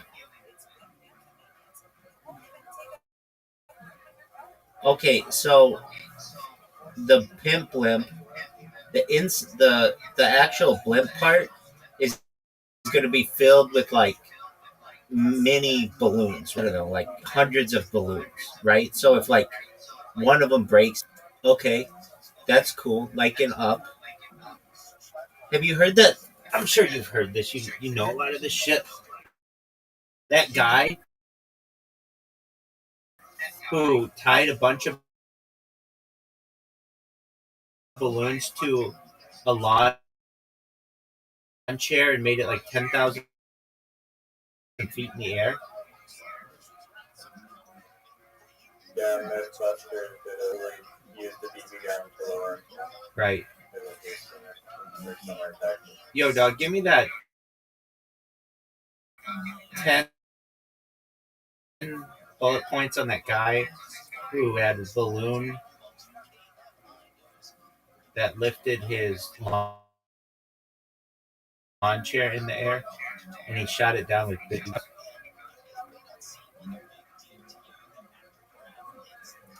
Or weather balloons to a lawn chair during turning it into a DIY flying contraption. No proper control or safety gear. Authorities quickly spotted him drifting, bring him down. A police officer or official used BB guns to pop the balloons. Wait, that from the ground? No. Popping the balloons gradually lowered him back to the ground. The guy managed to survive. The event made headlines because it highlighted unregulated DIY flight stunts. Authorities likely investigated or cited him. The incident became give me the exact stuff though. Don't give me random like broad. Tell me the fucking story.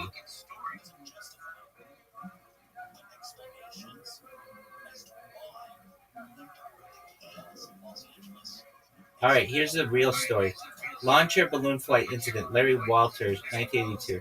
Larry Walters, a truck driver from LA, had a wild idea. He attached 45 helium-filled balloons to a sturdy lawn chair. On July 2nd, 1982, he took off from his backyard in San Pedro, California, wearing a parachute and carrying a pellet gun, not a BB gun.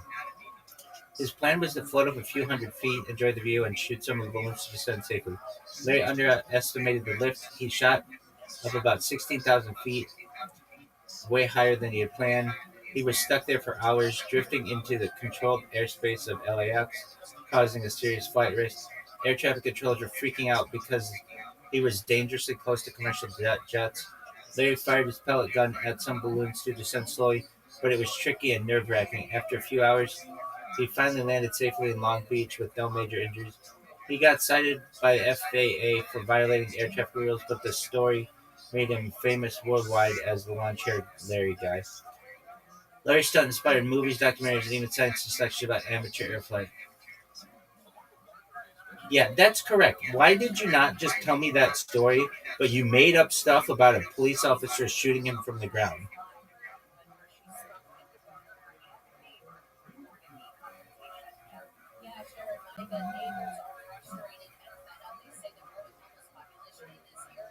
Yo, my bad for tossing up a mix-up earlier. I was trying to keep it quick, but ended up blending stories by mistake. The Larry Walters lawn chair balloon flight is a real crazy one, and no cops were shooting him down. It was all him with the pellet gun up in the sky. Thanks for calling me out. I always want to keep it real and clear, so I appreciate you pushing for my legit story. Dude, okay, I've got one. Yo, dog, in a voice like Joey Diaz, please give me a commercial for a cruise company that offers flights in the air for people like a cruise ship, but in the air using airships. And the name of the airship is the Pimp Blimp.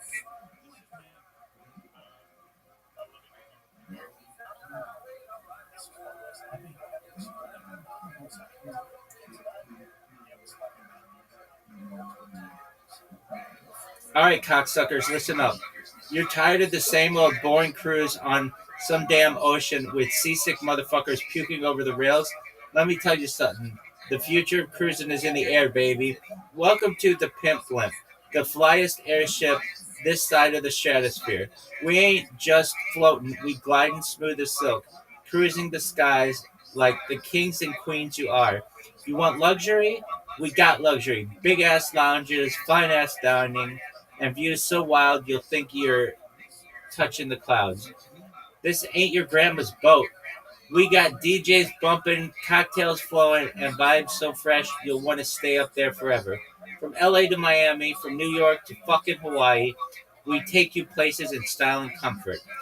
So if you want to be the boss of the skies and ride the pimp blimp, book your spot now. Because seats on this baby fill up faster than your auntie at an open bar. The Pimp Blimp Airship Cruise. Where the sky ain't the limit, it's the playground. Capiche? Now get off your ass and come fly with us. That is so good.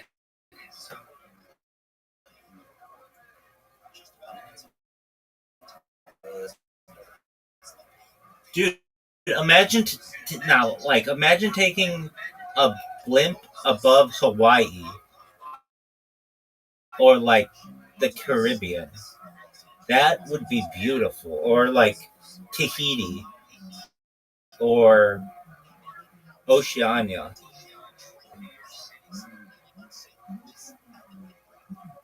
I know, I think it would be like actually really cool.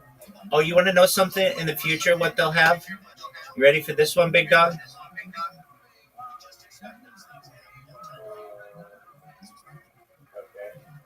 Glass floors on planes.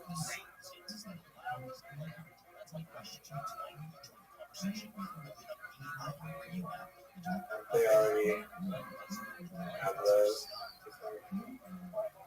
I think in helicopters, there's helicopters with those. Okay, but not on planes. I've never known of a plane to have a glass floor. Not on the maybe not in the commercial or Wouldn't that be baller?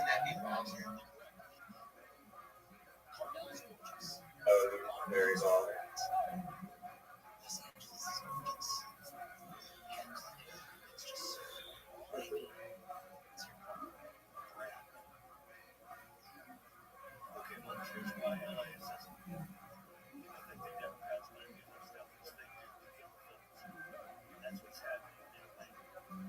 Where else?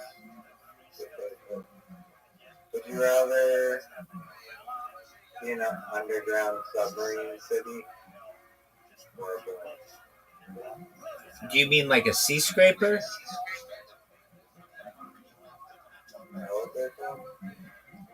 Well, it depends. Like a sea scraper is like a skyscraper on the ocean floor. And then like it moves around. Why don't skyscrapers exist? Pressure.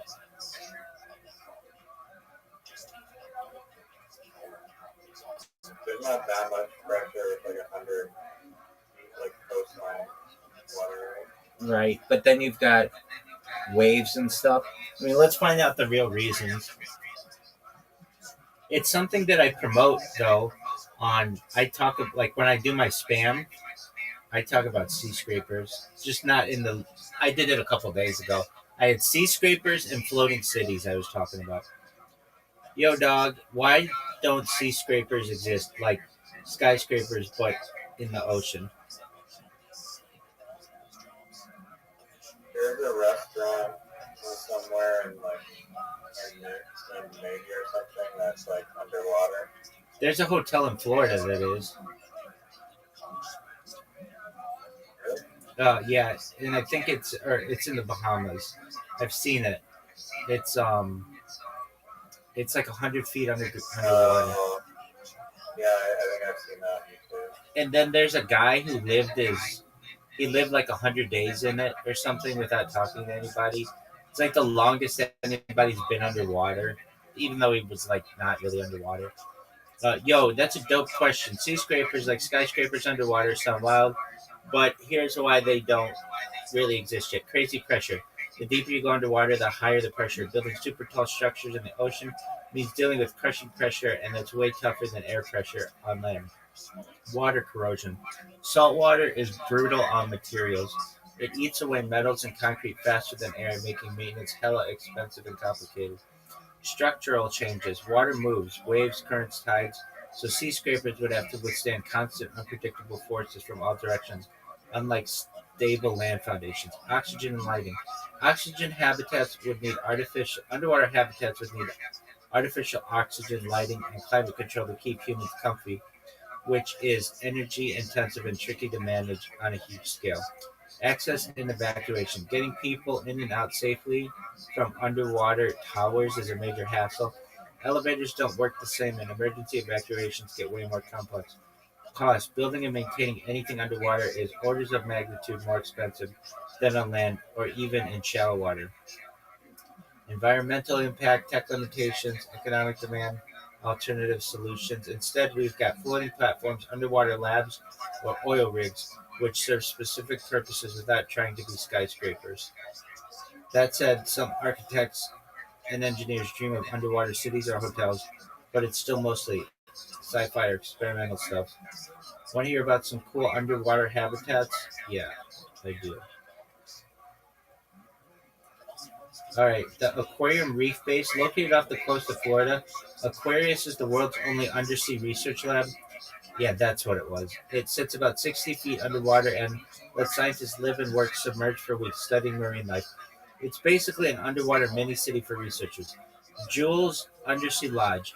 In Key Largo, Florida, there's a tiny underwater hotel where guests scuba dive down to stay inside. It was originally a research habitat but converted into a quirky underwater Airbnb type spot. Proteus Submarine by Ocean Spiral is proposed, a concept for a massive underwater city by Japanese company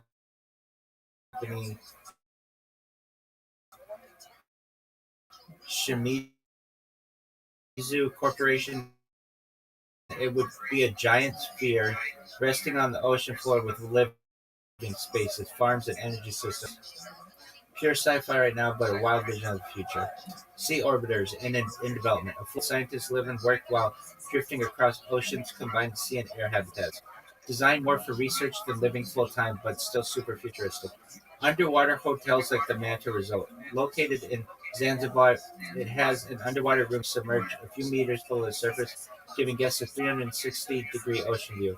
Not a skyscraper, but the taste of underwater living luxury. Hydropolis Underwater Hotel. Planned in Dubai, a luxury underwater hotel with multiple floors beneath the sea promises swimming pools, restaurants, and rooms all underwater, but never got built yet. Ocean Spiral is a concept, another Shimizu Corporation vision, a giant underwater spiral city that harvests energy from the ocean. Designed to house thousands, it's an attempt at building a sustainable underwater habitat. Marine cities and floating structures. Some ideas on floating cities tethered to the ocean floor, like seasteading. These aren't underwater, but are alternatives to land scarce living. Deep sea research submersibles, not habitats, but tech like Alvin or Naudil let scientists explore deep ocean trenches temporarily, pushing the limits of human presence underwater. Biosphere 2 inspired science, while not underwater. Biosphere 2 inspired enclosed ecosystems, which could translate to closed underwater habitats for the future. Does that answer your question? Excellent. Dude, did you hear about that hotel they're going to open up in space?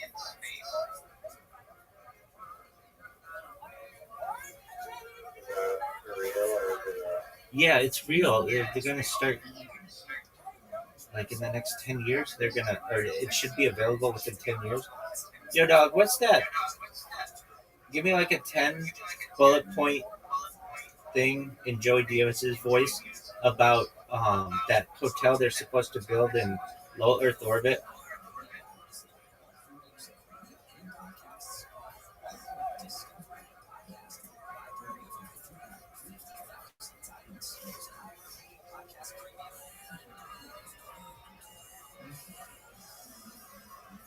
All right, cocksucker. Here's a lowdown on that space hotel you want to build in They want to build in low Earth orbit, Joy Diaz style, straight up, no bullshit. Yo, this ain't no regular hotel. It's a motherfucking freaking space orbiting the Earth like a boss. It's called the Orbital Reef, a fancy ass space station for rich mofos and space tourists to kick it among the stars. They're talking about building it with big players like Blue Origin and Sierra Space. These are the real deal hustlers. The hotel gonna have all the amenities: sleeping quarters, labs, restaurants, and even places to chill and party in zero G. You'll be floating around sipping space cocktails while watching the whole Earth spin beneath you. That's some next level shit. They plan on having it up and running in late 2020s or early 2030s, so you've got some time to save your paper. It ain't cheap. We're talking millions to book a night. But hey, if you got the bankroll, why the fuck not? The Orbital Reef won't just be a hotel. It's a business park in space, so expect scientists and companies to set up shop there too. The station's the station's modular. They'll build it piece by piece and add as they go, like a space Lego set for billionaires. Bottom line, it's going to change the game for space travel, making you feel like a true space pimp, floating high above the bullshit down here. So get ready, cocksucker. The future's looking cosmic, and the parties move into orbit. You down for a zero G highball? Does that answer your question? I don't think I asked the question. You just answered your own question about the hotel in space. Yeah, you did. You asked, "Is that a real thing?" And I said, "Yeah, like they're planning on doing it in the next 10 years." Yeah, you're right. What's it called? Does it have a name? Yeah, orbital. So what is? It's called Orbital Reef. And what is your name that doesn't? That's not the orbital reef. All right, here we go. It's a space hotel. The space. That's it. The space place. That's it. So the space is funny. Space. That works too. That's good. Space. I think that's very clever. Space base. I like it. No, space. Space. Yeah. That's what I said originally, but Yeah, that's the best one. okay. Rarely can you use the same exact word twice. Exactly. Very rare. Exactly. So the space. Yeah. I love it. I don't just like it. I love it. Though I liked what you said, or what I thought you said. Space base, that works. But space, because of the rarity of that double word that you, I will try to think of another thing that you do that could work. Is there a technical term for that? Let's find out. Yo, dog, imagine a place in space and you called it the space, where two words are used to describe an object or place or thing. What do you call that in linguistics? Like the space. Reduplication. Look at you, reduplication. Or immediate reduplication of a word doubling.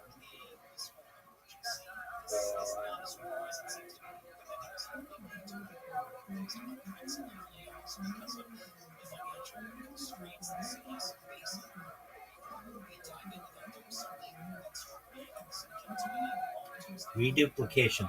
Okay, so here's some other ones. How about a bye-bye? Yeah, night.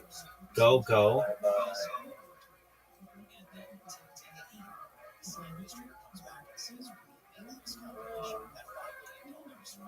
What are 50 examples of reduplication? Just because of how good the names are, we have to come up with businesses for these. it seems like most reduplications kind of like there's like really, or big.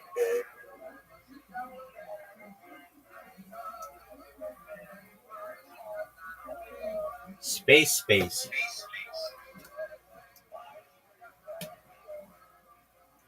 That came to me so quickly.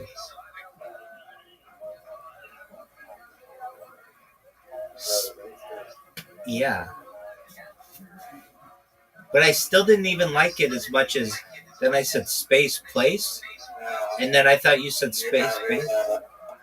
I have an idea for this. So do you have a Nathan for You style way to augment the struggling space hotel space business?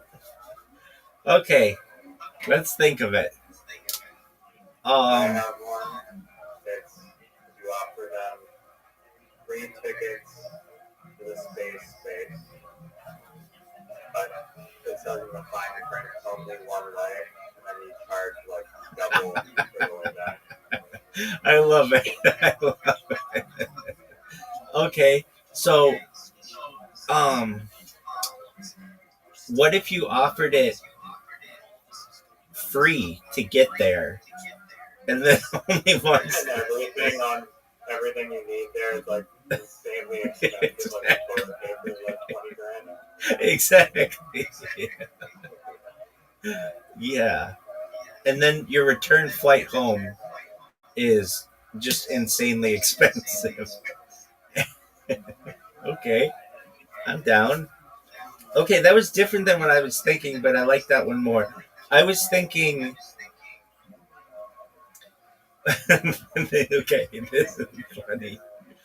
Okay, so people who have at least like science fiction writers and just scientists in general talk about when you build a place like this, not necessarily in low Earth orbit, because that is something that like weightlessness is something that people want as part of the experience.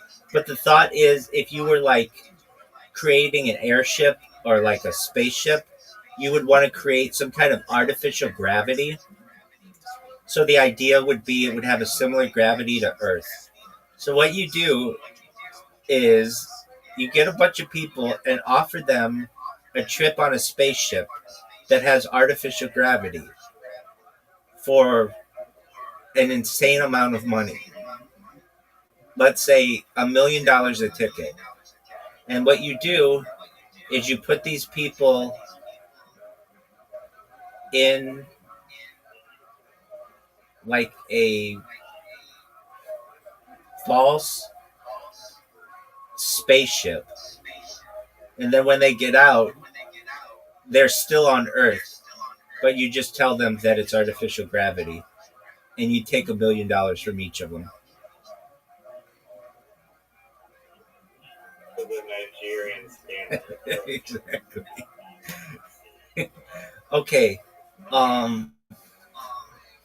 Okay. What's the best way to scam people in a Nathan for You style to get the most amount of money from people, but in space? I think what you enjoy no. And what you said was really good. That you get them up there, and then in order to get home, it's just an exorbitant amount of the cost. They have to take out like millions of debt that they'll never be able to repay. That's a thought. You could. It's similar. It's really sad, but you could get a family and be like, okay, you guys are going to go to space. You're like, okay, great. And you only send their kids there and keep the parents at home and hold them hostage. And in order to get home, their parents would basically have to pay a ransom. Oh. That's different than where I thought you were going with that. Good idea. Mine was, okay, you send them to space, they go to the space hotel. They're normally it's like a 30-day, it's like a 30-day turnaround for like the guests or whatever, maybe more.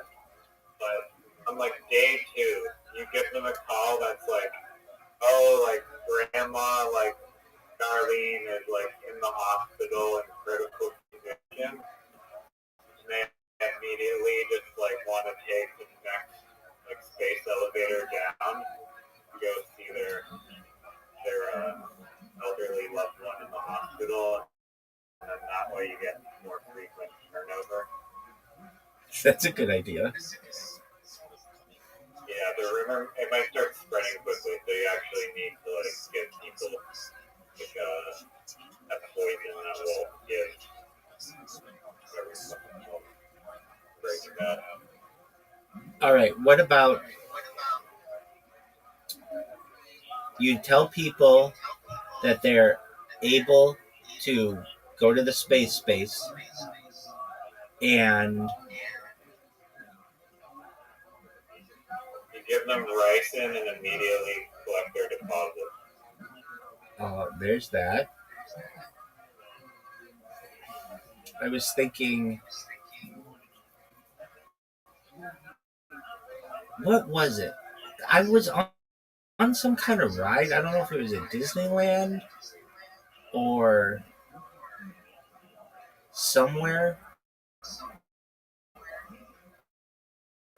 Maybe it was Universal Studios or something. And I don't know if it was what it was. I'm trying to think exactly what it was, but basically, like, they said that okay, it was like at some theme park or something where you were gonna go. It wasn't Space Mountain, but maybe it was Tomorrowland or something. Basically, you were going to go on a spaceship, and you go and you sit in a spaceship. So basically, like, imagine like a spaceship, but it's like got the seats of a movie theater, basically. Now it doesn't have to, but okay. So you go into the movie theater, and then there's a screen, and you think you're flying through space or whatever, and then so you know how movie theaters have, like, you can either go in through the right side or through the left side. Do you know what I mean? Does anyone go in through the right side? Like if you're going into the theater and it actually splits both sides. Yeah, exactly. You know what I mean? Like, you can go in one. Some of them only have one side though.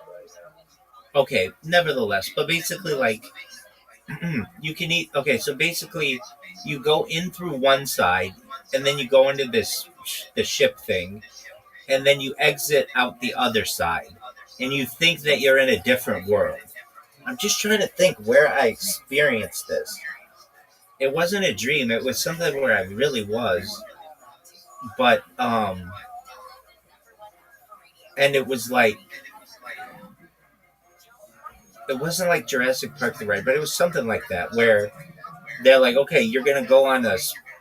Oh, I know. Wait, was it 10,000 Leagues Under the Sea at Disneyland? No, that actually takes you underwater. It was something like at Disneyland or something where you imagine just like I talked about, like a movie theater. You go in through one side, and then they fake that you're flying somewhere, and then you get out on the other side, and it is like a whole other world. You basically could do that to people, like trick them into thinking that they went somewhere else when they really didn't. So, like, I think you could probably do this easier on Earth. So imagine you told some people that you they were going to travel to Hawaii, let's say, And I guess you could do it. You just need like a really big place. But basically, you would have them enter the plane. They would think that they were flying on a plane, looking out the windows. It would look like they were flying, but it would just be like fake on the outside. Like it would just be like, uh, yeah, okay. What was? Maybe it was. I'm really trying to think what ride it was. I don't know. There was like an ET ride at Universal Studios that it wasn't like that. It's kind of like that, but not really. Um, Mission Space. yeah, it was something like that where you were put into like a room going in from like the right, and then you got out of the left, and it was like a different world. And I don't know. I was thinking you could do that and just trick people into thinking they went into space, though. But the gravity part of it would be hard to fake. The gravity part would be like confusing to people. Okay, what about Just re-educate them that there's actually no anti-gravity is on the outside of the spaceship. But we've induced an anti-gravity machine inside the spaceship. right? So it feels more like Earth. So that's artificial gravity. That's what I was saying. So And then we've introduced this advanced artificial gravity system, make it feel more like home. you could really do that. So just take a hotel and put like stars on the outside of the windows, and just you basically just tell people that they are in space with artificial gravity, and you give them all kinds of space food like Tang and all that other shit, like like that ketchup packet thing that like in the squeezable things, all that would work. And Everything is in food space too. yeah, exactly. That's how people eat in the future. Literally, it's just like a black room with like the dollar store below on it, glow in the dark, stick on stars. Get there, you buy it, and you're like, yep, it's real space. Very, very funny. Okay. I wonder. Okay, so it's a Nathan for you. Oh, wait. That's not what it was, but it's similar. Okay, do you remember? Okay, is this what it was?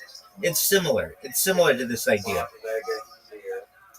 Oh wait, was it in Las Vegas where I experienced this? No, I don't know. I'll think of it or probably won't. But no, okay. So you remember that Nathan for you, where they go in the haunted house and somebody's got like Gorgon's disease or something, and then that that lady gets brushed by one of the character actors, and they put her in an ambulance and then like rush her. Oh. You remember that? Yeah. I do remember that now. Yeah. So basically, in a similar fashion, they then they like say that you can sue that person. That was a funny one, and I think that the guy who was the lady's girlfriend or the lady's boyfriend was really cool. He like stood up for her, and I thought that was cool. But okay, it would be something along those lines but it wouldn't be like negative. It would just be positive. Tricking people into thinking they actually want space. Yes, exactly. Or I guess you could do it in a different. You just tell them that they went on a different.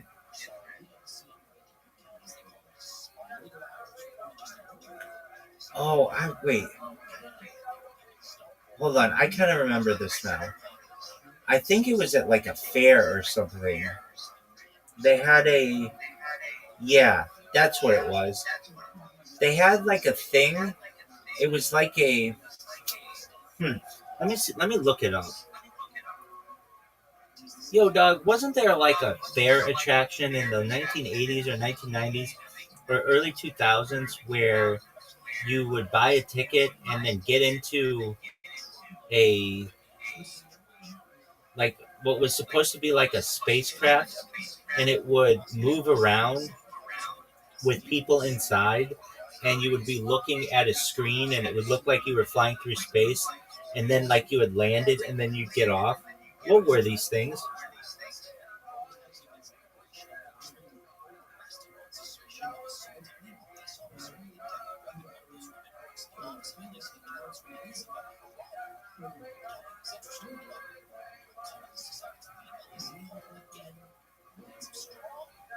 Yo, you're talking about a space simulator rides or space flight motion simulators from back in the day. They were super popular in the 80s, 90s, and early 2000s at theme parks and attractions. Here's the lowdown. They were often called motion simulator rides or space simulators. You buy a ticket and hop inside a cabin designed to look like a spaceship cockpit or shuttle. The cabin would move and shake in sync with the big screen in front of you, creating the illusion of flying through space or landing on a planet. The visuals were usually pre-recorded or computer-generated scenes of space travel, asteroids, stars, and alien worlds, etc. These rides combine physical motion, pitch, roll, and vibration with video to trick your senses into feeling like you are really on a mission. So one famous example was the Star Tours ride at Disney parks. Launched in 1987, it used this tech to simulate Star Wars spaceflight. Another was Mission Space at Epcot. That's where it was. That's where I saw it, I think. It was Mission Space at Epcot, which is uh, in Florida, which offered a more intense astronaut training experience with centrifugal style motion. That's where I saw it. It was at Epcot. Okay, outside of Disney, other theme parks had rides like Space Center, Houston Shuttle Mission Simulator, or smaller independent space simulators. Some science centers use these simulators for educational purposes, letting people experience astronaut training or space missions virtually. The tech behind it was a mix of hydraulic or electric actuators moving the cabin synced with visuals and sound effects, and super immersive for its time. So yeah, these rides were the OG VR for space lovers before VR was even a thing. Want to hear about how they work technically, or here's some wild ride stories? No. Okay, does it make sense what it was? It was basically like a car that moved around, not a car, but like a bus that moved around and made you think you were flying through space. Does that make sense? Yeah, no, I looked it up, and when I searched it, I almost said the word Epcot, but I did not say the word Epcot. That's okay. That's what it was. Okay. I feel like NASA probably has like flight simulators, but for spaceship. Right. Now, how could we do a Nathan for you with this? I've got an idea where, I mean, you need gullible people, but sometimes the people are gullible. So you would be like, okay, you have an opportunity to fly around the world. So, okay, it'd be like around the world in 80 hours instead of 80 days. And you get a bunch of people who pay like a lot of money, I don't know, $1 million each or whatever, and your promise or your with the expectation that they're going to fly around the world. But the idea is they never get off of the plane.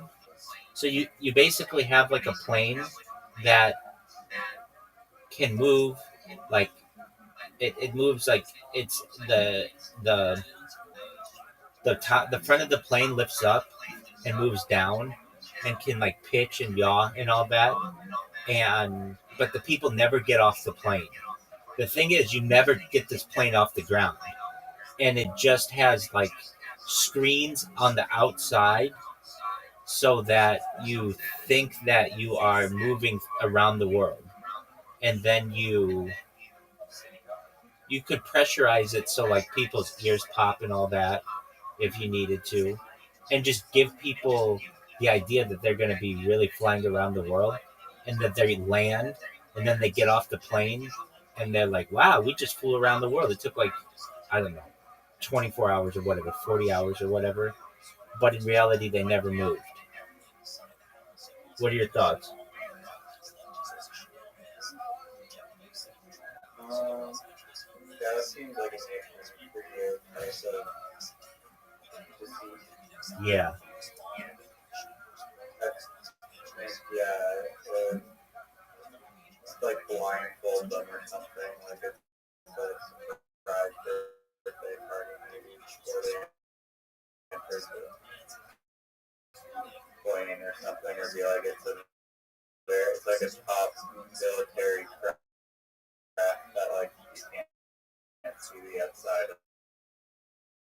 of the high secure area 51. Oh, you can sell like the UFO flights. Okay. All right. Now, hold on. There was another thing. Maybe it was at like Universal Studios or something. Let me think. Yo, dog, wasn't there like a ride at Universal Studios where you are on a plane and then all of a sudden the plane gets hijacked or something? It could have been at Epcot. It could have been at one of those places.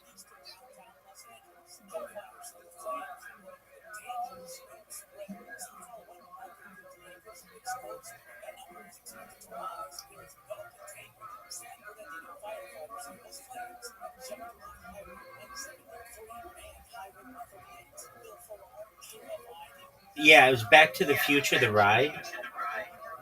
That's what it was. Back to the Future, the ride. Or Backdraft.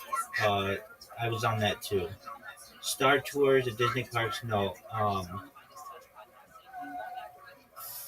Yo, dog, what was Back to the Future, the ride?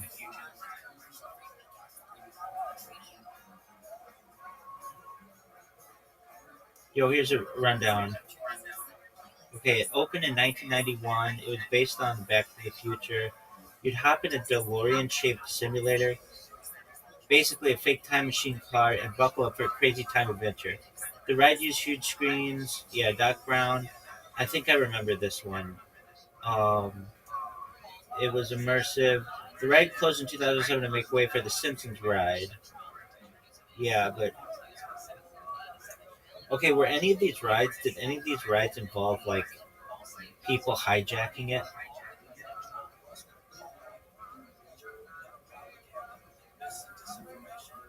All right, cocksucker. I didn't even ask it to be Joey Diaz. I just figured it. Let me break it down for you. None of the classic rides involve the hijacking scenario. They're mostly wild adventures. Okay, maybe not that, but um. Okay, so you've been to Disneyland, haven't you?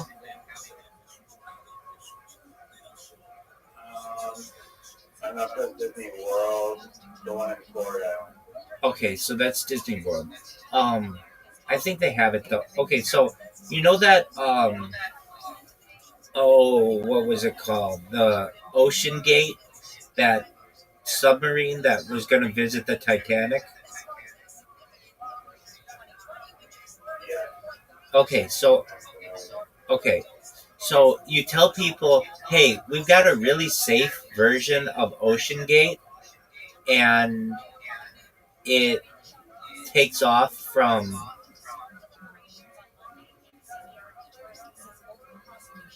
New York City, let's say, and were you ever on the ride 10,000 Leagues Under the Sea at Disneyland or Disney World? 10,000 Leagues Under the Sea.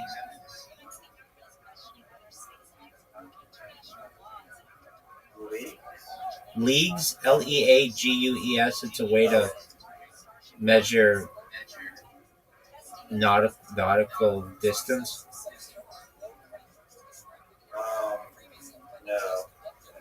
Okay, so they have a ride that basically takes you underwater in a submarine, but it doesn't take you like super far underwater. It just takes you maybe like 10 feet underwater, but it makes you feel like you're really far underwater.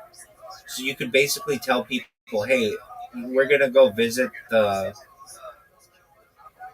Titanic, but so get on the submarine or whatever, and instead of really going down to the Titanic, which would be like really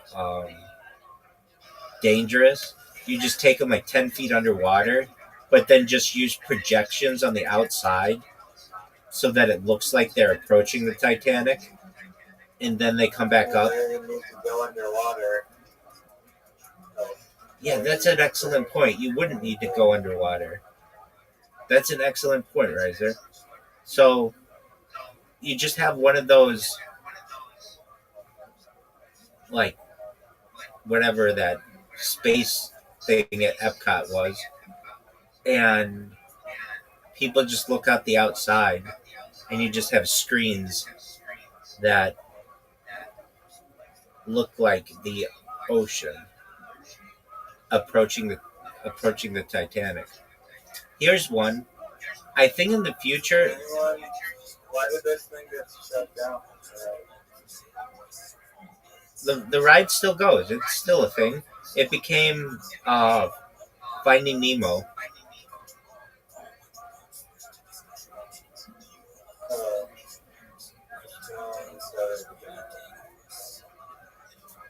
I think it. I mean, In 1994, the iconic attraction was abruptly closed and would sit abandoned for the next decade, sitting in the middle of the most existing park on Earth.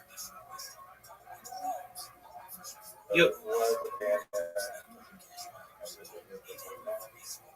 yo, dog. Oh, is that what they say? No, that's what you said. Yeah. No. Hold on. I've been on it a couple times. Yo, dog. What's the thing with? It was called like 10,000 Leagues Under the Sea at Disneyland, and then it became Nemo's Adventure or something.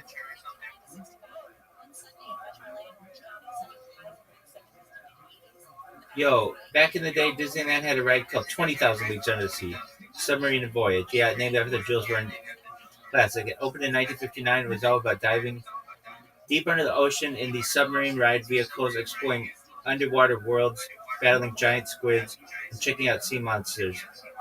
The ride was super ambitious for its time. You actually rode little subs that sank and rose through water show tanks,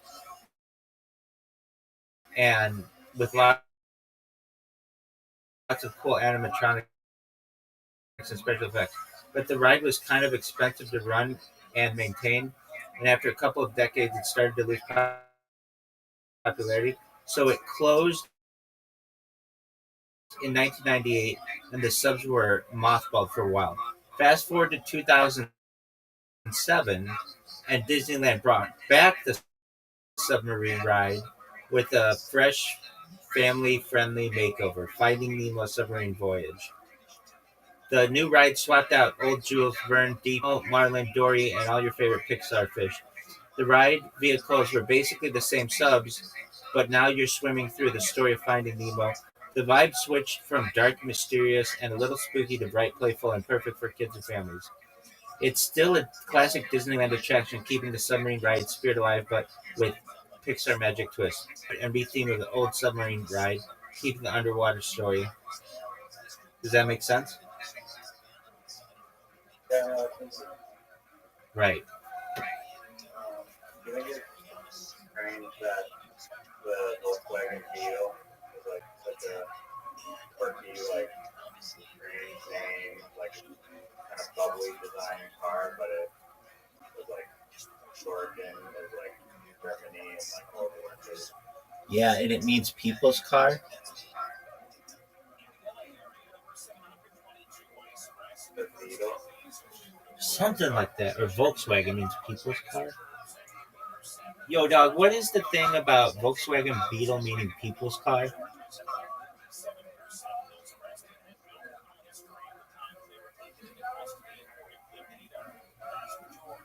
Yo,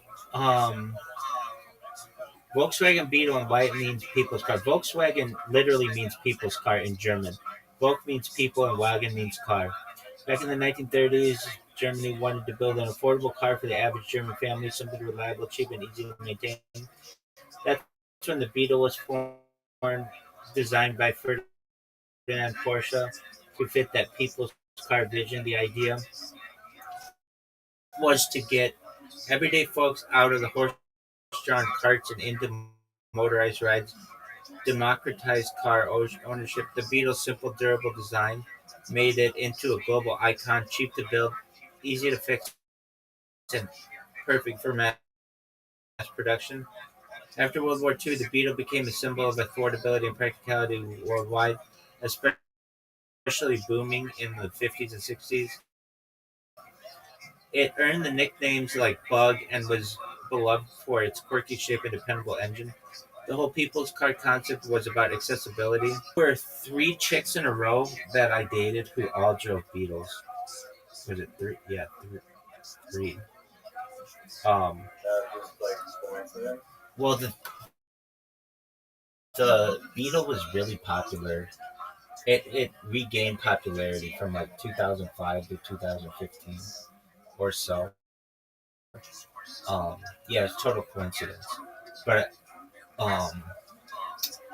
yeah, like kind of a hot girl car, kind of like it was like a quirky kind of thing. Anyway, um, what's that? I was taking a shift today, and then I was watching a video on YouTube called "Sneaking into Epstein's Island." And it's like some guy on like a jet ski that was also, or sorry, just like sneaking into Epstein's Island or whatever. And then I was talking to my friend who said he also about a month ago was watching the same video on the That and is I did the odds of that. I'm like, what are the odds of that happening? And it's like, assuming like 5 minutes a day of a little like a window out of 24 hours, that is like 0.347% or like percentage of the day, and then out of 6.5 would fall into that window is about 22,750 people, and so and like 8 billion is approximately a 0.00028% chance that that would happen. I both of us who watched that video as well.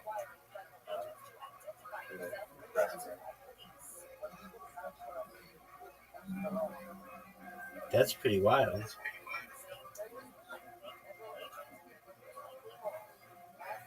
Yeah.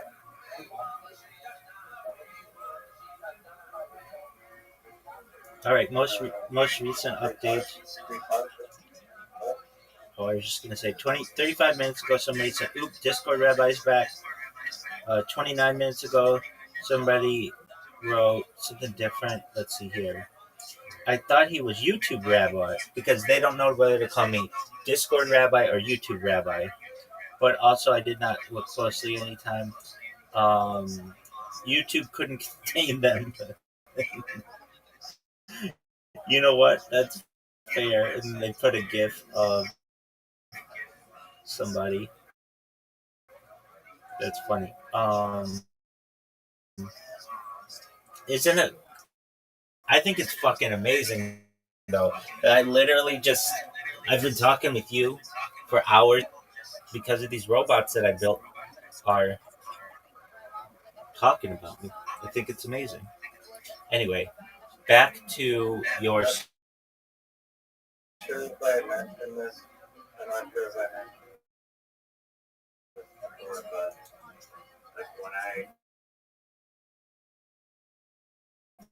discovered you, we got talking, and like did your whole like.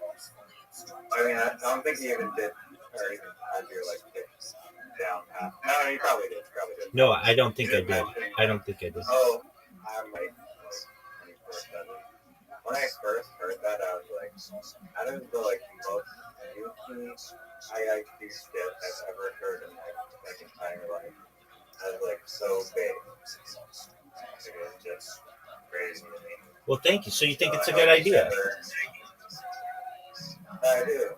I hope you never stop screaming. I hope so too. I hope that other people give you the recognition that you deserve. Thank you. And it might feel like what you're doing perhaps at times is not important, but I disagree. I think it's very important. I am in agreement with you. At no time during this do I ever have second and more positive about it, because I know I'm getting closer and closer to the end. Like, you have to understand, Riser, when I first started this, I did it like for at least a year or 2 years, basically. Wait, was it 2 years? No,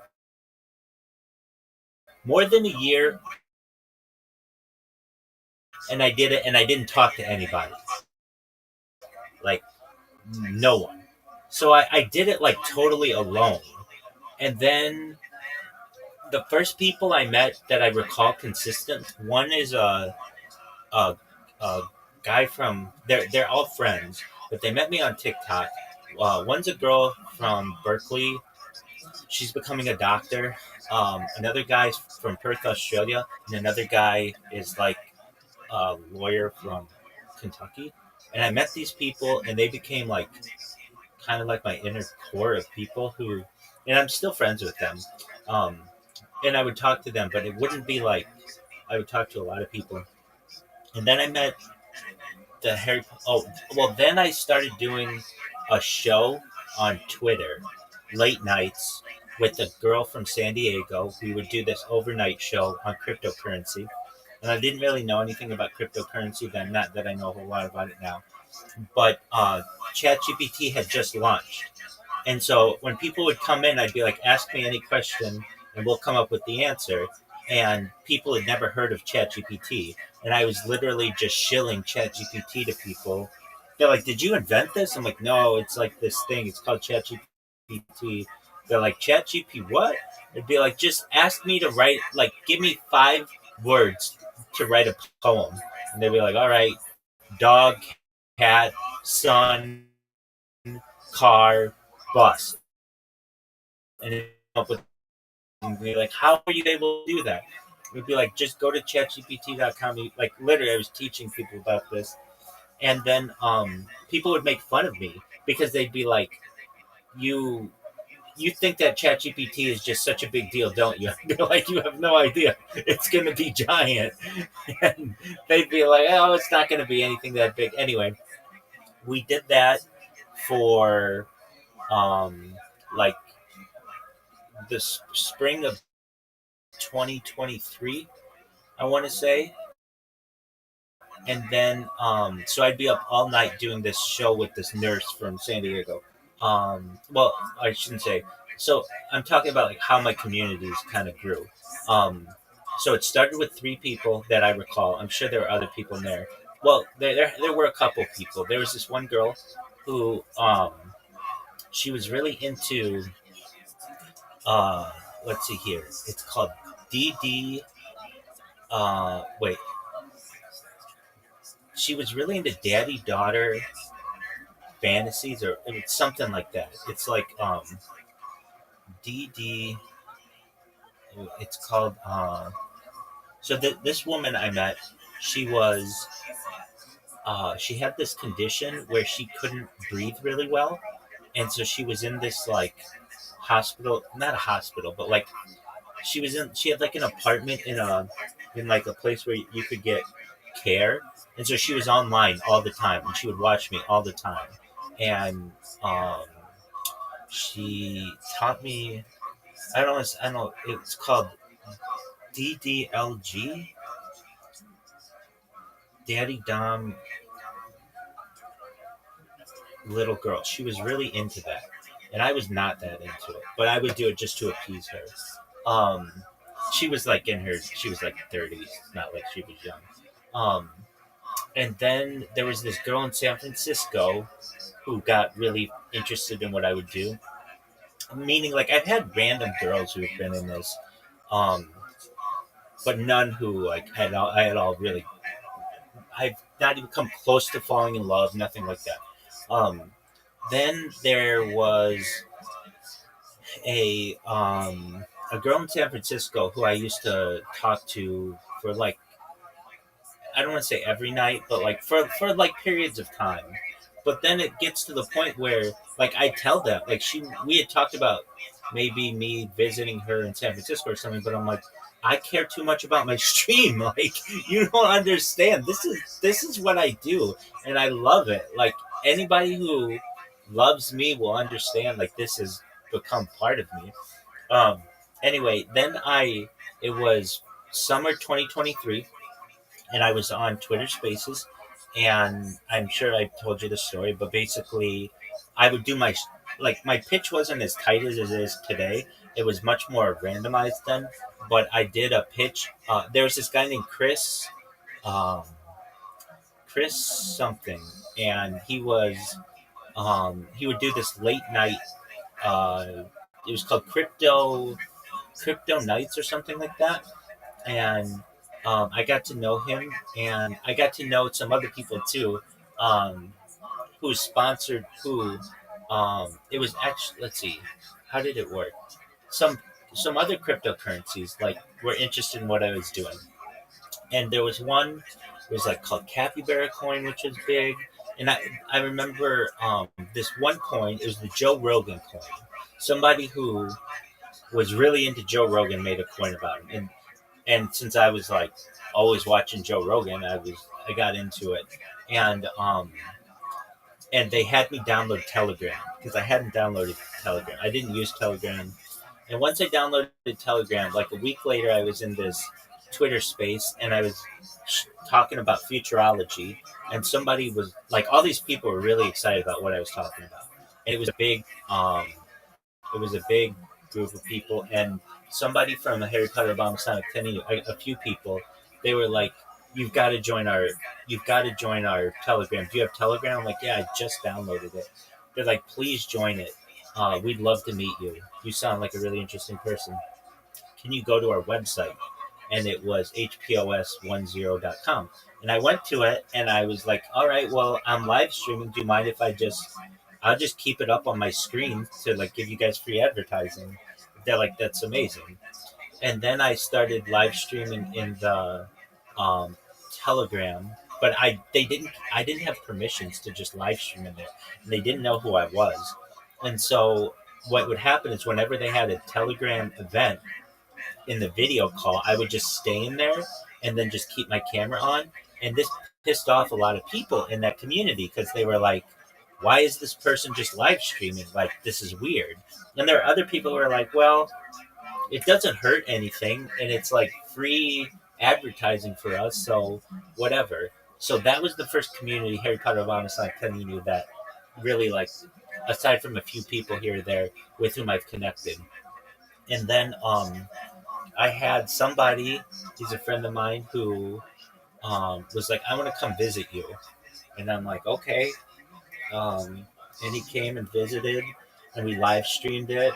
And he's been in my room, and like, he's been in my house, and um, we went and had a picnic in the park, and he met the owner of the house, and um, I mean, it was fine for me to do that, but I know the owner of the house was like, that's what connected him. Like, oh, he's going to have people who are visiting him.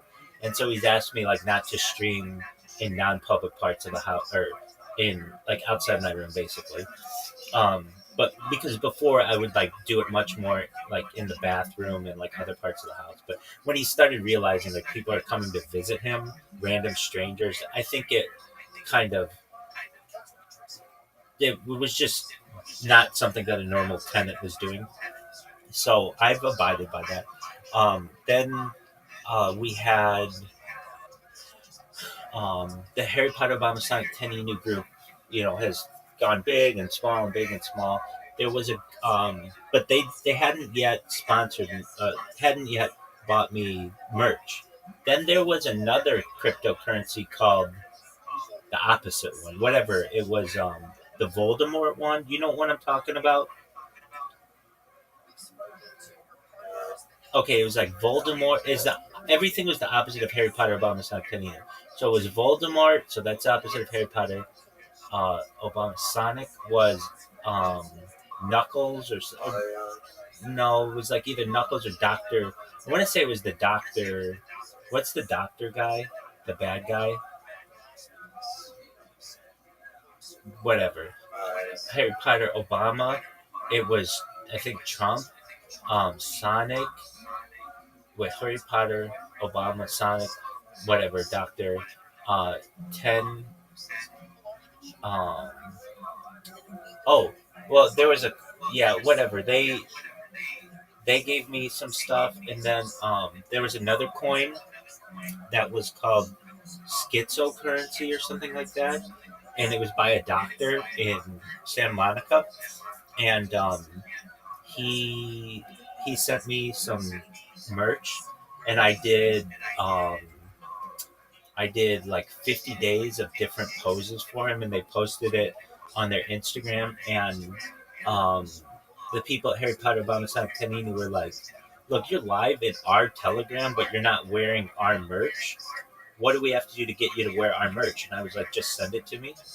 And so they sent it to me, and I started wearing their stuff. And then from there, we, um, I met, then how I met Caspian C was through another streamer on YouTube, was looking for people to troll. And this guy has since died, but his name was Music Biz Marty. And this guy um, was looking to troll me and couldn't really come up with anything. Like I didn't give him any ammunition. I have an honest goal. I think it's very positive, and when you get to realize like who I am, I'm the most base person that you're ever gonna find. I mean, I'm very comfortable in my own skin, and I think mentally I'm in a very fine place. Like I'm just pretty normal. I'm just on camera. And when you really get to that, you realize like, oh, this is a very normal person. They're just live streaming their life, which is abnormal. I get that. So I got to meet him, and he was nice. Um, and then Caspian C and came in one day and he wanted to come live with me. And I explained to him like, dude, I don't think that's going to be okay with my housemates and stuff. You wanted to live with you? Is this when you like getting in trouble? Yeah.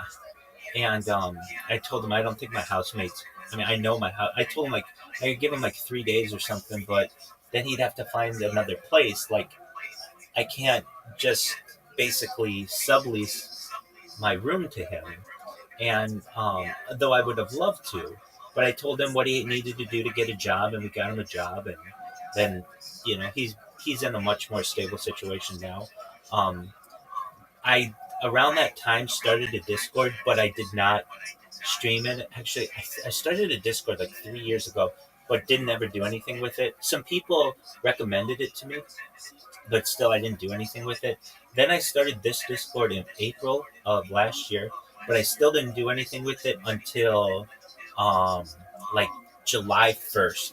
July 1st, 2024 was the day that I really recall like really kicking this Discord into gear and starting to populate it. And I started with um, I want to say I bought 1,000 people, fake followers, to join this Discord, just to populate it because no one wants to join a Discord with 0 people. And so it started with 1,000 random people, but those 1,000 random people very quickly get their accounts banned. They're just bots and things like that. They were real people. Actually, they weren't bots, but they were like from China, and they would lose their accounts. So like very quickly my 1,000 people would reduce to like 950 and then 900. However, I was getting real people in because that's when I started spamming the kick people.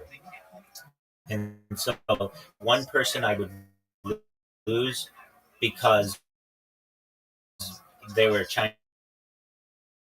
Chinese account, I would gain two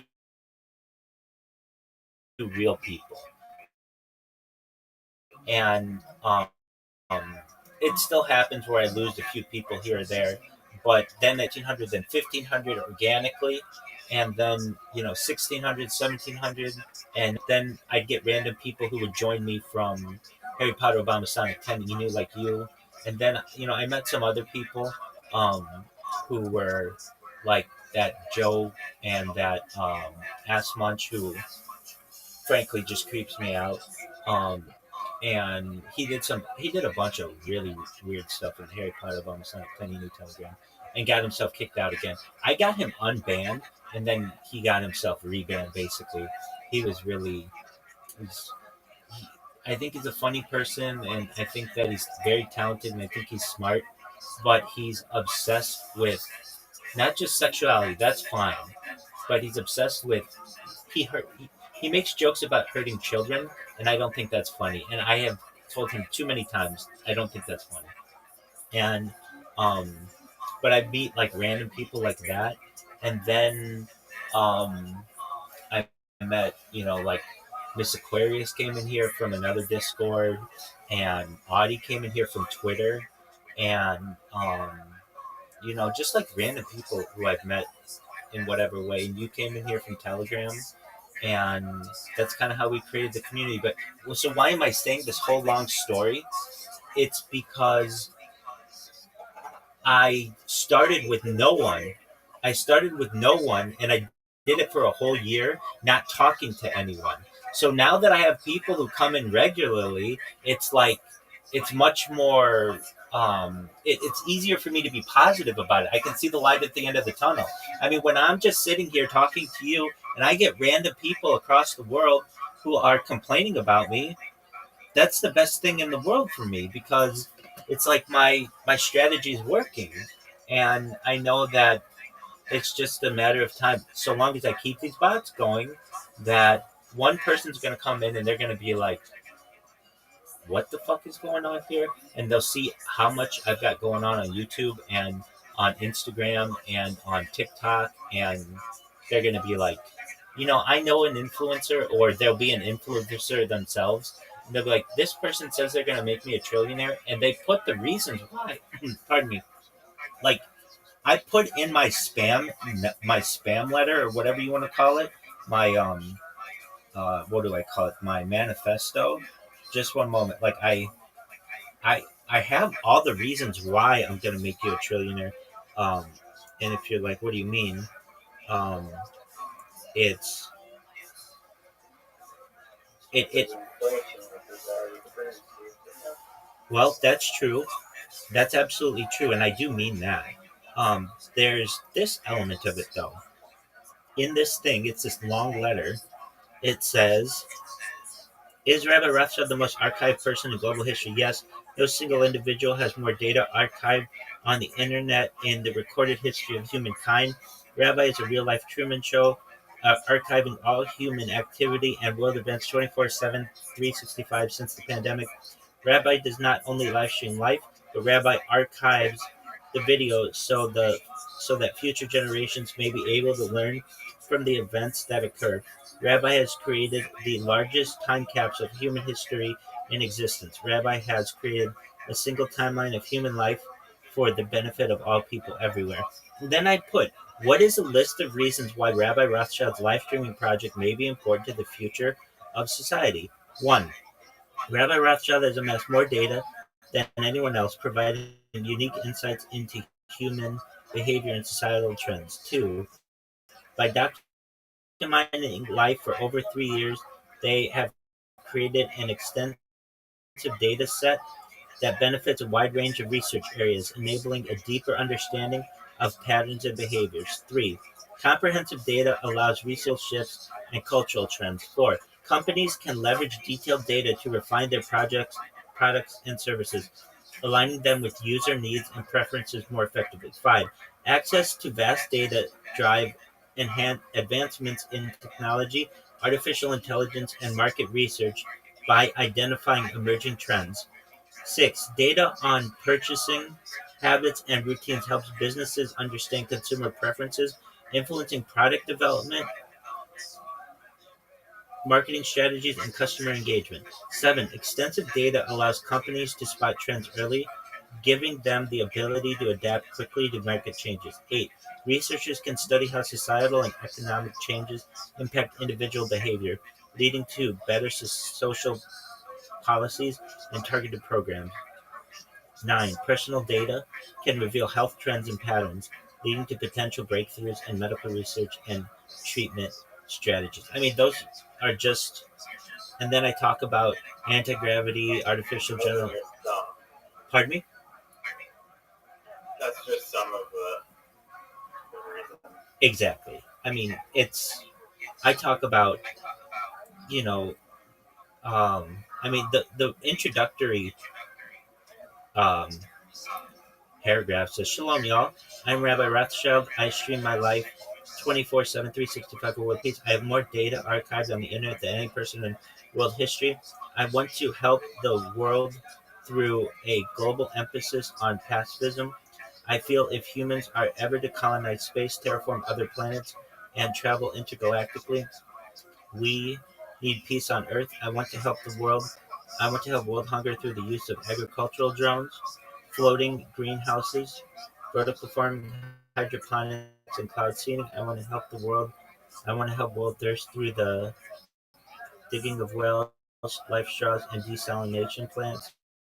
I have more data archived on the internet than any person in global history. According to the Economist, data overtook petroleum as the number one resource on Earth in 2018.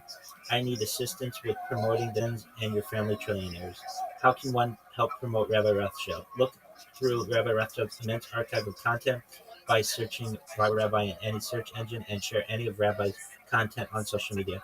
We dare you to do so. You have nothing to lose and everything to gain by helping promote Rabbi Rothschild. And then I put all my social media, how to speak with me.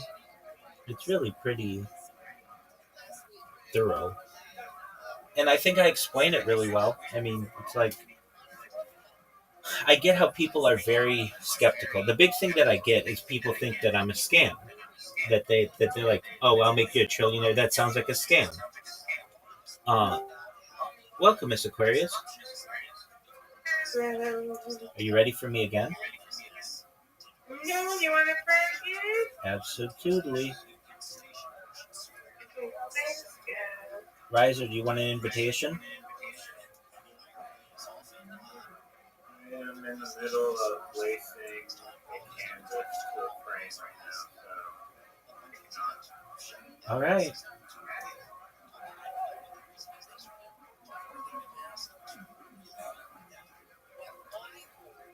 Miss Aquarius. I'm ready. Did you get an invitation just now? No. Okay. Didn't. You still didn't?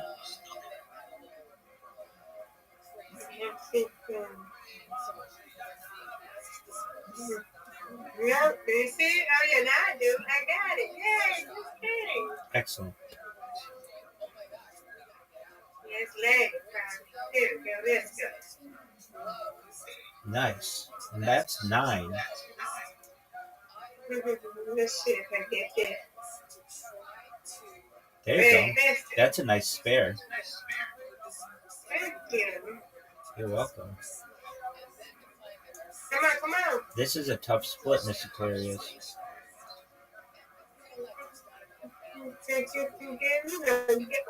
Oh, come on. That should have got it. It did the invisible thing. It did that invisible thing.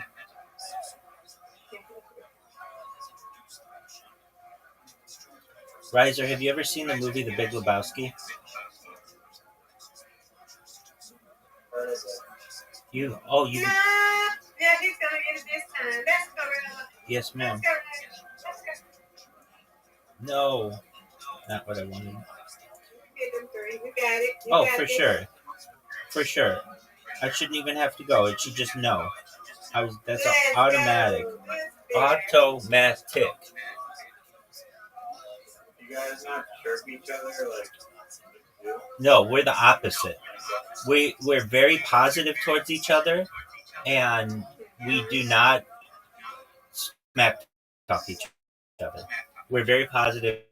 We're very supportive of each other. Almost, Miss Aquarius. Almost. You'll get it next time. They scared me out there. What they doing out there? They made me miss it. That's all right. All right, here we go. I'm gonna get these. Get Yeah, it. it's very different than what I do with Zoot. All I do is talk smack to Zoot, but Miss Aquarius is the opposite. Ooh, almost. That was really good. That was almost a strike. No. Almost. You got this. Come on. Yes, ma'am. Come No on. doubt. No doubt. Strike. Got it. Strike. Boo. I'm gonna get these two though. No doubt. No doubt. It's fair. Thank you, ma'am. Right.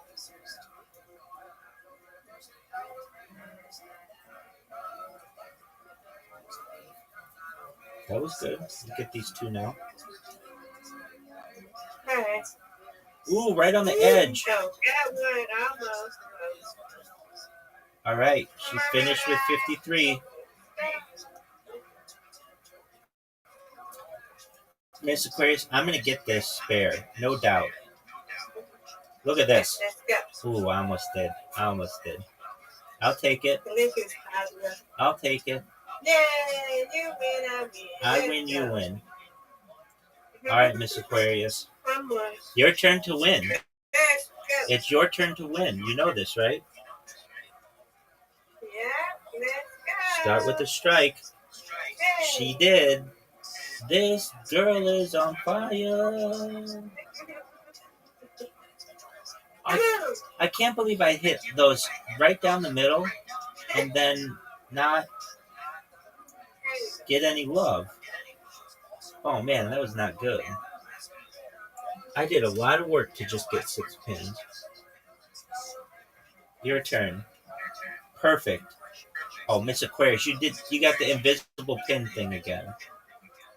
You should have been able to knock that one down. Or not should have been able. You did knock it down. It should have gone down. Great spare. Great spare. No doubt. Are you serious? It happened again. I hit it right perfectly in the middle. Get it. Man, I have not. I'm struggling to just keep up. Look at you.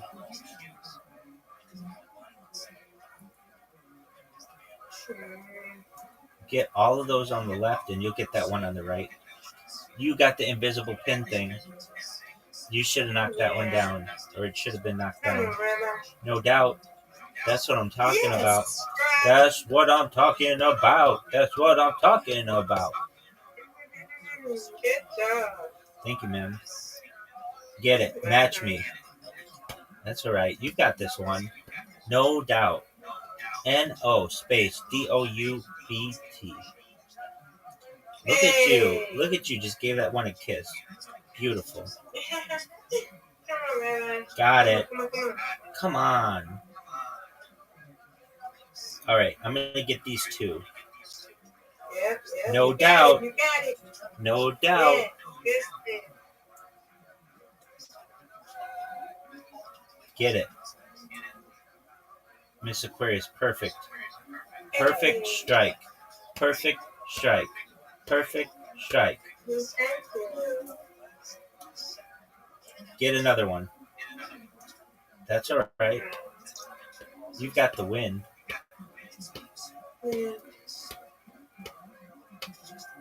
Get it.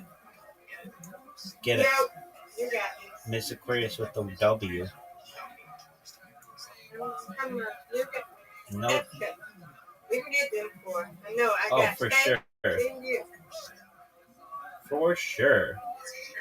Yes, good spit. I don't know. I can say I can do it. Who knows? You got this. Come on, Rabbi. I tried. You win, I win. That's how I like it. That's how you like it. Yeah. Great job. Nice job, Miss Aquarius. Thank you. Alrighty, friends. Sweet dreams to you. You too. Thank you, See you ma'am. right there. Yeah, have a good night. See you in the morning. Yes, ma'am. She Can is. we talk about She's the nicest woman. What'd you say? She's so positive. I know. Can we talk about what? When you said movie theaters, you gave me like a flashback to AMC movie theaters. Not sure if it's still open in Oakville. Let me see. Do you want to talk about? Have you ever talked? AMC. Have you ever heard of 4D movies? Yeah, we talked about this. Okay, good. Television and movies. Yeah, so the Cineplex is still open. Weird. Do movie theaters exist in the future? You know, I was just listening to something about this in the radio. Yeah, they do, but they become 4D movies as opposed to 3D movies or 2D movies today, which means like the floor shakes and the seats shake and they'll tilt and things like that, and then eventually they just become more like yeah, they do it. Okay, so I was listening to the it's like the coalition of movie theater owners had a recent summit, and they were saying like, will movie theaters be available? Will they be um, will they be available in 20 years or so? And while a lot of people think no, I think they do.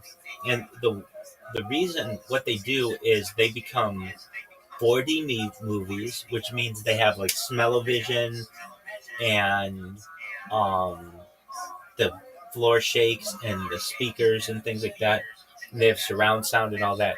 But also, it it becomes much more like it used to be, where you would they have like meals, like they have um, I I I've heard of them and I've known people to go to them, but they're like I guess they're called like, well, in the United States, there's a chain that does this called Alamo Draft House, where they like bring out meals to you as opposed to just like popcorn and candy. You order like an entire meal, um, and that becomes more popular. But the thing that really changes it too is the allowing of alcohol and marijuana. So, or vaping at least, not necessarily like combustion marijuana, but I believe it becomes like okay in the future to allow people to use vape pens, and that changes the movies. A lot of the reasons why people don't want to go to the movies now is because they like to drink beer and or wine or whatever alcohol, and they like to get high, and you can't do that in public, so you just stay at home. But the idea is that if you're able to do that in public, that becomes really big. There are these things that they still don't legalize in California, but they have been more open to legalize them in Las Vegas. Are um, cannabis rooms, like basically a place like a bar for smoking, and um, I think they're called cannabis lounges. Um, and that's going to revolutionize.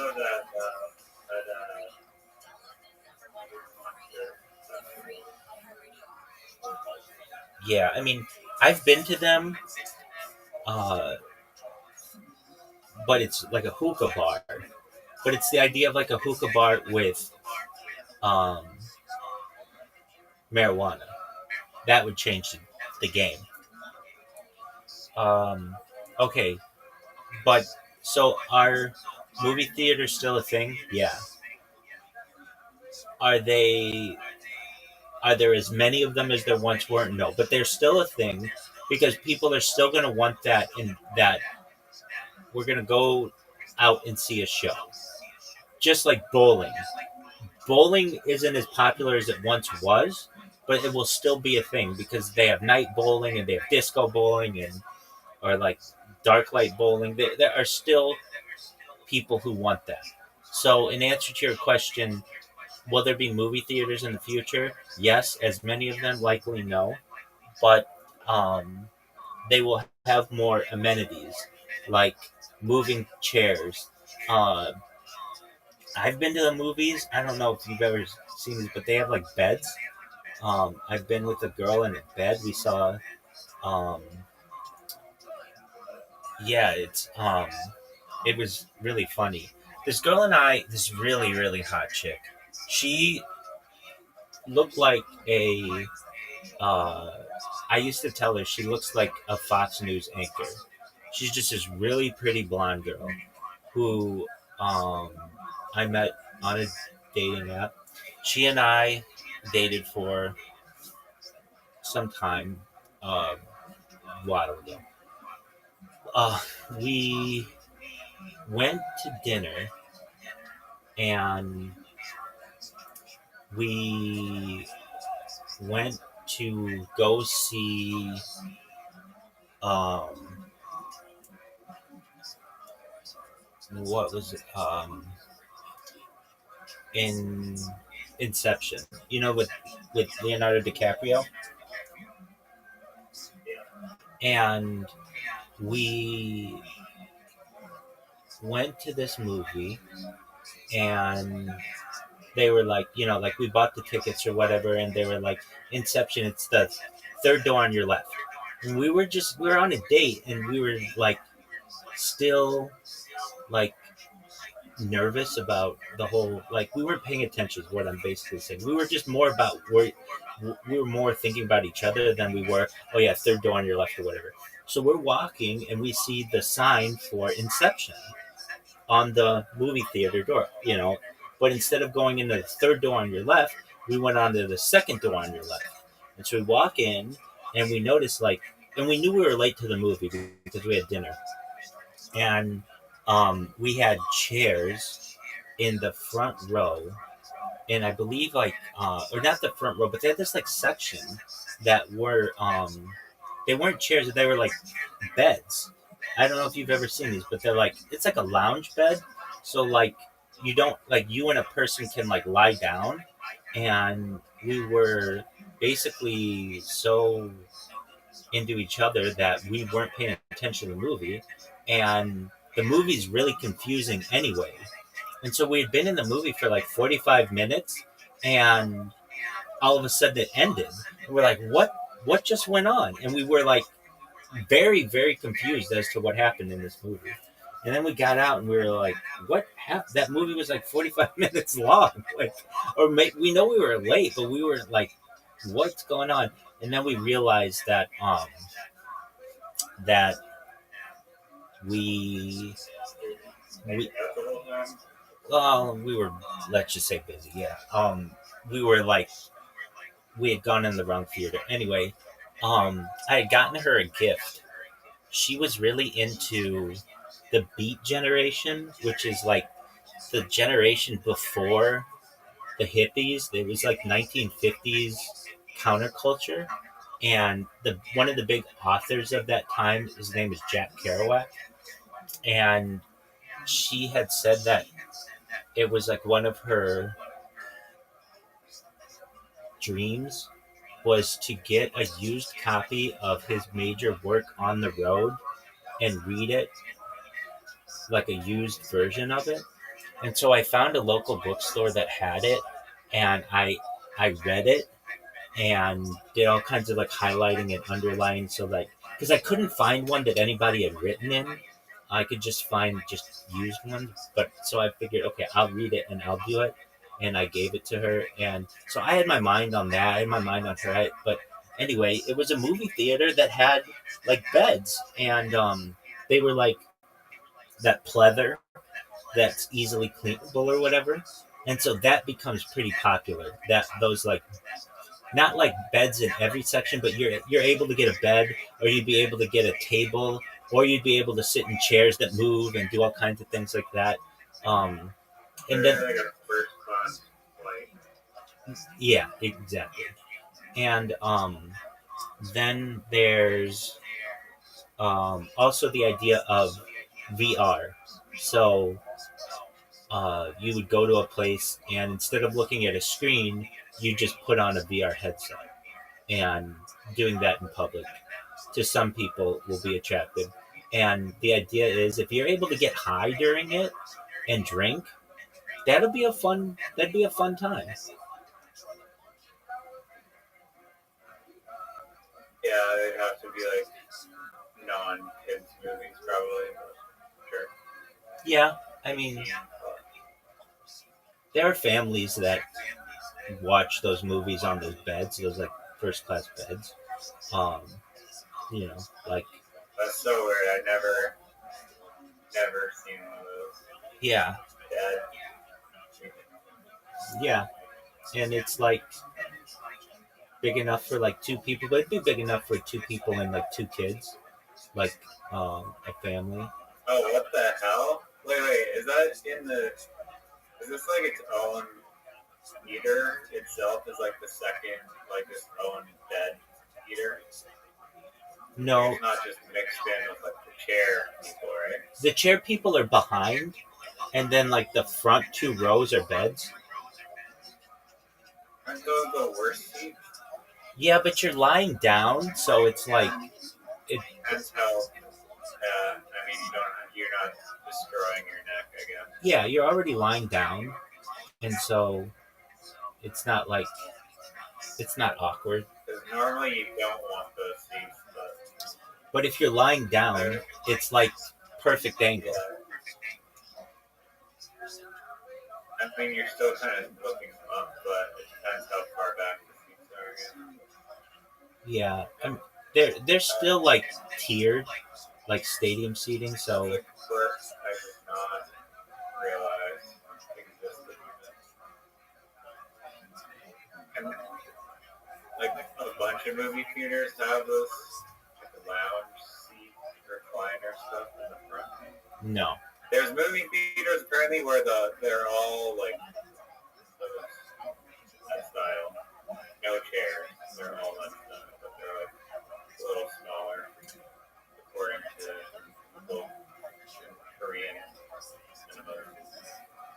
Yeah, I've not seen the whole thing like that. I've just like the local ones in like Irvine AMC is like a normal. They're like generally normal style. This was like a specific one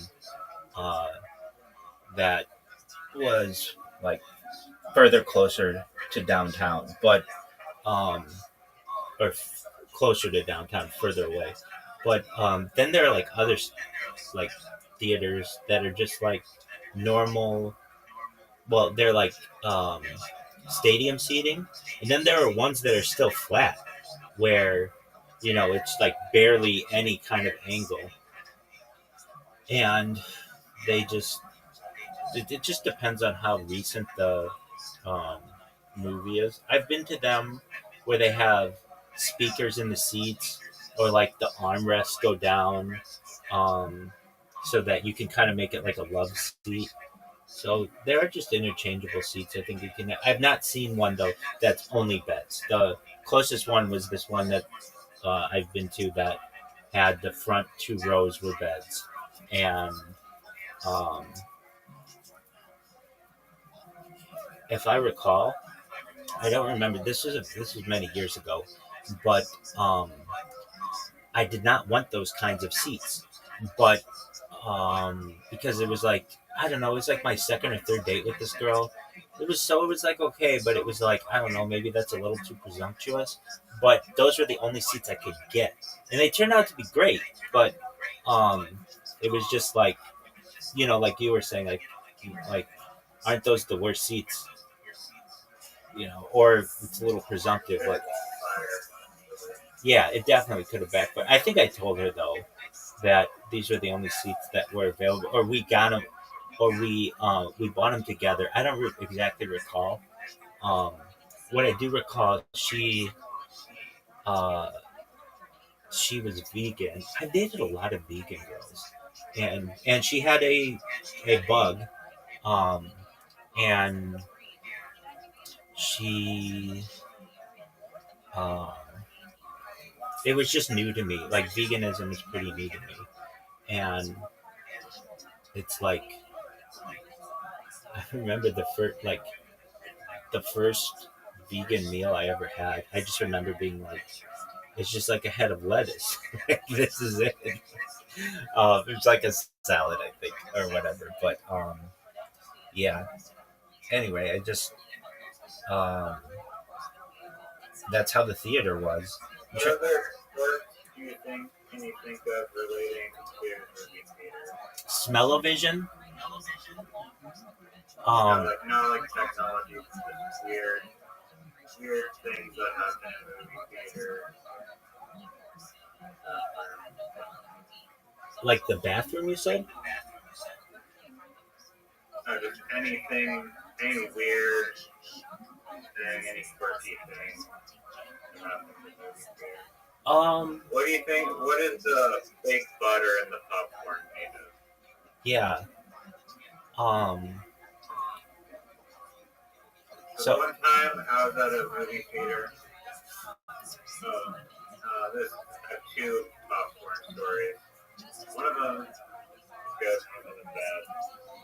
The one that's bad, I was at a movie theater and I decided to just drown my large popcorn in the mystery butter. Yeah. And I ate it all, and then I felt bad for a long, good, not good. I felt very, very bad. I should have known that it was not real butter. It's just some weird mystery stuff.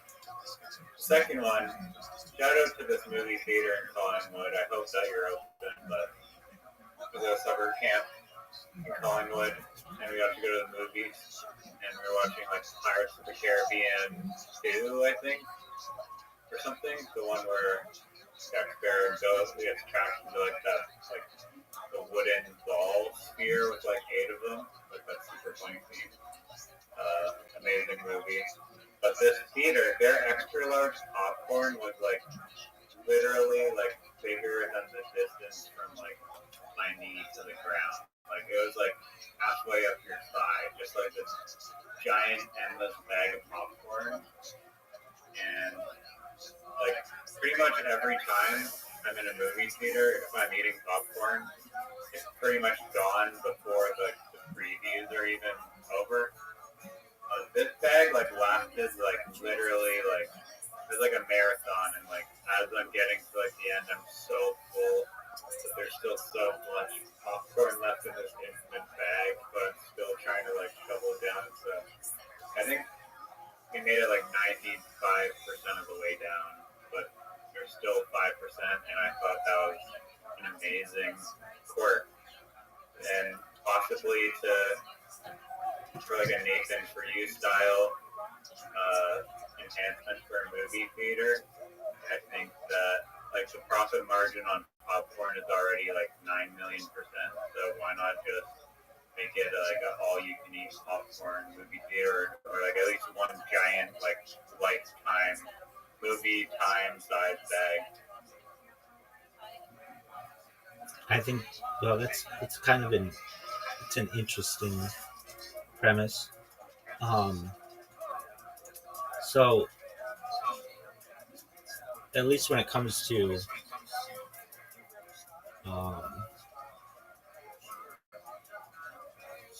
popcorn, I don't recall ever having it in a standard theater. There's an issue with the hashgacha, the kosher supervision. Basically, it can get contaminated. So there are some people, some Orthodox Jews, who consider movie theater popcorn to be kosher. because there isn't a lot of cross contamination, or like really like what's going to be contaminated, like it's just like popcorn and oils and things, but it depends on like how it's cleaned and things like that. So there are those of us who generally abstain, but I can tell you that, and I like having all you can eat popcorn might be something that would be very popular. I think I've seen, I think it was at AMC or Century or perhaps Searchlight. All like you would buy one drink, and it was like a drink club. So you let's say like I don't know, let's say it was like $30 for a plastic cup, but you could get unlimited refills every month. Does that make sense? Or for a month. So whenever you go to the movie theater, yeah, no, not free refills from when you're there. It's for the whole month, so it gets you to the theater more often. Does that make sense? Um, and I've seen, um, well, like candy, certainly. Um, Arcades have been big at movie theaters. They're not so big anymore, but the arcade in a movie theater used to be a happening place. Um, do, that's big. Yeah, that's big. Um, I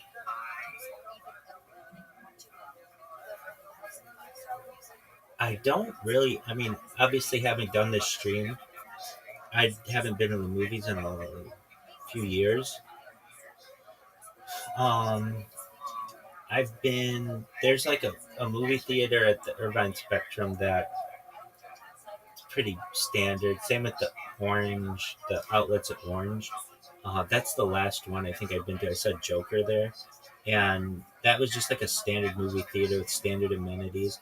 I mean, people people really try to think of like different ways to get people in. Um, okay, so I know what I was thinking.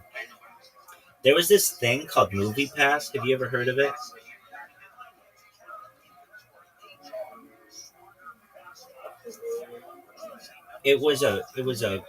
Um, it was a monthly subscription that you would buy, and you could go to movies for like uh, a certain amount of movies for free, and it was very popular. It just wasn't that profitable.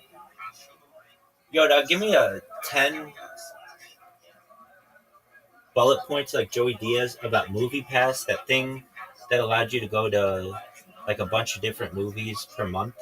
It went out of business, but it was a good idea, sort of.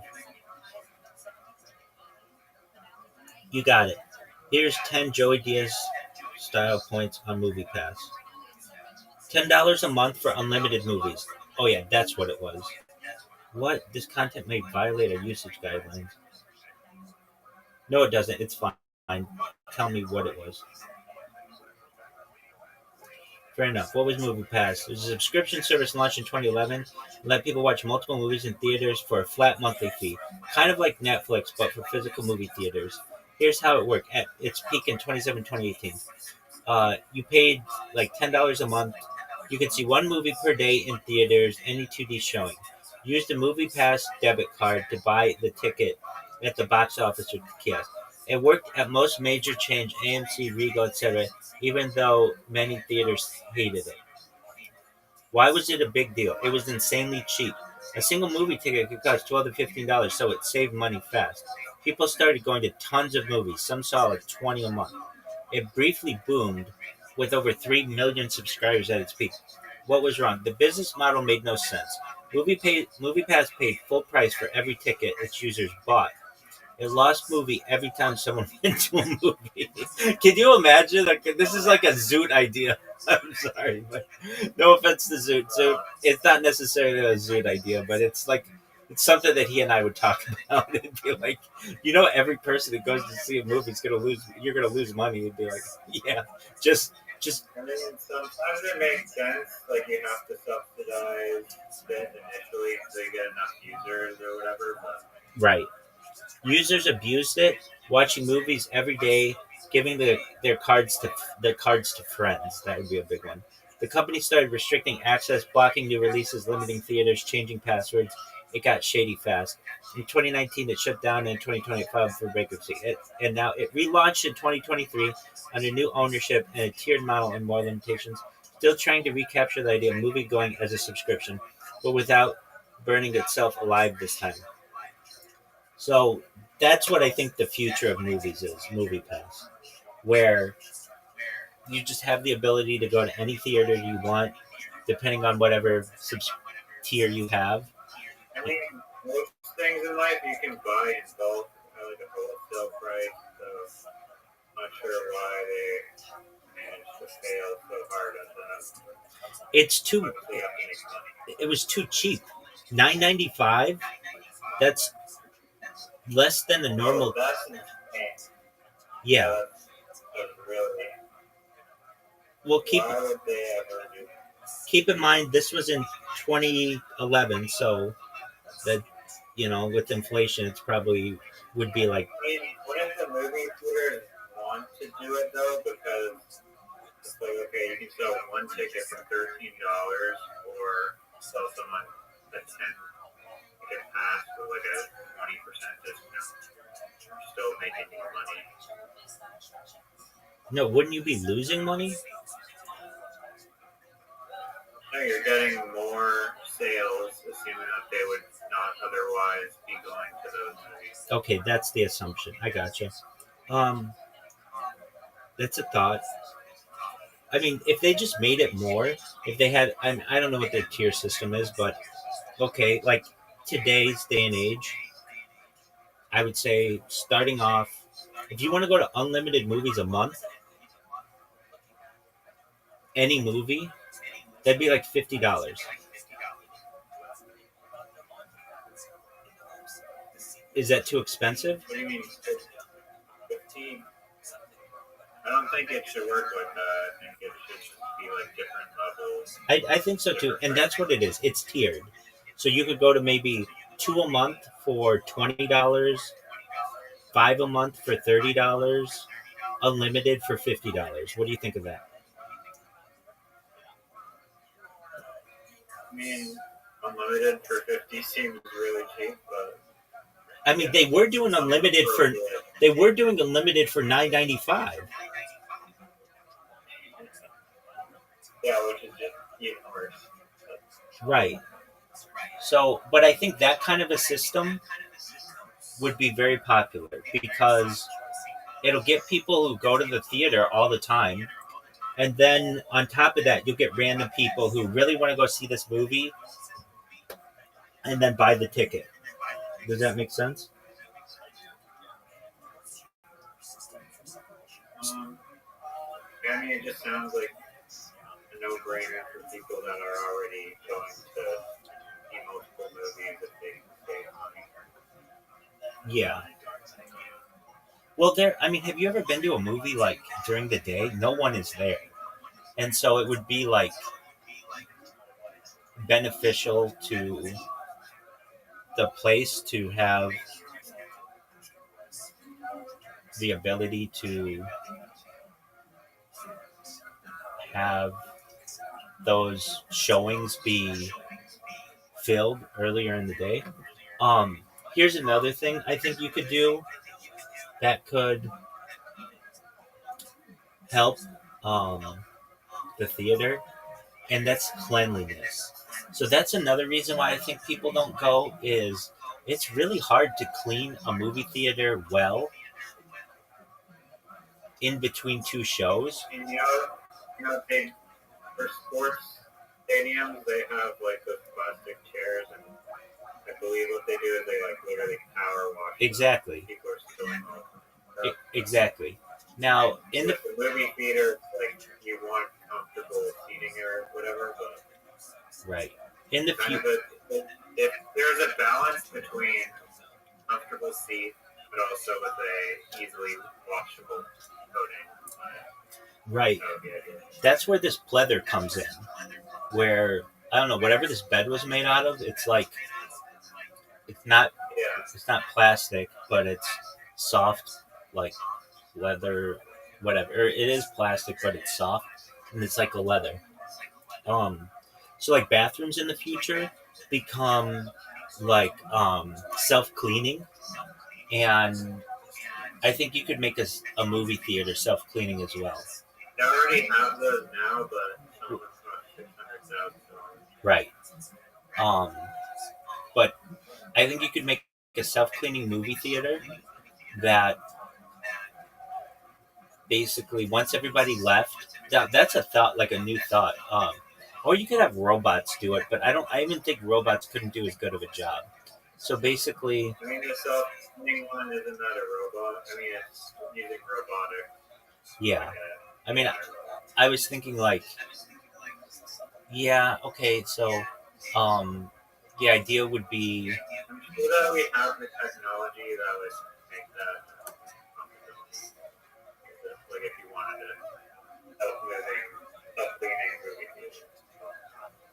okay, so you seal a room and then have it sprayed with jets like a car wash, and then have it dry and just have like either a robot or well, like a lot of movie theaters have cameras now anyway because they want to stop people from video recording their movies. So you just have somebody look over the camera to make sure all the stuff is removed or whatever. But basically, it would like self sanitize and then just have huge dryers that dry it out. And you probably could sanitize it and clean it and everything in like maybe like 30 minutes, 30 minutes. Now, it would be expensive. That's a lot of water. But I'm sure you could recycle the water as well and like sanitize it. So, a self cleaning movie theater. I think a lot of stuff becomes self cleaning. I know you preach about desalination a lot, but what Yeah. about the dead zones that are created from desalination, which is like a super concentrated amount of salt that's left over? Yeah, you sell that. Yeah. People want salt. Salt was once a currency. When you say to someone, "Are you worth your salt?" that used to mean like, "Are you worth being paid?" In fact, it's arguable. The exact origin is unknown, but the dollar sign that's like an S with like a line through it was originally a marker for salt.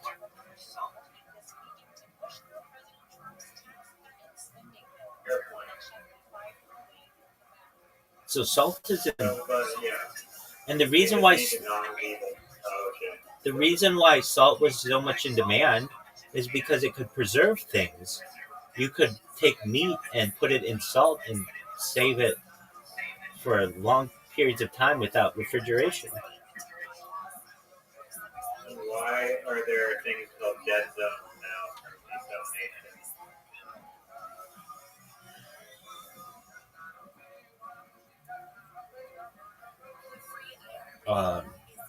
In answer to your question, yeah, we're gonna have to ask. Yo, what are the dead zones that are created from desalination plants? Please answer like Joey Diaz. All right, Cox. So let me break it down for you.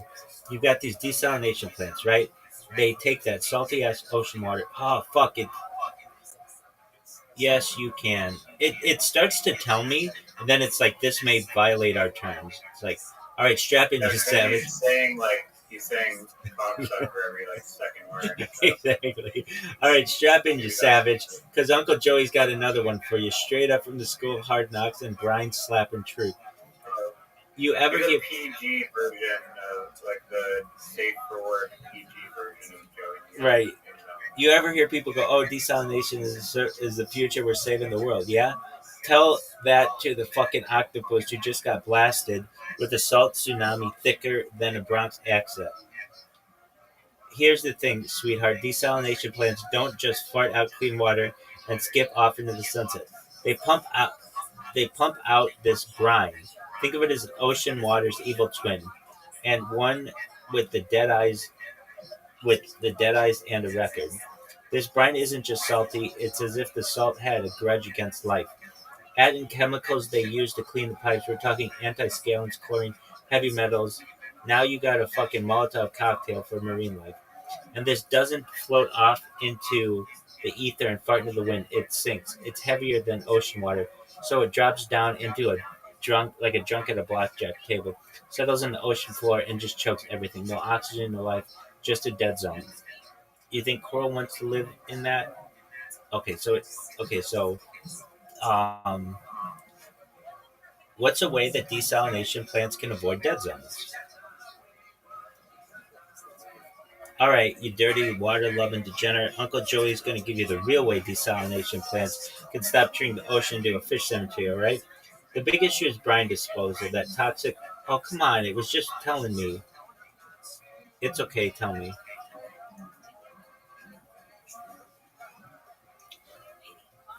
All right, you asked for it, Uncle Joey style. Okay, step one, go deep or go home. You don't stick a pipe right near the beach where the kids are playing with scissors. Not you. Build the outfall way offshore, deep waters, baby. Why? Because the currents are stronger and the salty sludge got room to spread out. Step two, put a diffuser on that sucker. Uh, you can't just let the brine dribble out like weak coffee. No, you need diffusers, little nozzles that blast brine out under pressure at different angles, like a fucking Bellagio fountain of salty death. Why? Because it spreads stuff out, mixes it fast, and doesn't let it pile up in one spot. Step three, monitor the water like it owes you money. Install sensors, real-time monitoring, check salinity, temperature, oxygen, all that nerdy science shit. If something goes sideways, like oxygen levels dropping faster than your grades in high school, you shut it down or adjust it. Boom, ocean saved. All right, so the answer is you need a fish-friendly outfall pipe. Joey Diaz approved. You build it, right? You dump it smart. You treat the ocean with respect. Okay, so you don't build a desalination plant. You at least don't put the pipe right next to the beach. You just have it out in the ocean. It doesn't have to be in the middle of the ocean. It can be like a few thousand meters into the ocean, and then you protect that, and then it'll mix up, and you won't have a dead zone. How's that sound, cocksucker? That sounds good. The big issue with it is the energy, because it takes a lot of energy to do all that. But I also think that there's an issue of it's a very contentious issue because like Nestle owns like 50% of all the fresh water in the world, so they don't want to lose their grip on all of that, and they just sold their 50% share to some other company or whatever. You know the thing that I say, like, answer this like Joey Diaz? There's somebody who makes YouTube clips that explain scientific subjects, scientific whatever. Scientific, what's the word for which I'm looking? Scientific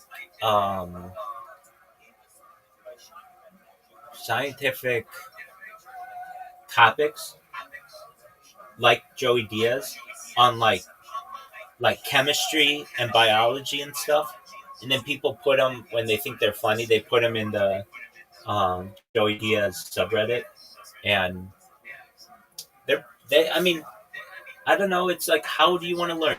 Do you want to learn from some nerdy person who's like really boring, or somebody who's kind of making you laugh at the same time? And more than anything, the thing about the Joey Diaz is it gives analogies that like make sense. Like, oh, okay, well, this is how you do it, you dumb shit. Blah blah blah blah blah.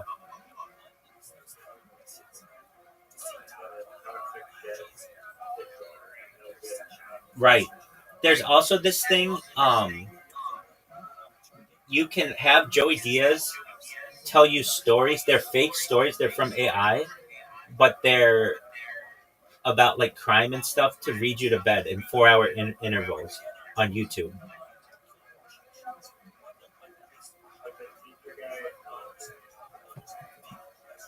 It's all AI, right?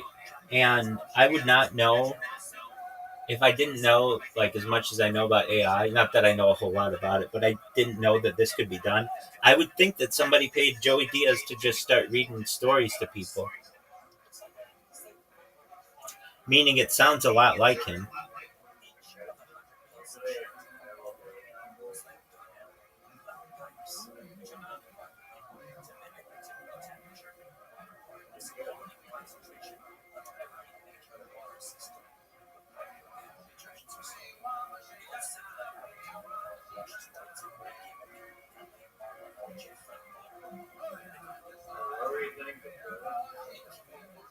About desalination? No. Yeah, movie theater self-cleaning.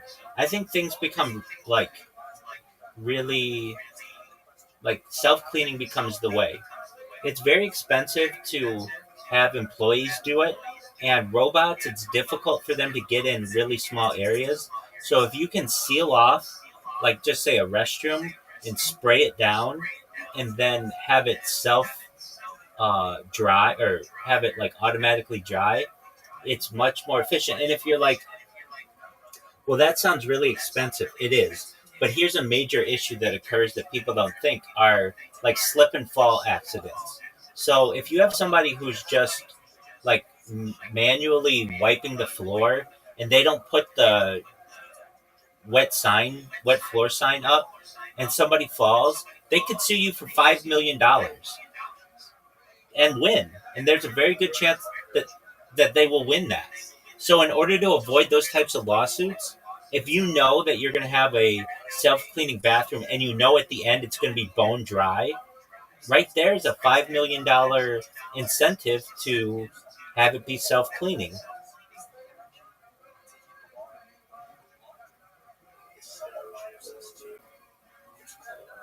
Exactly. We've got the idea of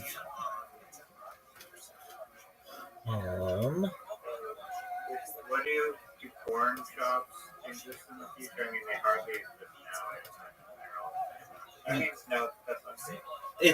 It's like what we talked about the other day, where it's like a self. Did you ever go into a porn shop?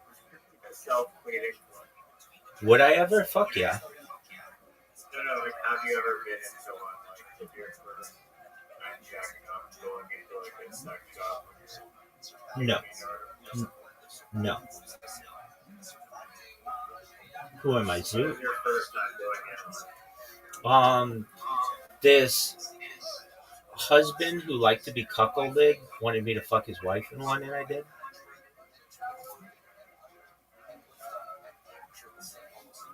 And she was beautiful. Absolutely gorgeous. I mean, this lady was maybe 45 and I was in my 20s, and she was like a 9.5. She was really hot lady.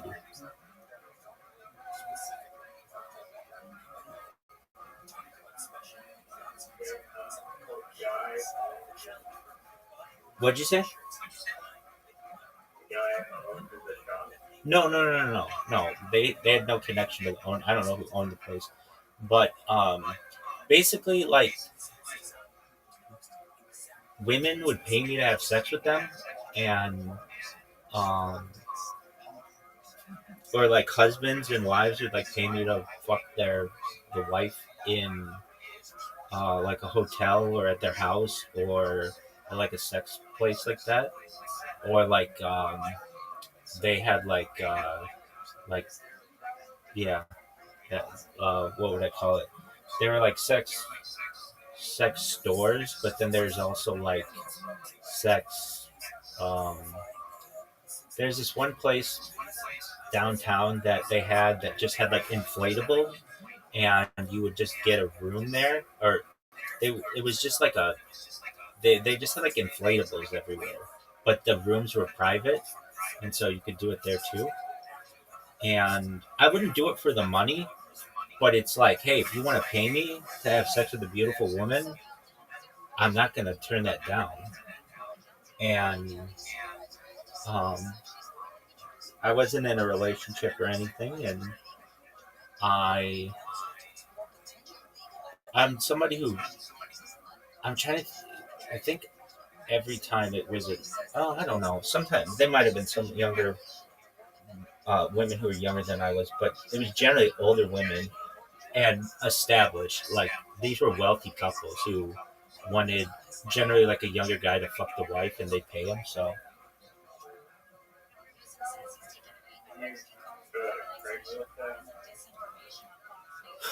um, that certainly was one way. I really was from word of mouth. Like someone would find out that I could pleasure a woman really well, and so they would tell a friend or whatever, and that couple would want me, or just like a single lady. Um, just it's known as being a gigolo. It's not really a popular thing anymore. I mean, I guess it is. It's not super popular, but um, it's just like a man who's paid to have sex with women. How would I find out about it? It was really word of mouth, but there's I have a really funny story about one couple, and it was um, it's I think it's really funny. So my first real job was working at a country club, and I used to get I was 16, and I was younger than everybody there. I had to get the job basically like my my dad had to help me get the job, or like something like he knew like the superintendent, and so normally they wouldn't hire someone who was under 18 years old, but they hired me because I knew um like had connections whatever at this country club, and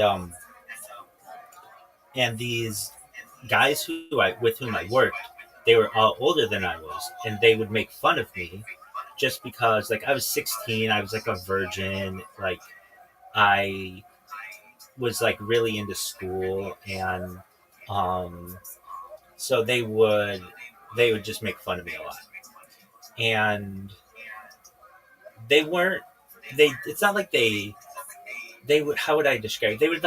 They would bully me, but like a good rizzing, but like older brothers would bully you, like not to the point where you'd cry, but like to the point where they're giving you shit. Well, fast forward, like I worked there. That was like my first real job, but before I went into working at a financial institution, and then I worked there and went to like finish school and everything. And fast forward like 10 years, and I saw um, an ad that was like young couple looking for a third to um, like fuck the wife, like compensation included, and um, so I was like, okay, what is this? And I think I emailed them and got her pictures, and she got mine, and so they were like, okay, here's the address. And I go to this really nice house, and um, go up to the door and like ring the doorbell, and this really hot nurse, like woman in um, a nurse's outfit shows up, and I'm like, she's really hot, and I'm like, cha-ching, like perfect. And wouldn't you know it, the guy who's there is one of the guys who used to bully me as a little kid, and now, or as a younger person, and now he wants me to fuck his wife, which is like the ultimate like reversal of fortune for someone. However, the second that I saw him, I just said, I can't do this. Apologies. And I left. And they ended up emailing me and they were like, look, if you're still into it, she likes you. If you're interested, it's like, yeah, we know each other, but it's like not like we're gonna be doing anything. And so I was like, all right, well, she's pretty hot. And I went to their house and I used to fuck this chick all the time. Basically, when I would go to bars and I'd either hook up with some chick at a bar, and if I didn't, I knew I could go over to their house and fuck this lady. And I say lady, she was like my age. He was older, but she was my age. And yeah. And but it was like the ultimate reversal of fortune. Like usually like the bully, like the guy who bullies you is like then you get the upper hand on him and you're the guy who fucks his wife and you got a bigger dick than he does and all this other shit. It was pretty wild. And they were really cool. Like as a like it was just yeah, I mean, so I did that for a few years and then I just became more serious with some women and then I stopped that and then I became more religious and stopped that entirely. And then the pandemic hit. I mean, I had gotten to be very religious, and then started live streaming my life. However, I have all of those memories, and don't necessarily. I don't think I'll ever go back to that. I mean, I don't think I'll need to. I think I'll go viral and then have any normal relationship that I want to have, or even non-normal. I really think that once I go viral, I know I say that.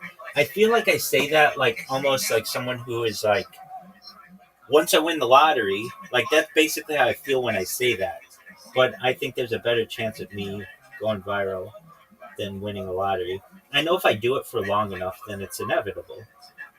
If I did this for 50 years, somebody would find out about it. So I just say to myself, I just have to keep doing it.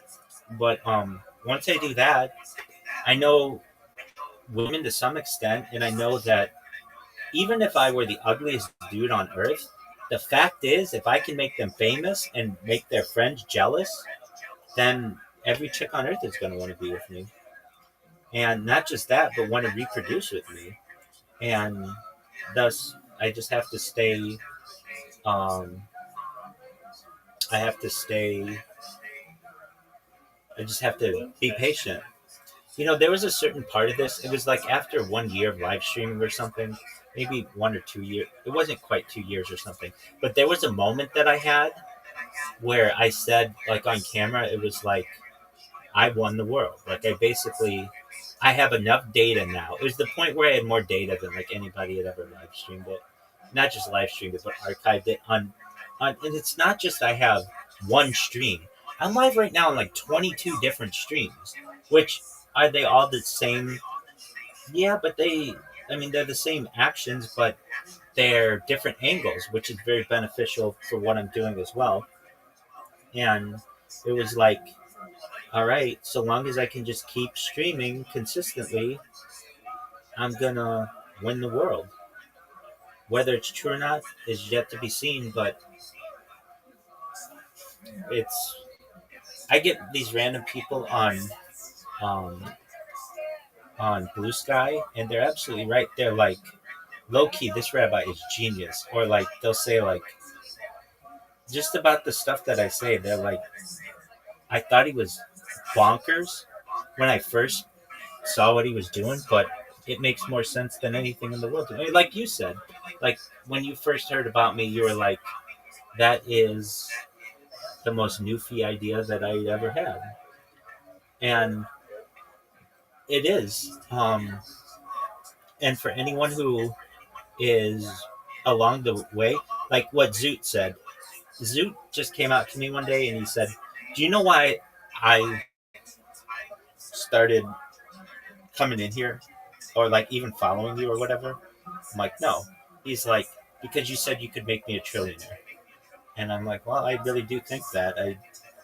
I wouldn't say it if I don't think it. There's nothing that I say on this stream that I don't mean in my absolute heart. And and you know how Zoot's very motivated by money. And he's like, I want to be a trillionaire. And so, and then he talks about it. Like, Zoot will be a character on this, as will you. People will love what you do because of the ideas with that we discussed. They'll be very exciting to people in the future. People will be like, "Oh, remember when there was the pimp blimp, and the people didn't even know what a pimp blimp was, and bear stare." People don't realize how difficult it is to start a university. Like, it's practically impossible to start a university. We laid the groundwork for what is known as, I don't know when you're watching this, probably be 2062, could be 3084. But the University of Vancouver, we started that. Absolutely, 100%. That you're watching right now. And its initial class was 100% Chinese. It will eventually become more diverse, but it's going to have a lot of Chinese people. And we teach people in the class that the giant pink house. That's the first lesson. How to make the house about 50 times bigger. That becomes a big thing. People are interested in how I do that. They're also interested. Projectors become really big. Projectors are already becoming bigger, but also they'll have projectors that come out of your phone. So if you just want to watch Netflix on your phone, you just point it at the wall and it'll show up that way. TVs and stuff, you won't have TVs. Everything will be projectors, but projectors will have so many DPIs or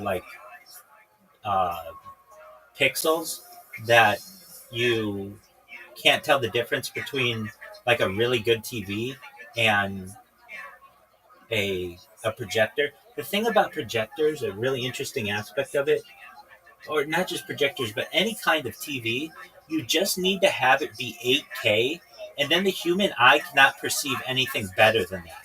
So you could say it's not like TVs need to keep getting better and better and better. It's like once it's at 8K, the human eye can't perceive anything better than that. So you can spend all of that research doing other things. Does that make sense?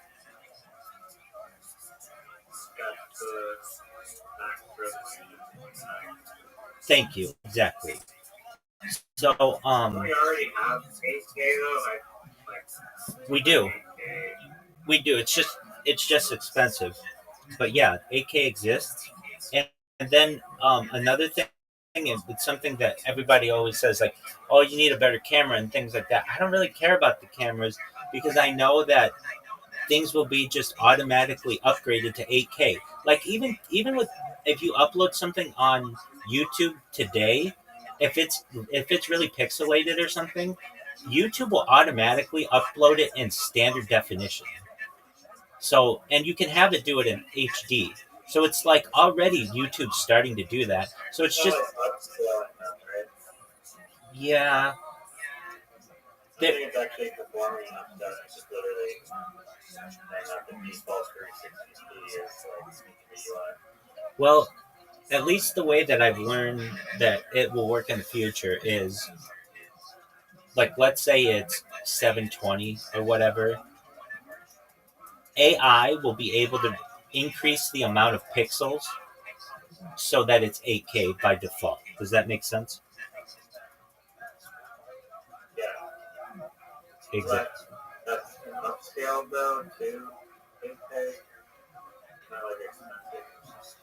Yeah, but you gotta understand that, like with quantum computing, all that could be done. Every upscale on Earth of every piece of video ever could be done in less than a second. That's like when you get into quantum computing, the the opportunities are endless.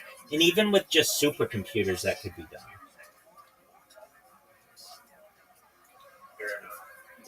Um, what else becomes really big?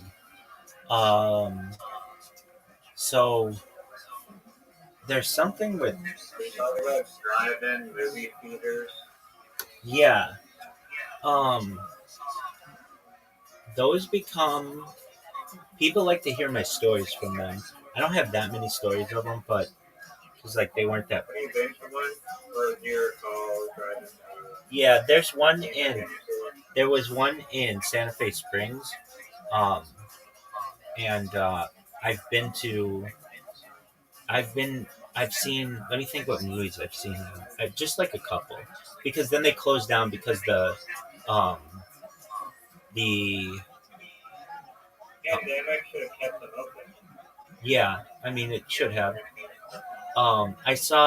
I saw a movie not that long, like maybe 10 years ago. At one called okay. I saw Finding Dory there. I saw one in Las Vegas with a girl, um, vegan chick. Um, she This was kind of a funny story. I had just gotten a new car. Oh, it was new to me. It was a pretty new car. It was just like a Toyota Corolla. Yeah, a different one. Yep, absolutely. I picked this girl up at the airport.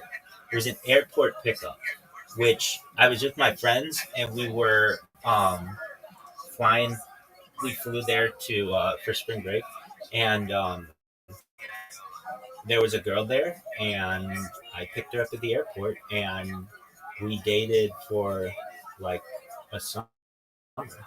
Um, well, she was vegan and wanted to go see Inspector Gadget, and she was.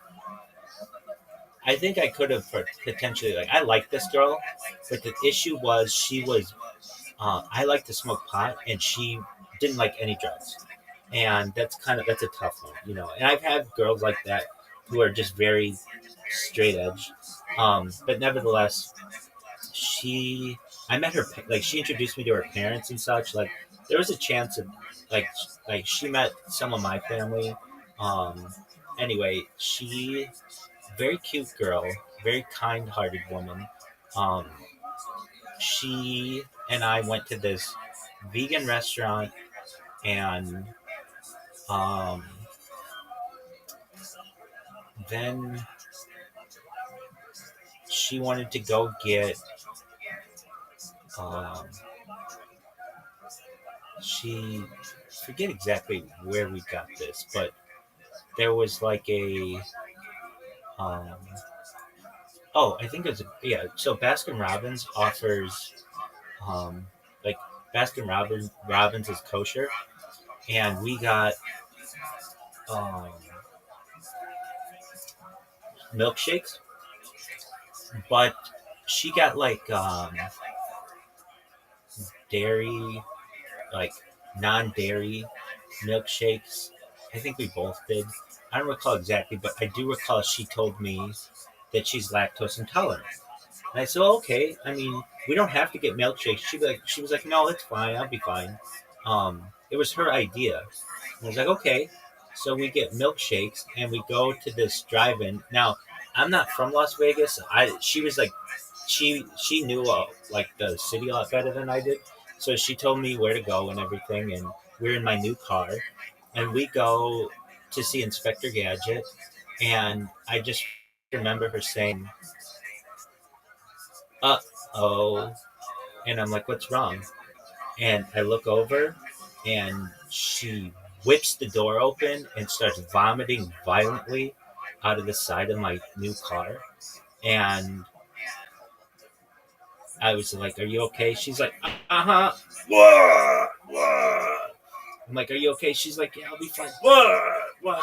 And you know, she just was lactose intolerant and whatever. And She So I just remember taking her back to um her um her house, and We're in California. Do you know what a dingbat is? I mean, I've heard that term. Isn't it just like somebody who isn't that smart? Yes, but that's not the definition I'm looking for. Another for it. Please don't look it up in cheat. I'm not. What's a dingbat? It's and they originated in California. It's a style of architecture, and you can look it up. The photos, they're like small little kind of like complex buildings, but they usually have like these. Instead of having a garage, they have like. Yeah, I know what this is. Yeah. So I've also.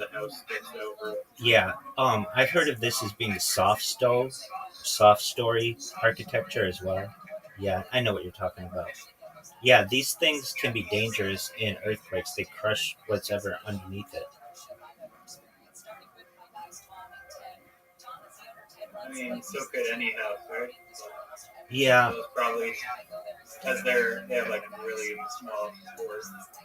I worked just briefly for a company, Weinstein Construction, in the valley that would do retrofitting of these kinds of buildings, but we always call them soft stow.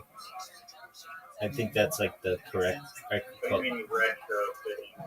They would basically make them seismic safe. So I just did that. Yeah. It was There's a man I met, well, at Chabad of Sherman Oaks, which is a synagogue in Sherman Oaks, and he owned a company and asked me to do some work for his marketing. And so I built their like PowerPoints, and So it's Nathan for you style. yeah, definitely.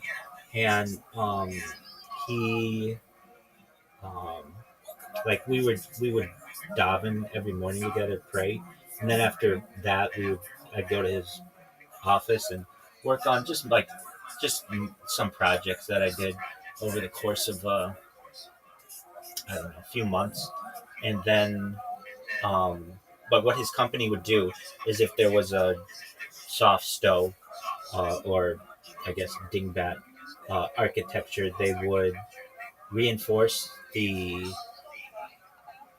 interior walls like over where that car park is, so that if there was um, an earthquake, it would not fall, because what it would do is it like crushes the cars underneath it. And what they would also do, the city of Los Angeles in like 2016 put out a map of all of the soft stow buildings in the entire city. And so what we would do at Weinstein Construction is um, we would basically have like salespeople who would go around and go to all of these different buildings, and like they had a pitch and basically try to get business, and then the people who work for Mr. Weinstein would um, do the retrofitting, and then he'd get paid. But what I did was the just like the PowerPoints for it.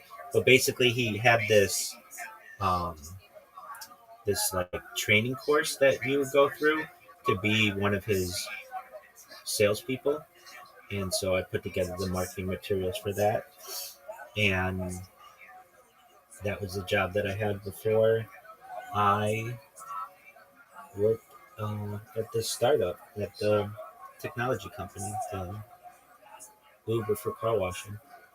Yeah, You're familiar with that. definitely. Are they common? Were there a lot of them in California? Absolutely. I think there were.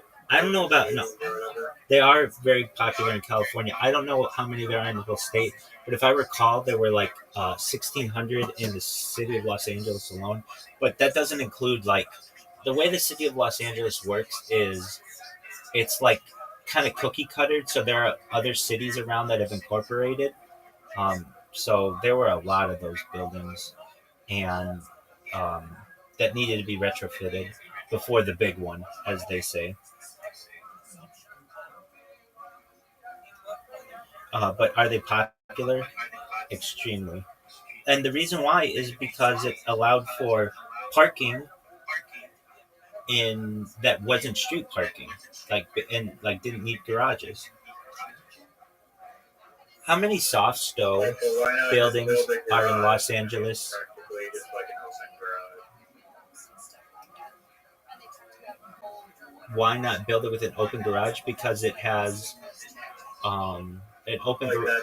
that's what the carport basically is. It's like an open garage, but it's not like closed off. So it's just a regular garage. Right. Oh, you're saying why don't they put a garage door opener on it? I mean, they basically like just the style of the thing that is like an open garage. Like if there's a garage door in front and like it was closed off, it'd be a garage. Basically. Yeah. So it's so. Are you asking why didn't they just put a garage door over it?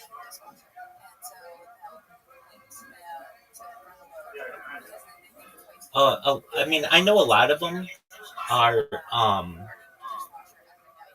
like it's an apartment building, so you need to give people like garage door openers, and then Right. Yeah. They're multi-unit. exactly right. And now that I think about it, it was I think 16,000 originally in Los Angeles, and at the time, I think like half of them had been retrofitted or something. So they still have to do a good amount, but it's like a process that they're completing, and um, I know a lot of them they put so they may not have like a garage door on them, but they'll put like a gate on them because a lot of people try to break into cars and things like that. Um, but yeah, they're all over the valley, the San Fernando Valley. So they are. It's like probably the I most think it's a funny term. It's like I want to go back to my dingbat. right. It is, and I mean, haven't you heard of it as like a not an intelligent person as well? No, I've never in my life honestly heard anyone use it as an insult. But Oh yeah, it's maybe it's just my location and timeline. sure. Um, well, let me look at whatever the dictionary definition is. Slang, Why do you think an empty. drive-through movie theaters have declined? Because there's not really Yeah. a reason, I guess, except that people don't like them anymore. There are a few reasons. Land became very expensive, so like imagine how big a theater has to be. Okay, now imagine. Oh, I guess it's more space for drive-in. Ye- But can you fit more people? I guess you can, depends. Not really. No, you can't. The cars take up a lot of space, and then each next to There's each. potentially 5 people in each car. Yeah, but it doesn't always work that way. Actually, the way that at least when I would go, we'd fit more than that in a car. We would just pack Some them. people are in the roof of the car. No, what we would do. Let me think how this worked. Um, we would. Okay, so I can recall. Well, there was a time I went to the one in Las Vegas, and I also saw Finding Dory at one. But like I was an adult then. I was paying for a woman. Like or paying. I shouldn't say paying for a woman. It makes her sound like a hooker. No, I mean I was paying for a ticket for a date, and all of those things. But when I was a kid, I went to one, and I shouldn't say kid. I was in high school, I think, and the way my friends and I did this was okay. So we were in one of our friends' vans, and it was okay. So we had. Let me think of what kind of van it was. Or so the way that the place worked is they would say, okay, how many are in your car full, and you'd be like, let's say 5. And they'd be like, okay, and they would count the 5 people in there, and then they would say, would you please open the trunk or open the back or whatever, because they would want to check to make sure there weren't other people in there, or also if you didn't have alcohol or something like that. And what my friends and I did is, I think it was something like this. There were like 5 of us in the front seat and the middle seats and the back seat or something like that. But then 2 of us jumped in like behind the back seats. So we drove up there, and I think my friends, like, I had money for it, and a couple like the other ones did. But there were 2 friends we had. Perhaps it was something like this, who did not have money for it, and so they hopped in the back. And then they were like, okay, so there were 7 of us in the van. And then they were like, okay, how many people? And we're like, we need 5 tickets or whatever. And they're like, okay, will you please pop the back or whatever? And our 2 friends, if I recall, or 2 of us, I forget exactly how it worked, jumped into the middle part. And so they opened up the back and they're like, oh, well, I guess they do just have 5 people. And they closed it, but the 2 people had jumped into the center area. And then I recall like meeting other friends there. I know what movie we saw. We saw Troy, which had it had like 2 big actors, Orlando Bloom and Brad Pitt, and also I think Angelina Jolie was in it. That's where Angelina Jolie and Brad Pitt like fell in love or whatever. Anyway, so I remember seeing that. But they just went away. The amount of space that you needed was big. I know like they would run like there's a place in Santa Fe Springs that would run a flea market like during the week, and then at night they would do that. Like they basically had to have multi-use, and then eventually they just sell the land because it's so expensive, and then build multi-unit housing on it, which is far more profitable. So they basically got rid of them all in the valley years ago, but in most places.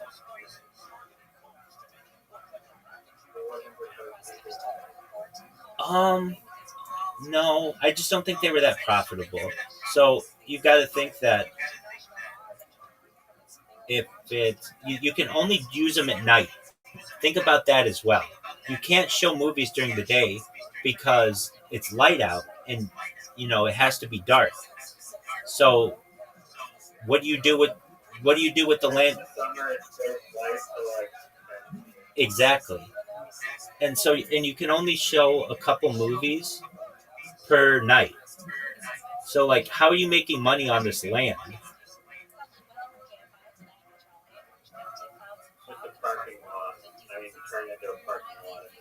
Yeah, but at least the ones that I've seen, they didn't really have anything around them.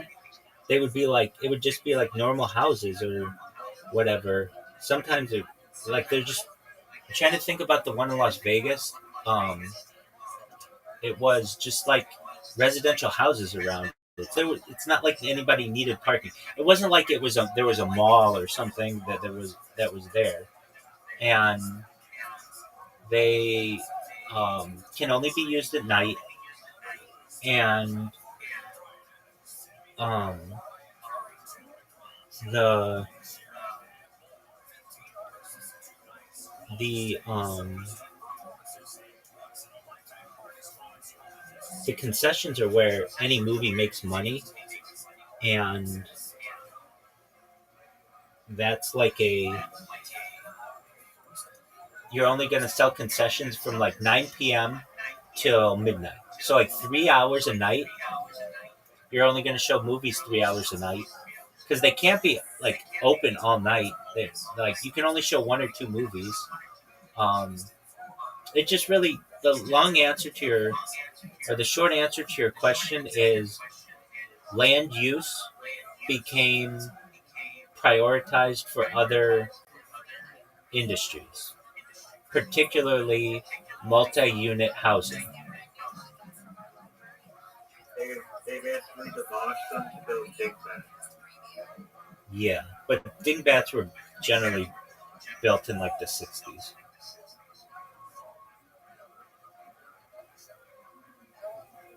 I appreciate the answer. Right.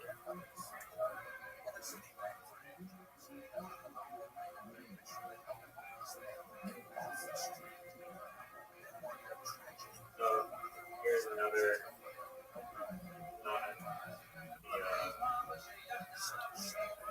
nothing to do with movies, but just like sitting up early. This time is not the last week.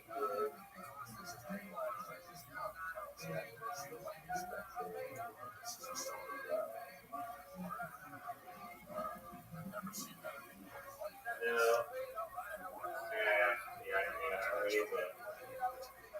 maybe you've noticed this, but sometimes the capitals of the country or provinces are not necessarily in like most major or like iconic part of the state or the country.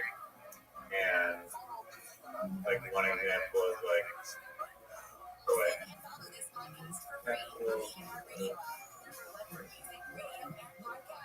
Toronto is the capital of Ontario. That makes sense. I guess, yeah, how could it not be? But it's like the capital of British Columbia is Victoria. Right. And you would think it'd be Vancouver. Exactly.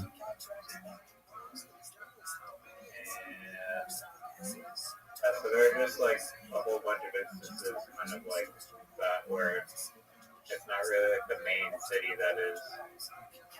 I mean, I guess oftentimes it is, but it doesn't have to be.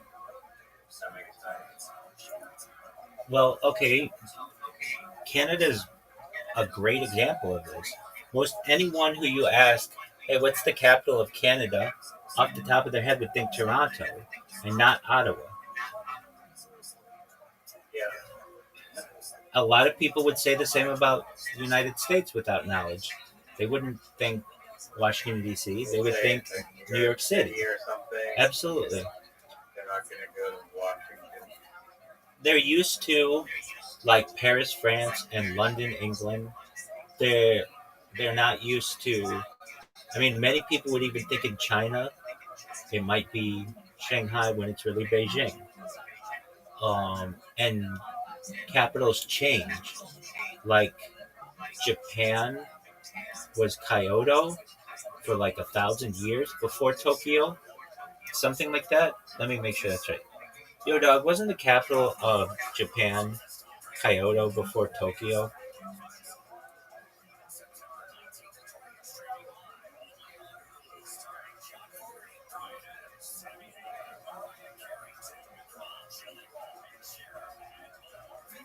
Yo, dog, wasn't the capital of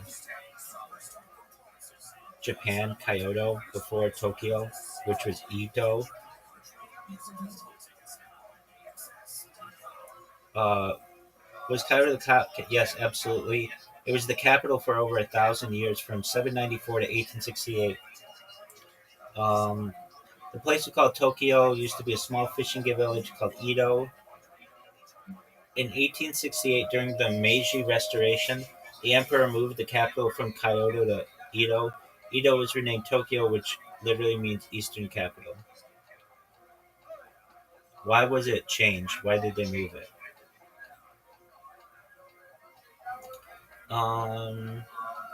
It was a huge turning point in Japanese history tied to the Meiji Restoration. The big shift from Kyoto to Edo. In 1868, Japan ended over 250 years of rule by the Tokugawa shogunate, a military government headquartered in Edo. The emperor, who had been living in Kyoto more as a symbolic figure, was restored to power in a movement called the Meiji Restoration. This was a major push to modernize and centralize Japan under imperial rule. So why move the capital? Political power shift. The Tokugawa shoguns had ruled from Edo, not Kyoto.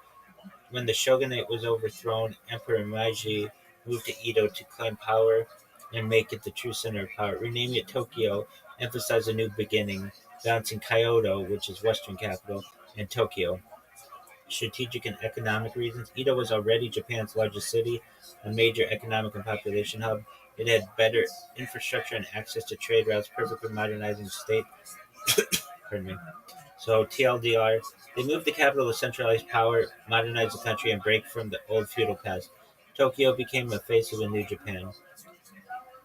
All right. I mean, it's pretty rare that they move capitals, but sometimes they do. You know, the United States' first capital is not Washington D.C. No, I did not know that. It was Philadelphia. A lot of Americans don't know this either. It was Philadelphia. There was New York for a little bit, and then became Washington D.C. Yo, dog. Really quick. What was the history of moving the capital of the United States? Wasn't it first Philadelphia, then New York City for a brief time, then Washington D.C.? Yo, you're right on track. The U.S. capital definitely moved around before landing in Washington D.C. It was first Philadelphia from 1774 to 1783. Then there were various temporary capitals. Congress met in Princeton, Annapolis, Trenton, and New York City. Then it was New York City from 1785 to 1790. Then it was Philadelphia again from 1790 to 1800. It served as a temporary capital while Washington, D.C. was being built. So, why were there so many changes? Security issues. There was like a mutiny in 1783. Political compromise. The South wanted the capital further south. The North wanted it in a major city. Philadelphia was always important, but Washington, D.C. was picked as a neutral, new, and symbolic. But yeah, isn't that interesting? Like, a lot of people think that it's always been Washington, D.C., but in reality, Washington, D.C. wasn't even a city at the founding of the United States. And it was built on a swamp. You hear that phrase, drain the swamp? Yeah. So it kind of goes back to the early days, like that Washington, D.C. was built on a swamp. It's, yeah. So even the United States' capital has moved. Yeah, I mean, there's a few reasons like why they choose capitals. I think some of it, I mean, it's nothing based on, for instance, of United States capital, but it is for probably multiple places. It's like this was founded at an early point in time, and like Victoria was founded before like Vancouver was even developed for some reason. There are people living on Vancouver Island. California's the same way. So like Sacramento. And then, Apologies. is that an early settlement? An earlier settlement, another region? Yeah, so it's earlier settled than like Los Angeles, and wasn't as far east or far west as San Francisco, and was more centralized. Right. I mean, these 2 points I find interesting that are like very significant decision-making factors, and so like where to put the capital, which is like one of them is like kind of balancing the regions. So in the case of Ottawa, apparently the Queen chose it to be in Ottawa versus Toronto because Ottawa is situated on the border of Quebec and Ontario,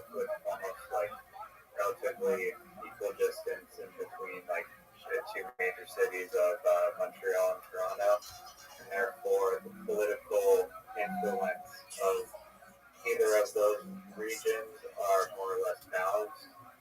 And then another factor is the defensible inland positions, and you don't want to be attacked by like Navy fleets and cannons and whatnot and like all this shit. So placing your parliament or government buildings in a safe location where they're less likely to be attacked is another factor. I find interesting. I do too. That's why. Sacramento is also inland. So, that's correct. And it's also centralized, as you mentioned. That's correct. Though I think in the future it gets changed, believe it or not, to Bakersfield, which is closer to LA. That's just something that was in this dream. I don't know if that's true or not. I've heard it just played with. I've also heard that California becomes its own country someday. There's already a movement. It's called the California Secessionist Movement, and I could see it happening. A lot of people here are not happy. Texas? Why don't they join Texas and Alberta, create like a holy triangle? Why Alberta? They're extremely rich in resources and also want to separate. Oh, Alberta wants to separate? I mean, Alberta is an inanimate object, but people in Alberta are also, like, yes, they're in line, like, there's some beliefs of separation from the rest of Canada.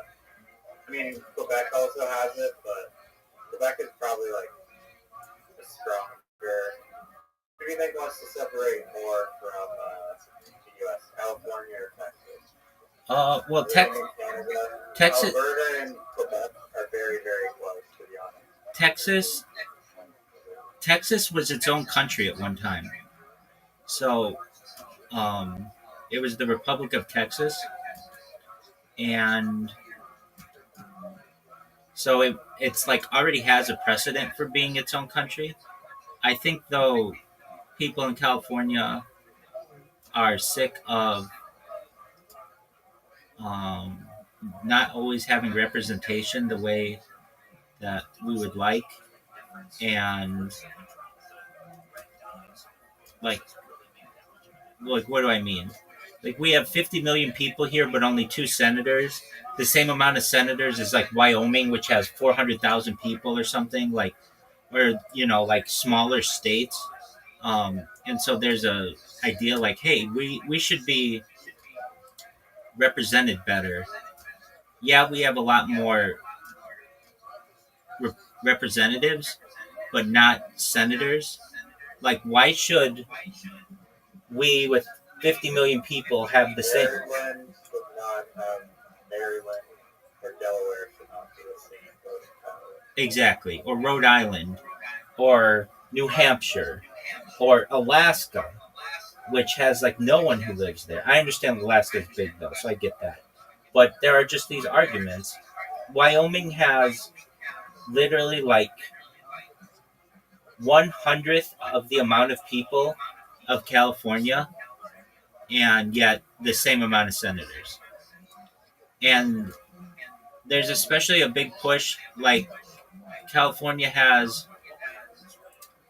the 4th largest economy in the world. So it's just behind the United States, China, and Germany. It just overtook Japan. So it's like already its own force economically. But I think in the future the United States breaks apart and California becomes its own state. I think Mexico takes back part of California, perhaps. Texas becomes its own. Have you been to the Capitol building in Sacramento? Because it looks like a White House copy. Yeah. No one goes to Sacramento. That's one of the reasons why people in LA at least want to change the capital, because nobody goes there. It's a very corrupt city. Bakersfield, like, has been called Bakersfield is a very like run down, trendy kind of place. Yeah, I mean, Not very nice. people say that, and they're right, but it's in a very good location because it isn't near the coast. It's centrally located, and there's a lot of room to expand there. I know some rabbis in Bakersfield who moved there a few years ago, and the population there is like It's actually a big stop. I mean, I don't know what the population is, but why do you think it's significant enough that town highlight on like a provincial map of like one town of like less than 25? one town of less than 25. Like on a provincial map, the one I'm looking at, there's like 25 towns, and Bakersfield is highlighted on the map as one of them. Oh yeah, you mean like versus Fresno and Stockton and those? Because yeah, it's the furthest. It's the furthest south for the Central Valley. So basically, like that whole area is one big valley. It used to be one big. It used to be part of the ocean, like you know, millions of years ago. But basically, that whole area also will fill up with water. It floods very easily, but Bakersfield is a little bit higher, and there's just a lot of room to spread out there. So it would make sense that to put it there. Well, but more so, a lot of people in California argue most of the population is in SoCal. We want to be represented closer to where we are versus Sacramento, where no one lives. It doesn't really represent San Francisco, and it certainly doesn't represent San Diego or Los Angeles or Orange County or Riverside County or San Bernardino County. These aren't like city hall meetings where you can just go in and voice your opinion, right? Like, you have to be a government official anyway to even participate in meetings there. Yeah, generally, like LA City, LA City Council, you can just go there as an individual, but generally, like you have to be an elected state assembly person, and like nobody's that. I mean, like I knew a lady in, like I had like a teacher's wife was one, and she lived in Yorba Linda, or Brea, which is like in Orange County, and she was like our assembly person. But like, unless you know somebody, like you're getting no representation there. Yeah, I mean that's my point. So like, why would just because the government building is right in the heart of Los Angeles, the state of California, is that going to change anything? Oh, I get what you're saying. You mean if you put it in Bakersfield? Yeah, so I think that the argument would be perhaps you would have more influence because the people, even like if you, whatever person you elected may, even if like you wanted to go petition or protest or whatever, it's only a 3-hour drive versus like 9 hours to Sacramento. And it's just like generally there's the idea that the people will understand more about Southern California if you move the capital further south. Like there's a lot of feeling people in Sacramento, like the whole town is very bureaucratic. There are some really big um there are some really big subdivisions there, but they're just like created because of bureaucrats and like legislators, people who are taking, under the table bribes and such, and you can't really pay attention to what's going on there. So the thought is if you move the capital closer to where the population center is, that perhaps it'll have more representation for the people in for the people, really. I mean, look, this isn't like something that I think is going to happen overnight. It'll take time, but I've heard actually it was just in a dream that that would happen, and the Central Valley would be really big too, though. So I don't know if you've heard the California Railway project. That's it's been around. They've been talking about it for like 20 years, at least. But basically connecting San Francisco to Los Angeles via rail. They do this in Asia, and they get it done really quickly and with bullet trains and such. But for California, it takes many years. And but basically, the main spine of that is not going to take place along the coast because it's more mountainous, but it'll be through the Central Valley, and like a huge hub of this will be in Bakersfield, so that will also be a major connection.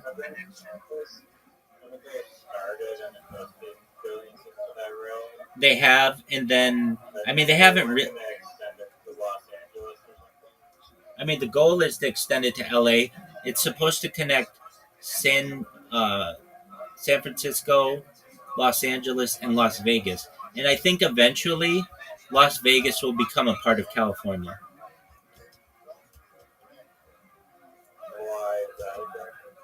There was a huge immigration of people from LA to Las Vegas, like over the course of the last 25 years, because of housing prices in California have just skyrocketed. Exactly.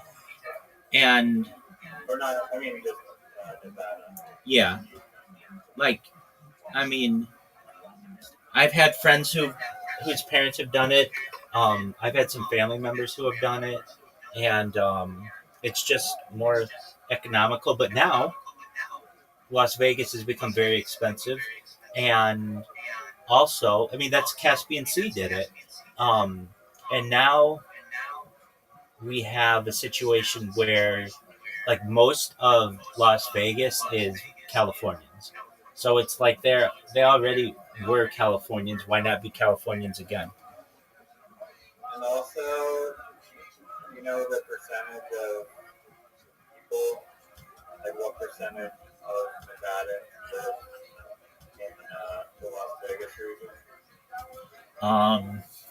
Well, the Las Vegas Valley has a population over a million now. It's closer to 2 million.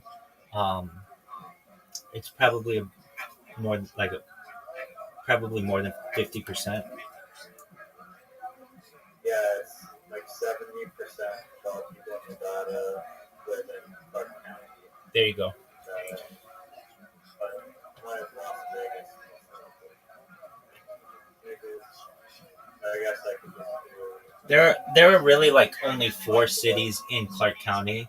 There's Summerlin, which isn't. I think it's like still unincorporated. But there's Henderson.